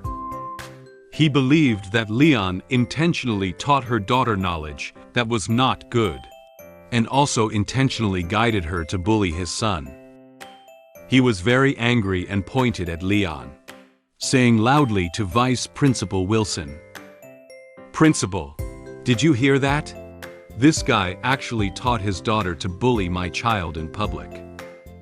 Leon had a smile on his face, a calm expression, and paid no attention to Lars' father's words. However, this next statement from Lars' father made them feel uneasy. For a student with violent tendencies like her, an apology is no longer sufficient to resolve the issue. She should be directly expelled from school. Upon hearing him clamoring for the vice principal to expel Noah, Leon opened his eyes in surprise. Roswitha and Noah also began to feel nervous. They all looked in the direction of Lars' father. Seeing Lars' father trying to make a scene, Vice Principal Wilson, who was standing nearby, raised his hand to stop him. "Lars' dad, please calm down. Whether or not to expel Noah will be decided by St. Hiss Academy." Moreover, many students have reported that Lar often bullies some viviparous dragons. The students in the canteen last night also proved that Lar deliberately provoked Noah first. Vice Principal Wilson also added some of Lars' usual actions regarding his behavior in this incident, and also stated that this is not the first time he has bullied a dragon younger than him. As the vice principal spoke, Lar lowered his head nervously and looked aside. He also seems to know that his approach is wrong. Lars' father still felt angry. He does not accept the vice principal's explanation. His son was bullied by the dragon, but he was also accused by others of provoking others first. He widened his eyes and angrily said to the vice principal, "Principal, do you mean their daughter beat up my son, and the academy not only did not punish her, but also accused my son of deliberately provoking her?" Leon can't stand Lars' father throwing tantrums here. He walked forward, looked into Lars' father's eyes, and loudly rebuked him. "Don't you feel ashamed? How old is your son? He was beaten up by my 1-year and 2-month-old daughter. What are you shouting about?" Upon hearing that Leon's daughter was much younger than his son, Lars' father was slightly surprised. However, he still hadn't restrained himself, and continued to argue loudly to Leon. "Never mind how old my son is, the point is." They all looked at each other with angry eyes, as if sparks were about to ignite between them. At this moment, Lar whispered his age.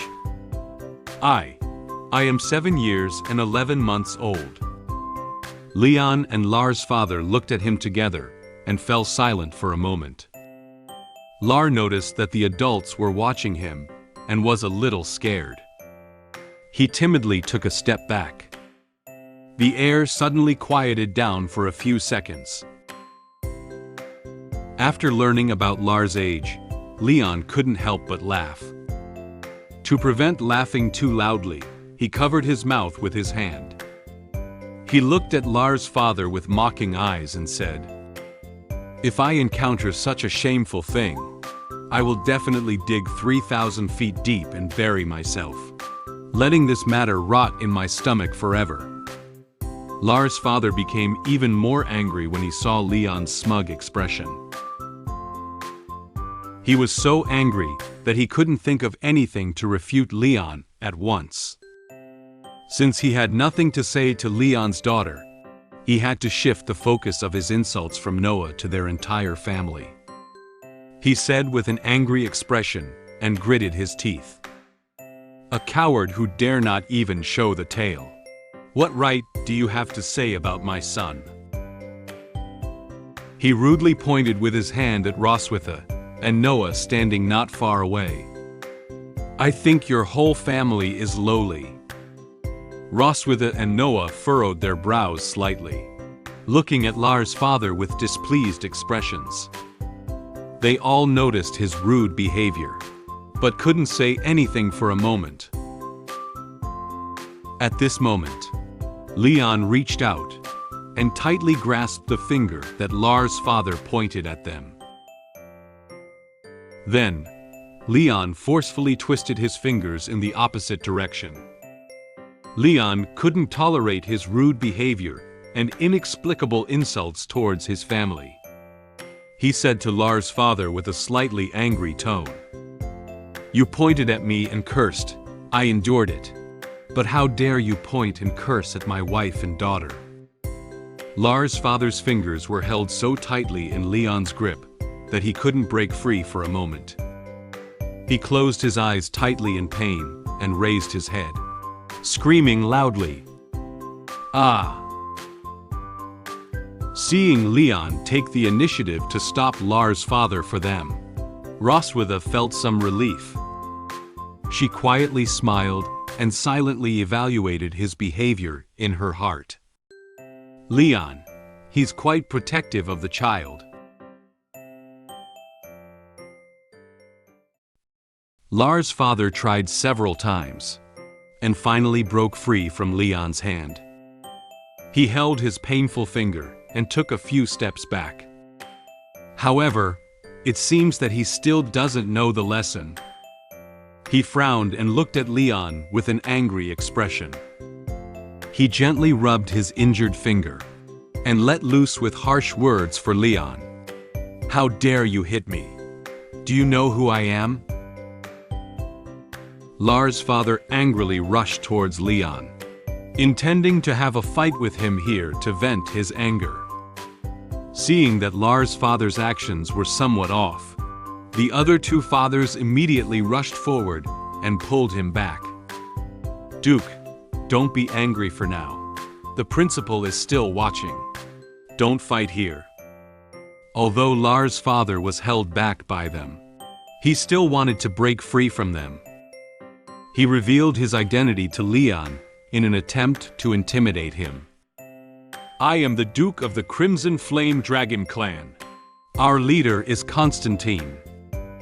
However, Leon was not afraid of his identity. He hugged himself and pretended he was scared of him. Come on. I'm so scared." Faced with this farce, Roswitha couldn't bear to watch anymore. She walked up and said to Lars' father, "Sir, this is a minor conflict among the children at school. If they are involved in the family status of both parties, it will not benefit you in any way." Roswitha looked at Lars' father with a serious expression and expressed her opinion on the matter. "I believe that St. Hiss Academy will make a fair judgment, regardless of the outcome of the Academy's handling. We are willing to accept it." Then, she turned her head and looked confidently at Vice Principal Wilson. After all, the final outcome of this fight still needs to be judged by the Vice Principal. Relying solely on fights between parents or involving the status of both sides still cannot lead to a good outcome. Vice Principal Wilson smiled and nodded with satisfaction. He agreed with her view. Silver Dragon Clan's queen truly has a grand vision. He looked at Lars' father, who was still angry, and gave him the final warning. "Lars' dad, if you insist on causing trouble in school and leading to the escalation of the situation,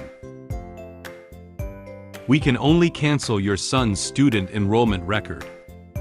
Hearing this, Lars' father froze. He stopped struggling and slowly calmed down. His anger instantly half gone. Lar also doesn't want to be unable to go to school because of his father's continued misconduct. He walked forward and grabbed his father's hem. He lifted his head with a somewhat aggrieved expression to persuade his father. "Dad, forget it. I still want to continue my studies at school." Upon hearing what Lars said to him, Lars' father hesitated a bit. He gradually restrained his unreasonable attitude and temporarily calmed down. He closed his eyes, pretended to cough a few times in an attempt to cover up the awkward scene just now, and calmly said to the vice principal, "I just lost my composure. We also accept the ideas of the academy." However, Lars' father still seems to hold a dissatisfied attitude towards this matter. He looked at Leon and Roswitha standing not far away with angry eyes, and made a small plan in his heart. "I'll step back for now.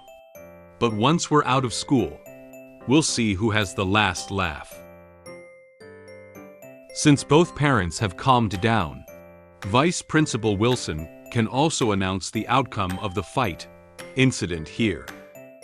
Okay, in this incident, Lar is at fault first, while Noah acts in self-defense, though with excessive force. So, he turned his head to look at Noah first, and announced the outcome of his handling of her. Noah will go back to receive oral education from her homeroom teacher, and seriously reflect on her behavior this time. Noah lightly clenched her small fist, and looked at him with some surprise. She didn't expect her punishment result to be less severe. Then, he looked at Lar and his other two classmates. Lar and two other classmates each write a self-criticism, and submit it to the homeroom teacher. In addition, you are also responsible for classroom hygiene for a week. The above is the final processing result. Lar and his classmates sadly lowered their heads, and silently accepted the punishment result. The sunlight outside the window seemed to brighten up the office a bit, as if it was also satisfied with the outcome of this incident. After the incident was resolved, Leon and Roswitha left the office with Noah. In the hallway, Noah turned around and waved goodbye to them. "Well, I'll go back to the classroom first." Roswitha nodded, indicating that she could leave here first. Leon and Roswitha stood together, watching her leave the hallway. At this moment, Leon seemed to have remembered something. He looked at Noah's back and waved at her, reminding her to remember the method he had taught her. "If they dare to bully you again, you must kick their knees first." Noah glanced back at Leon. Though she didn't say anything, she nodded, indicating that she would keep his advice in mind. At that moment, Vice Principal Wilson suddenly appeared behind Leon. He walked forward and suddenly said to Leon, "Mr. Leon." Leon was so scared by him that he shouted out loud, "Eh?" His face doesn't look very good. Leon turned his head to Vice Principal Wilson with a smile on his face and said nervously to him, "Vice Principal Wilson, do you have anything else?" Just now he loudly reminded Noah to remember his advice. And as the vice principal, Wilson may not want to hear comments like bullying other dragons. He is worried that what he just said may have been heard by the vice principal. He thought nervously. He probably didn't hear what I just said, right? However, the vice principal didn't seem to notice what Leon said. He asked Leon another question with a serious expression. Although we have only met a few times, I have always had a question. You've never let your tail show. Upon hearing the vice principal's words, Leon's mood became even more tense. He was worried that, because he didn't show his tail, the vice principal began to doubt his identity. He opened his mouth to explain, but suddenly couldn't come up with a reason. He silently said in his heart, "Did he discover my identity?" Vice Principal Wilson smiled and looked at Leon, saying the next words. "I can't see which noble dragon clan you come from. If you're willing, can you tell me?" Noticing that something was wrong with the current situation, Roswitha quickly walked over and took Leon's arm, pretending that they were a very loving couple. She quickly explained to the vice principal, "My husband is not a member of the noble dragon clan. He is just an ordinary member of our silver dragon clan." Leon was also forced to lean tightly against Roswitha. He echoed a little nervously based on what she said. "That's right. I'm just a commoner." Vice Principal Wilson did not seem to doubt Leon's identity. He touched his beard and was pleased that they were able to raise the talented Noah. The remarkable union between the two of you has brought forth an exceptionally gifted young dragon, which is nothing short of a miracle. In short, St. Hiss Academy welcomes such children to enroll. Do you understand what I mean? The vice principal looked at them with a kind expression. However, there seemed to be other meanings in his words. You should have more children. The more, the merrier. Leon and Roswitha also saw the true thoughts floating behind the vice principal.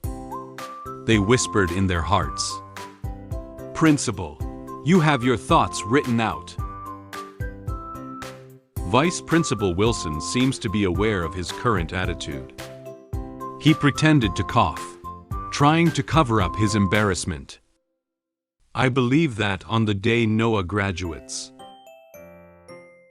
she will be able to lead the Dragon Clan to defeat more dragon slayers." He clenched his fists excitedly and looked firmly at Leon, expressing his confidence in Noah's growth. Leon responded to Noah's encouragement with a smile, but felt uncomfortable inside. It doesn't feel great.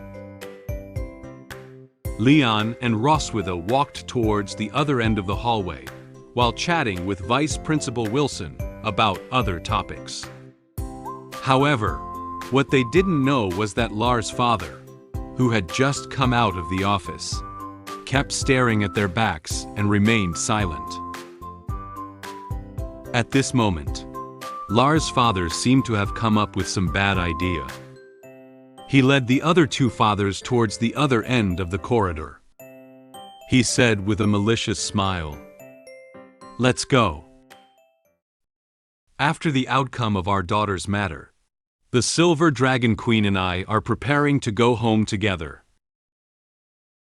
At this moment, Lars' father wanted to fight me and avenge his son. Based on his attacking movements, I assessed his abilities and quickly defeated him.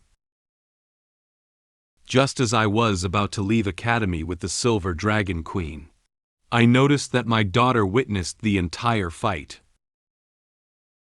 She not only praised me in person, but also gave us the cookies she made. I touched her head with joy, but the Silver Dragon Queen looked at my hand and fell into contemplation. After bidding farewell to Vice Principal Wilson, Leon and Roswitha left the teacher's office building together. Leon put his hands into his pockets, chatting with Roswitha while walking down the stairs with her. Roswitha crossed her hands in front of her chest, and walked down expressionlessly.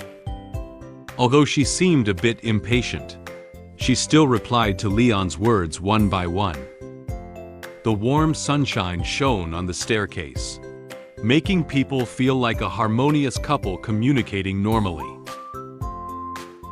At this moment, Lars' father walked out from somewhere with the fathers of 2 other classmates. They walked up to Leon and Roswitha, blocking their way. They all looked at Leon and Roswitha with unhappy expressions. Lars' father put his hands into his pockets and said to Roswitha with an impatient tone, "Wait a minute, Silver Dragon Queen." Leon and Roswitha stopped in their tracks when they saw Lars' father appear in front of them again. Roswitha furrowed her brow and became more alert to Lars' father. Just now, in Vice Principal Wilson's office, Lars' father clearly had plans to provoke a conflict. She realized that they had ill intentions in stopping her and Leon. She looked at Lars' father and said to him, "Is there anything else?"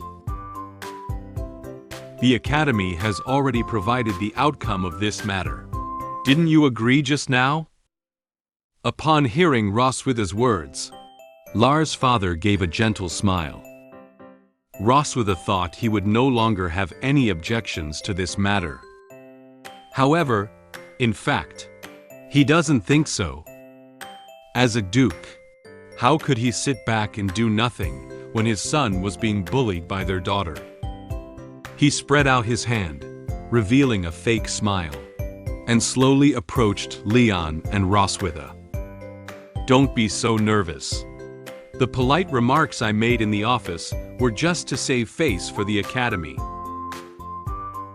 Now that we are out of the Academy, we have to solve the problem according to the way of the Dragon Clan." Lars' father walked up to Leon and locked eyes with him. It was obvious that the target he was looking for was Leon. Leon frowned and looked at him with cold eyes.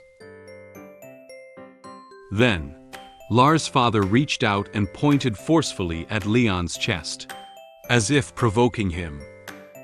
Leon lowered his head to take a look, but did not react strongly to his movements.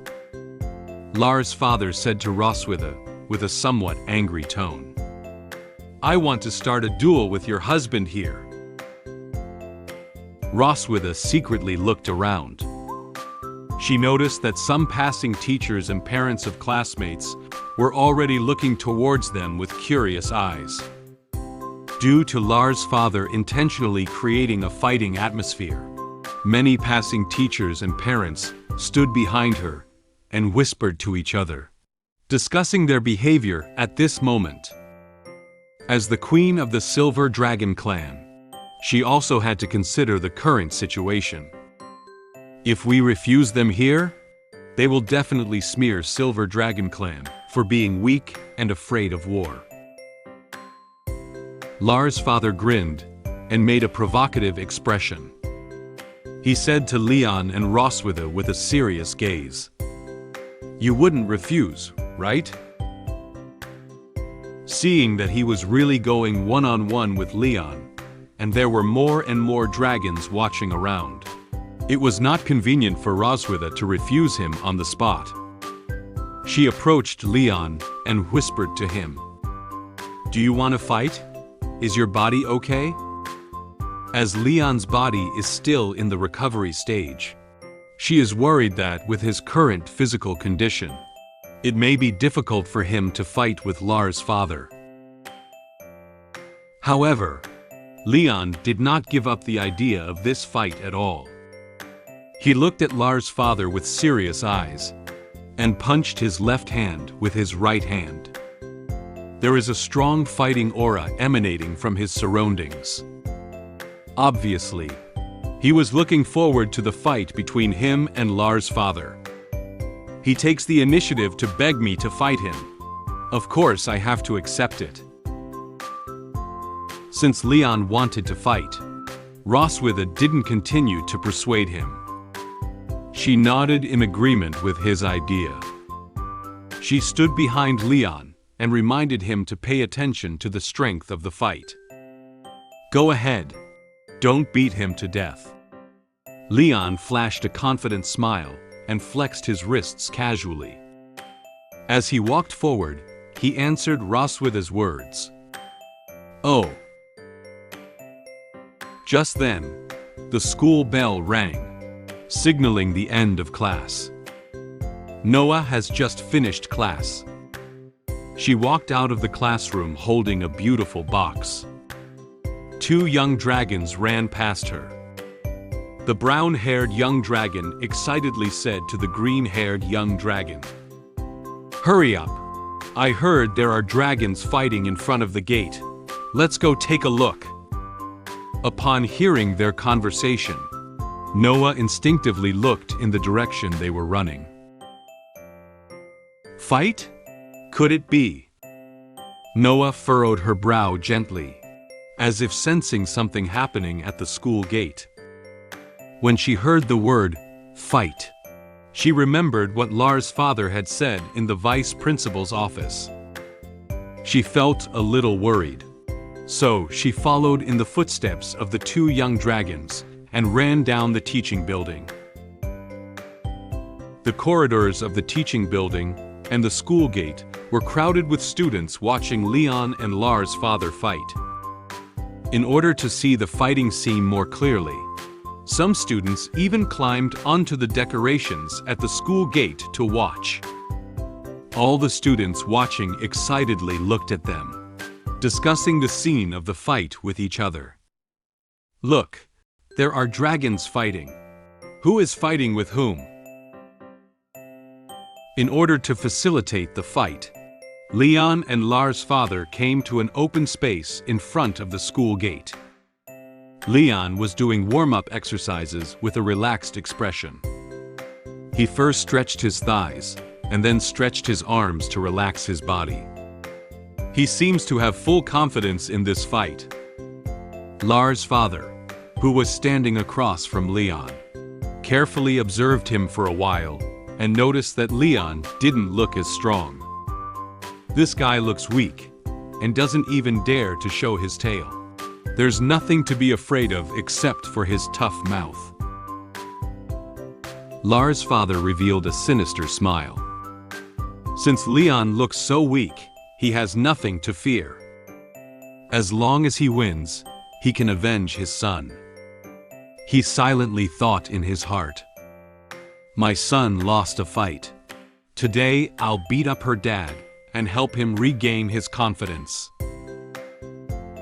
Seeing that Leon had already finished warm-up exercises, Lars' father introduced him to the rules of fighting. He was also worried that Leon, who was so weak, would not be able to defeat him, so he took the initiative to lower the difficulty for him. The Crimson Flame Dragon Clan won't bully anyone. As long as you can hold on for 3 rounds, I'll concede defeat. However, Leon didn't pay any attention to his words. He closed his eyes, placed one hand on his waist, and casually picking his ear with the other, showing a very casual expression. He impatiently said to Lars' father, Okay, save the speeches. Let's get started."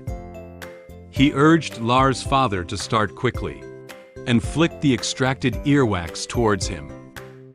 In the face of Leon's provocation and belittling of him, Lars' father became infuriated. He clenched his fists and looked at Leon with an angry expression. "You! Don't underestimate me."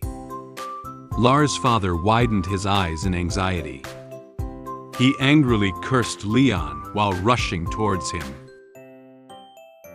Ha! He gathered magic on his right hand and formed a flame. He raised his fist wrapped in flames and swung it forcefully towards Leon. Seeing that the fight had begun, Leon quickly adjusted his state as well. With a serious look in his eyes, he prepared for Lars' father's attack. Based on the movements and attack style of Lars' father, Leon quickly analyzed his abilities. He turned his body and easily dodged Lars' father's attack. Hey! He silently evaluated Lars' father in his heart. I didn't guess wrong. This guy is much weaker than the dragon clan I encountered on the battlefield. Leon lightly jumped on the ground while raising 2 fingers to Lars' father. He reminded him with a smile. There are still 2 rounds left. Lars' father was very dissatisfied when he saw Leon dodge his attack. Noticing Leon's provocation, his anger couldn't help but rise again. He immediately turned around and continued attacking. He frowned and impatiently said to Leon, "You're so good at hiding. Don't tell me you're a chicken?" Lars' father knelt on one knee while speaking provocative words to Leon. He forcefully slammed his fist wrapped in flames onto the ground. The ground where he and Leon were located immediately cracked several slits, and even the floor bricks were thrown out by flame magic. It seems that the power of his punch is very great. Leon remained unwavering in response to Lars' father's provocation. When he saw the cracked ground, he immediately jumped into the air to dodge the cracks and flying bricks on the ground. The punch of Lars' father obviously didn't hurt Leon in the slightest. In order to increase his attack power, he quickly gathered the flame magic into his mouth and sprayed it forcefully in the direction of Leon. Leon noticed a very bright and intense flame flying towards him. He could feel the temperature on his face and body getting higher and higher. However, in the face of the blazing flames that were coming closer and closer to him, his face did not show any expression of fear or retreat. He stared closely at the flame, as if contemplating something. As the flames were about to approach his face, he quickly descended from the air and landed next to Lars' father. The flames spewed out by Lars' father exploded into a huge and beautiful spark in the azure sky. Leon squatted lightly on the ground, perfectly avoiding the 2 attacks of Lars' father. Lars' father looked down and found Leon squatting next to him unscathed. He was very surprised. He has attacked Leon 3 times in a row, so he has no chance to launch an attack on Leon anymore. Leon lifted his head with a firm gaze and gave him a confident smile. This time, it's my turn. Leon quickly stood up and kicked Lars' father's calf socket hard. Lars stumbled forward and suddenly lost strength in his legs. He cried out in pain. Huh! He half knelt on the ground, clutching his injured calf. He hadn't expected Leon to come at him in this way at all. He lifted his head and looked at Leon with angry eyes. You! Before Lars' father could react, Leon quickly flashed in front of him again. He clenched his right hand into a fist and concentrated all his strength on his right fist. He wore a confident smile, believing that the outcome of this fight had already been determined. Then, he punched Lars' father hard in the face. Unable to fight back, Lars' father was thus quickly knocked out by Leon. Lars' father was sent flying for a long distance by Leon's punches, and only managed to stop when he hit a nearby building hard. Then, he collapsed to the ground, temporarily passed out. Seeing that Lars' father no longer had the strength to stand up, Leon clapped his hands and cleaned the dust off his hands. It is obvious that he won the battle this time. Dealing with dragons of this level is a piece of cake for him. Who is a dragon slayer? He smiled lightly and muttered to himself, "I don't even need magic to deal with guys of your level." Seeing Lars' father get hit by Leon, to the point where he directly fainted, the fathers of the other two students felt very scared and shocked. They were so frightened that they shouted out loud, "Ah! Duke Rail!" They had probably never seen their Duke get beaten so badly by another dragon. Leon turned his head, and his expression quickly changed from a smile to a cold one. He clenched his fists to show them and asked them, "Do you want to give it a try?" If they feel dissatisfied, Leon can also have another fight with them. Both fathers were so scared when they heard Leon's words that they couldn't speak for a moment.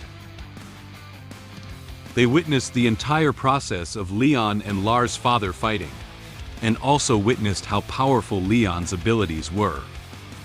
Seeing Lars' father faint on the ground, they were so scared that they dared not have any complaints against him. They showed an awkward smile. They shook their heads wildly and waved their hands, indicating that they would not participate in the fight. No, no. They ran to pick up Lars' father, who had already passed out, and quickly dragged him away from the school gate. Leon watched their fleeing figures and stood behind to warn them. "Take him away quickly. Tell your son to stay away from my daughter from now on." Seeing their figures disappear at the end of the road, Leon breathed a sigh of relief. The fight between Leon and Lars' father has come to an end. He turned his head with a smile and prepared to ask Roswitha to come home with him. "Okay, let's go." "Noah, when did you come?" At that moment, Leon suddenly noticed Noah standing behind him. He didn't know that Noah had been standing here since. Noah looked up and found Leon looking towards her. She was holding the beautiful box and staring blankly at Leon. There were also some onlookers on the stairs who were looking at her and Leon with envious eyes. Noticing that Leon was watching her, she immediately shifted her gaze to the nearby building. She seems to have been standing here for a long time. Her face was a little red, as if she was a bit shy towards Leon. She stammered to explain her reason for being here. I just happened to pass by and saw that this place is a bit lively." Then, Noah walked up to Roswitha and handed her the beautiful box in her hand. She said to them, "This is for you." Leon looked at the box and curiously asked her, "What is it?" Roswitha took Noah's box. She opened it and found a large heart-shaped cookie inside. She was a little surprised by this cookie. Noah lowered her head, her gaze drifting away. She was worried that the cookie she made for the first time wouldn't taste good to them. She nervously rubbed her hands and explained to them with a shy expression, "This is the cookie that the teacher taught us to make in cooking class. I only got second place. Maybe the taste isn't very good. You can give it a try." Roswitha smiled and broke the large cookie into 2 pieces. She picked up one of them and took a bite, only to find that the taste was actually quite good. Not as bad as Noah had said. She praised Noah while eating cookies. How could it not taste good? This is delicious. Leon, you should try it too. She handed Leon the other half of the cookie and hinted with her eyes that he should try it quickly. Leon picked up his other half of the cookie and ate it with relish. The rich flavor of cookie spread in his mouth. The crispy chocolate chips melted in his mouth, making him feel the sweet taste. That's right. How could the cookies made by my daughter not taste good? You will definitely get first place next time. After Leon and Roswitha finished their cookie, Noah walked up to Leon. Leon saw Noah approaching him and was still thinking about what else she had to say to them. She put her hands behind her back and hesitated for a moment. Then, she lifted her head and said to Leon, "Just now, you were very handsome." Upon hearing Noah praise him directly in front of him, Leon suddenly froze. His face quickly turned red. He silently thought in his heart, "Noah actually praised me directly? Does this mean that the relationship between her and me has taken a step closer?" Leon smiled happily. Two cute little angels also appeared in his mind cheering for him. Noah was able to initiate interaction with him is a very gratifying thing for him. In order not to let his joy be too obvious, he scratched his head with his hand and pretended to smile calmly at Noah. "Ahaha, of course, your dad is really amazing." Noah also showed a faint smile as she looked at Leon. Leon reached out and gently touched Noah's head. At this moment, Roswitha standing beside couldn't smile. She lowered her head and looked at the hand that Leon had placed on Noah's head. She found that there were very obvious injuries on the back of his hand. She looked at Leon and fell into contemplation.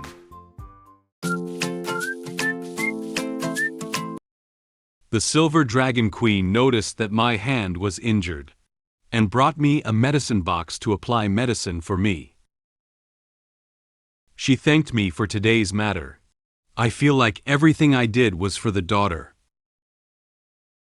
A few days later, the sister of the Silver Dragon Queen invited us to her house as guests. She warmly welcomed us and interacted with our daughters. After dinner, she plans to show us photos of the Silver Dragon Queen when she was a child. Just as the Silver Dragon Queen was about to snatch the album away, I took it and looked at it. It's already evening now.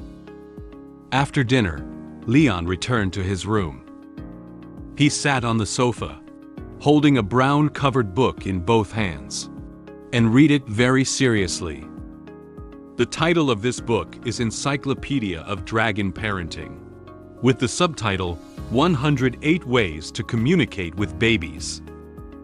He appears to be studying the book's content to better understand his daughter's current developmental stage, aiming to refine his parenting approach and improve communication with them.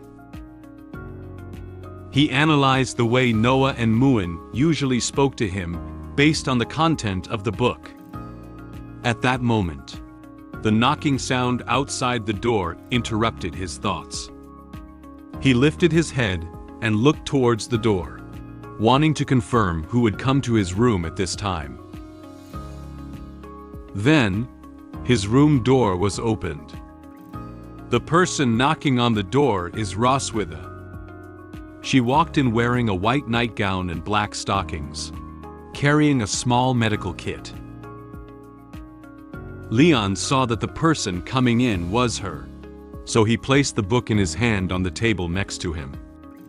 He asked her in confusion, "Oh, why are you here?"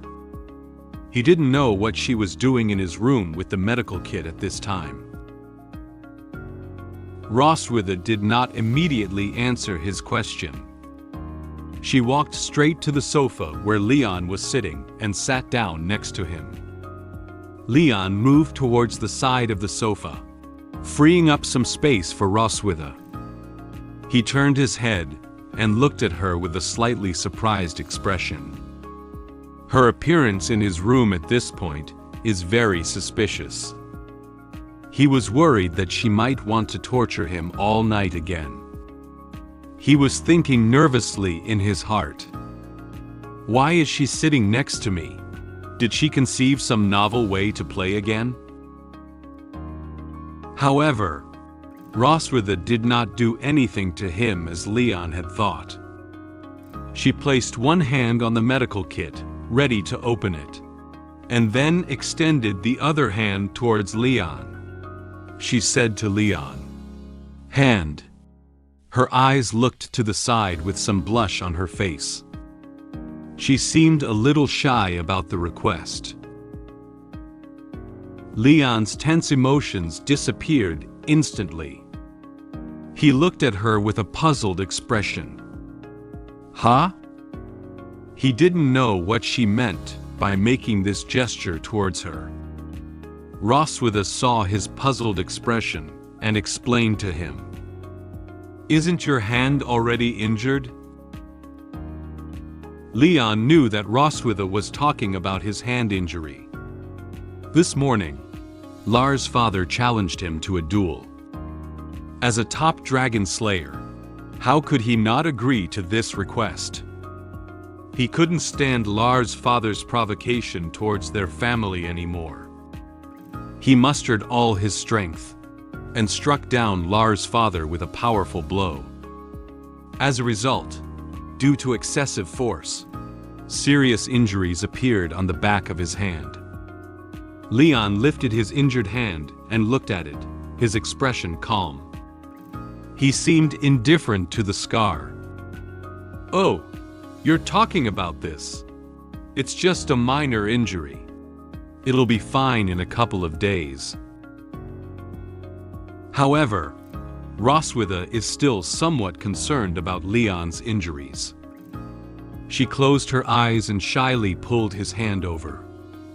"Give me your hand, hurry up." Seeing that Roswitha insisted on applying medicine to his injured hand, Leon dared not continue to persuade him. Roswitha opened the medical kit placed on her lap and took out a cotton swab and a bottle of red medicine. She put a cotton swab into the bottle and dipped it in some red medicine. Then, she took Leon's hand and used a cotton swab to apply red medicine to the back of his hand. The red potion covered Leon's back of his hand, making him feel a bit cold, but also a bit painful. He called out softly, "Ah!" He didn't expect the injury on the back of his hand to be quite serious. He took a gentle breath.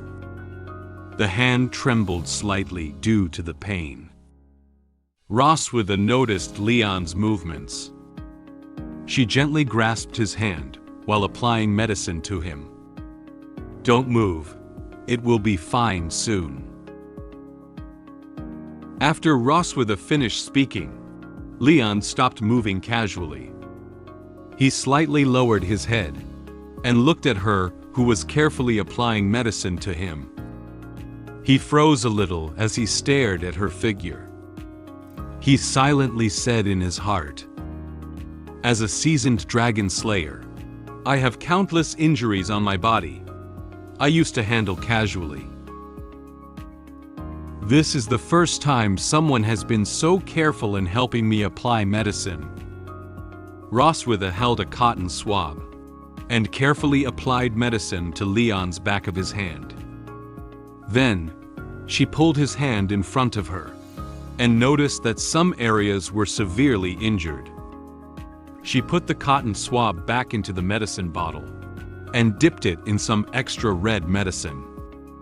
She applied more red medicine to the severely injured area on the back of her hand with a cotton swab.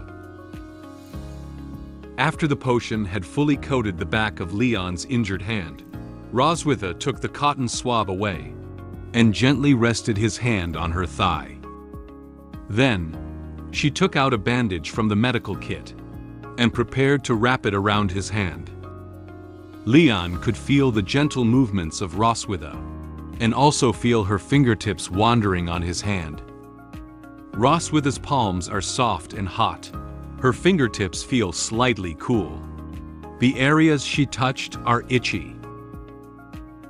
What am I overthinking?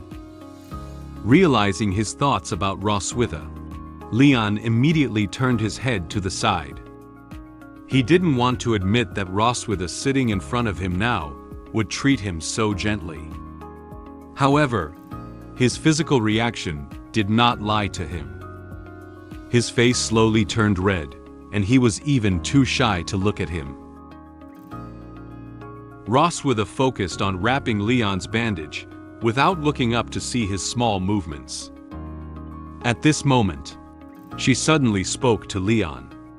"Today's matter, thank you." Leon still didn't look directly at Roswitha. He opened one eye and glanced at her, saying with some confusion, Why thank me?" After wrapping Leon's hand in a bandage, Roswitha took out a pair of scissors from the medical kit and cut off the excess bandage. She tied the bandage on Leon's hand into a bow and gently tightened it. She explained to him what happened at school today. "Lars' father has a domineering attitude, but you take the initiative to stand up and protect me and Noah." Leon understood that what she wanted to thank was for today's matter, so he gave her a gentle smile. Those are all things I should do. Although we live as strangers, in front of outsiders, you are at least my. This is all for Noah." Realizing that he was about to say something related to Roswitha, Leon immediately changed his words. He raised his hand and casually touched his neck, trying to hide the embarrassment of having just said the wrong thing.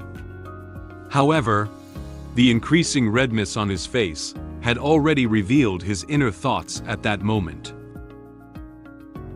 Upon hearing what he said, Roswitha did not refute it. She closed her eyes and touched her braid with her hand, revealing a faint smile on her face. I knew you wouldn't admit it so easily." After dealing with Leon's injuries, Roswitha remembered that there was one more thing she hadn't told Leon. "By the way, my sister has sent a letter inviting our whole family to visit her place. Do you want to go?" Leon thought for a moment, then replied to her, "Your sister? I don't want to go."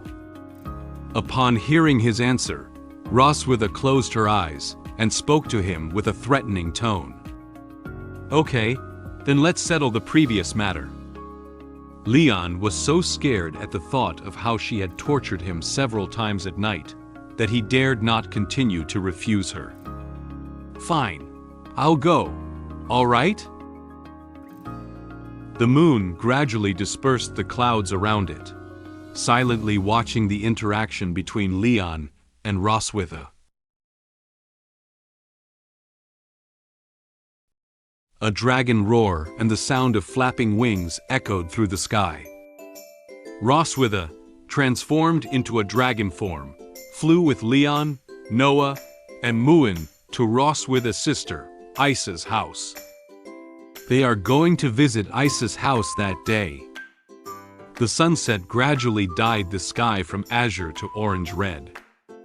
It seems that they spent almost a day on the road. Gradually, a huge castle appeared in front of them. Obviously, they have flown into the territory of the Red Dragon clan. After finding the location of the city gate, Roswitha slowly landed on an open space in front of the gate. She flapped her wings and lifted up all the sand around her. It seems that it will take some more time, for her to land on the ground. At this moment, Isa and the servants had been waiting for them at the city gate for a long time. The first to come down from the dragon's back is Noah, followed by Leon and Muin. Noah hugged her chest with both hands and walked slowly forward. Leon held onto Muin and gently patted her with his hand, trying to wake her up. "We're here. Muin, wake up." Muin slowly opened his sleepy eyes and looked around, only to realize that they had arrived at their destination. She gently rubbed her eyes with her hand and answered Leon's words in a daze. The Red Dragon Queen Isa waved her hand to Roswitha and ran towards her. With a smile on her face, she joyfully called out the name of Roswitha. "Ross." Isa threw herself onto Roswitha's dragon head in an instant. She tightly hugged the dragon head of Roswitha and gently stroked her. She was very excited and said to Roswitha, "Your dragon form is still so handsome." Due to Isa repeatedly rubbing against her dragon head, she couldn't help but revert back to her human form. "Isa, it's so itchy." Roswitha turned her head and looked shyly at Isa. Faced with her enthusiasm, Roswitha still couldn't resist. Isa still tightly hugged her and kept rubbing against her face. She looked at her with a smile and said, "Even when you change back, you're still adorable." She hasn't seen her lovely sister for a long time. She wants to spend more time with her. Isa leaned closer to Lothar's face and carefully examined her, then happily rested her head on her shoulder.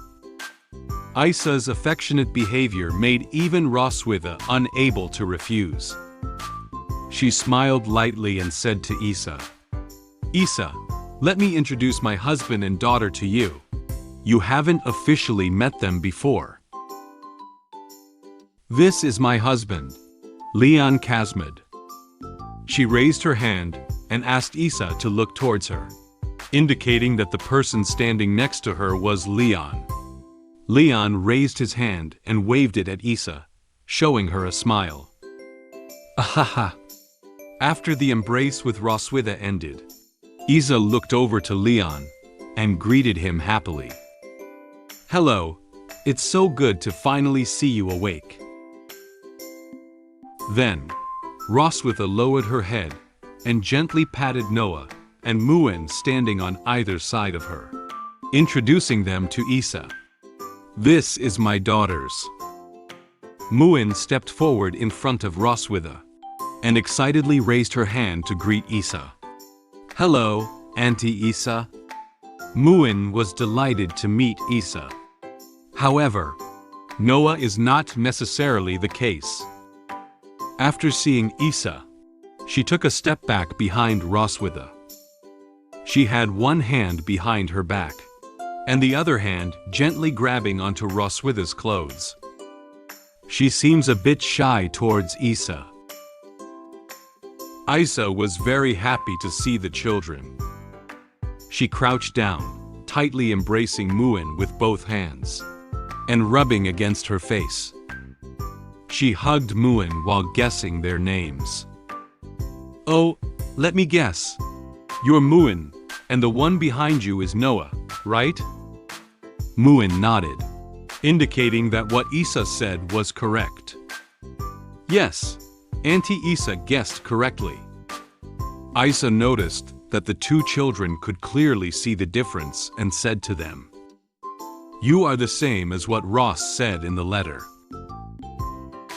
Seeing that Noah was still shy and afraid to embrace her, Isa opened her arms to make room for Noah's embrace. She took the initiative to ask Noah, "Noah, do you want your auntie to hug you too?" Noah looked at her with a red face and hesitated for a moment.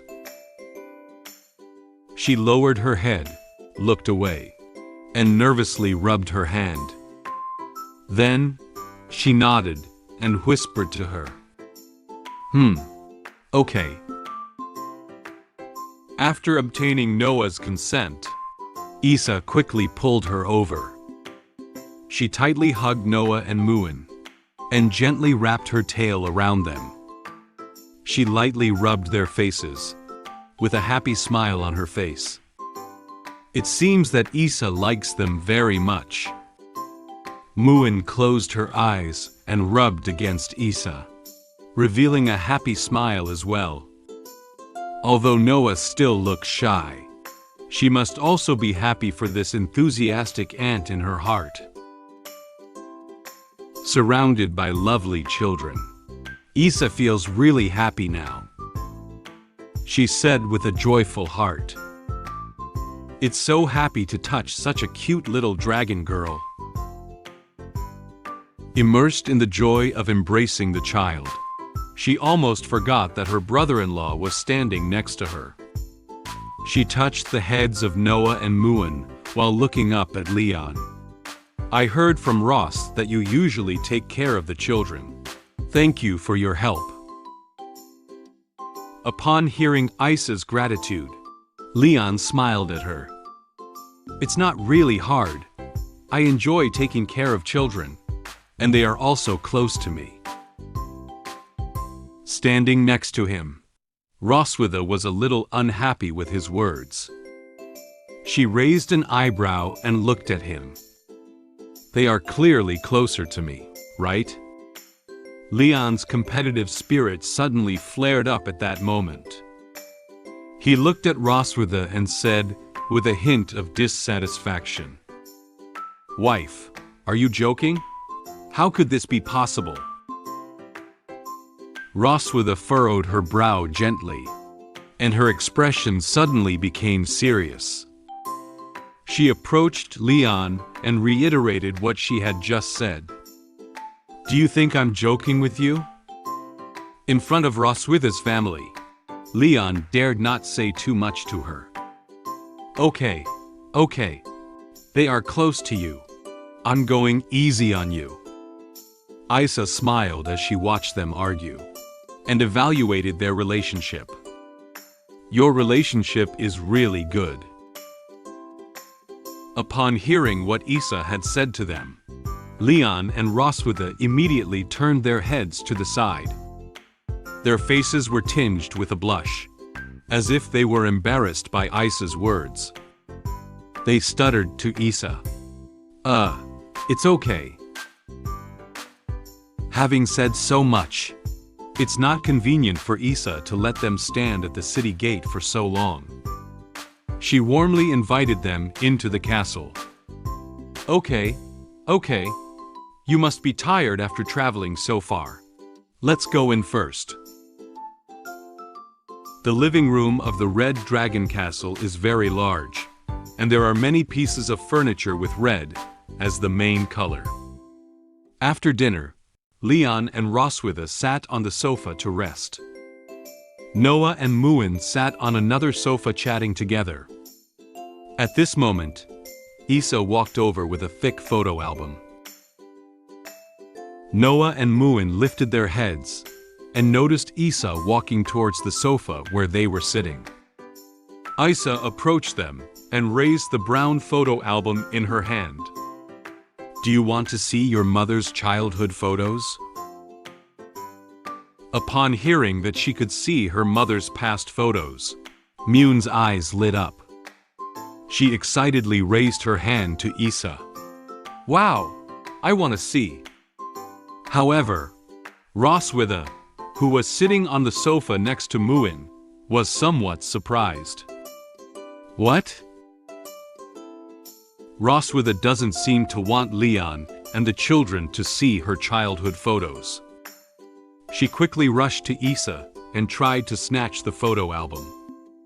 She said anxiously, "Isa, why do you still have those photos? Give them to me quickly." Noticing Roswitha's movements, she immediately raised the photo album higher to prevent her from obtaining it immediately. Oh, Ross seemed shy. Isa gave Leon a suggestive glance. Leon looked at her and immediately knew her intention. Just as Roswitha was about to snatch the photo album, Isa gave it a strong toss across to Leon, standing opposite her.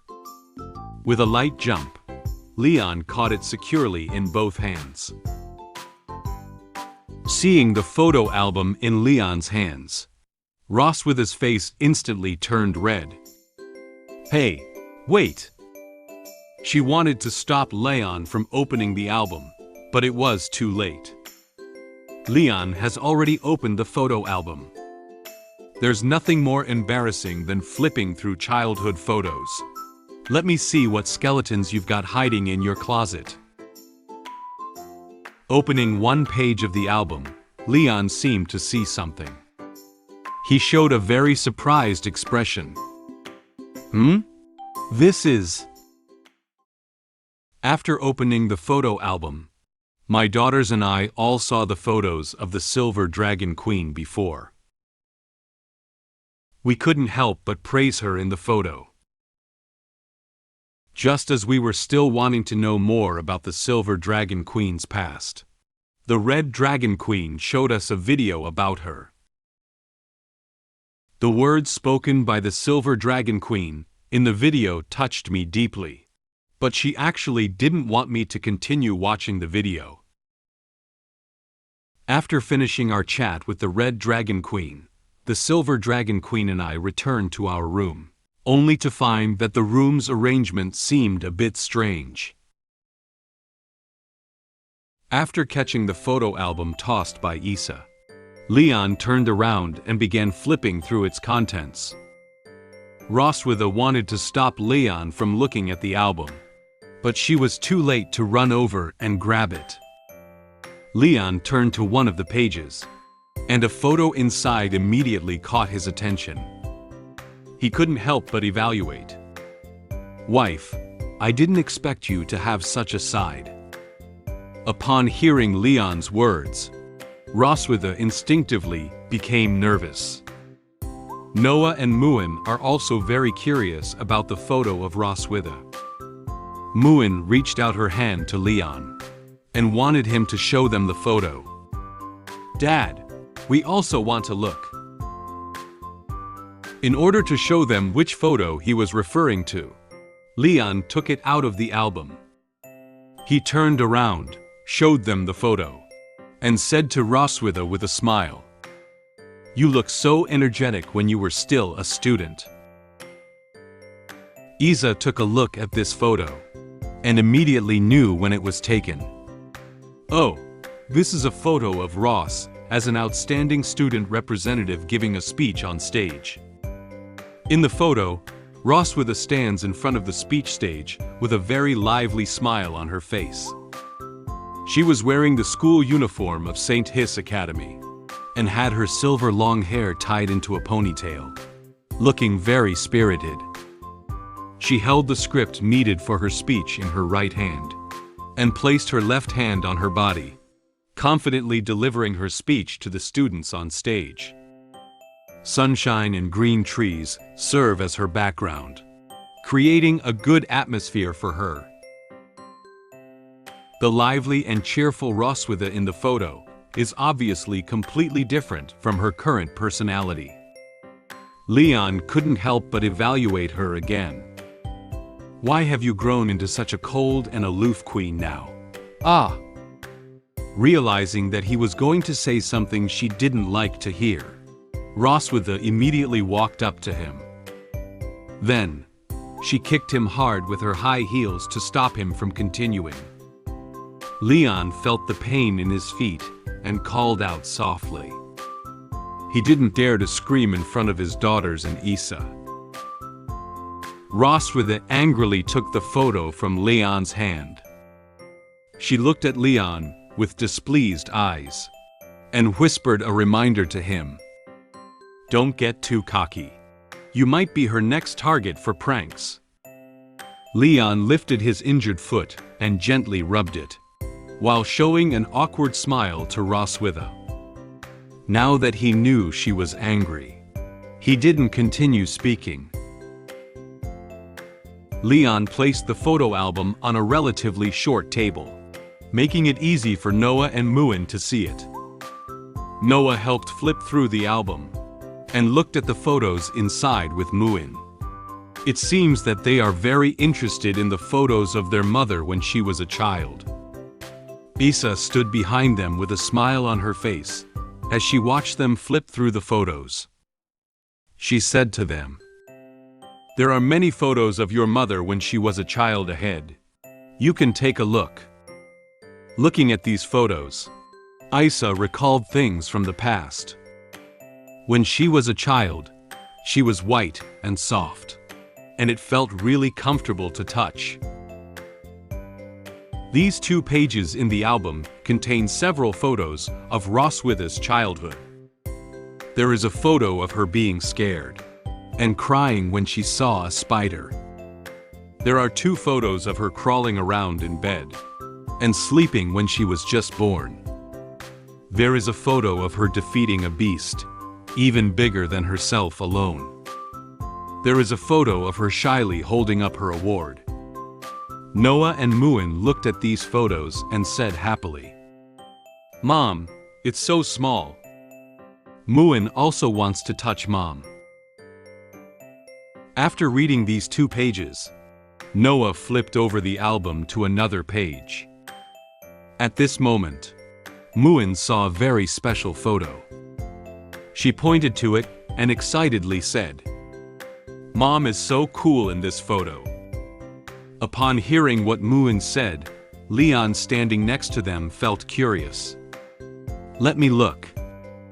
He gently bent down and leaned closer to Muin to see which photo it was.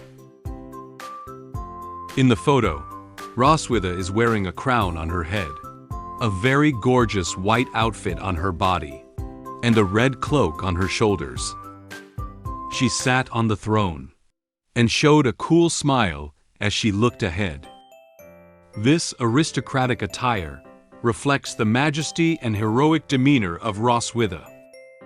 Isa looked at the photo and explained to them, "Oh, this is a photo taken on the day when Roswitha inherited the title of Silver Dragon Queen." Leon turned his head to look at Roswitha and gave her an enigmatic smile. "Wow, you're really cool." Upon hearing Leon's praise of her, Roswitha closed one eye and quietly turned her head to look to the other side. Although she didn't want to accept his evaluation of her, the blush on her face had already exposed her emotions at this moment. Noah and Muin flipped through the album page after page and looked through all the photos of Roswitha from childhood to adulthood. Noah flipped through the album one more page and found that there was nothing else left. She said, a little surprised, "This is the last page." Muin held her face with both hands and looked at the photo album, feeling a little disappointed. "No more? Muin wants to see more photos of Mom." Noticing that Noah and Muin had already finished looking at the photos, Roswitha breathed a light sigh of relief. She walked up behind them, picked up the photo album, and gently closed it. "Okay, now that we're done looking, you can take it back and put it away." Isa. Just as Roswitha was about to hand over the photo album to Isa took out a crystal ball from behind. She held it and looked at them with a smile. "It's not over yet. Do you know what this is?" Roswitha became nervous again when she saw that Isa wanted to show them her past to them again. She couldn't help but shout, "Isa!" The crystal ball in Isa's hand is something that Leon is all too familiar with. He excitedly raised his hand and answered Isa's question. "I know. This is called the recording stone." Isa covered her mouth with her hand, shaking the recording stone on her hand, while giving them a mischievous smile. She said to Noah and Muin, "Do you want to watch your mother's videos?" Noah and Muin feels very excited. They lifted their heads and looked at Isa, with an undisguised expectation on their faces. They spoke in unison. "Yes." Roswitha doesn't want them to know about her past anymore. She immediately walked up to Isa and looked at her with a pitiful expression. She held Isa's hand and said to her, "Isa, as your biological sister, I beg you not to release the contents inside." Seeing that Roswitha was trying to stop Isa from showing them the video, Leon couldn't help himself. He also walked up to Isa and put his hands together in front of his chest, making a gesture of pleading with her.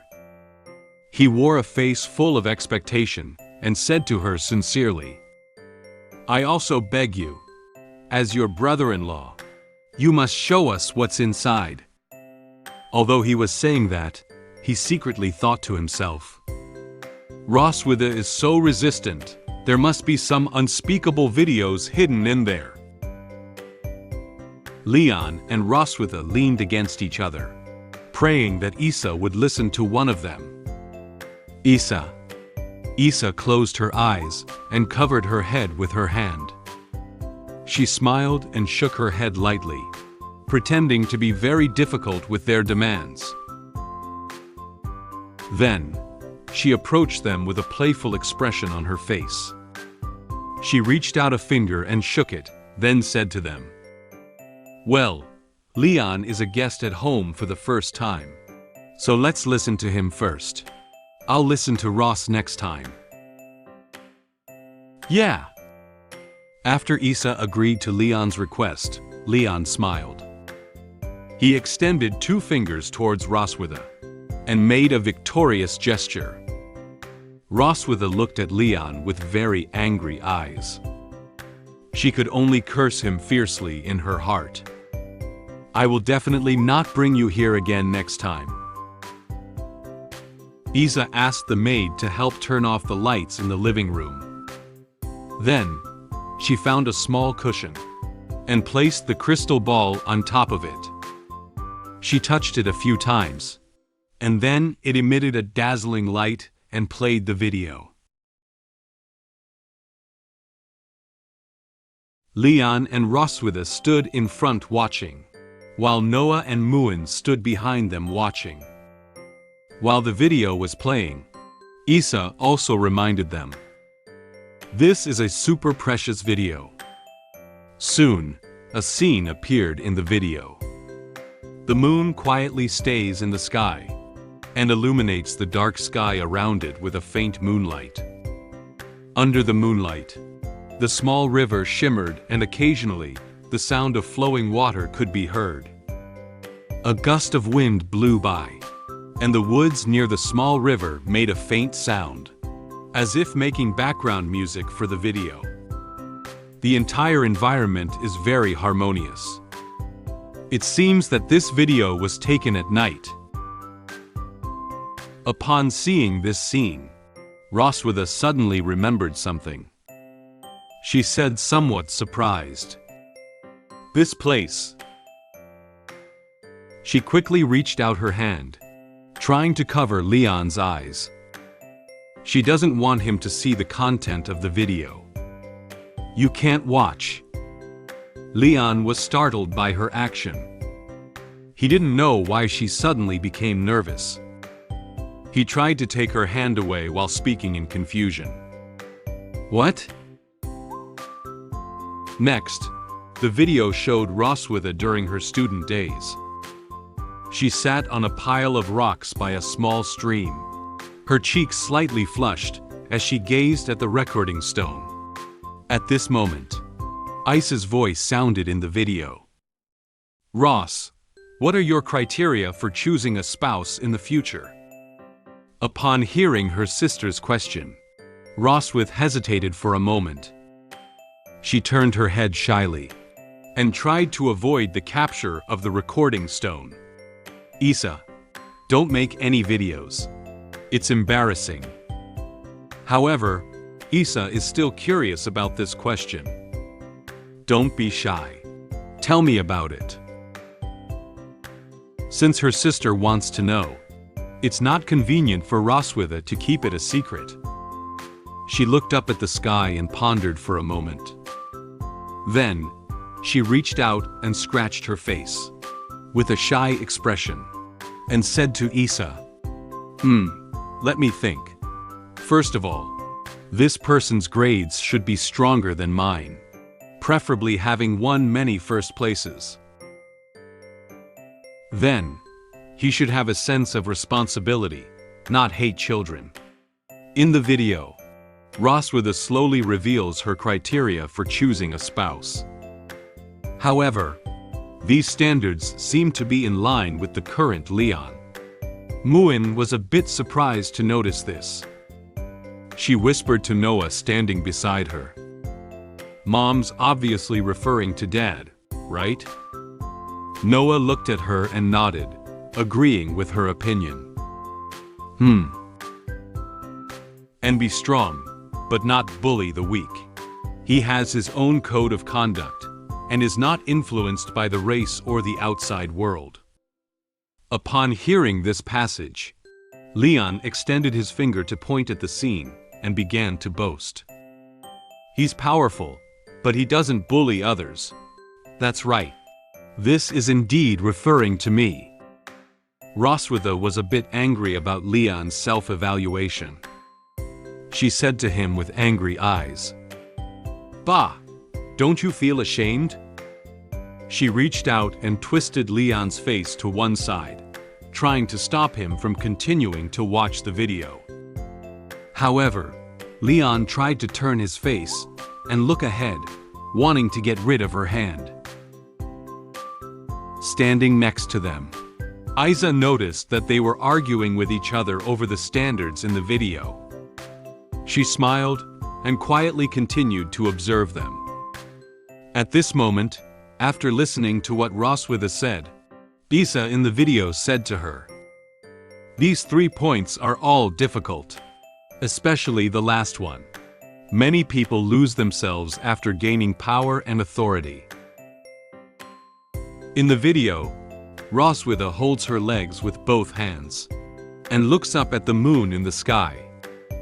The moonlight seemed to want to respond to her, gently enveloping her figure. Her eyes shone brightly, as if filled with hope for the future. Who knows? If there were no such people, I wouldn't want to force myself to get married. If I get married in the future, I will only marry someone like this. Then, Roswitha turned her head to look at the recording stone and revealed a very cute smile.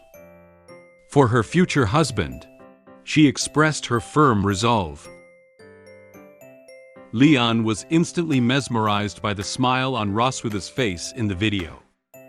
He slightly widened his eyes and opened his mouth in surprise. He stared blankly ahead, his mind still echoing with the words spoken by Roswitha. Then, Leon's face slowly turned red. He only found out that Roswitha was looking for a husband like him. He quietly turned his head to look at her and stuttered, "So, I am perfect in your mind." Roswitha immediately turned her head and avoided Leon's gaze. She doesn't want to admit that he is the best husband in her heart. She explained hesitantly, trying to conceal her emotions at the moment. That's just something I casually said when I was young." Noticing that Roswitha didn't want to answer him directly, Leon secretly smiled. He lightly touched Roswitha with his arm and joked with her. I know. You don't have to be so shy." At this moment, Isa seemed curious about their relationship. She crossed her hands on her chest and walked up to them, asking them a question. "I'm also curious. Who among you first liked whom? Upon hearing this question, Leon and Roswitha did not hesitate. They reached out their hands and pointed at each other, speaking in unison. She likes me first. He likes me first. Roswitha was very dissatisfied with Leon's answer. She looked at Leon with a threatening gaze and angrily said to him, "Do you dare to say it again?" Leon felt the anger from her. He nervously glanced to the side and immediately dared not say anything else. In order to avoid being avenged by Roswitha, he had to change his statement. Leon thought quickly in his head about what to say. Then, he slowly raised his hand and explained to Isa with a helpless expression. She likes me first, but I ignored her. Later, I regret it and start liking her instead. Roswitha closed her eyes and nodded, quite satisfied with his explanation. She whispered, "That's more like it." Watching the interaction between Leon and Roswitha, Isa found it very interesting. She supported her chin with one hand and looked at them with a smile. "Sure enough, your relationship is very good." Leon and Roswitha immediately turned their heads aside and did not look at each other. They seemed to be trying to make excuses for their relationship. "No." Isa chuckled softly. Then, she continued to share information about Roswitha. She said to them very happily, "So, do you want to read the love letters that Ross received back then? These love letters are a pile of them." Leon, Noah, and Muin looked at Isa with anticipation on their faces. "We want to see." However, Roswitha really didn't want them to continue to know about her. She shouted in a hurry, "Isa, why do you even keep that one? Let me burn it now." Roswitha's voice echoed throughout the entire Red Dragon Castle. At this moment, the Red Dragon Castle remained quietly in the dark night. It lit up some lights, silently illuminating the surroundings of the castle. They had a very harmonious and noisy day. After the chat with Isa was ended, Leon and Roswitha walked towards the room together. As soon as she arrived at the door, Roswitha noticed that the room seemed a bit strange. Leon felt a little puzzled when he saw her suddenly stop. He asked her, "What's up?" There is a bathtub filled with hot water in the room. There were also some roses sprinkled on the bathtub. Then, in the middle of the bed, many roses were arranged in a heart shape and placed on top. The overall color tone of the room is red, and red candles are placed next to the bed as decorations. The whole atmosphere feels like a room where couples sleep. Seeing the room with this kind of arrangement, both Leon and Roswitha froze. They looked at the scene in front of them in surprise, and silently said in their hearts, "What is this situation?" The Red Dragon Queen has carefully prepared a couple's room for me and the Silver Dragon Queen. When we wanted to sleep in separate rooms, the Red Dragon Queen seemed to disagree with our idea. We have no choice but to sleep together in this room. Although I don't want to sleep with her, her thoughts seem different from mine. When the Silver Dragon Queen was taking a shower, she rushed me to the balcony. Here, I met the Red Dragon Queen. While drinking with her, I also knew some secrets about the Silver Dragon Queen. Leon and Roswitha's room is covered in red, and the atmosphere created by the room is also subtle. This looks like a room that a couple hotel would have. At this moment, Isa also entered the room. She watched their reaction to the room with a smile. Leon raised his hand and awkwardly covered his face. He couldn't believe what he saw was real. Ross with his face also blushed. She turned her head, furrowed her brow slightly, and pointed to the room to ask Isa, "Isa, what's going on in this room?" Isa seems to have intentionally decorated their room like this. She blinked her eyes playfully at Roswitha and said in a cute tone, "I have specially prepared the guest room for you. You will stay here for the next 2 days." However, Roswitha didn't want to sleep with Leon in this room where the atmosphere didn't seem quite right. She closed her eyes, crossed her hands in front of her chest, and said somewhat dissatisfied, "Are there any other rooms available?" Isa seemed to know what Roswitha was thinking at the moment. In order to promote the relationship between Roswitha and Leon, Isa will not miss this opportunity. She lightly touched Roswitha with her shoulder and poked her arm with her fingers. She said to Roswitha with a joking tone, "Oh, you don't have to be shy." Upon hearing the conversation between Roswitha and Isa, Leon standing beside them felt helpless. He didn't expect his gentle and understanding sister to have such a bold and open side. She was a bit speechless about Isa's behavior. He looked at them with an unhappy expression and silently said in his heart, "I was careless. The she-dragon sister is no joke. She wants to lock up 2 endangered species, wait for them to bond, breed offspring, and complete the task of revitalizing the race." Leon came up with such a picture in his mind. Isa was holding a toy box that was modeled after their room.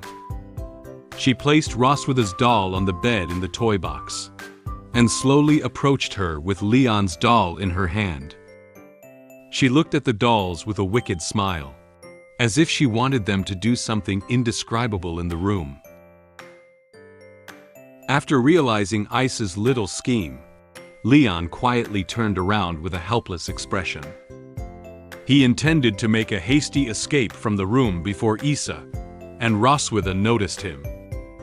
He didn't want to comply with Isa's wishes. "I'm leaving here." Isa seems to have understood Leon's thoughts. After noticing Leon's movements, she immediately walked behind him. She reached out and grabbed Leon's shoulder, trying to stop him from leaving the room. She looked at him with serious eyes and a hint of dissatisfaction in her tone. "Where are you going?" Leon instantly stopped in place and dared not move. He felt a little scared by the terrifying gaze from behind. Leon turned around nervously and looked at Isa with an awkward expression on his face. He didn't expect Isa's perception to be so strong. In order to prevent her from noticing his actions again, he pointed his finger at himself and quickly found an excuse to explain to her. "My daughters should miss me. I'll go see them." Isa looked at Leon with a skeptical gaze. She didn't take her hand off his shoulder either. She doesn't intend to let him leave the room. She smiled and told him about Noah and Mune's situation. "Don't worry. I've made other arrangements for the children. I have prepared another room for them. They should be having fun now." At this moment, in another room, Noah and Muen were playing puzzles together. Noah is holding a puzzle and thinking about where to place it. Sitting next to her, Muen observed for a while and immediately found the position of the puzzle. She stood up happily and pointed out the correct position to Noah. There are also many toys around them, such as wooden horses, dolls, slides, etc.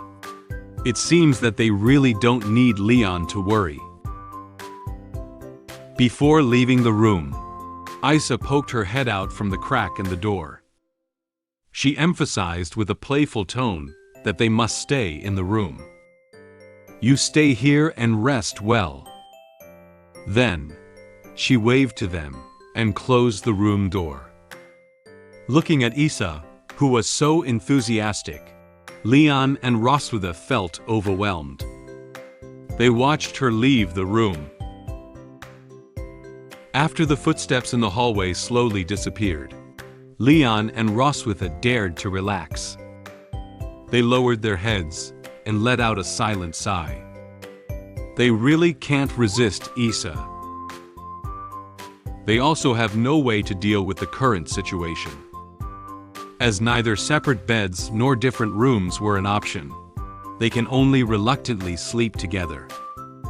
As she moved in the direction of the wardrobe, Roswitha said to Leon, "It seems that we can only sleep in this room tonight."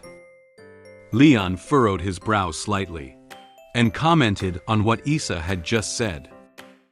"I didn't expect your sister to be quite cunning." Roswitha opened the wardrobe. As expected, there were many couple items inside. The first layer of the wardrobe is adorned with various colors and styles of skirts and tight-fitting clothes. The second and third layers contained many different types of toys for couples. It seems that Isa was very well prepared to increase their relationship. Roswitha observed these items while explaining to Leon, "My sister is like this. Once you have been with her for a long time, you will know." At this moment, it seemed that Roswitha had thought of something. She suddenly slammed the wardrobe door shut. Leon was startled by her actions. He looked at her with confusion, not knowing why she did it. However, Leon didn't think too much about it. After looking around, he became curious about the bathtub filled with hot water. He knelt down on one knee and began to observe the bathtub. He didn't notice that Roswitha's face instantly flushed again. She pretended to be calm and looked at the wardrobe, then turned around and said to Leon, "This room only has one bed and a bathtub, do you know? You sleep in the bathtub." Upon hearing what Roswitha said, Leon felt very dissatisfied. He turned his head to look at her and said a little angrily, "Huh? Why should I sleep in the bathtub?" However, Roswitha closed her eyes and turned her head to the side. She didn't want to hear what Leon said. Noticing that Roswitha didn't want to talk to him, he told her the results he had just observed the bathtub. "Besides, I check and find that the bathtub outlet has been blocked. Your sister is determined to let us sleep in the same bed. In the bathtub, hot water is slowly emitting steam, and the petals on it occasionally drift from one side to the other." Isa also made modifications to the bathtub in advance to prevent one of them from sleeping in. Leon walked over to the double bed, covered in red sheets and blankets. He reached out his hands and touched the bed, feeling that it was very soft. He said with a surprised expression, "Oh, this bed is also somewhat different from a regular bed." Leon widened his eyes slightly, as if he had thought of something. "Is this a waterbed?" In order to provide them with a good experience, Isa also replaced the ordinary bed with a bed made of soft materials. She seemed to be able to foresee the scene of them sleeping in bed. She gave a thumbs up and hoped they would enjoy the feeling this bed brought them. "Ha! It's quite elastic." Leon, like a child, treats the waterbed as a trampoline. He lay on the bed and let his body bounce up. He opened his arms and felt its elasticity with great joy. Roswitha furrowed her brow slightly and looked at him. She felt speechless about his childish behavior. After playing enough, Leon sat up from the bed and looked at Roswitha. "I won't let you enjoy such a comfortable bed alone." Roswitha turned her face with a slight blush to the side, not looking at Leon. She said to him with a hint of hesitation, "Well, let's sleep together." Leon felt something was off when he heard that Roswitha suddenly agreed to sleep in the same bed with her. He was worried that she was going to torture him hard all night again, like she had done before. He lifted his head, gently clenched his hands, and placed them on his chest. He put on a feigned fear on his face and said to her, "Why did you suddenly change your mind? Are you trying to take advantage of me?" Roswitha was very angry about Leon's words. She really wanted him to sleep in bed this time. She didn't know he would have such a reaction. She closed her eyes and frowned. She clenched her fists in great anger and tried to punch him. She said to him with an angry tone, "Are you going to sleep or not?" Roswitha quickly picked up a leather whip from the wardrobe and forcefully straightened it, wanting to vent her dissatisfaction with Leon. The flames of anger burned fiercely behind her. In Leon's eyes, Roswitha's figure slowly grew larger in front of him. She looked at Leon with threatening eyes and said to him, "How about we play with all the toys in the wardrobe tonight? What do you think?" Leon realized that his words just now had already angered Roswitha. He gave her an awkward smile. He shook his head and waved at her, indicating that he didn't want to do that. "No. No." Seeing that Leon no longer spoke ill of her, Roswitha turned around and prepared to take a shower. She grabbed the bed curtain with one hand and prepared to pull it open. At this moment, she noticed that Leon was still in bed. She glanced at him and issued a reminder to him. I'll take a bath. Don't peek." Leon crossed his hands in front of his chest and opened one eye, looking disdainfully at her. He whispered, "Who'd even bother looking?" Although he said so, his face still blushed quietly. However, Roswitha still couldn't trust him. She pushed Leon to the door of the room and kicked him out. "I don't believe you. You go out for a while and come back." In this way, Leon was temporarily thrown out of the room by her. Leon, who was standing outside the room, had nowhere to go temporarily, so he had to take a leisurely walk inside the castle. It's already evening now, and most of the lights in the castle have been turned off. He can only take a walk in the dark. He put his hands behind his head and complained softly as he walked. "As if I haven't seen it before. I'm already sick of it." At this moment, Leon seemed to suddenly see something. He opened his eyes and looked ahead in surprise.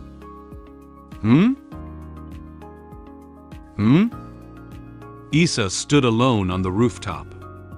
She turned her head and looked at Leon with a slightly surprised expression as well. She didn't know anyone would come to the rooftop at this time. She leaned against the railing, holding a red wine glass in her hand. It seems that she has been standing here drinking and enjoying the scenery all along just now. Isa walked over and placed the red wine glass on the table. She was a little curious about Leon's arrival. She asked him, "What are you doing out here? Is Ross not with you?" Leon was just thinking about Roswitha when he unconsciously walked to the rooftop of the castle. He felt a little nervous when he heard Isa's question. After all, Isa forcibly left them in the room without intending to let them out. He quickly found an excuse to explain. She's taking a bath. I came out to get some fresh air." Fortunately, Isa did not continue to inquire about the reason why Leon left the room. She picked up the red wine placed in the ice bucket and gently shook it. She said to Leon, "Can you accompany me for a drink?" "Okay." Leon quickly agreed to Isa's request to drink. He showed a relaxed expression, put his hands into his pockets, and walked towards the table. Isa took the other empty wine glass next to the ice bucket and poured the red wine into it. After pouring red wine into Leon's glass, Isa also poured some wine into her own glass. She poured wine while explaining to Leon, "This is the wine that Ross usually likes to drink." Then, Isa handed Leon the red wine glass. Leon took the glass and thanked her. "Thank you." Isa and Leon leaned against the railing on the rooftop and gazed at the distant scenery. At this moment, the moon has gradually risen into the sky, slowly illuminating the dim night. There are also many sparkling stars around, the moon that adorned the night sky. The surroundings of the castle were very quiet, with only their voices remaining.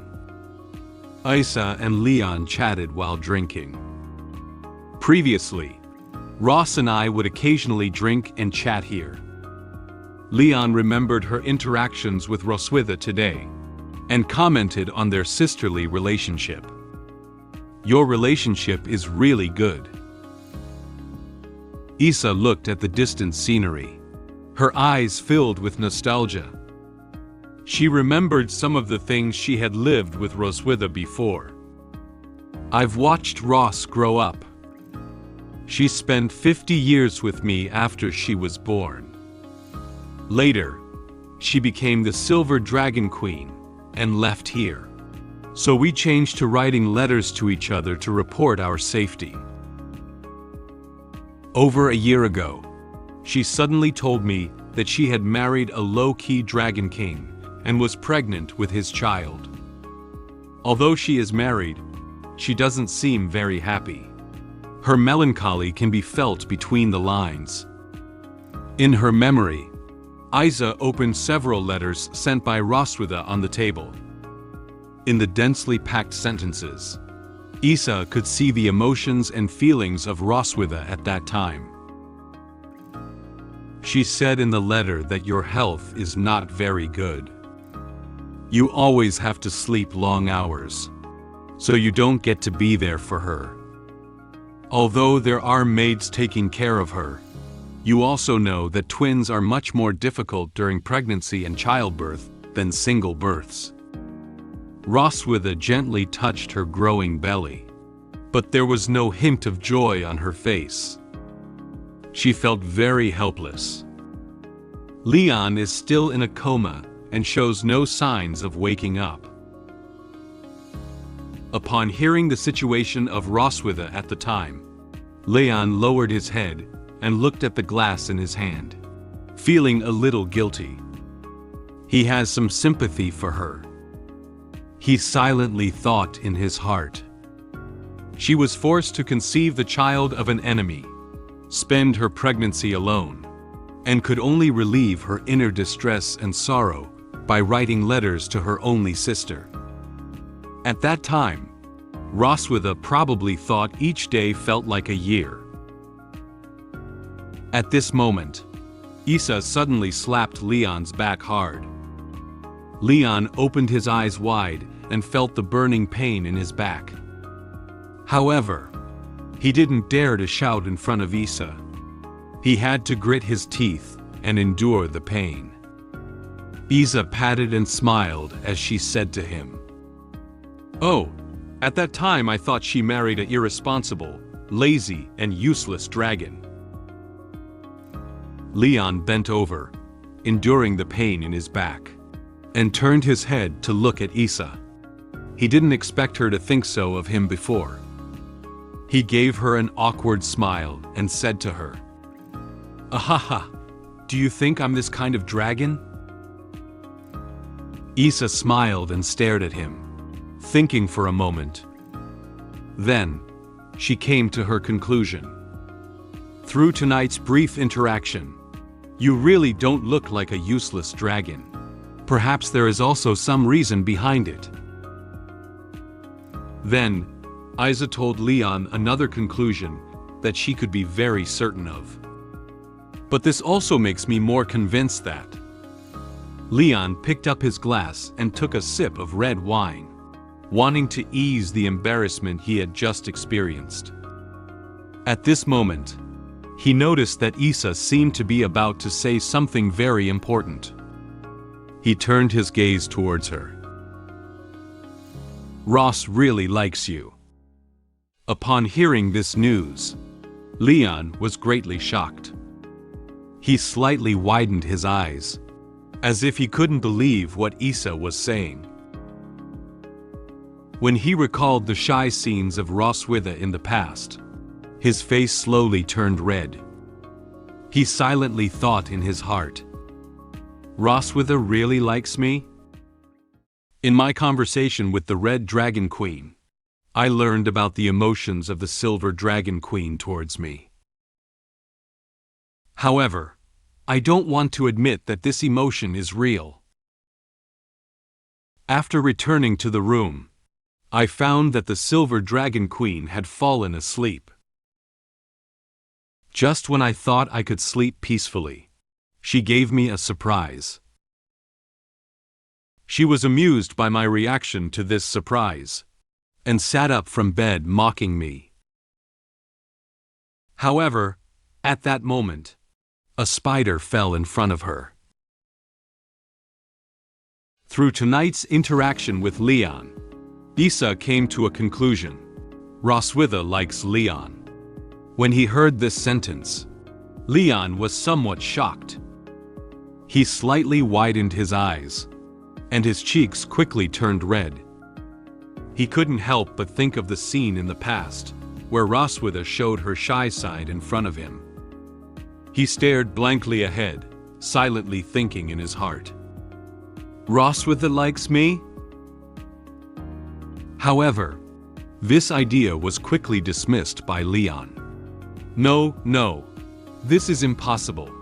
How could that fierce she-dragon possibly like me?" He shook his head wildly, trying to shake off the idea he had just had from his mind. He remembered some things from the past again. Roswitha often argued with him in front of him, and even reached out to grab his clothes, wanting to fight with him. She looked at him with fierce eyes, and occasionally uttered some mocking words from her mouth. This made him feel very unhappy. Leon turned his head and looked at Isa with a skeptical expression. Based on the way he normally got along with Roswitha, and what Roswitha had done to him, he felt that her conclusion was somewhat unreliable. He believed that she only knew that Roswitha was good to her, but did not know that the other side of her was very ruthless. He silently evaluated in his heart. "You don't know your sister very well." Seeing Leon standing there seeming conflicted about her words, Isa found it very interesting. She said to him with a joking tone, "What's up? Are you feeling shy?" Leon is also aware that Isa is currently unaware that he and Roswitha are just pretending to be husband and wife.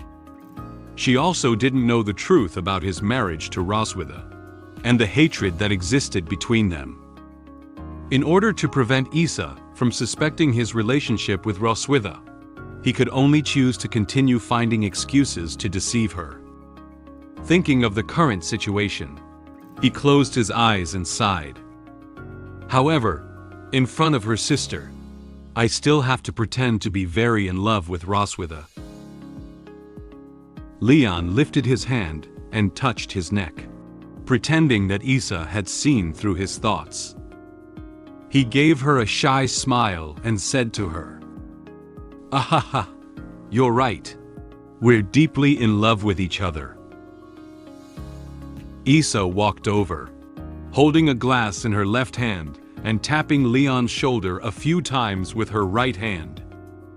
She expressed satisfaction with his answer. "The way you interact speaks volumes." Leon smiled at her, feeling a bit embarrassed. After all, it's still a bit difficult for him to lie to Isa. Then, with a serious expression, Isa continued speaking to Leon. "Ross is particularly not good at expressing her emotions. Besides me, you are the first dragon to be treated like this by her." She remembered the scene she saw in the living room tonight. Leon and Roswitha were arguing together as usual. Leon approached Roswitha with an unhappy expression and was dissatisfied with what she had said. Roswitha was not to be outdone. She stares at Leon, crosses her arms over her chest, and gives him a snide remark about what he said.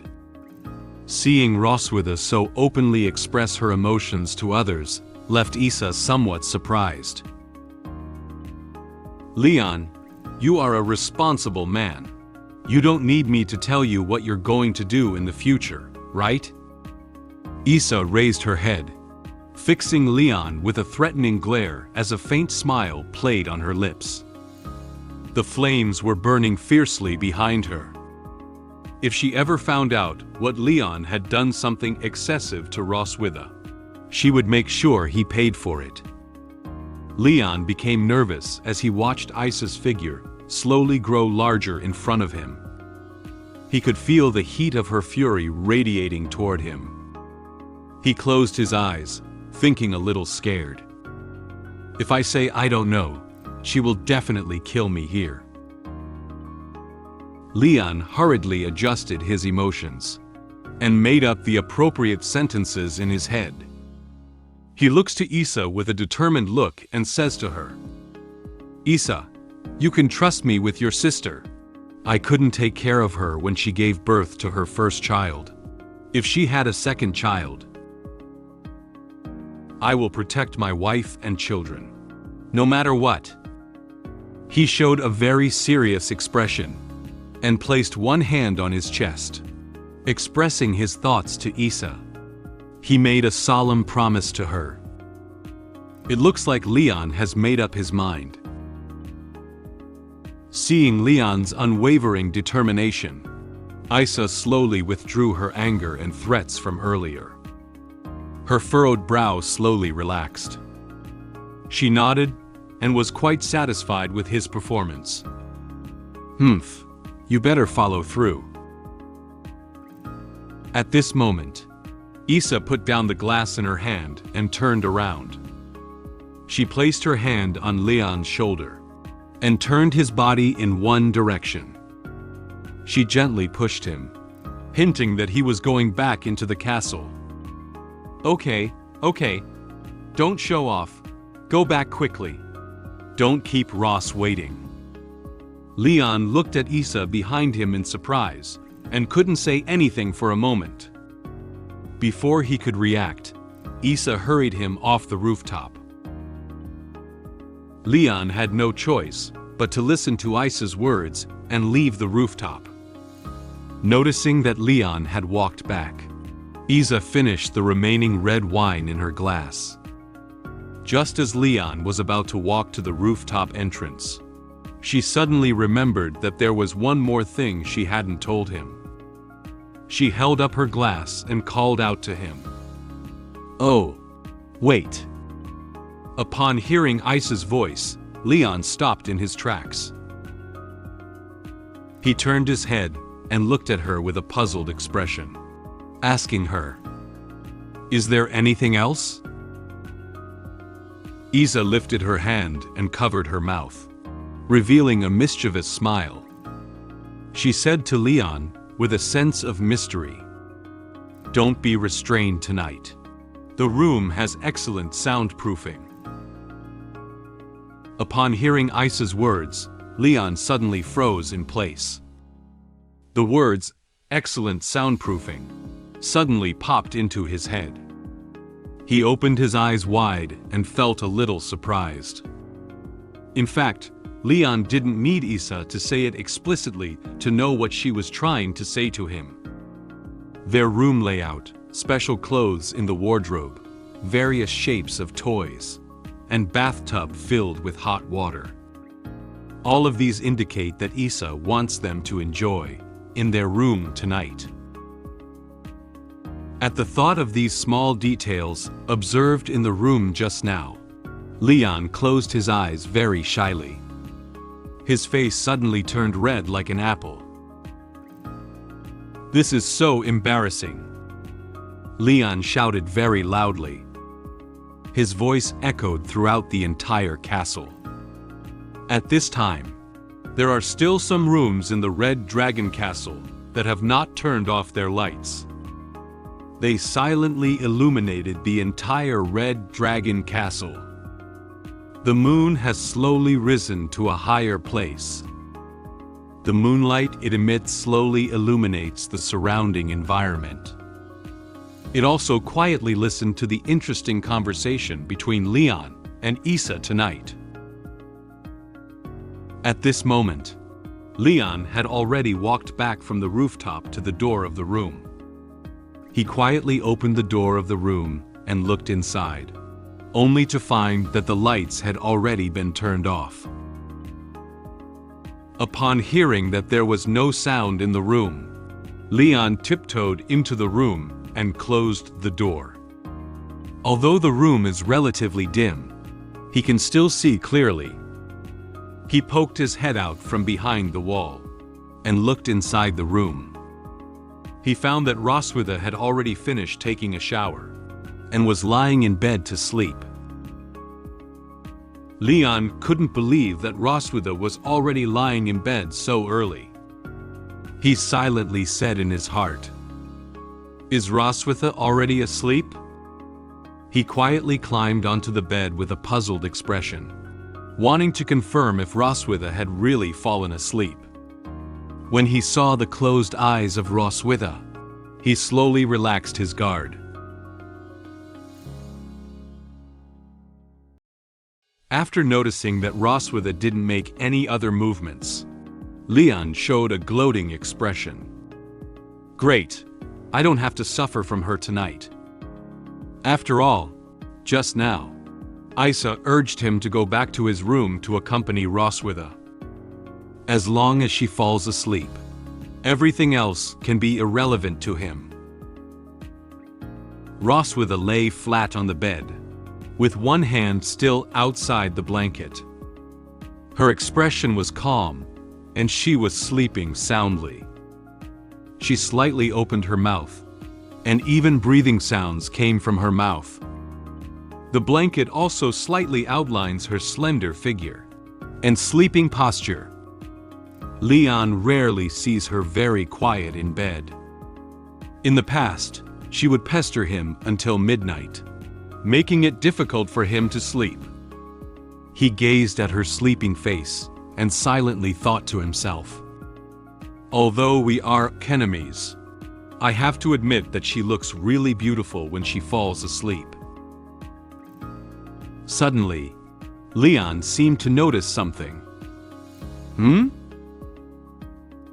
A hint of purple light seemed to emanate from Roswitha's chest. Although the light was covered by the blanket, it was still very noticeable.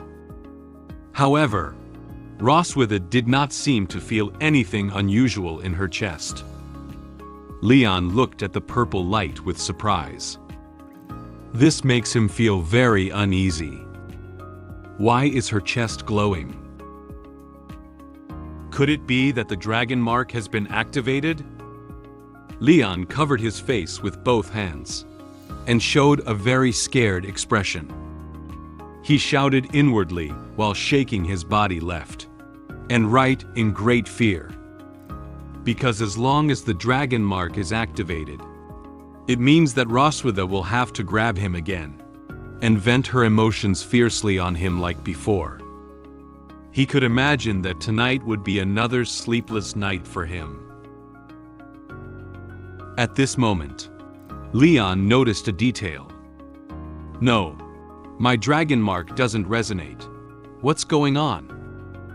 Since Roswitha's dragon mark has been activated, his dragon mark should also be in an activated state.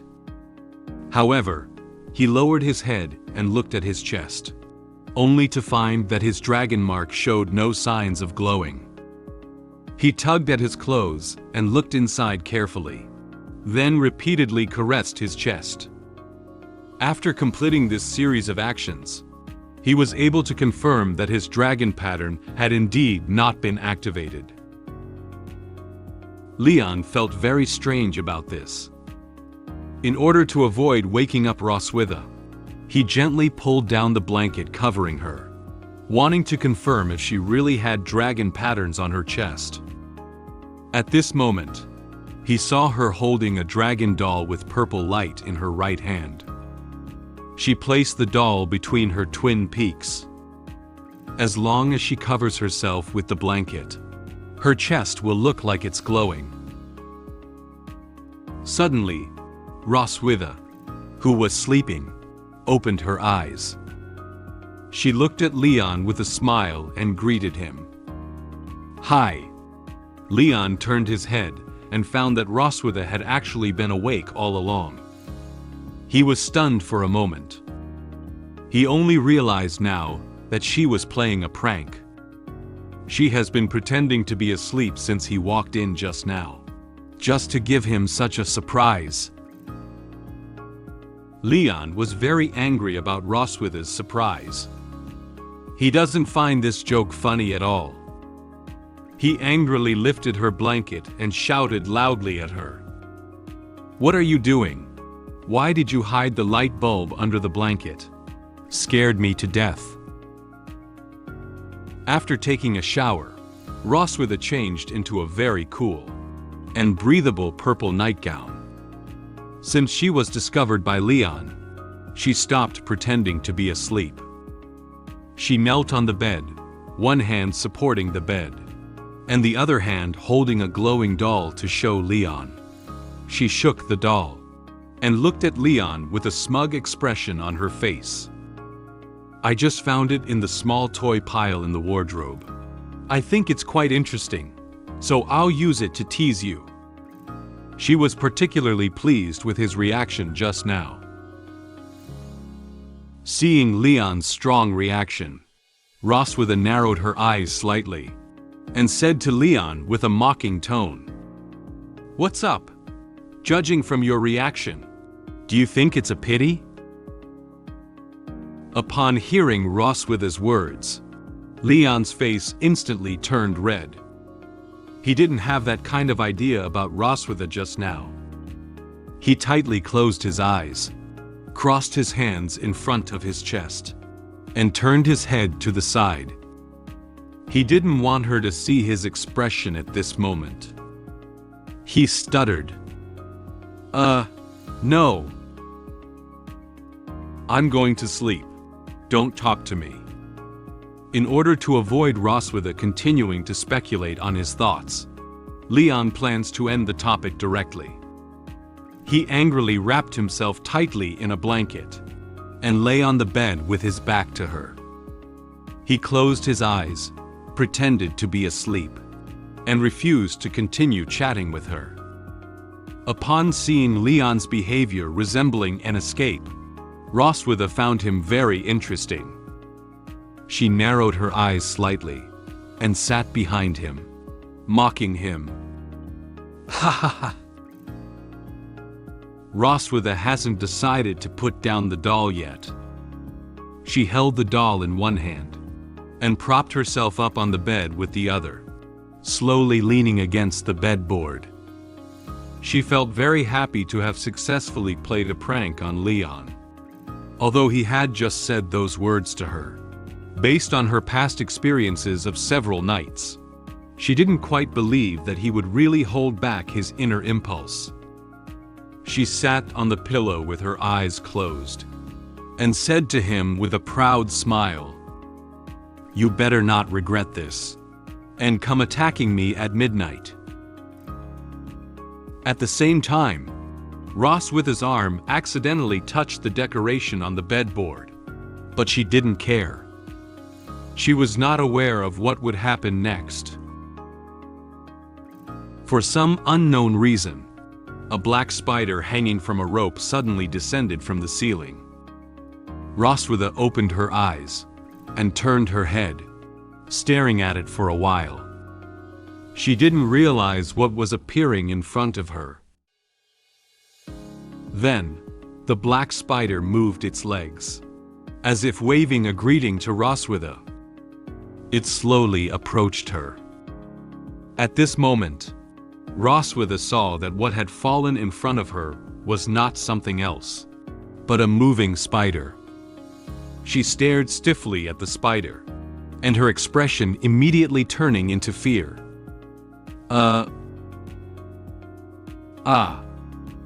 Roswitha let out an ear-splitting scream. Leon, who was sleeping, heard her voice and immediately lifted the blanket and sat up. He thought something had happened to Roswitha. He turned his head and asked in surprise, What's the matter?" Roswitha was so scared that she threw away the doll. She immediately threw herself into Leon's arms and reached out her hands to tightly embrace him. Leon knelt on the bed, looking down at Roswitha. He didn't know what had happened that made her so scared. Roswitha was curled up in Leon's arms, and her body was tightly pressed against him. She tightly grasped Leon's clothes. Leon could feel Roswitha's body trembling slightly with fear. She lifted her head, her eyebrows furrowed, and there were still some tears at the corners of her eyes. She looked at him with pitiful eyes and stuttered to him, There is a spider." Leon lowered his head, saw Roswitha's trembling form, and realized why she was so scared. He remembered that in the family photo album that Isa gave him tonight, he saw a photo of she crying from being scared by spiders when she was a child. Now the scene is exactly the same as in the photo. He silently said in his heart, "When I was looking at the photo album today, I seemed to see a photo of Roswitha crying when she was scared by spiders as a child. Is it a shadow left by childhood?" Leon couldn't help but laugh out. He never expected that the awe-inspiring Silver Dragon Queen would be afraid of a spider smaller than her. Haha, the Silver Dragon Queen also has things to fear. All right, let me help you catch it. Leon comforted Roswitha while slowly moving towards the spider and reaching out to grab it. Roswitha was hiding behind Leon, watching the spiders in the distance. She tightly held onto his clothes and urged him to take it away quickly. Hurry up! She didn't want this spider to appear in front of her again. After Leon caught the spider, he suddenly felt that something was wrong with it. He picked it up and observed it closely, noticing that this spider seemed a bit different from ordinary spiders. He looked at it in surprise and said, "This is..." Hi, Apple has a good news to tell you. My app LoloBun can now be downloaded on the App Store and Google Play. You can search for LoloBun Light Novel in the search bar to find the app. After downloading the app, you can read our exclusive novels and comics more easily on your mobile phone. If you are interested, you can download LoloBun from the App Store and Google Play.